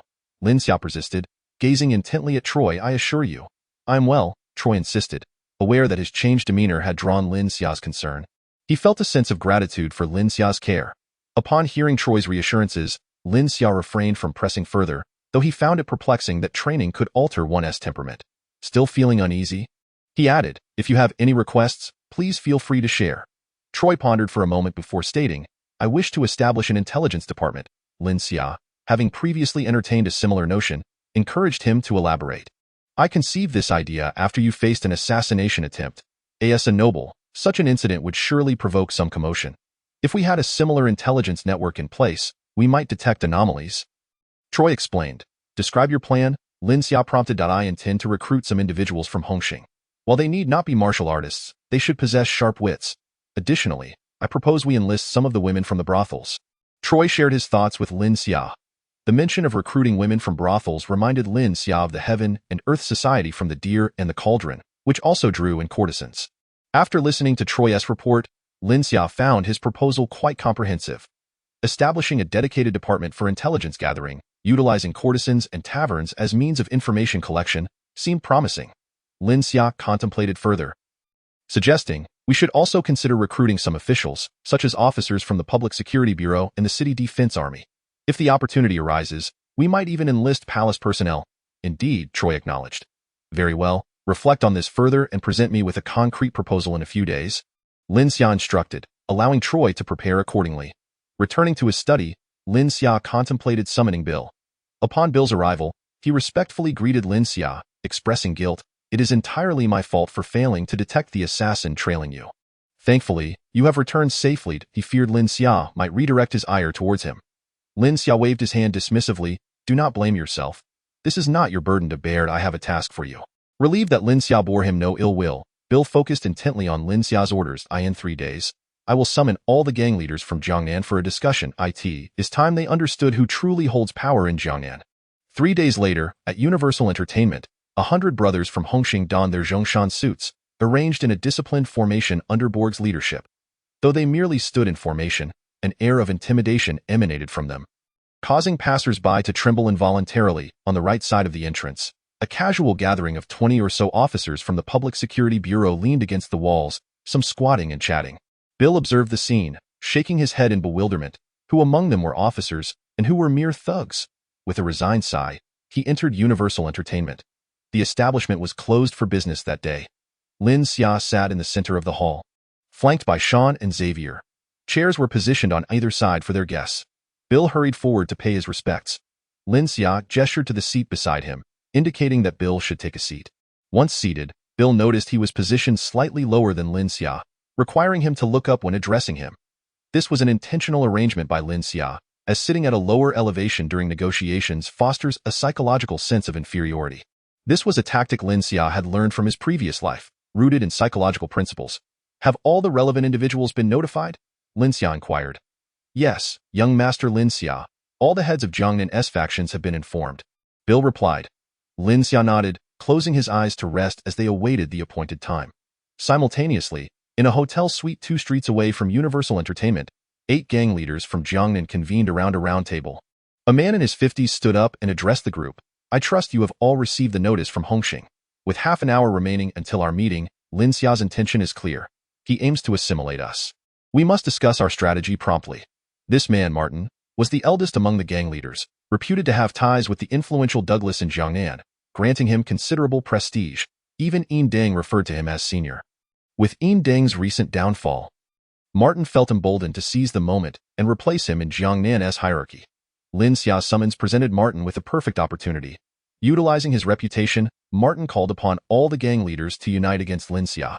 Hoping to slowly erode their power and expand his own, a sharp-featured man interjected. What is there to discuss? Bill, the deputy governor, personally notified us. This indicates that Bill and Hongxing are in cahoots. Is there any path forward aside from joining Hongxing? Peter, it seems you have long desired to join Hongxing, a burly figure retorted. If you wish to join Hongxing, count me out. I have worked tirelessly to build my foundation, and I refuse to relinquish it easily. Peter dismissed the burly man's concerns. Joining Hongxing isn't necessarily a bad thing. Look at Xavier.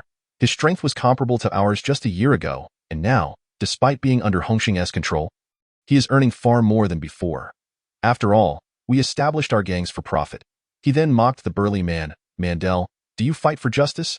Mandel, unimpressed by Peter's comments, returned to his seat, saying, while I may not fight for justice, I will not stoop to your level. I heard you were seeking to ally with Yin Deng 3 months ago, and now that he has fallen, you are scrambling to align with Lin Xia. Quite the opportunist you are, and what of it? I am merely adapting to the times, as the wise Lionheart King once said. Peter remained unfazed by Mandel's jabs, countering with a taunt. I hear you are on the brink of bankruptcy. Didn't you recently sell a brothel to Martin? That is still better than your underhanded methods of coercion, Mandel retorted angrily. Enough, everyone. We are not here to bicker, Martin interjected, silencing Mandel, though displeased at being interrupted. Mandel recognized Martin's authority and returned to his seat. If, as Peter suggests, Lin Xia treats us as he does Xavier, there may not be an issue. However, Martin paused dramatically. Who can guarantee that you will be the next Xavier? The room fell silent as the leaders pondered. Xavier had aligned with Lin Xia before his rise, earning Lin Xia's favor. Yet, these leaders were effectively being coerced into joining. Who could assure them that Lin Xia would not abandon them afterward? They were unwilling to become another Yin Deng. Concerned expressions spread across their faces. Martin surveyed the room, noting the shift in sentiment. Some had previously agreed with Peter, but now shared the same trepidation, which pleased Martin greatly. Martin, what do you propose we do? One leader inquired. Though Lin Xia's power had grown swiftly, it was still rooted in Xavier's original strength, comparable to the forces of those seated around the table, merely relying on his noble status and Bill's assistance. Martin puffed out his chest confidently, asserting, so what if Lin Xia is a noble? He is merely a fallen aristocrat with no army or authority. How can he challenge us? As for Bill, as long as we pay him well, he will gladly switch allegiances and support our cause. Earlier, I received reports that a formation of over 100 individuals is stationed outside Universal Entertainment. They could pose a significant threat. Another leader voiced his concerns. 100 men. We each have at least 100 subordinates and a couple of martial artists. Altogether, we number over 1,000. Why should we fear his mere 100? Martin's words were incendiary, suggesting that if they united, Lin Xia would be insignificant. Then what are we waiting for? Let us prepare to take action and overthrow Lin Xia. Some have already been swayed by Martin, confidently stating, no, we must proceed. Martin replied, after all, he is a noble. It would not be prudent to confront him directly. However, we must demonstrate our strength to Lin Xia, and each of you has been personally invited by Vice Governor Bill. We must show him respect. Indeed, Martin is correct. We shall heed his counsel. Most agreed.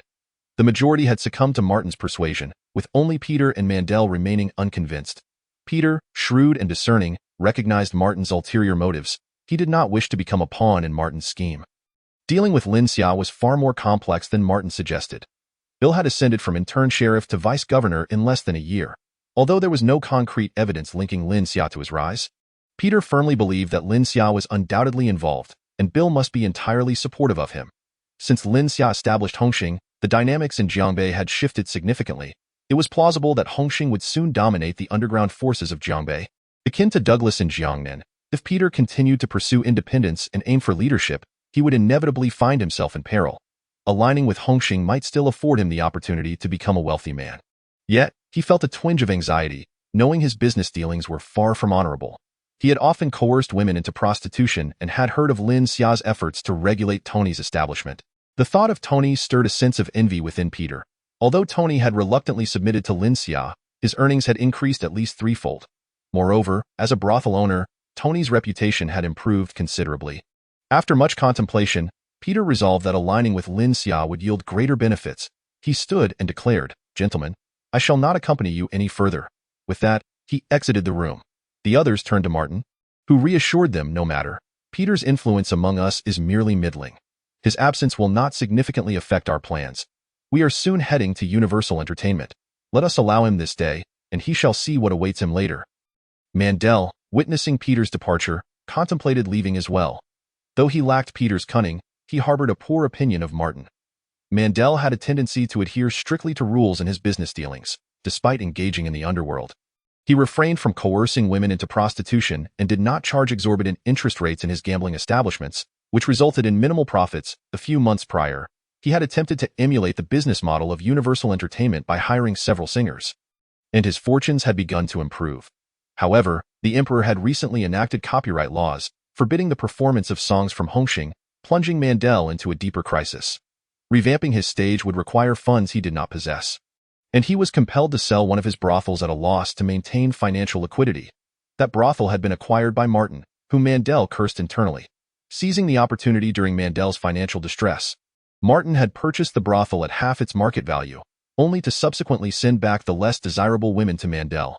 Feeling pity for them, Mandel could not leave them destitute on the streets and reluctantly took them in, which only exacerbated his financial strain. After Peter's departure, Martin encouraged those remaining, prompting them to leave the hotel and head toward Universal Entertainment. Tony was the next to arrive, having been among the first after Bill. As a mere brothel owner, he lacked substantial power and initially had no right to attend. Nevertheless, Lin Xia, recalling that Hongxing had its origins with him, permitted him to participate. Upon entering Universal Entertainment, Tony's legs trembled at the sight of the imposing formation of 100 men. Although his establishment was now under Hongxing's management, he did not consider himself one of them. The intimidating presence of Hongxing's brothers disheartened him, solidifying his resolve to submissively follow Lin Xia's directives. Lin Xia gestured for Tony to take a seat at the lower end of the table. After Tony settled in, Peter arrived. Though he was slightly more formidable than Tony, he too felt the weight of intimidation but quickly regained his composure. Upon entering, Peter strode confidently to Lin Xia and bowed respectfully. Lin Xia nodded, gesturing for him to sit beside Bill. Peter promptly moved to Bill's side and bowed before taking his place. Others arrived in succession. When Martin entered, he merely exchanged pleasantries with Bill, ignoring Lin Xia and seating himself opposite Bill. Lin Xia narrowed his eyes at Martin's demeanor. Martin, sensing Lin Xia's gaze upon him, felt a chill run down his spine but forced himself to maintain composure under the scrutiny of so many. Chapter 50. Let us act. Mandel was the last to arrive, taking a seat opposite Tony. Once everyone had gathered, Lin Xia clapped his hands, and the 100-man formation outside entered, splitting into two lines and standing at the sides of the hall. As Hongxing's brothers entered, the leaders seated felt their hearts race with anxiety, fearing that Lin Xia might execute them on the spot. They glanced nervously toward Martin, who felt the weight of their expectations but was also apprehensive. For his own ambitions, he steadied himself and addressed Lin Xia. "What is the meaning of this?" He refrained from using polite language. Lin Xia cast a sidelong glance at Martin, ignoring him, and addressed the assembly. "Gentlemen, I have been entrusted by Vice Governor Bill to discuss the security situation in Jiangnan." The crowd reacted with varied expressions, but none believed Lin Xia had truly been sent by Bill. It was evident that Lin Xia had orchestrated this meeting. Lin Xia, undeterred by their skepticism, continued, "You must have heard about Yin Deng's arrest. Yet, I doubt anyone knows the true reason behind it. The news of Robin's assassination was still under wraps, leading many to mistakenly believe Yin Deng was apprehended due to the previous vice governor's issues." Lin Xia clarified, Deng was arrested because he audaciously attempted to assassinate me. As a noble. A commoner attempting to kill me is a grave offense. I trust you all understand the implications. Upon hearing of Lin Xia's assassination attempt, the assembly began to murmur in shock. Silence, Xavier commanded from behind Lin Xia, and the room fell quiet. Although Hongxing has only recently been established, we have had no conflicts with any of you. I recognize that Deng's actions were solely his own and do not implicate you. However, Vice Governor Bill is quite concerned and intends to implement a crackdown in Jiangnan. It was only through my persuasion that he decided against it. Lin Xia glanced at Bill, who nodded in confirmation. Bill had only just learned of Lin Xia's intentions, but knew his support was crucial. If a crackdown were to occur, your businesses would suffer immensely. Therefore, I propose the establishment of a corporate group, inviting each of you to invest using your establishments, Lin Xia declared. Although the audience was unfamiliar with the concept of a corporate group, the notion of investing through their businesses aligned with their previous speculations that Hongxing intended to absorb them. They turned their gazes toward Martin. Martin, feeling the weight of their stares, understood they were urging him to speak. However, the invisible pressure from Hongxing's brothers made him reluctant to rise. While I do not yet grasp the concept of a corporate group, I am willing to follow Lin Xia's lead, Peter interjected. His swift support surprised Lin Xia, who had considered Peter a potential obstacle due to his less-than reputable dealings. Yet, Peter's unexpected endorsement forced Lin Xia to slightly adjust his plans. There is no need for haste. Allow me to elaborate before making a decision, Lin Xia reassured. Certainly, Mr. Lin Xia, Peter replied, addressing Lin Xia with newfound respect. The crowd, witnessing Peter's defection, turned their attention back to Martin, who realized he could no longer delay. With a steely resolve, he stated, Lin Xia, you need not deceive us with this talk of a corporate group. Regardless of what you propose, we shall not acquiesce. He then looked to the others, isn't that so? The assembly responded in unison, affirming Martin's stance.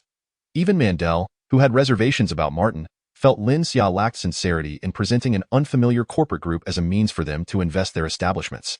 Observing the crowd's reaction, Lin Xia nodded to Xavier, who signaled to Hongxing's brothers. 20 men stepped forward, bowing to Lin Xia before exiting the Universal Entertainment Hall.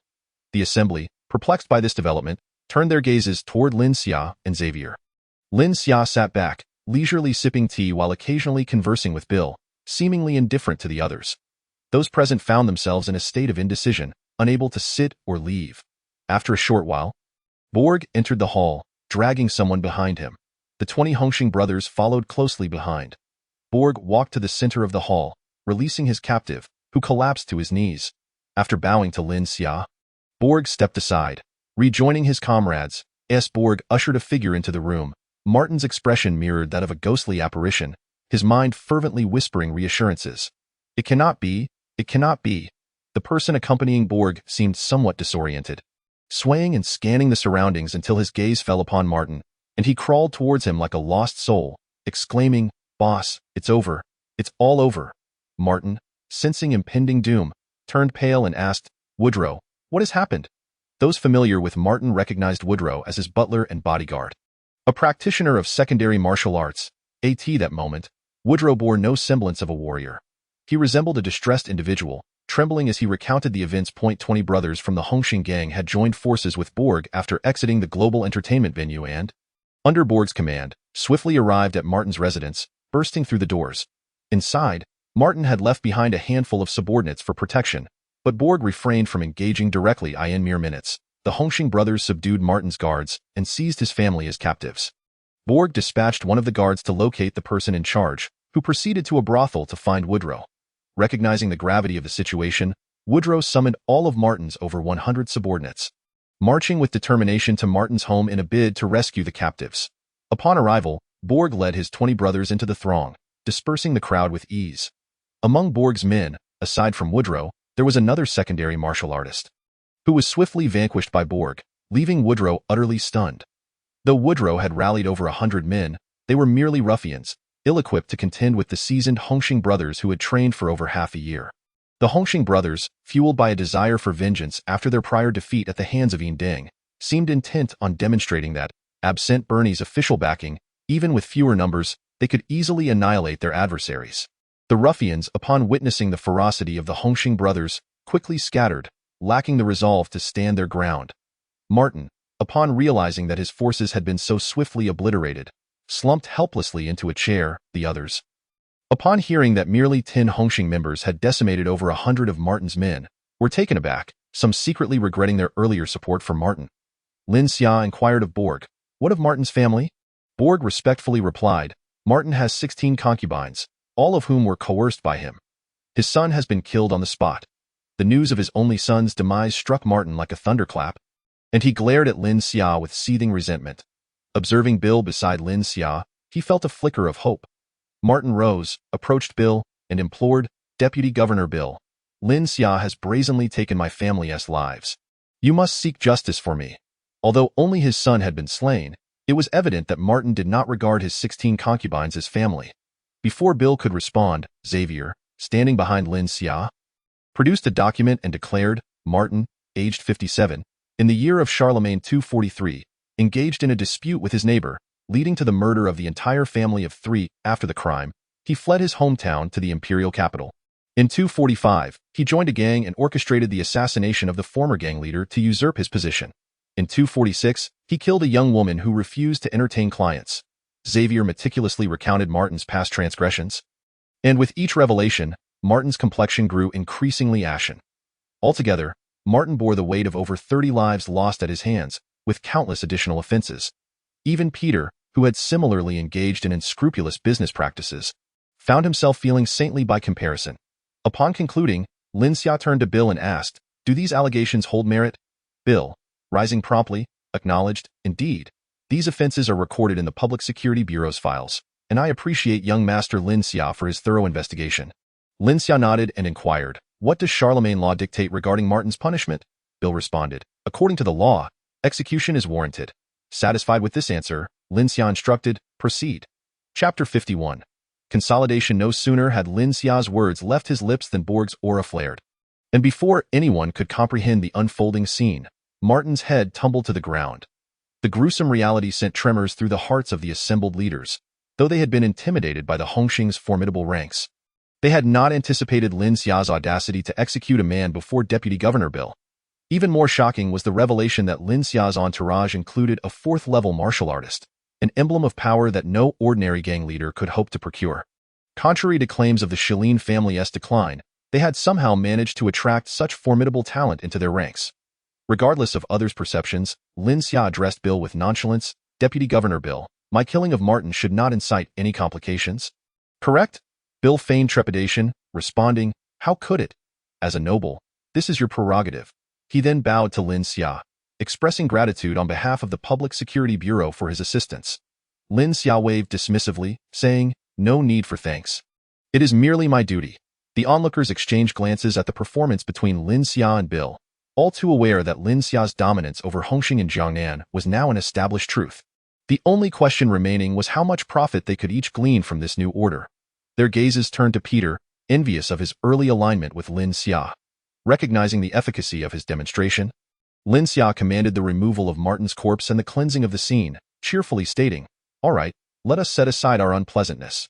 Lin Xia then shared his plans. First and foremost, all present must disband their subordinates. Though acknowledging their status, each would be permitted to retain up to 10 bodyguards. Secondly, Lin Xia would hold a 51% stake in all their establishments, but in exchange, he would grant permission for Hongxing songs to be performed in these venues and would also allocate personnel from Global Entertainment for guidance. The first stipulation was anticipated. Tony had already set a precedent. However, the second point was met with resistance, as Tony still retained all earnings from the Ningxiang Pavilion. The notion that Hongxing would need to authorize performances in venues where it already held a majority stake felt redundant. Yet, with Martin's blood still staining the ground, none dared to voice dissent. Upon concluding his address, Lin Xia reassured the assembly, "Trust in Hongxing. While it may seem that you are sacrificing now, I assure you that by this time next year, your incomes will at least double, if not more. Should I fail to deliver on this promise, I am willing to return your establishments to you unaltered." Lin Xia understood that relentless oppression would not suffice. He needed to offer incentives for sustainable collaboration. Hearing Lin Xia's assurances, the leaders felt a sense of relief, gleaning from his words that he did not intend to annihilate them completely. Having deemed the meeting sufficiently productive, Lin Xia declared it adjourned and requested Xavier to prepare for the transition within a fortnight. Before departing, he approached Mandel and said, "Should you wish to join Hongxing, seek out Xavier directly. The assembly looked on with envy as Lin Xia extended this invitation to Mandel. Though their businesses were now under Hongxing's purview, they were not truly part of the organization. Only by joining Hongxing could they be regarded as insiders. Lin Xia's invitation to Mandel was straightforward. Mandel adhered to the rules of business and would serve as a model for the others, illustrating the path they ought to follow. Under Lin Xia's dual approach of carrot and stick, the integration of Jiangnan's gangs into Hongxing progressed smoothly, with all leaders gradually dismissing their enforcers. Those dismissed, if inclined to join Hongxing, would undergo rigorous interviews and screenings by Xavier. Gaining acceptance would not be easy. The first criterion would be character assessment. Those hoping to revert to their former and scrupulous ways would be summarily rejected. Additionally, any serious criminal record, particularly involving coercion or exploitation, would disqualify them. It was imperative that no one had deep ties to the former leader. The most burdened among them was Rodney, tasked with overseeing the transition of numerous businesses. While he had cultivated a few teams, the limited resources of Hongxing meant that Rodney had to personally manage most affairs. It was said that in the past fortnight, Rodney had only managed a couple of hours of sleep each night. Even Lin Xia, unable to overlook this, urged him to rest, assuring him that with Hongxing's ascendance in Jiangnan, a few days' delay in the takeover would bear no consequence. Meanwhile, Troy conducted discreet inquiries into personnel to establish an intelligence division. Yet, Rodney's inherent business acumen drove him, his eyes lighting up at each new acquisition, completely disregarding Lin Xia's counsel to take a break. Lin Xia could only keep a watchful eye on him, lest he succumb to exhaustion. The fervent consolidation of the Jiangnan forces by the Hongxing organization unfolded. The underground king of Jiangbei, Douglas, sent a letter to Lin Xia, accompanied by a sum of 3,000 gold coins. The content of the letter was quite straightforward, merely congratulating Lin Xia on his successful unification of the Jiangnan factions and acknowledging his contribution to the long-term stability of the empire. The letter waxed lyrical about Lin Xia's talents, and most notably, it offered the 3,000 gold coins for the purchase of the singing rights to 30 songs, permitting these melodies to be performed in Douglas's venues in Jiangbei. With great interest, Lin Xia perused the letter, remarking that while Douglas was indeed a formidable figure, the writing bore the hallmarks of a businessman with scholarly inclinations. He recalled the words of his former boss, who had once said that regardless of how grand the underworld might grow, there would always be an inherent admiration for orthodox and mainstream endeavors. This understanding elucidated why many underworld leaders, after achieving a certain level of power, would transition to legitimate business ventures. Regarding the purchase of the singing rights for 3,000 gold coins, Lin Xia saw no issue. Songs could be sung by anyone with a voice, and thus, Hongxing could never monopolize them. Furthermore, Douglas's willingness to invest such a substantial sum demonstrated his respect for Lin Xia. Lin Xia summoned Rodney to draft a contract, which specifically listed the 30 songs, including Little Apple, the most dazzling folk style, and When Love Has Become a Thing of the Past, while also stipulating a 3-year authorization period. After all, it was unreasonable to expect 3,000 gold coins to secure a lifetime of performances.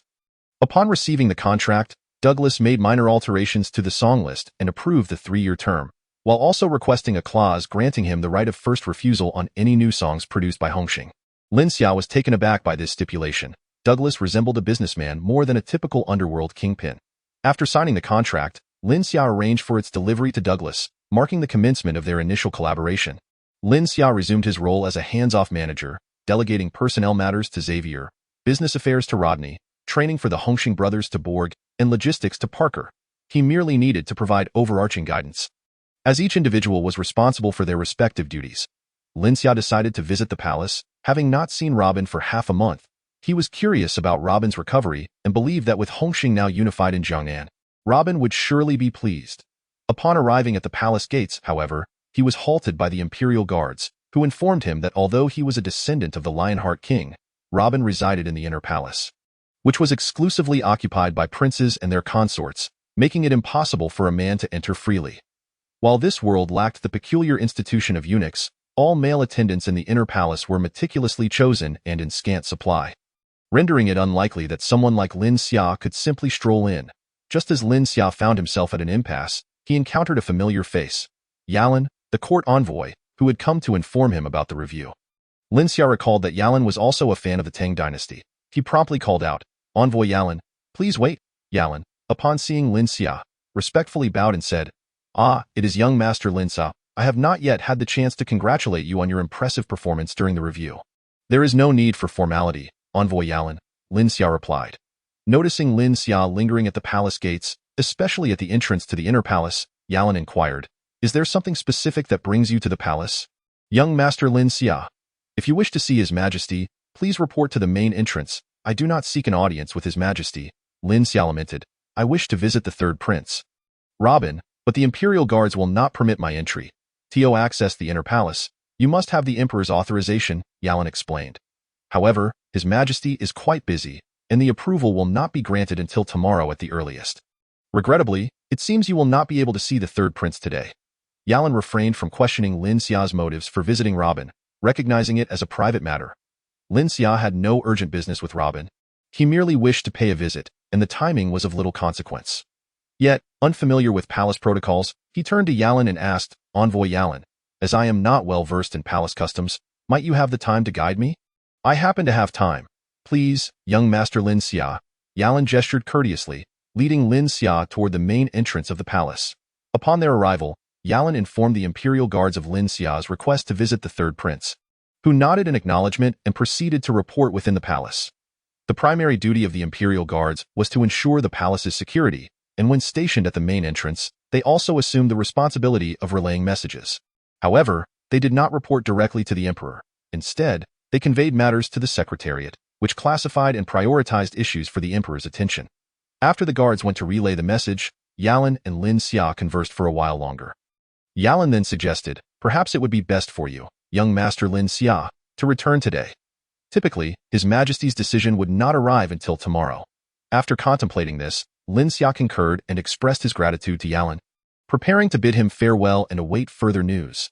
Just as he was about to part ways, the returning Imperial Guard approached, bowing respectfully. "His Majesty requests your presence, young Master Lin Xia." Upon hearing this, Yalan was taken aback.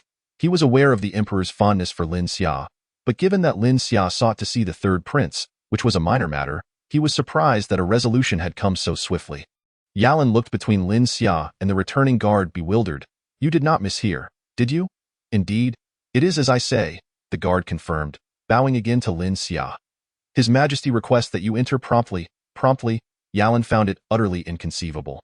Surely even a prince would not receive such treatment for a mere audience. Lin Xia, however, merely replied, "Envoy Yalan, I shall proceed inside." With that, he followed the guard into the Emperor's study. The guard halted at the entrance. Addressing Lin Xia, "Young Master Lin Xia, His Majesty awaits you within the study. I cannot enter and must leave you here. Please proceed on your own."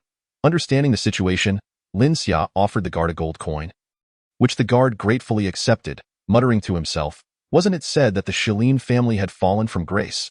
Yet Lin Xia is generous enough to give a gold coin. He is far more benevolent than Minister Mars. As Lin Xia stepped into the study, he noted its vastness, adorned with towering bookshelves filled with various tomes. At the head of the desk, Emperor Charles sat, diligently reviewing a towering stack of reports. Lin Xia bowed respectfully, "Your Majesty." Charles glanced up at Lin Xia, instructing a nearby attendant, "Grant him a seat." The attendant hastily brought forth a chair for Lin Xia. "Thank you, Your Majesty." Lin Xia expressed his gratitude and settled into the chair. Once Charles finished reviewing the documents, he set them aside and reproached Lin Xia lightly. "It has been over a month, and only now do you think to visit Robin?" In response to Charles's mild reproach, Lin Xia could only say, "I have been somewhat preoccupied, Your Majesty." Charles, intrigued, remarked, "I presume you have been busy with matters concerning Hongxing." Upon hearing Charles mention Hongxing, Lin Xia was uncertain of the Emperor's intent and refrained from responding hastily. "I know you are concerned about Robin's injuries and have taken measures against the Jiangnan factions in his defense," Charles assumed, mistakenly believing Lin Xia's motives were solely for Robin's sake. He continued, "I have received reports about your activities in Jiangnan, and I have managed to suppress them. Please refrain from such actions in the future." Just as Lin Xia pondered how to respond, Charles provided the answer himself. Lin Xia quickly assured, "It will not happen again." "You have my word, Your Majesty. I understand the Shilin family is facing difficulties, and your desire to establish a faction for profit is natural for one of your youth. However, as a descendant of the Lionheart King, many eyes are upon you. Establishing a faction is not a matter of honor," Charles cautioned. "Your Majesty, I have plans to hand over the management of Hongxing to others," Lin Xia replied, having intended to entrust Xavier with the organization once Jiangnan was fully integrated. Charles felt satisfied with Lin Xia's sense of timing and shifted the topic. "Have the songs I wrote been performed by Mandy?" "What was the outcome?" Lin Xia, amidst the chaos of the assassination and Jiangnan's integration, had nearly forgotten his promise to the emperor regarding Mandy's performance. He quickly replied, "Your Majesty, Mandy has trialed several of your songs, and the results have been splendid. Miss Mandy herself was thoroughly impressed, praising your poetic talent. Then let us arrange for Miss Mandy to perform in the palace as soon as possible. The queen and the concubines are all eagerly anticipating it." Charles instructed, "Yes, Your Majesty," Lin Xia affirmed. "I have previously mentioned that I am willing to fulfill any requests you may have." Charles reiterated, "Your Majesty, I do not have any particular demands. I merely wish to visit the third prince, with whom I share a deep bond. However, it is quite challenging to meet him, given his residence in the inner palace," Lin Xia explained, having promised Robin he would visit. Charles was pleased with Lin Xia's request. Having heard Robin express a desire for Lin Xia to visit him in the inner palace, he had previously doubted that Lin Xia, with such significant contributions, would only seek modest requests, believing he might instead ask for the Shilin family's reinstatement in the military or even a prestigious position for himself, which would be entirely reasonable. This illustrated Lin Xia's loyalty and sense of duty. Upon reflecting on this, Charlie produced a badge and tossed it to Lin Xia, stating, "This is the badge of the Deputy Commander of the Imperial Guard. I have entrusted the command of the Imperial Guard to the Crown Prince, so I cannot offer you the corresponding position. However, with this badge, you may enter and exit the inner palace at any time." It was evident that Charlie had prepared this badge in advance. "Being able to access the inner palace is sufficient. Thank you, Your Majesty," Lin Xia replied respectfully. "Come in," Charlie called out to someone outside the study. And a court attendant in his 20s entered. "Take Lin Xia to meet the third prince," Charlie instructed. "Yes, Your Majesty," the attendant responded, gesturing for Lin Xia to follow. After bowing to Charlie, Lin Xia exited the study with the attendant. Although the Charlie Man Palace was not as expansive as the forbidden city of Huaxia, the two walked for some time. Along the way, Lin Xia inquired of the attendant, "What is your name?" The attendant replied respectfully, "My name is Keith." Lin Xia couldn't help but feel bemused by the name. "Keith?" he echoed. "Yes," the attendant confirmed. "That you've been in the palace for how many years?" Lin Xia continued to question. "I entered the palace at the age of 12, and now I have been here for 14 years, Keith replied. Lin Xia pondered for a moment and remarked, "To be able to wait outside the study, you must have garnered the emperor's favor." Keith, with a hint of melancholy, replied, "Not at all, I am merely filling in for someone today. Tomorrow I will return to my regular duties." Noticing Keith's forlorn expression, Lin Xia asked, "What are your duties?" Keith hesitated, then admitted, "Cleaning the toilets." "Surely not," Lin Xia responded incredulously. "You have been in the palace for 14 years, yet you still perform such a menial task?" Keith explained. "In my humble family, I possess no power or influence, thus I have no opportunity for promotion." By this time, they had reached the entrance to the inner palace.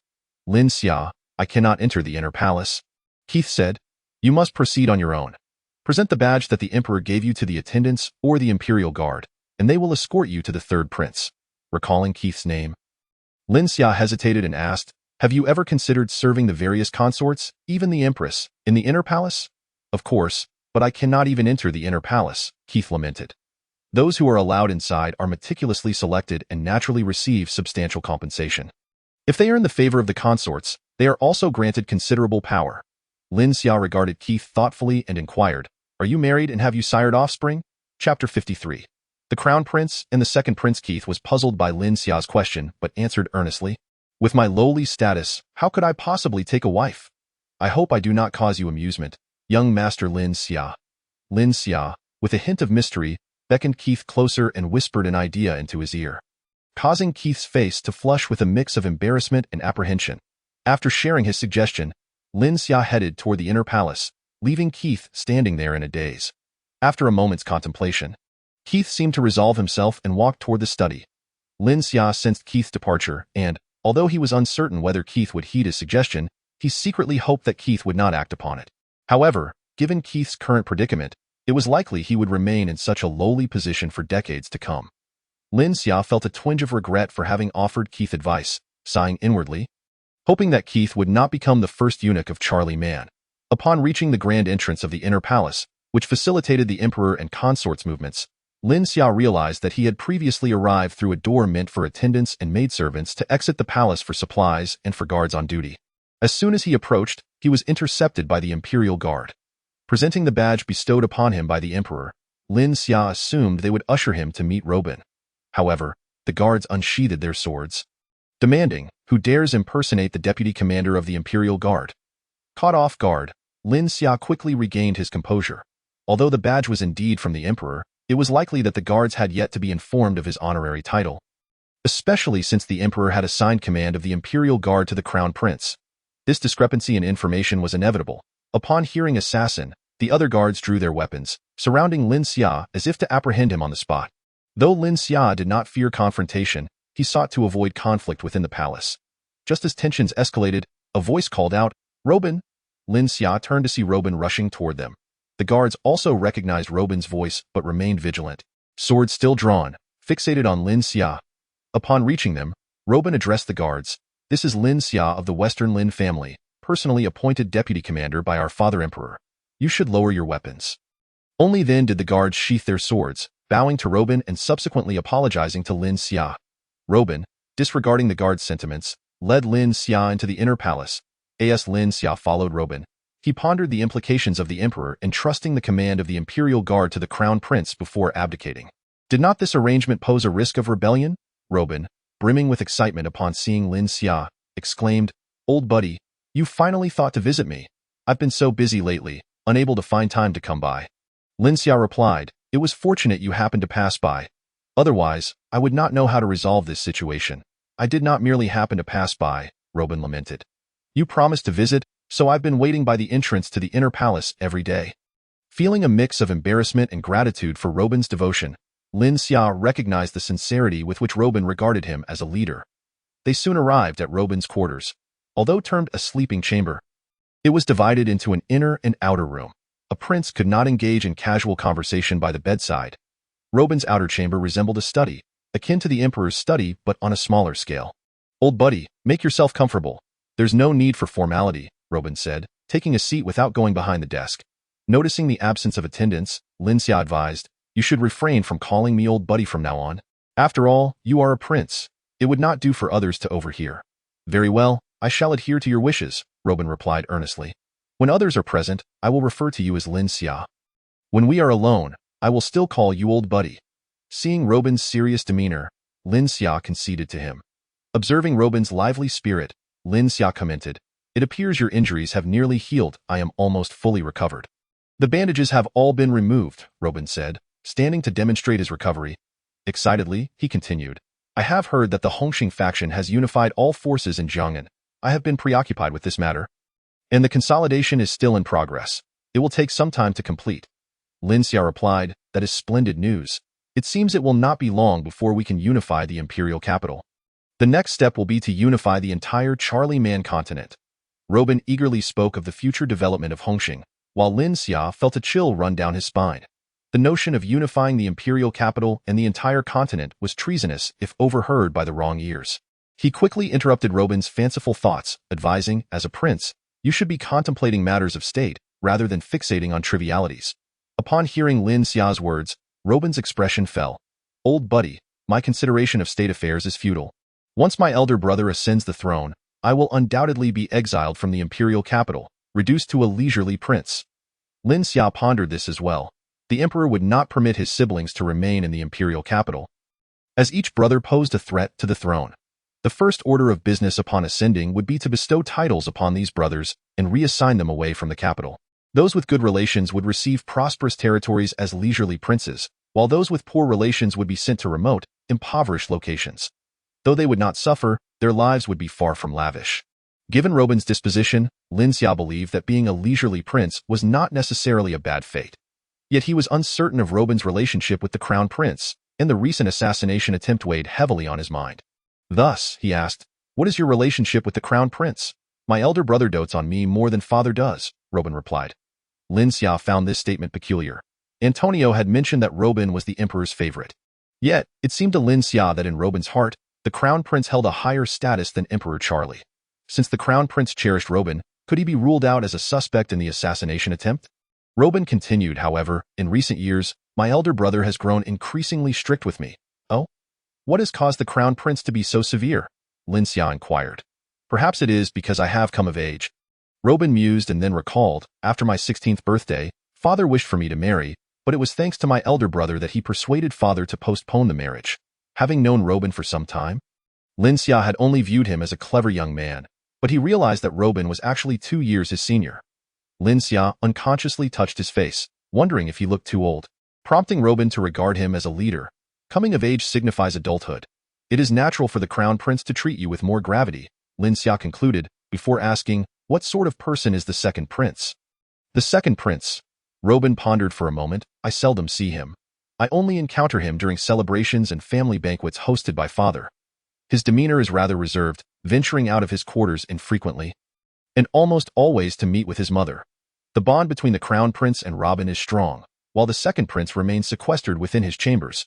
Thus, their culpability seems minimal. Yet aside from Robin, who else might possess a motive for his demise? Could it be that I have misjudged the situation, and that the target of the Black Wolf's assassination attempt is, in fact, myself? The only individuals with a motive to assassinate me consist of a few gang leaders, none of whom could afford a 6th-tier warrior. The only one capable of hiring such a formidable fighter, and with whom I have a grievance, is the Minister of Military Affairs, Mars. Surely, he wouldn't resort to murder over a trivial matter such as a lack of discount. Chapter 54. A confrontation in a narrow path. Lin Xia and Robin conversed for a while longer about the affairs of Hongxing, and as dusk approached, he bid farewell to Robin, preparing to leave the palace.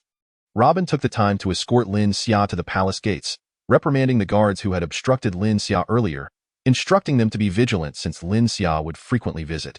The guards had no choice but to show Lin Xia respect, bowing as he departed, assuring him they would not hinder him again. Lin Xia rode in his family's modest carriage. Although Jiangnan had been consolidated and several entertainment venues were thriving, he considered it high time to upgrade his carriage. On the way back to the Viscount's residence, gentle snowflakes began to fall from the sky. Gazing out the carriage window at the dancing snow, Lin Xia murmured to himself, this must be the first snowfall of the year, a past life. Lin Xia had just met Ling Ling's parents and was slightly tipsy. Reluctant to part ways, they strolled leisurely through the neighborhood, Ling Ling playfully kicking stones along the path. Suddenly, snow began to fall, and Lin Xia looked up, remarking, this must be the first snowfall of the year. Ling Ling, glancing up at the descending snowflakes, replied, indeed, winter has arrived. With deep affection, Lin Xia gazed at Ling Ling, suddenly dropping to one knee, extending his hand toward her, proclaiming, Ling Ling, will you marry me? Ling Ling, momentarily taken aback, soon realized he was proposing. Covering her mouth with her hands, she lowered her gaze at Lin Xia, her mind a blank slate, tears streaming down her cheeks. Lin Xia looked up at her, earnestly stating, Ling Ling, this is the first snowfall of the year. I wish for you to become a member of the Lin family by the last snowfall of the spring festival. Ling Ling nodded, reaching out to support Lin Xia, but as soon as her hand brushed against him, he stood, enveloping her in his embrace. As Lin Xia sat in the carriage, a smile graced his lips as he softly said, Ling Ling, wait for me. Suddenly, the carriage came to an abrupt halt. The butler, Burton, announced, young master, there is another carriage approaching. It seems we must reverse a bit. They were not far from the Viscount's residence, and the narrow road permitted only one carriage at a time. Consequently, Lin Xia's carriage needed to back up to allow the other to pass. Lin Xia glanced at the oncoming carriage. It was not extravagant, but certainly superior to his own. Not feeling rushed, he instructed Burton, let us yield. Burton acquiesced and prepared to reverse, but the opposing coachman shouted, you there! Hurry and clear the way. Don't delay our master's journey. Upon hearing this, Lin Xia felt a surge of indignation. Initially inclined to be discreet and simply allow them to pass, the coachman's words ignited his defiance. He ordered Burton to halt the carriage, asserting, we shall not yield. I am curious to see who in Jiangnan warrants my deference. With that, he stepped down from the carriage. Seeing a young man descend from the carriage, the opposing coachman, despite his decent attire, was aware that his master was a high-ranking official in the empire. And they were in haste to meet a benefactor. He shouted, you there! Step aside quickly. Our master is in urgent need. Lin Xia, unwilling to engage with a mere servant, stood silently, awaiting the emergence of the carriage's owner to discern who it was. The coachman, noticing Lin Xia's inaction and unwillingness to yield, suddenly unleashed his fighting spirit, striking Lin Xia with his whip. Taken aback, Lin Xia realized the coachman was a martial artist. Without assessing the opponent's level, he instinctively dodged the blow, retreating half a step just in time. As he evaded the whip, he scrutinized the coachman's dantian, 5th tier, perhaps. Although Burton lacked martial skills, upon witnessing the attack on his young master, He hurried from the carriage to shield Lin Xia.at. That moment, the coachman swung a second strike. Concerned for Burton's safety, Lin Xia urgently pulled him back. However, Burton's movements were sluggish due to his inexperience in martial arts, causing the whip to cut through the fabric of his shirt. Furious upon seeing Burton's clothing torn, Lin Xia quickly checked for injuries. Fortunately, the distance had mitigated the attack, leaving only his shirt damaged. Lin Xia instructed Burton to wait in the carriage. Cloaked in dark fighting spirit, his eyes turning pitch black, he faced the opposing carriage. With a swift motion, he unleashed a punch imbued with corrosive energy toward the coachman, who, realizing the threat, raised his whip to defend. Lin Xia's energy met the whip, dissolving it instantly and surging toward the coachman's chest. The coachman, astonished that such a young man could be a fifth-tier warrior, sensed the menacing aura emanating from Lin Xia. Too late to bolster his defenses and wary of harming his master, he braced himself to absorb the blow. The coachman's shirt disintegrated, revealing scorched skin beneath. He began to cough violently, blood trickling from his lips, as he looked up at Lin Xia in fear, bewildered by the encounter with such a formidable and youthful opponent. Just then, a small window in the carriage opened, drawing Lin Xia's attention. Unlike his own carriage, which had windows on both sides, this one had only one on the coachman's side, intended for communication. A voice from within asked, "Why have we not arrived yet?" The tone was familiar, yet Lin Xia could not place it at that moment. "Sir," the coachman addressed the occupant with respect, mingled with concern, "we have encountered an assassin. Please remain inside. I will handle this." At that moment, Lin Xia recognized the voice from within and, hearing the coachman refer to him as an assassin, remarked, "Lord Cook, I must apologize for the impression I've given as an assassin." Upon hearing Lin Xia's voice, Lord Cook hastily exited the rear door of the carriage, approached Lin Xia, and grasped his hand warmly, saying, "Young Master Lin Xia." Hearing himself addressed as young master by Cook, a high-ranking official, made Lin Xia feel somewhat bashful, especially since Cook had previously sought his assistance regarding Mandy's performance without such formalities. Having just greeted Lin Xia, Cook turned to the coachman and chastised him. "This is young Master Lin Xia of the Shilin family, a descendant of the Lionheart King. How could you mistake him for an assassin? Have you lost your senses?" Realizing he had been engaged in combat with the esteemed descendant of the Lionheart King, the coachman trembled, bowing as he coughed, "Young Master Lin Xia, I sincerely apologize. I did not recognize your greatness." Despite his injuries, the coachman continued to cough. Lin Xia remained unperturbed, while Cook continued to berate the coachman, stating, "Young Master Lin Xia is the top of his class, and always magnanimous. You must have provoked him intentionally. I will deduct your salary for this month."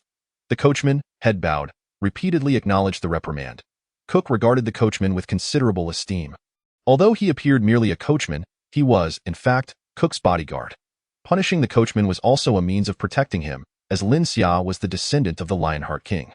While conflicts with the lineage were not uncommon, Lin Xia had recently triumphed in the review competition, showcasing his potential. Although Lin Xia's reputation for forming a gang was somewhat tarnished, his prowess in consolidating the Jiangnan factions was undeniable. It was not beyond reason for a minor noble to target him before he ascended further. To curry favor with Lin Xia, Cook, wary of any potential retribution from Lin Xia, acted preemptively to penalize the coachman, hoping to quell any further issues. Yet, Lin Xia had no intention of pursuing the matter. Burton had merely sustained a tear in his clothing, while the coachman had already suffered significant internal injuries, which served as punishment enough. Lin Xia, intrigued by Cook's carriage, noted the absence of any noise from within during their earlier confrontation. Sensing Lin Xia's curiosity, Cook explained, "This carriage is specially crafted. Though not overly luxurious, it is indeed a magical artifact." A magical artifact? Lin Xia's interest in the magic of this world was piqued. Chapter 55. Time to depart. Due to my frequent excursions and pressing duties, I sought to economize time by reviewing documents within the confines of a carriage. Thus, I enlisted the aid of the Mage Guild to craft such a vehicle. Cook, with a hint of pride, remarked on the carriage's primary feature, its soundproofing. Regardless of the tumult outside, one would remain blissfully unaware within. This surpassed even the finest automobiles of my previous life, no matter how proficiently engineered. Complete sound isolation was unattainable. Not wishing to prolong the topic, Lin Xia inquired, "Lord Cook, what is the urgency of your journey?" "I was indeed in a hurry, but upon seeing you, my haste has diminished." Cook replied, his demeanor shifting to one of solemnity, "I have come specifically to express my gratitude." Recalling the antibiotics delivered to Cook, Lin Xia pondered whether they had been effective. Has the ailment of your second daughter improved? She asked, bemused, as it had been 2 or 3 months since the antibiotics were sent in a land like Charlemagne, where such treatments were unheard of. These antibiotics would be akin to miraculous elixirs. Thanks to the medicine you provided, Cook affirmed, referring to the solution Lin Xia had prepared by diluting the cephalosporin. How fortunate that it proved effective. I was concerned about its efficacy after such a lengthy interval. Lin Xia congratulated him. Cook, oblivious to the nuances of Lin Xia's gestures of respect, expressed remorse. I must apologize for my previous hesitation. When the medicine first arrived, the messenger was rather vague, and I hesitated to administer it. It was only 7 days ago, as my daughter's condition worsened, that I recalled your potion and decided to take a chance. Remarkably, within an hour of administration, she fell into a peaceful slumber.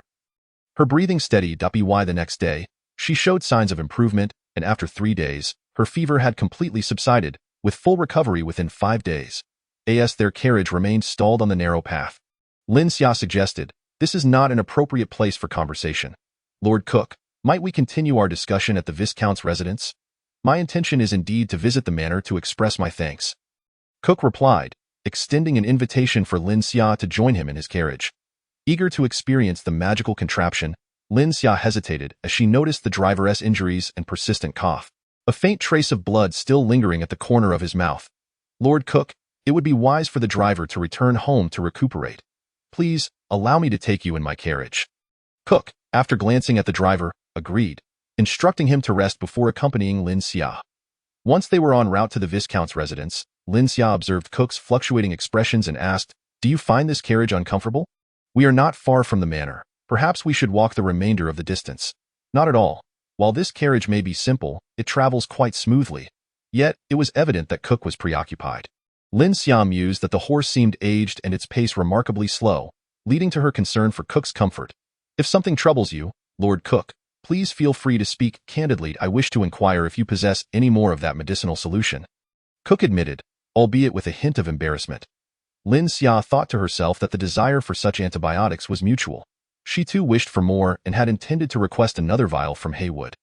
"I must regretfully inform you that I possess only this one bottle," she replied. Cook's disappointment was palpable, prompting Lin Xia to clarify, "What you may not know is that this potion is a divine remedy bequeathed by our ancestors. Tang. While it may seem exaggerated to claim it cures all ailments, it is indeed effective against many maladies." Lin Xia spoke truthfully. The antibiotics were indeed a legacy of Tang, though she omitted details of their origin. Cook recognized the potion's value and was taken aback by the revelation that it was a relic from Tang, and that only a single vial remained. His gratitude for Lin Xia intensified, leaving him at a loss for words. Though not greedy, he feared for his daughter's health and would have gone to great lengths for another vial. However, Lin Xia's firm answer left no room for negotiation, and he trusted her sincerity.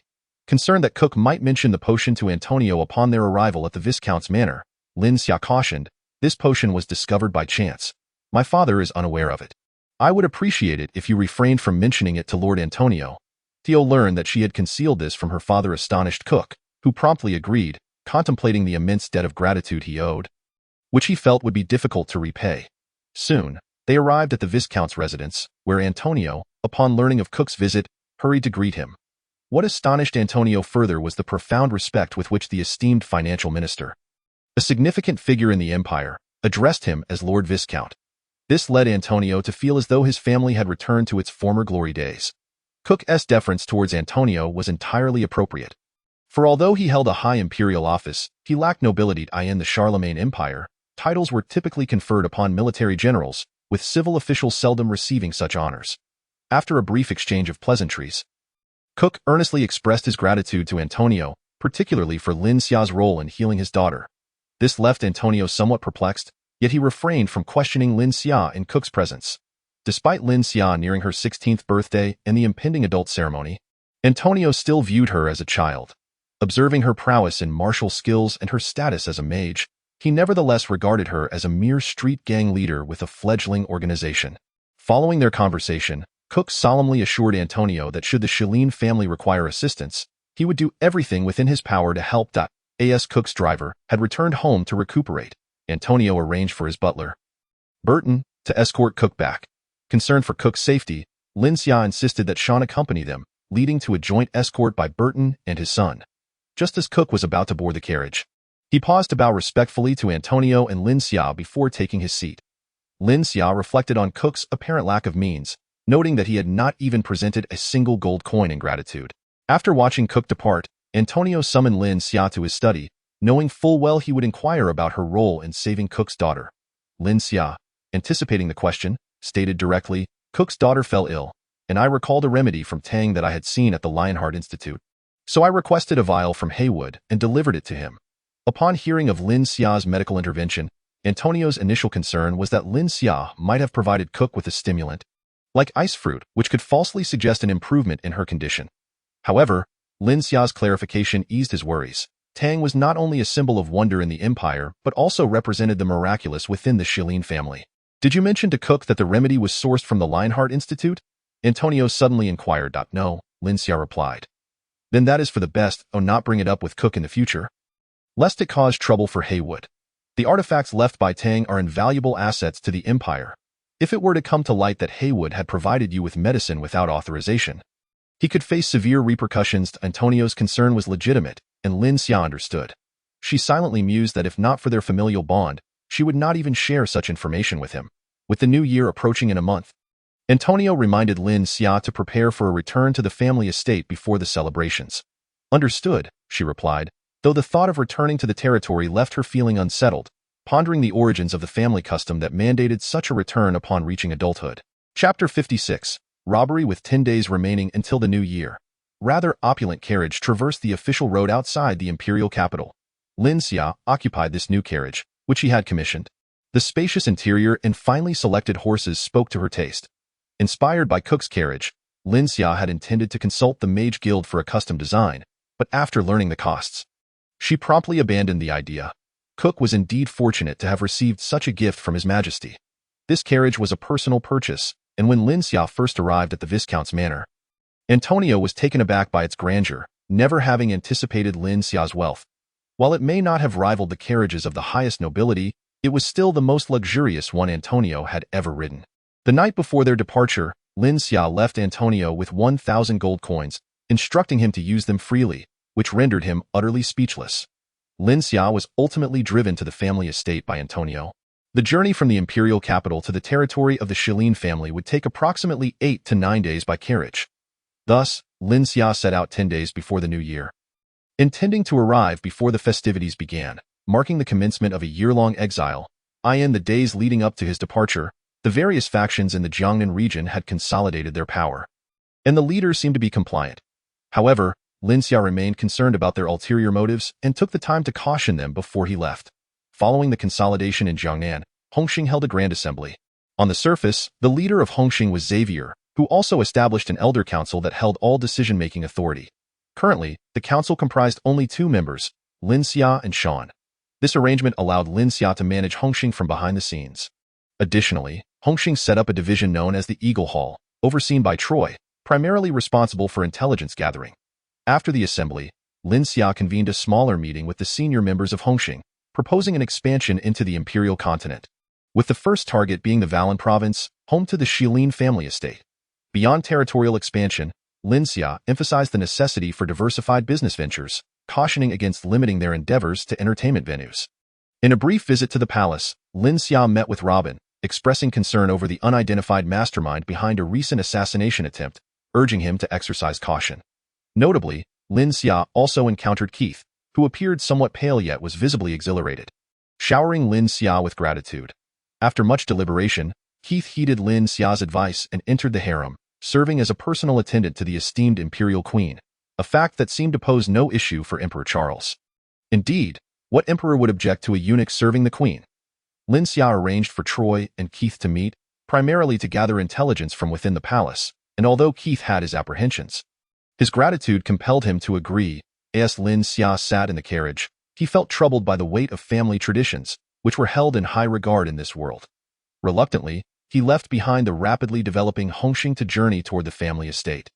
Despite his reluctance, a flicker of anticipation stirred within him as he sought to seize this opportunity to gain insight into the continent's affairs, particularly the exotic tribes mentioned in Tang's correspondence awaiting his exploration. The carriage progressed toward the territory located in Valin province, situated in the northern part of the empire's center, a region that marked the birthplace of the Charlemagne Empire and the earliest appearance of Tang. This land held immense significance for the empire, which had allocated it to the Shilin family. However, the family failed to retain it, ultimately reducing their territory to a mere small town, officially named Ariel Town, yet affectionately referred to as Shilin Town by the locals. The coachman, a middle-aged man named Duran, had worked for the Shilin family for nearly as long as Lin Xia had been alive. Accompanying Lin Xia were three brothers from Hongxing, led by Carlos, a young man in his early 20s. Carlos possessed commendable martial skills, and according to Sean, he would likely become a first-tier warrior within 6 months. Despite his youth, Carlos exhibited remarkable composure, earning Xavier's trust, which led to his assignment to spearhead Hongxing's expansion into the continent. Among Lin Xia's companions was the great magician, Bacon, whose inability to control magical elements piqued Lin Xia's curiosity.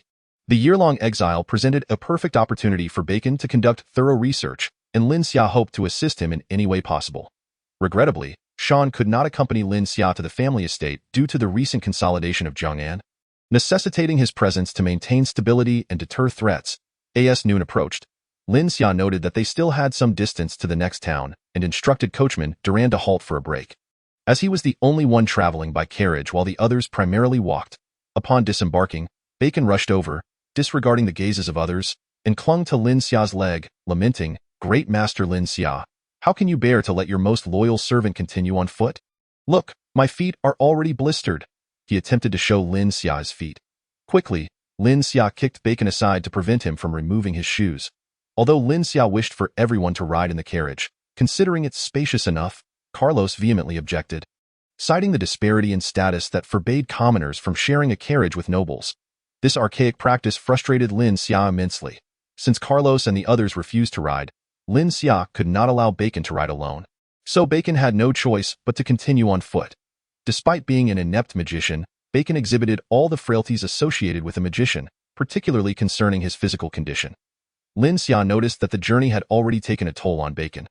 And if he were to walk any further, he might collapse. Lin Xia called Duran over, instructing him to allow Bacon to sit next to him. After making arrangements, they rested by the roadside, consuming some provisions before continuing their journey. After distributing the food, Duran reported to Lin Xia, "Young master, at this pace, we may not reach Shilin Town in 10 days. We should hire a carriage at the next town to expedite our journey." Lin Xia shared this sentiment, not wanting his companions to endure further hardship. After a brief respite, they resumed their journey and finally entered the New Skok province by nightfall. Duran, assuming the role of a steward, organized their accommodations and procured a carriage that could accommodate the group, accompanied by a designated driver from the carriage company. This new driver was quite talkative, and the following day, he regaled them with tales about New Skok province. Purportedly one of the most prosperous and affluent regions of the empire. Lin Xia was already aware of this, as New Skok lay between the imperial capital and the Valin province, making its commercial prospects exceedingly promising. However, Lin Xia was taken aback to learn that a significant portion of New Skok province was under the jurisdiction of Mars, the imperial minister of military affairs. Mars held a marquis title, and while it was not hereditary, it was sufficient to render him exceedingly wealthy. Reflecting on how Mars' steward had once sought to hire Mandy for a performance at a bargain, Lin Xia felt a growing disdain for Mars. After 6 days of travel, they crossed New Skok province and entered Valin province. Despite its apparent wealth, Lin Xia observed a considerable number of refugees along the way. Initially, he offered them food, but as they continued, the sheer volume of the destitute weighed heavily on his heart. The further they ventured into Mars territory, the more refugees they encountered. Although Lin Xia supplemented their provisions while traveling, it was insufficient to meet the needs of so many, prompting him to draw the carriage curtains to shield himself from the sight. Resorting to self-deception to ease his conscience, it seemed that Light's assertion held truth. The opulence of the imperial capital could not mask the poverty of the common folk. After 2 more days of travel in Valin province, they would finally reach Shilin Town. Yet, Lin Xia found it astonishing that despite the multitude of refugees, they had traversed 6 days without encountering bandits. Was it sheer luck or a testament to the simplicity of the Charlemagne populace? Yet, reality soon proved otherwise, as a cry of robbery pierced the air. Chapter 57. Lucas upon hearing the call for robbery. Lin Xia's thoughts materialized, casting doubt on his own luck while simultaneously igniting a sense of anticipation for his first experience of being robbed. He leisurely dismounted from the carriage, noticing that Carlos and the brothers from Hongqing were already confronting the bandits. However, Lin Xia scanned the area and discovered that Bacon was nowhere to be found. The bandits, numbering around 30, appeared ragged and malnourished, with their faces reflecting the toll of starvation. Among them were a handful of women, an elderly man, and 3 children, suggesting that they resembled a band of beggars more than traditional robbers. Only the leader appeared somewhat presentable, with only 6 patches adorning his tattered clothing. Carlos, upon noticing Lin Xia's arrival, hastily bowed. Lin Xia, exuding an air of authority, approached the standoff and addressed the bandit leader. "What is the meaning of this?" The leader, recognizing Lin Xia's noble attire and the deference shown by Carlos and his companions, felt a surge of anxiety. Yet, recalling their desperate hunger, he mustered the courage to declare, "Hand over your valuables, and we shall let you pass. Or, at least, give us half." Lin Xia nearly burst into laughter at the absurdity of the demand, pondering whether they had come to rob or to beg. Nonetheless, he maintained a stern demeanor and commanded Carlos, "Subdue this bandit leader." "Yes," Carlos replied, bowing before swiftly advancing to apprehend the bandit chief. After a year of rigorous training, Carlos, though not yet officially at level 1, exhibited remarkable physical prowess and exceptional speed, leaving the bandits unable to react. Upon capturing the bandit leader, the others began to shout for his release. However, with their leader subdued, they merely yelled without daring to advance. It was evident that these individuals had never truly engaged in robbery, lacking the ruthlessness typically associated with banditry. Only the leader continued to struggle, shouting defiantly, "If you dare, let me go." Lin Xia instructed Carlos to escort the bandit leader to her side, leading them near her carriage, where she commanded Carlos to release him. As Carlos did so, the bandit leader swung his fist towards Carlos's face. Yet, Carlos appeared oblivious to the attack, swiftly delivering a kick that sent the leader sprawling to the ground. The leader rose again, only to be knocked down once more by Carlos's formidable foot. Throughout this exchange, Lin Xia observed with narrowed eyes, aware that without subduing the leader first, meaningful dialogue would be impossible. Once the leader regained his footing, he ceased his assault, merely standing and coldly regarding Carlos, evidently still defiant. Meanwhile, Carlos remained vigilant, prepared to protect Lin Xia from any potential attack. Lin Xia scrutinized the bandit leader, noting his apparent age of over 40. Despite his tall stature, he was notably thin, and his clothing hung loosely. If the attire truly belonged to him, it suggested that the leader had once been a robust man. "I have no intention of making things difficult for you." Lin Xia smiled at the leader. "It is clear to me that you are not genuine bandits." The leader merely grunted in response, ignoring her. "In truth, I wish to assist you. I have encountered numerous refugees on my travels and have offered them support. However, since you have resorted to banditry, I must understand your reasons to determine whether to help or punish you." Lin Xia continued. Upon hearing of Lin Xia's aid to the destitute, the leader's demeanor softened somewhat, though he remained silent. "Allow me to introduce myself. My full name is Lin Xia Shilon, of the Lionheart family. Our estate is not far from here." Before Lin Xia could finish her introduction, the bandit leader knelt, bowing deeply, and when he lifted his head, tears traced his cheeks as he exclaimed, "You are indeed Master Lin Xia. I deserve to die 1,000 deaths." The leader's sudden display of reverence left Lin Xia momentarily stunned. While he had anticipated some influence from the Lionheart name upon entering the province, the extent of its impact exceeded his expectations. He quickly urged Carlos to help the leader to his feet and said, "You need not rush to pay your respects. First, recount your act of robbery." After a brief pause, the leader replied, "My name is Lucas. My family has lived in Shilin City for generations." Lin Xia found the name peculiar. "It is now called Desolate City." Lucas, clearly uneducated, stammered through his explanation, yet Lin Xia gleaned the essence of Lucas's plight. This was connected to his grandfather, Count Byways, who had eloped with the female leader of a bandit group. Consequently, Count Byways was demoted to a viscount, and the empire reclaimed Desolate City. At the age of 8, Lucas witnessed his family's decline, as the elderly bandit among them was his father. The Lucas family had always resided within the Lionheart estate's territory, which differed from that of other nobles. For many aristocrats, land was merely a means of amassing wealth. In contrast, the Lionheart family, adhering to the edicts of Tang, forbade their descendants from exploiting the land for profit, permitting only taxation for governance and infrastructure. Even Count Byways had sold his family estate to join the military, refraining from increasing taxes on their territory. Due to the minimal taxation imposed by the Lionheart family, families like Lucas's could live without worry. However, following the empire's reclamation of the territory, Lucas's life drastically changed. The annual tax escalated from 1 gold coin to 3. Had the increase been limited to 2 coins, Lucas's family might have managed, but with Dussel now under imperial administration, the Church of Light also imposed an additional 2 coins as a piety tax. This revelation astonished Lin Xia. The notion of faith being taxable was perplexing. A typical peasant family earned around 10 gold coins annually, meaning nearly half of their income was consumed by taxes. If the harvest was bountiful, they could barely make ends meet. Unfortunately, they faced 3 consecutive years of drought. In the first 2 years, Lucas's family relied on previous savings to pay their taxes, but by the 3rd year, they could no longer afford it. Although the local magistrate was indifferent to their financial struggles, living in the Charlemagne Empire necessitated tax payment. Those unable to pay faced forfeiture of their homes. Thus, Lucas's family lost their house and became local refugees, joined by several other families from their village. At this point, Lucas was 43 years old. Due to his tall and robust physique, he was elected as the leader of the group, leading them in search of food and a means of survival. Occasionally taking on odd jobs, tragically, his wife and children succumbed to illness after enduring prolonged hardship. Consequently, Lucas rallied the refugees to engage in highway robbery. However, fortune eluded them, as they encountered only 2 groups over 3 days. The first group consisted of a common family, likely fleeing their own dire circumstances, whom Lucas empathized with and spared. The second group was Lin Xia and her entourage. Upon hearing Lucas's tale, Lin Xia felt a measure of sympathy. Fortunately, they had not yet committed any heinous acts. She glanced back at the bandits and asked Lucas, "Are these all from your village?" "Yes, they are all villagers," Lucas confirmed, pointing to the only elder among them. "This man is my father." Lin Xia observed the elder, who appeared frail and required assistance to stand, his anxious gaze fixed on Lucas, clearly worried for his son. "Do you have any other family?" Lin Xia inquired. "No, my wife and children are gone," Lucas replied, sorrow evident in his expression. Lin Xia assessed the bandits. Of the 30 or so present, aside from 6 women, 3 children, and Lucas's father, the rest were young adults. The oldest not exceeding 40. It was clear that Lucas's age contributed to his role as their leader.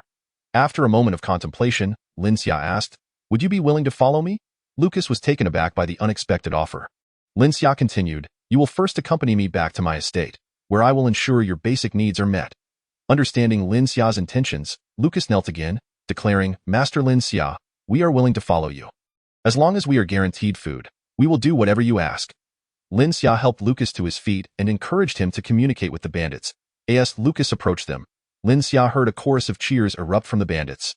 Their voices chaotic yet discernible, expressing their belief that Master Lin Xia was a good person and chanting praises for the Lionheart family. Lin Xia then instructed Duran to distribute provisions among them. Though the supplies were limited, each bandit received a small portion, eliciting their heartfelt gratitude. After a brief respite, Lin Xia urged the group to continue their journey. In a familiar adage, the wheels of history rolled inexorably forward. And the future King Lin Xia was poised to arrive at his family's estate, ready to pen a new chapter. Historical records would later extol the significance of King Lin Xia's return to his territory, asserting that his return to Shilin Town enabled him to inherit the wisdom of the Lionheart family, ushering in a new era. Yet, King Lin Xia regarded this sentiment with disdain. When the historian presented the written account for his review, Lin Xia retorted, "Understand your sister's wisdom." The historian, puzzled by the mention of Lin Xia's sister, assumed the king's lack of opposition meant approval, and thus included it in the annals of history. Ultimately, this historian faced a year's salary deduction as a consequence. On the last day of the 277th year of the empire, Lin Xia's party entered Shilin Town. To his surprise, a military contingent of approximately 200 troops was stationed at the town's entrance. Upon entering, a man in his 50s or 60s, resembling a steward, approached Lin Xia and introduced himself as Campbell, the steward of the Lionheart estate. Aware of Lin Xia's anticipated arrival, Campbell had been waiting at the town gate for 3 days. Finally receiving Lin Xia today, Lin Xia invited Campbell to join him in his carriage, where he guided them toward the family residence. As they traveled, Lin Xia noted that the construction of Shilin Town bore little distinction from other towns. Yet the townspeople appeared healthy and vibrant. Everyone who encountered Campbell greeted him with nods or waves, indicating his positive standing within the community. Upon arriving at the family estate, Lin Xia was astonished by the sight before him. Hadn't the family fallen into decline? How could such an impressive castle exist? The surroundings, though overgrown with weeds, suggested a vast estate. Campbell discerned the reason behind Lin Xia's demeanor from his expression and hastily clarified. "Young Master Lin Xia, You might not be aware that this castle's grandeur stems from its history as the royal palace of the Carolingian Empire. A royal palace. Lin Xia was momentarily taken aback. This place is the birthplace of the Carolingian Empire, and this castle was indeed the palace of King Charlemagne. After the empire's establishment, Emperor Paul constructed a new palace in the imperial city and bequeathed the old palace to the Shilin family. Campbell continued to elucidate for Lin Xia, remarking on the extravagant tendencies of the Shilin family's ancestors, who, despite their decline, never sold the castle. It wasn't that they lacked the desire to sell. Rather, the castle's identity as a royal palace rendered them too fearful to do so. And even if they dared, no one would be willing to purchase it. As Campbell guided Lin Xia towards the castle, Lin Xia observed that, despite its magnificent appearance, many areas were severely damaged, clearly indicating a lack of systematic maintenance over a prolonged period. Intriguingly, Campbell did not lead Lin Xia through the main entrance, but rather through a side door. As Lin Xia pondered this, Campbell aptly explained, due to the shrinking territory and insufficient tax revenue, the castle has not undergone repairs in quite some time. Maintenance has been limited to mere basic upkeep. Currently, only a few rooms are usable, and the main hall has been closed for a long time due to the high costs of maintenance. Lin Xia realized that, although the castle appeared splendid, it was the greatest burden of the Shilin family. It was no wonder that Antonio lived frugally in the imperial city. Maintaining this castle likely consumed 2/3 of the family's tax income, leaving only enough for basic upkeep.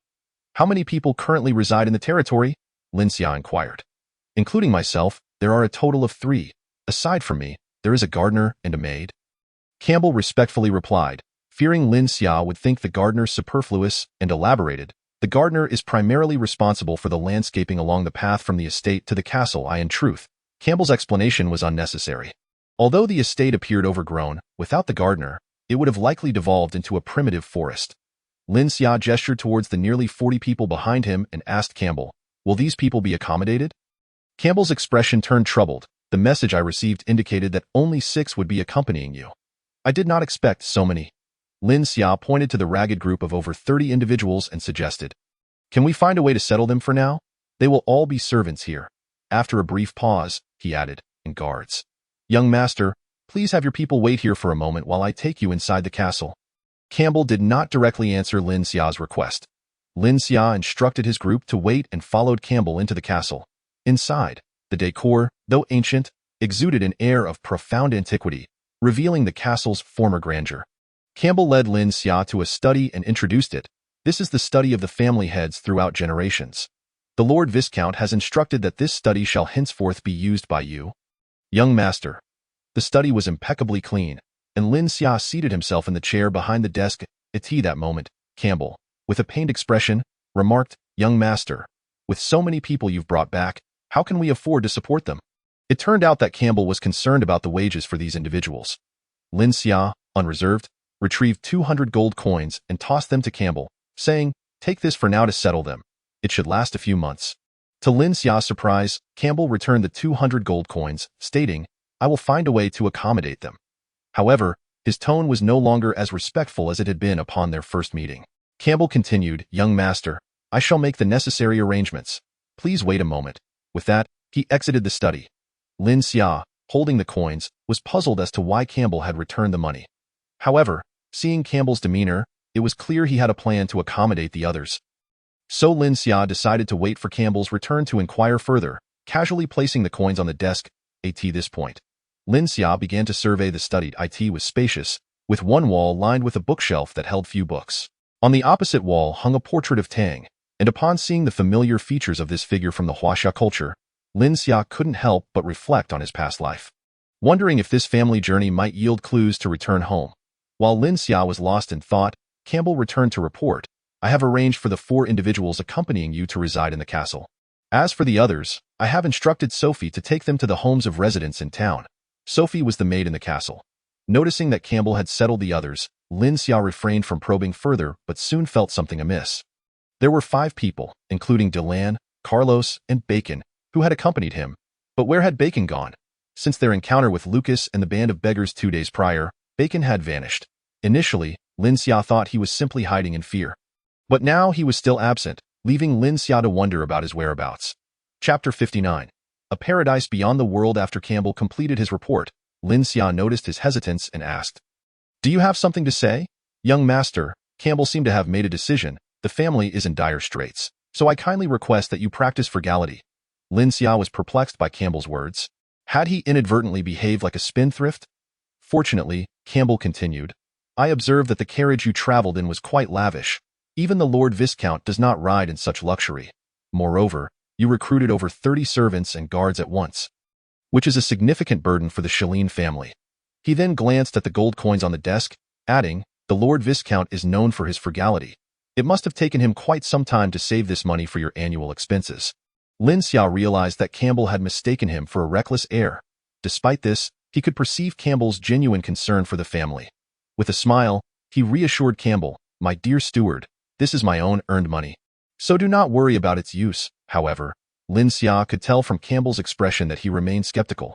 Thus, he further stated, if you find it insufficient, I still have plenty of gold coins in my carriage. While Lin Xia couldn't afford the custom carriage from the Magic Guild, he could certainly purchase a magical item safe, which would be used to store gold coins. After all, gold coins are not light. Upon hearing that there were more gold coins in the carriage, Campbell became even more convinced of the young master's imprudence. Lin Xia, disinterested in further explanations, told Campbell, you can consult Deland for the specifics.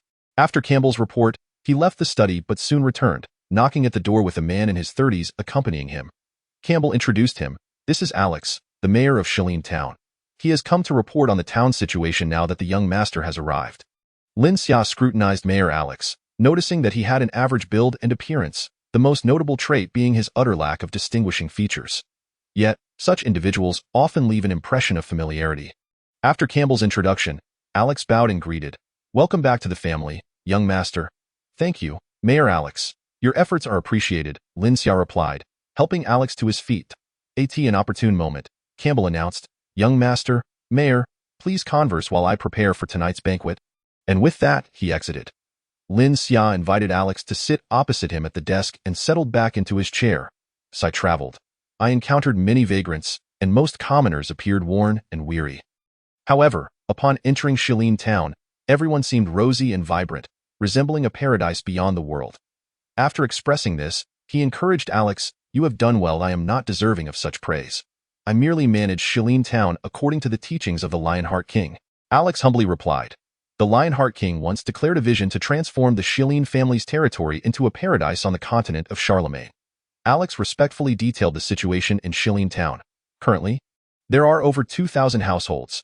The town's tax burden is among the lowest in the empire, averaging about 1 gold coin per household annually, with merchants contributing slightly more. The total annual tax revenue for Shilin Town is approximately 3,000 gold coins, of which 2,000 coins are allocated for administration and development, while 1,000 coins are submitted to the family. Lin Xia was taken aback by the surprisingly low administrative expenditure of only 2,000 gold coins. Given that he had observed the town's well-maintained roads, parks, and public squares, he inquired further, realizing that the public officials, aside from the administrative personnel, included law enforcement and the family's private army. It seemed unlikely that 2,000 gold coins would suffice for salaries alone, let alone for infrastructure development. He posed his questions to Alex. How is it that the administrative staff and law enforcement total just 20 individuals with an annual expenditure of only around 300 gold coins? The family's private army currently consists of 100 men, yet their cost is merely 500 gold coins per year.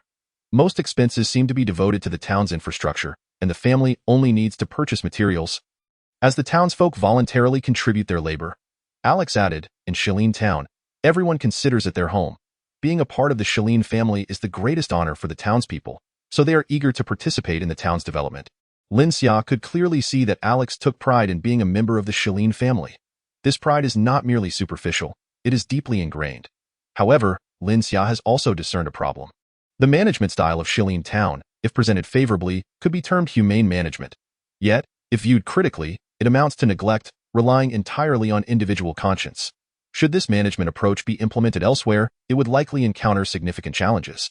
The success of Shilin Town can be attributed, on one hand, to the authority of the Lionheart King and the credibility built over 2 centuries by the Shilin family.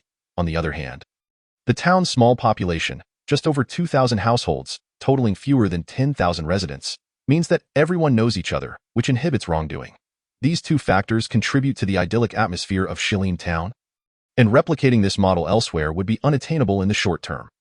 Lin Xia is convinced that if the entire Valen province were under the Shilin family's jurisdiction, such management would not be feasible, considering that the tax revenue from a province can adequately support its fiscal obligations. Upon entering Shilin town, Lin Xia observed that, in addition to the soldiers guarding the gate, there was a military contingent of at least 200 stationed outside. He recalled that his family's private army consisted of only 100 men, prompting him to wonder about the origins of this military force. The 200 soldiers belonged to the empire, dispatched by the governor of Valen province to prevent refugees from entering Shilin town. Alex remarked that since the 3-year drought, the influx of refugees from Desolate City had surged. Lin Xia inquired how the family managed during such years. Alex explained that in times of hardship, the family and affluent merchants in town would pool their resources to purchase grain, lending it to the townsfolk at minimal interest, which would be repaid once the lean years passed. Having served as mayor for several years, Alex was well versed in such matters. After sharing insights about the town's governance and its cultural ethos, Alex took his leave, as there were many duties awaiting his attention. Lin Xia learned from Alex that the people of Shilin town are known for their simplicity and integrity, although it does not reach the level of leaving valuables unattended or doors unlocked. Crime is exceedingly rare. While tax collection is notoriously challenging across the empire, residents of Shilin town willingly bring their payments on tax day, saving the town considerable manpower.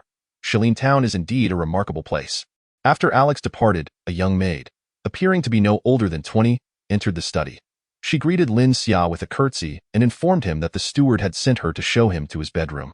"You must be Sophie," Lin Xia recalled the steward Campbell mentioning that she was the only maid in the household. "Yes, young master," she replied. It seemed Campbell had deemed him a frivolous youth, opting not to meet him in person and instead sending Sophie to guide him. Was it true that a well-off official's son must necessarily be a wastrel? Lin Xia chuckled softly, acknowledging that while his father held no official position in the empire, he was not a true official's offspring. "Let's go," he said to Sophie. The bedroom was adjacent to the study, and Sophie explained, "This is the patriarch's bedroom." Upon hearing this, Lin Xia responded, "I would prefer a different room." At that moment, Sophie blushed slightly and apologized. "I am sorry, young master, but the only rooms maintained for use are the study and this bedroom. The others are uninhabitable." Chapter 60. What's wrong with you? It was astonishing that such a grand castle had only 2 habitable rooms. Thus, unless unforeseen circumstances arose, he would be the sole occupant of the castle that night. "Sophie, would you care to hear a tale of vampires?" Lin Xia inquired. "Where did the people who followed me from the imperial city stay?" he asked. Sophie answered, "Steward Campbell inquired, and they indicated that they were your servants and subordinates, so they have been accommodated in the servant quarters." She added, "We also reside there. That won't do. The castle must be restored to allow everyone to stay. The thought of being alone in such a vast castle tonight sends shivers down my spine." Lin Xia contemplated staying in the servant quarters, but the rigid class hierarchy of the Charlemagne Empire dictated that masters and servants ought not to reside together. Especially an antiquated steward like Campbell would undoubtedly object. Lin Xia was disinclined to engage him on this matter. "Young master, I shall take you to the banquet," Sophie said. To Lin Xia's surprise, the banquet was not held within the estate but at a hotel in town. He deduced that the castle's banquet hall was likely unusable. Although it was claimed to be the finest hotel in Shilin town, boasting over 200 years of history, Lin Xia found it rather unimpressive. Comparable in size to a bathhouse of Universal Entertainment. However, the hotel's name took him aback, Shangri-La. Steward Campbell awaited Lin Xia at the entrance, assisting him down from the carriage and accompanying him to the banquet hall. Inside, over 20 guests were already present, including Carlos and 3 of his associates, as well as Mayor Alex. To Lin Xia's astonishment, there was also a soldier in imperial military uniform, a second lieutenant whose specific duties were unknown. Upon Lin Xia's entrance, the assembled guests greeted him with enthusiastic applause. Having received noble training, Lin Xia waved to the attendees in a genteel manner. Seeing Lin Xia's arrival, Carlos and his companions hurried to pay their respects, trailing behind him like bodyguards. Accompanied by Campbell, Lin Xia approached the podium in the banquet hall. Just as he took his place, a server presented him with a glass of red wine. Aware that he was the host of this gathering, intended to welcome him home, he understood it was his duty to commence the proceedings. Lin Xia accepted the wine glass, addressing the audience, "Thank you, everyone." He raised his glass high, proclaiming, "Long live the empire, long live Shilin." With that, he downed the wine in one go, signifying the official start of the banquet. Stepping down from the podium, Mayor Alex was the first to approach Lin Xia, respectfully stating, "Allow me to introduce you." As it was Lin Xia's first return to the territory, he did not recognize anyone among the guests except Alex. Each guest, in turn, offered a toast to Lin Xia, necessitating Alex to introduce them. While Campbell could have performed this task, his status as a servant rendered him unsuitable. Alex succinctly introduced each person who raised a toast, mostly ordinary officials of Shilin Town and subordinates of Alex, to whom Lin Xia offered encouragement. Among the others were prosperous merchants, though Lin Xia perceived their enterprises as modest at best. For instance, the individual who had just toasted was a fur trader with 3 shops. Lin Xia expressed gratitude on behalf of the Shilin family for their contributions to the town. While all the guests approached Lin Xia to toast, the lone imperial officer refrained. Alex had informed Lin Xia that this officer was a lieutenant named Boris, an aide to the captain of the 200 soldiers stationed outside the town. Since this military unit was ostensibly assisting Shilin Town, Campbell had extended an invitation to the captain, who, citing military duties, had sent Boris as his representative. Lin Xia was unconcerned about Boris's absence from the toasting, so he mingled among the guests. The customary etiquette of toasting dictated that if a guest offered a salute, the host should reciprocate as a gesture of welcome. As Lin Xia passed by Boris, he intended to ignore him entirely and approach the fur trader. Yet Boris intercepted him. Lin Xia looked at Boris. Puzzled, "Lieutenant Boris, do you require something?" "Boris here. I am here to request funds," Boris stated without formality. "Funds for what?" Lin Xia's displeasure was evident. Although he dismissed Boris's tone, he had only just arrived in Shilin Town. "Our troops have been stationed at the town gate for quite some time. Since you have returned, shouldn't you provide some military funds?" Boris asserted boldly. It became clear that Boris was seeking protection money. Lin Xia, however, was no stranger to such demands. "You should request military funds from the Imperial Military Department, not from me." Boris was undeterred, responding defiantly. According to Imperial Military Special Order 36, troops executing missions are entitled to require localities to cover all military expenses. "This is a noble territory. It is not subject to that order," Lin Xia replied nonchalantly. "If you are indeed in need of military funds, you should promptly report to the military department. Are you not afraid of us withdrawing our forces?" Boris finally played his trump card. Yet Lin Xia remained unfazed, responding coolly, "Shall I send someone to escort you?" As Lin Xia engaged in this exchange with Boris, the guests began to gather around. Overhearing his words, several merchants seized the opportunity to jest. "Need an escort, do you? Clearly, this army is not particularly welcomed by the people of Shilin Town." Lin Xia reflects that the Shilin family is merely a once prominent family now fallen into obscurity. Before Boris could finish his words, Lin Xia delivered a sharp slap across his face. It was evident that everyone present took pride in being a Shilin, and Boris's insult towards the Shilin family was intolerable to Lin Xia, who could easily predict that his subsequent remarks would be even more offensive. "You dare strike a soldier?" Boris was quick to retaliate but managed to restrain his impulse. "What is wrong with hitting you?" Lin Xia retorted, producing his identification from his pocket and slapping it onto Boris's face. "His Majesty has personally appointed me as a lieutenant. You, a mere second lieutenant, dare to call the commanding officer by name? Hitting you is a leniency. The military is a place governed by strict hierarchy, and Boris's casual address of the commanding officer warranted punishment." At this moment, Boris recalled Lin Xia's impressive performance during the drills, where he had claimed the title of champion, personally conferred by the monarch. Lin Xia pointed at the identification that had fallen to the ground and commanded, "Second Lieutenant Boris, I hereby order you to pick up the identification and return it to me with both hands." Boris glared at Lin Xia, but a command is a command. Despite his reluctance, he could not defy the fundamental responsibilities of a soldier. He crouched down, retrieved Lin Xia's identification, and returned it with both hands. With a curt, "Get lost," from Lin Xia, Boris left the banquet hall in disgrace. Despite the incident with Boris, the banquet continued without interruption. As the evening drew to a close, guests began to depart, some basking in the glory of Lin Xia's assertiveness, while others exhibited concern over the potential influx of refugees once the 200 soldiers had left. Campbell was among those worried. Lin Xia, well aware of Campbell's anxieties, invited him into his carriage on the way back to the castle and opened a safe, revealing its contents of gold coins. Chapter 61. A Night's Vigil. After the banquet, everyone returned to the Shilin family estate. The others went to the servants' quarters while Lin Xia reluctantly made his way back to the castle alone. His safe contained 5,000 gold coins, as the southern region had only just been consolidated and had yet to enter a harvest period. Anticipating the need for funds upon returning to his territory, Lin Xia had taken nearly all the available assets from Hongxing I in the solitude of his castle bedroom. Lin Xia recalled Campbell's expression upon seeing the gold coins. A blend of desire and excitement reflected in his face, suggesting that Campbell had truly become frightened by poverty while serving the Shilin family. Concerned that Lin Xia might squander the gold, Campbell offered to safeguard the funds, to which Lin Xia merely rolled his eyes. Nevertheless, Lin Xia allocated 2,000 coins for Campbell to purchase materials and repair the castle. While Lin Xia understood that 2,000 coins would barely make a dent in restoring the castle to its former glory, he had modest expectations. He only requested that certain areas on the first floor be made usable. Furthermore, he wished to construct an additional dwelling on the estate to accommodate the 30-odd refugees led by Lucas. This would require minimal expenditure, merely purchasing materials, as Lucas and his group could provide the necessary labor. After dispatching the 2,000 coins, Lin Xia intended to retire for the night. However, the thought of residing alone in the sprawling castle sent a shiver down his spine. He resolved to urge Campbell to expedite the castle repairs so that the three brothers from Hongxing could move in soon. Just as Lin Xia began to drift into slumber, he was startled by the sound of footsteps outside his door, distinct and jarring in the otherwise silent castle. Could it be a vampire? Unsure of who was outside, Lin Xia remained vigilant, drawing his tang sword and stealthily approaching the door to listen. As the footsteps grew nearer, Lin Xia prepared himself. Upon reaching the door, he swiftly opened it while conjuring a spark of fire magic in his left hand to illuminate the area.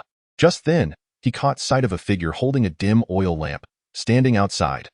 Lin Xia lunged forward, swiftly bringing his sword down onto the person's shoulder, executing the move with remarkable speed before the individual had a chance to react. The fire magic did not produce a significant glow, leaving only a shadowy outline of the intruder. Just as Lin Xia was about to cast another fire spell to reveal the intruder's identity, a piercing scream erupted from the figure, a sound filled with terror, unmistakably female. Lin Xia was taken aback by the scream, which struck a familiar chord in his memory. As the light expanded, he recognized Sophie. Her face marked by fear and her eyes wide with shock. Not daring to delay, Lin Xia retracted his sword, observing Sophie, who seemed oblivious to the fact that the blade had left her shoulder. Her gaze fixed vacantly upon him, appearing dazed.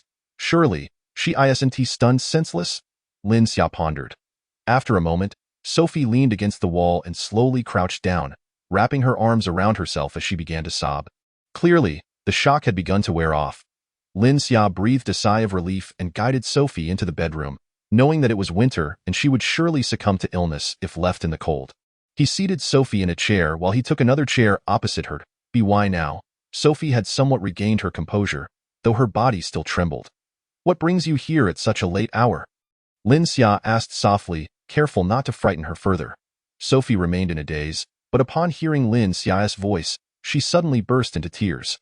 Lin Xia allowed her to cry for a moment, and after a while, as her sobs began to subside, he rose to gently pat her back, offering reassurance. Yes, all right. Don't be afraid. He endeavored to soften his voice, infusing it with a touch of genuine energy to soothe her. A technique inspired by Mandy's melodic enchantments. Gradually, Sophie ceased her crying and regained her senses. Rising from the chair, she bowed to Lin Xia, saying, "My lord, I apologize." "You have done no wrong," Lin Xia replied, gesturing for her to sit. But Sophie insisted on remaining standing. With no choice left, Lin Xia inquired again, "What brings you to my bedroom door at this hour?" "It is Butler Campbell," Sophie said respectfully. "He instructed me to come and serve you." "My lord, did I ask it to serve my bedchamber?" The evils of feudal society. Lin Xia thought to himself as Sophie continued, "I am to await your commands outside the door," so she was merely waiting outside. Lin Xia felt a tinge of disappointment. Sophie, who appeared to be around 20, possessed a delicate beauty, particularly with her large, expressive eyes, though perhaps the dilation was due to her fright. "You needn't bother. Return to your rest. Tomorrow is the new year, and there will be much work for you to do." Lin Xia insisted, "I am not helpless. I do not require your service, not to serve in my bedchamber." He mused inwardly. Yet Campbell had remarked that it was rare for him to return to the family, implying he would be unfamiliar with many matters. "Butler Campbell." Lin Xia interrupted, "I am the lord. I command you to return, but my lord." Once more, Lin Xia cut her off. "If you wish to serve me, move into the castle after the repairs are completed." With that, he dismissed Sophie. As he pondered the predicament, Lin Xia thought of the predecessors who had ladies in waiting to tend to them, while he was sending his away. The next morning, as Lin Xia stepped outside, he found Campbell waiting at the door. Upon seeing Lin Xia, Campbell bowed and said, "My lord, Happy New Year. Happy New Year." Lin Xia replied warmly. Seeing the deep circles under Campbell's eyes, Lin Xia chuckled, "My dear butler, did you not rest well last night?" Campbell offered an awkward smile. The previous night, images of gold coins had kept him awake, and he had barely managed to stay up until dawn, waiting at Lin Xia's door. "My lord, today is New Year's Day. The townspeople are celebrating, so the repairs to the castle will have to wait a few days," Campbell reported. Though Lin Xia was eager to commence the repairs, it was indeed unavoidable given the festivities. Even with Lucas and his 30 men at his disposal, the material suppliers were closed for the holiday. "Then we shall wait a few days," Lin Xia conceded. "My lord, regarding your gold." Campbell expressed concern over Lin Xia's youth and the potential for excessive spending. To Campbell, spending 2,000 gold coins on repairs seemed extravagant. Lin Xia, however, dismissed Campbell's worries, focusing on the task at hand. With 3,000 coins remaining, equivalent to Shilin Town's annual tax revenue, Lin Xia chose to ignore Campbell's caution. Just then, he spotted Carlos approaching to extend New Year's greetings and called out, "Join me in a stroll through Shilin Town." As they walked through the town, Lin Xia noted the streets were relatively empty, likely due to the residents celebrating at home. However, those who did see Lin Xia and Campbell did not approach but offered distant bows as a sign of respect for the Shilin family. Lin Xia spent the morning exploring various parts of Shilin Town and noticed many vacant lots, prompting him to ask Campbell, "What are these empty spaces for?" "I am unaware of that," Campbell remarked. "I am merely the steward. For matters concerning the town, you must consult Mayor Alex." After instructing Campbell, Lin Xia proceeded to the town gate with Carlos. The gate of Shilin Town was impressively large, far surpassing the expectations of a small town, rivaling even that of desolate city. The guards at the gate, having seen Lin Xia the previous day, greeted her with respect and admiration, which filled her with a sense of pride. Unbeknownst to her, since her arrival in Shilin Town, a gradual feeling of belonging to both the Shilin family and the town had begun to take root. Shortly after Lin Xia's arrival, Campbell returned with Mayor Alex. "Good New Year, my Lord Mayor." Lin Xia smiled at Alex. "I apologize for interrupting your celebrations on this festive day. It is my honor," Alex responded. Lin Xia stood by the gate, surveying the 200 soldiers stationed outside. She inquired, "Wasn't it said there were many refugees? Why then are there only soldiers here? Since this army has been stationed here for the past 2 years, the refugees have ceased to come." Alex explained. Lin Xia gazed at him with a questioning expression. Alex's countenance darkened. "Because the army has killed the refugees." Chapter 62. The Executioner with a sigh. Alex continued, "Initially, many refugees wished to enter Shilin Town, but due to imperial edicts prohibiting unrestricted movement, we dared not take in too many.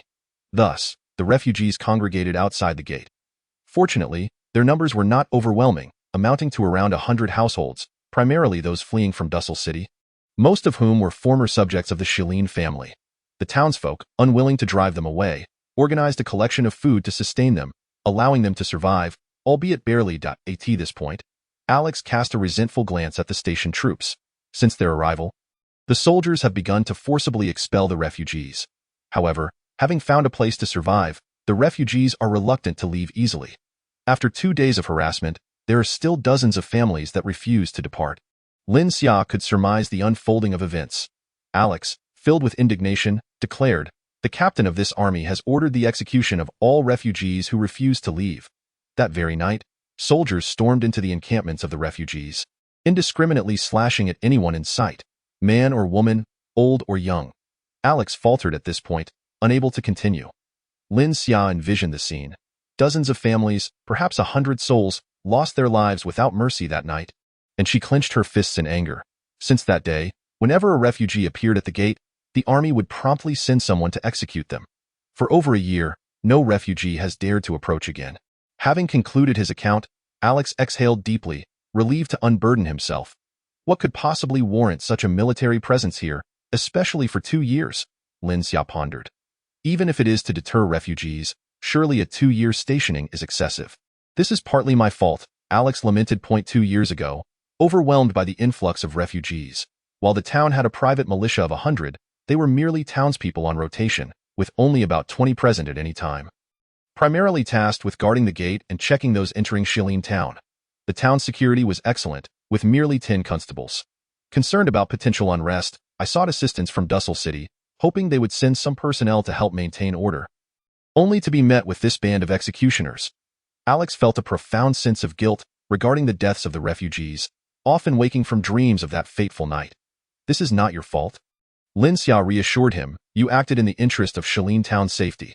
Your intentions were not misguided. Yet, Lin Xia remained suspicious of the army's true purpose, even if they were to assist in maintaining order. There seemed no justification for their 200-strong presence. What kind of army is this? She inquired. It is the garrison from Dussel City, Alex replied. Lin Xia understood that the garrison was jointly managed by the military and local authorities.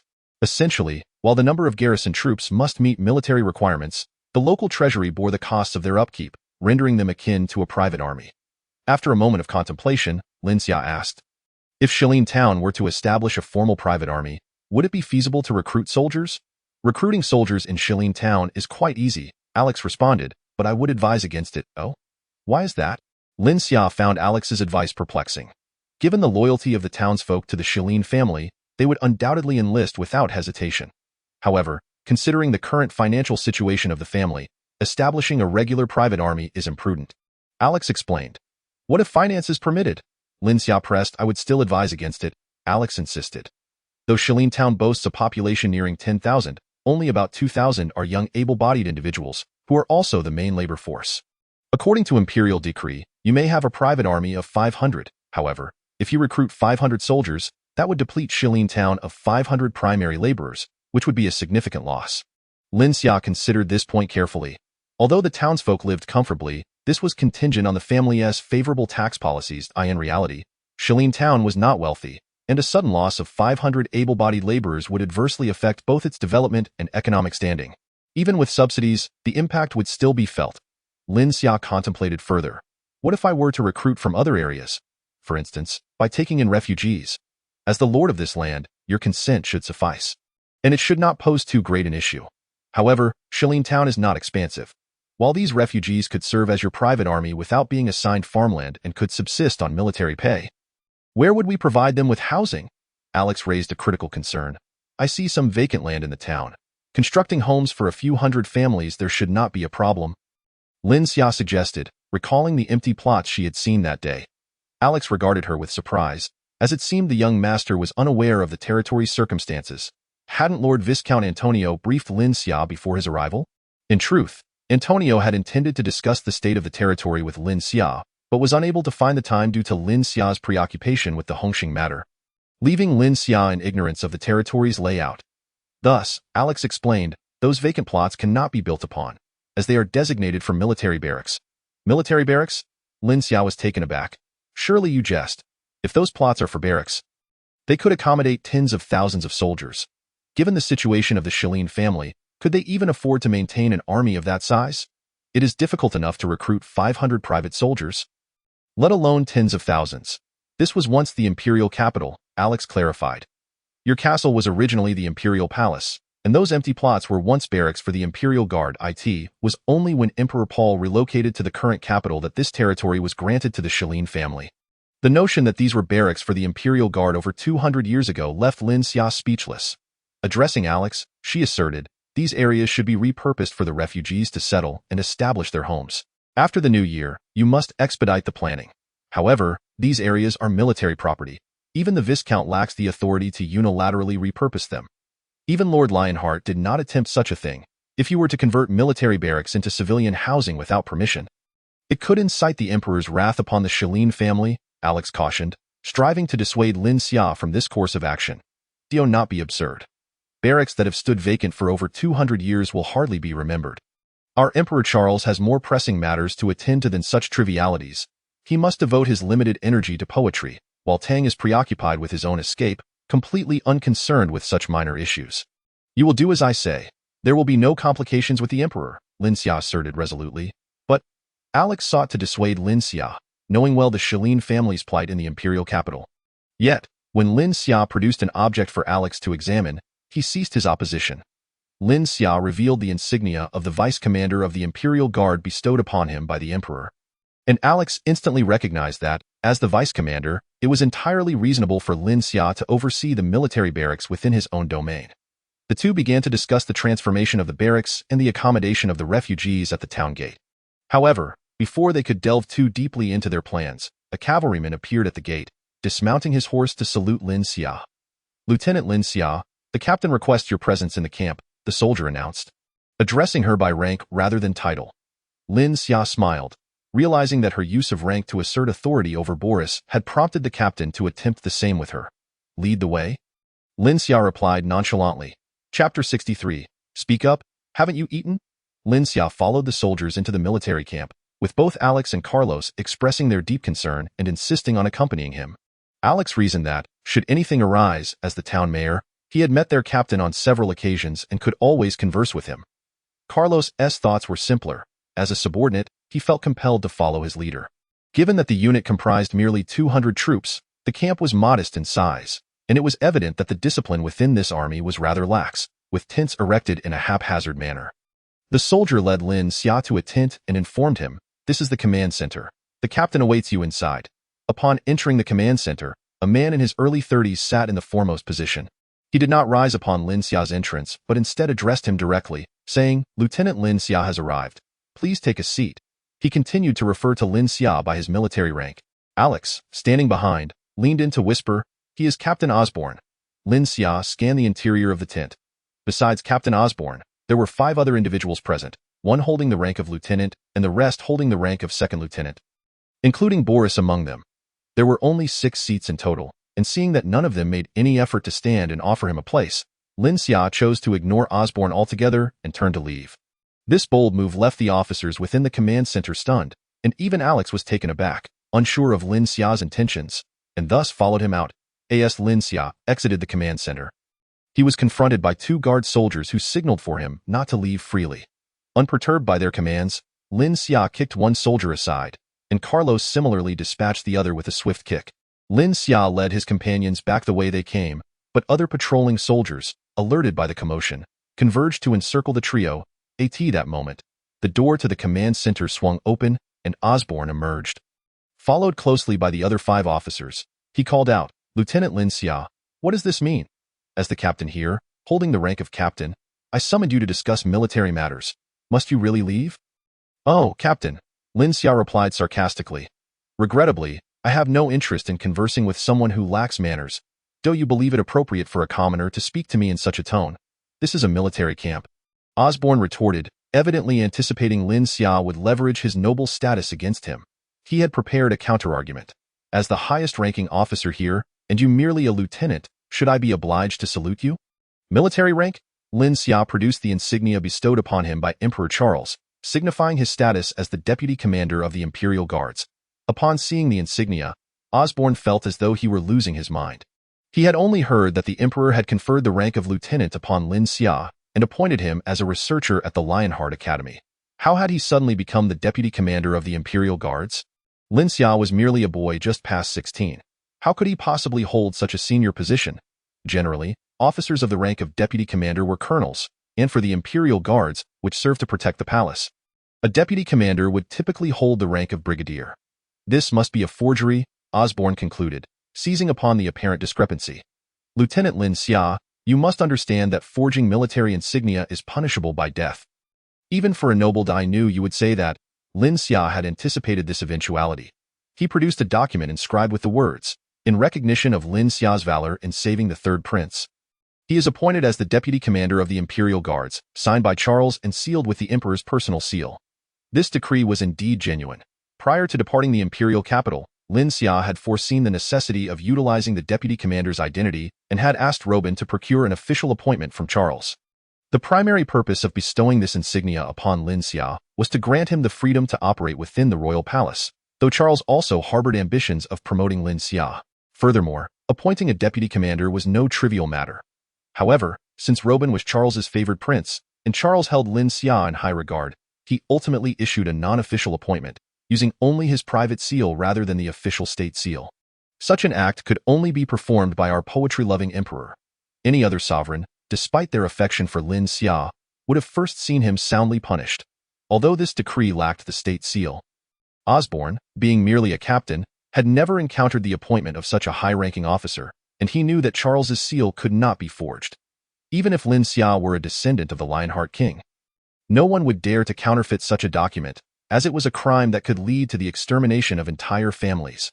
Realizing his predicament, Osborne could only concede, offering a perfunctory salute to Lin Xia. Deputy Commander eyeing a departure from his usual demeanor. Lin Xia stood before Osborne, assuming a precise military posture, and declared loudly, "Captain Osborne, do you not even know how to salute?"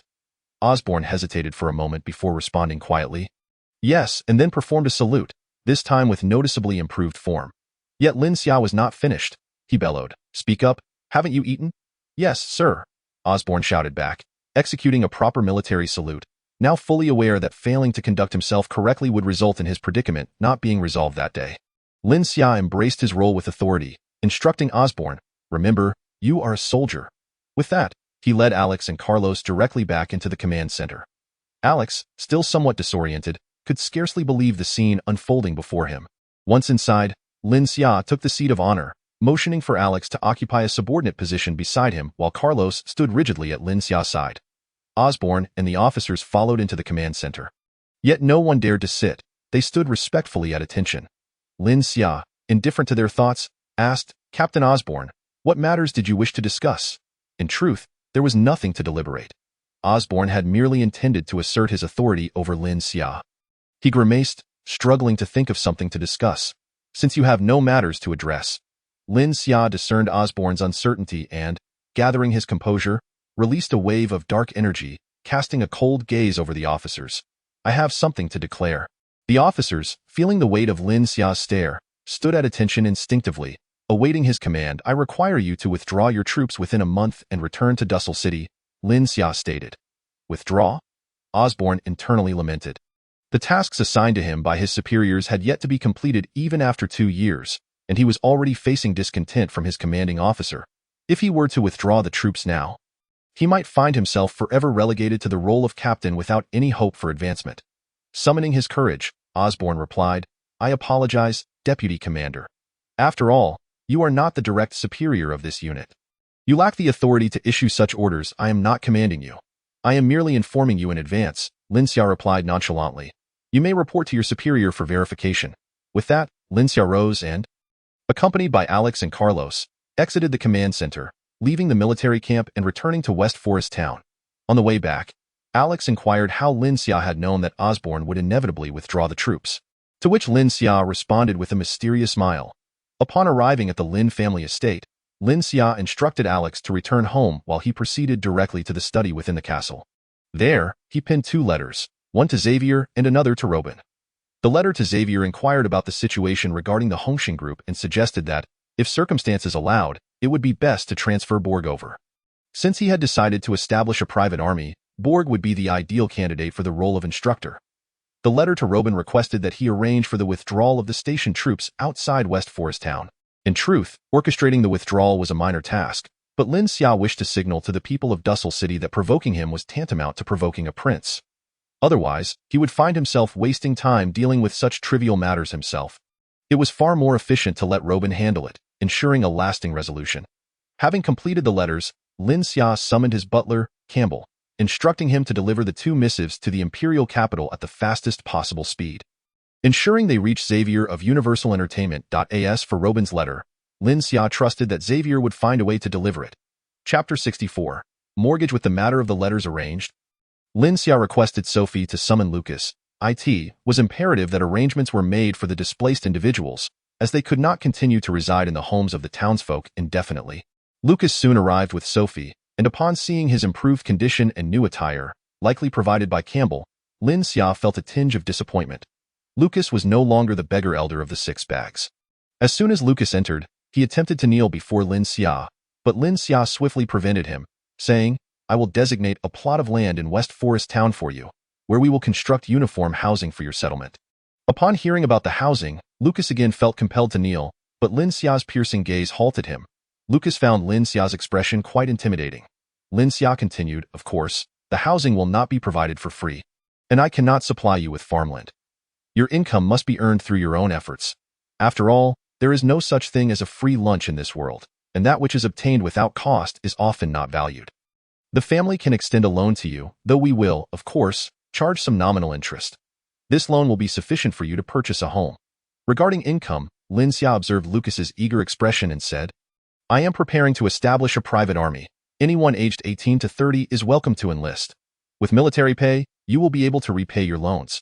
Additionally, I will launch a new business where those over 30 can find work. Although the income may not match military pay, it will still suffice for loan repayments. Lucas was initially concerned about his age disqualifying him from enlisting, but upon learning about the other employment opportunities, he felt reassured. Despite the lower wages compared to military pay, he realized he would no longer be a vagrant. Please convey my intentions to everyone and invite them to the manor tomorrow, Lin Xia instructed before sending Lucas back. Lin Xia then summoned a brother from the Hongxing faction, who had previously served as one of Rodney's aides. This individual, named Birmingham, had been tasked with expanding the influence and business of Hongxing. Rodney had numerous aides, and Birmingham was considered a prospective talent cultivated by Rodney. Originally a servant in the world of indulgence, he had honed his martial skills under Borg for several months after joining Hongxing. Rodney had recognized Birmingham's exceptional numerical aptitude, particularly in calculations. After calling for Birmingham, Lin Xia made some arrangements, and Birmingham departed to fulfill his duties. 3 days later, one of the Imperial Guard's military camps in Shilin Town began renovations to construct housing. Each military camp spans thousands of acres, and the camp undergoing renovation covers 4,000 acres. Lin Xia did not intend to renovate the entire camp, but instead enclosed 100 acres with walls, establishing 2 grand entrances, labeled Poly-Central Mansion. Lin Xia aimed to adopt the construction methods of residential communities from his previous life. According to Lin Xia's original plan, each building was to be 5 stories high, with 2 households per floor and 3 units per building, accommodating a total of 30 households. Thus, the 100 acres could house 10 buildings, providing shelter for 300 households, or at least 1,000 individuals. However, reality proved harsh. Lin Xia was disappointed to find that the buildings were only constructed to 3 stories due to cost constraints. Given the current architectural standards in the Charlemagne continent, building a 5-story structure would cost the same as constructing 4 3-story houses.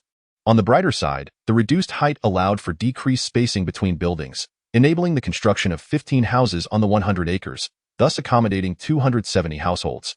Among the 30 individuals from Lucas's group, aside from the elderly, women, and children, 26 were left, 8 of whom were over 30 and were assigned to the construction of the community, while Birmingham began recruiting workers for the project. The remaining 18 were brought to the Shilin Manor to form Lin Xia's private army.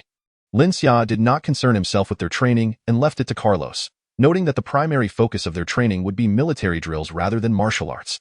Lin Xia implemented significant reforms in the structure of the private army, emphasizing the professionalization of soldiers. Similar to ancient Chinese military practices, professional soldiers in the Charlemagne continent were scarce, with most soldiers alternating between farming during busy seasons and soldiering in their downtime, which severely undermined their combat effectiveness. Even the renowned armies of history, such as Yufei's and Qi Jiguang's, would lag behind modern professional soldiers in terms of battle capability. Lin Xia insisted that his soldiers focus solely on training, aiming to cultivate a special forces unit within the limitation of 500 soldiers permitted for a viscount's private army under imperial law. Lin Xia also extended an invitation to the existing private army in Shilin Town, offering those willing to become professional soldiers the opportunity to train alongside the 18 newcomers. For those unwilling, they could remain as part of the Shilin family's private army but risk being supplanted by the professional soldiers at any time. The training regimen, derived from Lin Xia's observations of military-themed dramas in his previous life, began with basic drills such as military posture, saluting, marching, and running. These training exercises bewildered the original private army, who could not comprehend the purpose of merely walking as military training. Even Alex attempted to persuade Lin Xia to adopt more authentic military training techniques. "What do you unsophisticated bumpkins know?" Lin Xia dismissed Alex's concerns and continued with the monotonous training for the private army. Although tedious, these exercises were crucial in refining the new soldiers' mental fortitude, instilling in them the military's paramount duty, obedience. The original 100 members of the private army found the all-day training unbearable, and even those eager to pursue a professional military career abandoned the effort after a week due to the grueling nature of the training. However, the 18 vagrants never uttered a complaint. After all, what could be worse than their previous lives of destitution? Lin Xia recalled the military ethos of never abandon, never give up from the series Soldier Assault. Unexpectedly, these 18 individuals would become the backbone of Lin Xia's future formidable army. Humorously dubbed the 18 Arhats, the spirit of never abandon, never give up would serve as the crucial pillar of Lin Xia's invincible forces, propelling them forward despite any challenges they faced. Osborne initially doubted Lin Xia's notification regarding troop withdrawal but felt increasingly anxious after recalling Lin Xia's resolute demeanor. After several days of hesitation, he ultimately penned a letter to report his meeting with Lin Xia to his superior and subtly mentioned Lin Xia's request for troop withdrawal. The next day, a reply arrived from the superior, which was blunt and scathing. Although Osborne was chastised, he felt a sense of relief knowing he had his superior's backing and intended to wait a few days before re-engaging Lin Xia to regain his lost dignity. However, to Osborne's surprise, he received another letter from his superior the following day containing only 2 words: withdraw troops to AT. That moment, Osborne's heart sank. He sensed his superior's reluctance in those words. After 2 years stationed in Shilin Town without completing the covert mission assigned to him, he felt the weight of impending punishment from his superior for his failure. Yet, what other options were available besides withdrawal? With a heavy sigh, Osborne summoned all the officers to relay the superior's orders and began organizing the troop withdrawal. A month later, Osborne's army departed from Shilin Town. Within Shilin Town, Lin Xia, having recruited a substantial workforce through Birmingham, completed the construction of a building in just over a month, accommodating over 30 vagrants. Concurrently, Lin Xia initiated a new venture, Housing Loans.in Chapter 65, GDP. Lin Xia's constructed buildings featured various layouts, ranging from 1-bedroom to 3-bedroom units. Each household could select a configuration according to their family size. Given that the cost of the community's land was significantly lower than that of typical courtyard housing in Charlemagne, the prices were also considerably more affordable. 1-bedroom units were priced at 15 gold coins, 2-bedroom units at 25 gold coins, and 3-bedroom units at 35 gold coins, with slight fluctuations depending on the floor level. Lin Xia set specific requirements for loan terms. Applicants must be at least 18 years old. And due to the average low lifespan in Charlemagne, loans could only extend until the age of 45. Since the vagrants arrived with nothing, Lin Xia offered them a no-down payment option, requiring only monthly repayments of principal and interest. However, non-vagrant applicants were required to provide a 30% down payment. As for the vagrants' ability to repay their loans, Lin Xia had no doubts. He offered the private army a generous salary of 8 silver coins monthly, which significantly surpassed that of the Empire's main combat regiments, which barely earned 5 silver coins and often faced delays in payment. Even for the largest 3-bedroom unit with a 15-year loan, repayment presented no burden. Additionally, vagrants over 30 working as construction workers earned 5 silver coins monthly, making homeownership attainable. The vagrants were delighted to move in, finally acquiring their own homes and returning to the embrace of the Shilin family, which provided them a sense of security. Notably, when these vagrants departed from the town residents' homes, the townsfolk expressed their reluctance. Upon inquiring about the reason, Lin Xia learned that the residents felt honored to assist the Shilin family and were more than willing to host the vagrants long-term. The vagrants, in turn, were diligent and eager to assist the townsfolk with various tasks within their capabilities. After Osborne's army withdrew, Lin Xia instructed the 100 part-time private soldiers from the Shilin family to prepare at the city gates to receive the vagrants. However, Lin Xia stipulated that only those who were former subjects of the Shilin family could be accepted. For other vagrants, he did not entirely neglect them.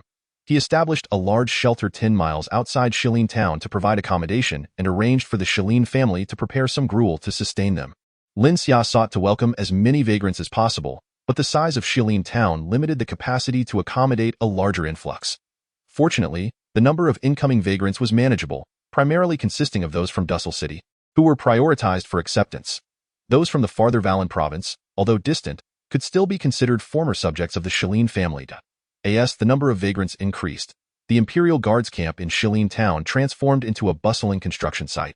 Commencing the building of houses, Lin Xia's funds flowed out rapidly, yet the salaries dispersed were partially recouped through housing loans. Furthermore, the residents of Shilin town have shown considerable interest in the new houses. Many have paid their down payments and purchased properties, which, while tightening Lin Xia's finances, still allows for sustainability. The private army quickly gathered its full complement of 500 men, yet the number of refugees continues to rise. After some contemplation, Lin Xia decided to expand the force to 1,000, with the additional 500 serving as reserves, not officially recorded in the military roster. Many nobles have similarly taken this approach to augment their private armies. Upon receiving Lin Xia's correspondence, Xavier promptly dispatched Borg to take charge of the private army's training. Meanwhile, Carlos departed from Shilin town for Dussel City to initiate the expansion of the Hongxing influence. During this period, Alex and Campbell found themselves exceedingly busy. As the mayor, Alex was inundated with the influx of refugees, while Campbell busied himself with the myriad management tasks, as Lin Xia had few aides at his disposal. However, Campbell's distress stemmed not from the workload, but from his master's rapid expenditure.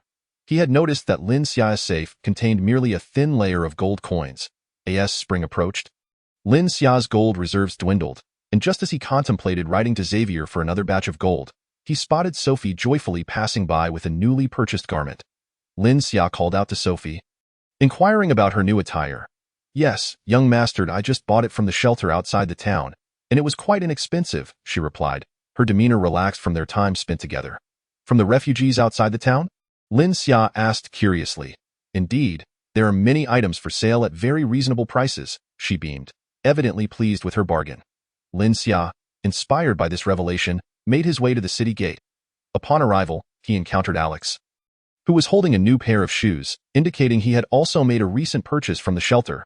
Through Alex's explanation, Lin Xia began to grasp the situation. The incoming refugees were not subjects of the Shilin family and therefore could not enter Shilin town. However, due to the services and shelter provided by Lin Xia, although their lives remained arduous, they had found a semblance of stability, which brought them hope. Consequently, some skilled individuals began to create garments, footwear, and bamboo baskets to sell to the residents of Shilin town in exchange for income. Lin Xia glanced toward the refugees, numbering over 1,000, and said to Alex, bringing these 1,000 people into Shilin town should not pose a problem, right? Young master, in just 2 months, the population of Shilin town has already doubled. Although your newly constructed community accommodates quite a number of residents, Shilin town is becoming exceedingly congested.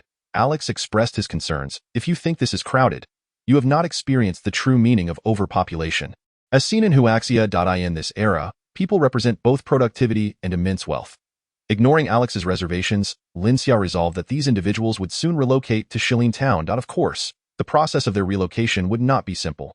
Lin Xia first summoned Birmingham, instructing him to select skilled individuals from the refugees and grant them permission to enter Shilin town. The family would provide loans to facilitate their home purchases in the town. The first group of artisans Lin Xia selected were tailors, and he also earmarked a section of the Imperial Guard's barracks for a school, which he named University Park. The inaugural institution, aptly titled Blue Sky Technical School, would initially offer only one program, tailoring. The rationale behind choosing tailoring stemmed from the fact that Hongxing already operated a global clothing store in the imperial capital, where the demand for garments far exceeded the available workforce. For those without skills, they could enroll in Blue Sky Technical School to learn tailoring. Both refugees and Shilin town residents were eligible to apply. Naturally, education would not be gratis, prompting Lin Xia to introduce a student loan initiative.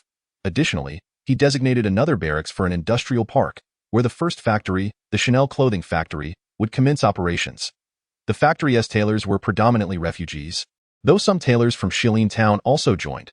Graduates from Blue Sky Technical School, upon passing their examinations, could secure employment at the Chanel factory, earning between 4 to 7 silver coins monthly, a salary that would be considered enviable in other cities. What thrilled the refugees even more was the promise that upon successfully completing their probation period at the Chanel factory, they would be permitted to relocate to Shilin town. Finished garments would then be transported to the imperial capital for sale through the global clothing store. The establishment of both the Chanel factory and Blue Sky Technical School sparked a wave of enthusiasm for learning in Shilin town, which Lin Xia deemed a positive development.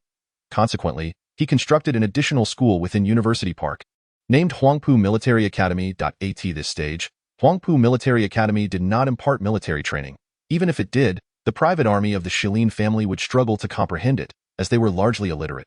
The private army was composed of refugees, most of whom had previously been ordinary farmers or petty merchants, with little to no formal education. A wise saying goes, an army without culture is a foolish army. Thus, Lin Xia mandated that all private soldiers dedicate 2 hours daily to study at Huangpu Military Academy after their training sessions. Through a series of reforms in Shilin town, Lin Xia had inadvertently fostered rapid economic development. Had there been a statistical bureau, it would have revealed that the GDP of Shilin town had at least tripled. Chapter 66. No electricity. 3 months swiftly passed, during which matters gradually fell into place. The Imperial Guard's barracks comprised 5 facilities, one designated as a shelter for refugees, one transformed into University Park, another converted into an industrial park, and one repurposed as a training base for the private army. Only the last parcel of land remained unused, though Lin Xia had already formulated plans for it. In April of the 278th year of the Charlemagne Empire, if there was anyone experiencing a particularly tumultuous emotional state, it was Alex, the mayor of Shilin town. In the town hall office, he held the quarterly tax revenue report, gazing at the figures recorded therein, which stirred a whirlwind of emotions within him. Having served as mayor for several years, Alex was accustomed to the town's stable tax revenue, which typically totaled 3,000 gold coins annually. The first quarter, not falling within the farming season, usually yielded around 500 gold coins. However, this report indicated a staggering 1,200 gold coins. Initially, Alex questioned his own vision, rubbing his eyes repeatedly, yet the number remained unchanged. Suspecting an error on the part of the tax collector, he summoned them for confirmation, only to discover that the first quarter's tax revenue had indeed reached 1,200 gold coins. Once verified, Alex rushed to the Shalin family estate, but Lin Xia was nowhere to be found. Inquiring with the steward, Campbell yielded no answers, as he recalled Lin Xia entering the study and not emerging thereafter. They checked the study, where they found many of the floor's blue bricks had been lifted, yet Lin Xia was still absent. Alex then searched through the community, university park, and the industrial park, but to no avail. Nevertheless, the tax revenue required Lin Xia's guidance for its allocation.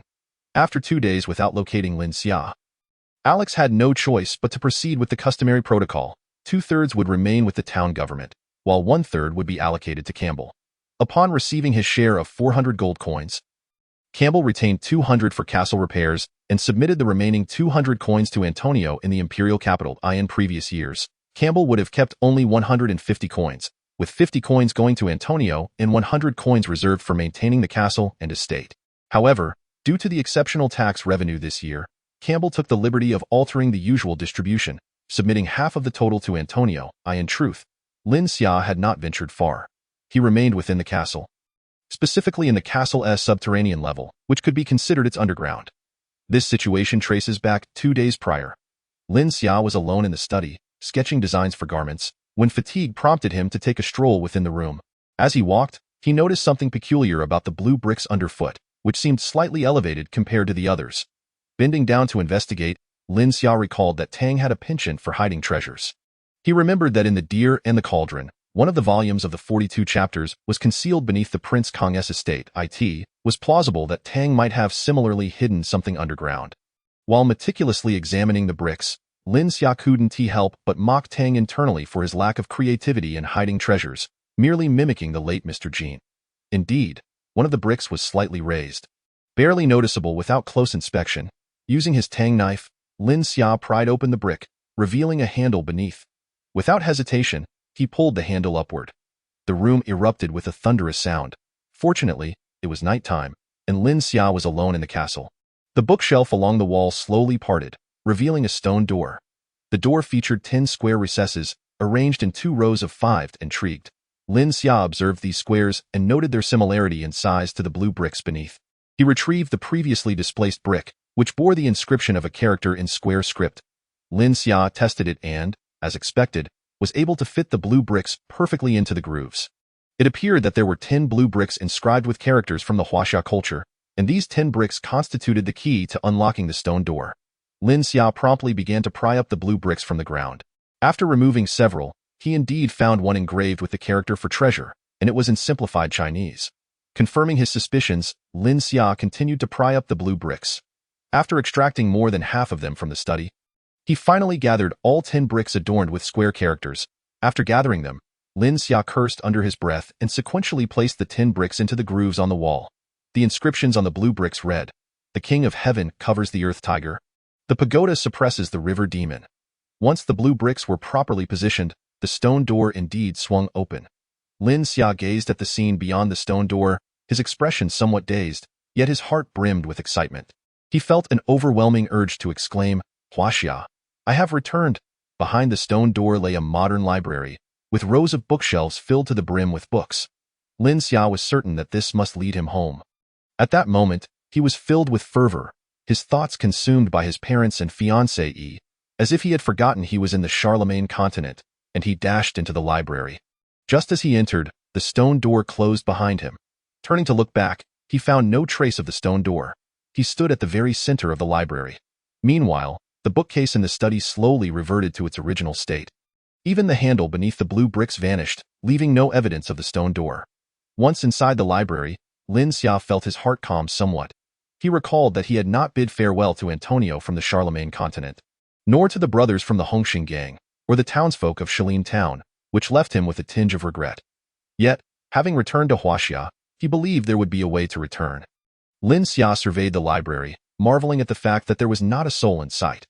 Nevertheless, his priority was to locate the library's exit and return home. The library was vast, and after a considerable amount of time, he finally discovered the main entrance. However, no matter how hard he pulled, the door would not budge. With a determined heart, he summoned his energy and attempted to force the door open. The entrance appeared to be a simple glass door typical of libraries, and with Lin Xia's strength, it should have shattered with ease. Yet, the door remained immovable. Growing increasingly anxious, Lin Xia drew his Tang knife, channeling his energy to its zenith, enveloping himself in a black aura. He unleashed a powerful strike towards the glass door. However, contrary to his expectations, the door absorbed the overwhelming energy rather than breaking apart. Undeterred, Lin Xia continued to unleash strikes of energy until he had exhausted his internal strength. Yet, the glass door remained unscathed, not even a scratch to be found. Defeated, Lin Xia slumped to the ground, his gaze fixed blankly on the glass door. He began to grasp the unsettling truth. This was likely not the path home. But where exactly was this place, and why was there a modern library on the Charlemagne continent? After resting for a moment, Lin Xia resolved to explore the library further, hoping to uncover some clues. He first approached a bookshelf and randomly pulled out a book, only to find it was titled Postpartum Care for Sows. Upon opening it, he was met with a page full of Huaxia characters. The publication date was November 6, 2015, with a price of 25.6 yuan. The content indeed pertained to sows. This was a legitimate Huaxia publication. As Lin Xia wandered through the library, casually examining book titles. He noted the vast array of literature available: history, literature, social sciences, and management text. He surmised that this library belonged to a university, as a significant portion of the books were academic materials. Before he knew it, Lin Xia found himself at the librarian's desk, where a computer Saturday he took a seat, resting his hands on the keyboard and typing randomly, but the monitor remained dark. It had no power. The absence of electricity suddenly struck Lin Xia as peculiar. He looked up at the ceiling and noticed the lights were off. If there were no lights, how was the library so well illuminated? What was providing the light? Chapter 67. How shameless can you be? Lin Xia inspected the library more closely. All the windows were sealed shut and, like the doors, could not be opened. Peering through the glass, he saw nothing but a void of darkness. Recalling the glass door from earlier, although he had been able to see outside, he now realized it must have been an illusion, that vision was not real. Returning to the librarian's desk, Lin Xia sat down heavily, disappointment flooding his heart. While he remained oblivious to the library's true nature, he was certain it was not Huaxia. At the same time, he felt a surge of anxiety, as he was not only unable to reach Huaxia, but had also yet to find a way out of the library. He couldn't even return to Charlemagne. After this ordeal, Lin Xia felt that at least half a day had passed, as hunger gnawed at him. Grabbing a notebook from the desk, one with a common leather cover in Huaxia, he opened the first page and jumped in surprise to see it written, Lin Xia, you have arrived. It was in Tang's handwriting, a fact Lin Xia recognized clearly, having read 2 letters left by Tang, as well as the inscriptions at the Lionheart Research Institute. He could ascertain that this was indeed Tang's writing. Lin Xia quickly regained his composure and flipped through the notebook, but aside from the 5 words on the first page, there were no other writings. Nonetheless, it sparked a flicker of hope within him. He began searching through the librarian's desk and indeed found many more notebooks, but they all contained records of book loans. However, Lin Xia noticed that a considerable number bore Tang's handwriting. While he found no direct leads, he was now almost certain that Tang had been one of the librarians before his own crossing. When Tang had arrived, this library must have crossed over with him. Unfortunately, Lin Xia had yet to uncover a method to escape. But he did find a bracelet. This bracelet appeared to be a low-quality alloy, something commonly sold at street markets and tourist spots. Feeling a surge of frustration, Lin Xia subconsciously channeled his energy, intending to toss the bracelet aside. However, to his astonishment, the bracelet did not fly away. Instead, it began to voraciously absorb the energy from his body, leaving Lin Xia in shock. He attempted to pry it off with his left hand, but it clung to him as if glued, resisting all efforts. To his dismay, the bracelet also began drawing energy from his left hand. The speed of absorption increased rapidly, and just as Lin Xia felt his energy dwindling, the bracelet suddenly emitted a blinding white light. The brightness was so intense that it compelled Lin Xia to squint, yet it caused him significant discomfort, even momentarily blinding him, forcing him to reluctantly shut his eyes. When Lin Xia felt the pain in his eyes subside and slowly opened them again, He was astonished to find a woman sitting on the edge of the librarian's desk. She had long, flowing brown hair, and her features were exquisitely refined, a quintessential Western beauty. Yet, this Western beauty wore a black, form-fitting cheapao, accentuating her perfect figure in an alluring manner. The woman sat casually on the desk, her long, smooth legs swaying back and forth, undeniably a sight that would captivate any man. Lin Xia stared at her in astonishment and involuntarily asked in Huaxia, "Who are you?" The woman regarded Lin Xia with curiosity, seemingly unsure if she understood, before replying in broken Huaxia, "Hello, grandson. You dare to take advantage of me right from the start?" Lin Xia retorted in Huaxia, "You're the grandson. Your whole family is..." Yet, the woman displayed no signs of displeasure. Instead, she switched to speaking in Charlemagne language, addressing Lin Xia, "You are Lin Xia." Upon hearing her use Charlemagne language, Lin Xia realized she was one of its people and responded in kind, "I am Lin Xia." "Who are you? Do you recognize me? How did you appear?" He posed 3 questions in rapid succession. "My name is Octavia, but I prefer others to call me Tsuehua, as that is the name Tang gave me," she replied, addressing Lin Xia's first question. The mention of the name Tsuehua.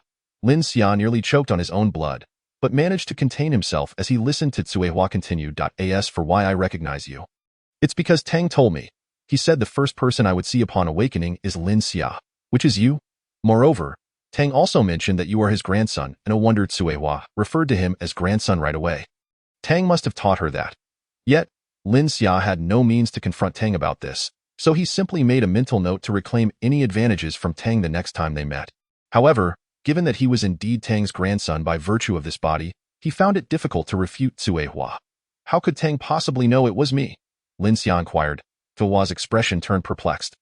After a long moment of contemplation, she finally replied, "I cannot remember." "Very well," Lin Xia conceded, unsure whether Tsuehua's claim was true. He then asked, "How did you come to be here?" Tsuehua pointed to the alloy bracelet on Lin Xia's wrist, explaining, "I reside here." "Reside here?" Lin Xia glanced at the bracelet on his wrist. "Strictly speaking, Tang sealed me within the bracelet because I am merely a spiritual entity," Tsuehua clarified. Lin Xia's first thought was that he must have encountered a ghost. But he soon noticed that, despite Tsuehua appearing indistinguishable from a real person, a closer inspection revealed her form lacked solidity, giving her an ethereal quality. "How did Tang seal you into the bracelet?" Lin Xia inquired. Tsuehua's eyes once again reflected confusion as she swayed her long legs and replied, "I'm sorry, I've forgotten. I've been inside for so long that my soul feels somewhat incomplete, and there are many things I simply cannot recall." "All right, then why did Tang seal you in the bracelet?" Lin Xia pressed on. Yet, as expected, Tsuehua answered, "I don't remember." Lin Xia found herself at a loss for words with Tsuehua, the amnesiac, but she still asked, "What is your relationship with Tang?" "I remember this," Tsuehua said, her face lighting up, as if she had been eagerly awaiting this question. "I am Tang's wife." "Impossible," Lin Xia countered immediately. "All historical records indicate that Tang fled with 7 wives, and the Lionheart Academy possesses portraits of these 7 wives." Lin Xia was certain that Tsuehua was not among them. "I clearly recall that I am Tang's wife. And you must address me as..." Tsuehua attempted to express in broken Huaxia, "Great-grandmother, great-grandmother of your esteemed Tang." Lin Xia cursed inwardly at Tang, then explained to Tsuehua, "I am a descendant of the Shilin family and have seen the portraits of Tang's 7 wives.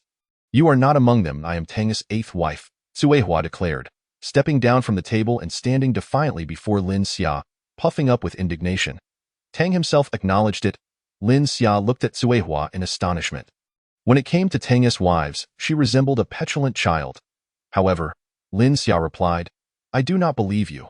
"Believe it or not," Tsuehua retorted, and at that moment, the bracelet glimmered, and she vanished from sight. "Hey, don't go!" Lin Xia shouted at the bracelet, but it remained unresponsive. She attempted to channel her energy into the bracelet, but it was as if her efforts had been swallowed by the ocean. Yielding no reaction, a spark of inspiration struck her, and she shouted at the bracelet, "I believe you. You are Tang's wife." She shamelessly added, "And you are Tang's most beloved wife." Tsuehua's voice echoed within Lin Xia's mind. "You've finally come to your senses." Tsuehua reappeared before Lin Xia. "Can you tell me where this place is?" Lin Xia asked, feeling a bit exasperated by Tsuehua's demeanor. "I am quite certain that I am Tang's favorite," Tsuehua proudly proclaimed, "because aside from Tang, I am the only one who has been here. Of course, you now have company," she added. "All right, Tsuehua, Tang's most beloved wife, could you introduce me to this place?" Lin Xia requested. Follow me, great-grandson, Cuehua declared with a sense of pride. Lin Xia had no choice but to follow her. Tang referred to this place as a library, an independent space developed by him, as they walked. Cuehua explained to Lin Xia, gesturing toward the books on the shelves. Tang possesses boundless wisdom. All of these books were penned by him, using a language of his own invention. While Cuehua spoke, Lin Xia could see countless stars of adoration in her eyes. Yet, Lin Xia still felt the urge to reprimand. Tang, how shameless can you be? Chapter 68. Postpartum care of the Sao Cuehua led Lin Xia through the library, gushing about Tang like an infatuated fan, praising his bravery, unmatched magic, and infinite wisdom, making Lin Xia want to retch. However, Cuehua had little knowledge of the library's information, only stating that it was an independent space created by Tang, not located within Charlemagne's domain. Fortunately, Cuehua knew the way out, a method Tang had meticulously instructed her to remember and relay to Lin Xia verbatim. Lin Xia suspected that without Tang's reminders, Cuehua would surely forget.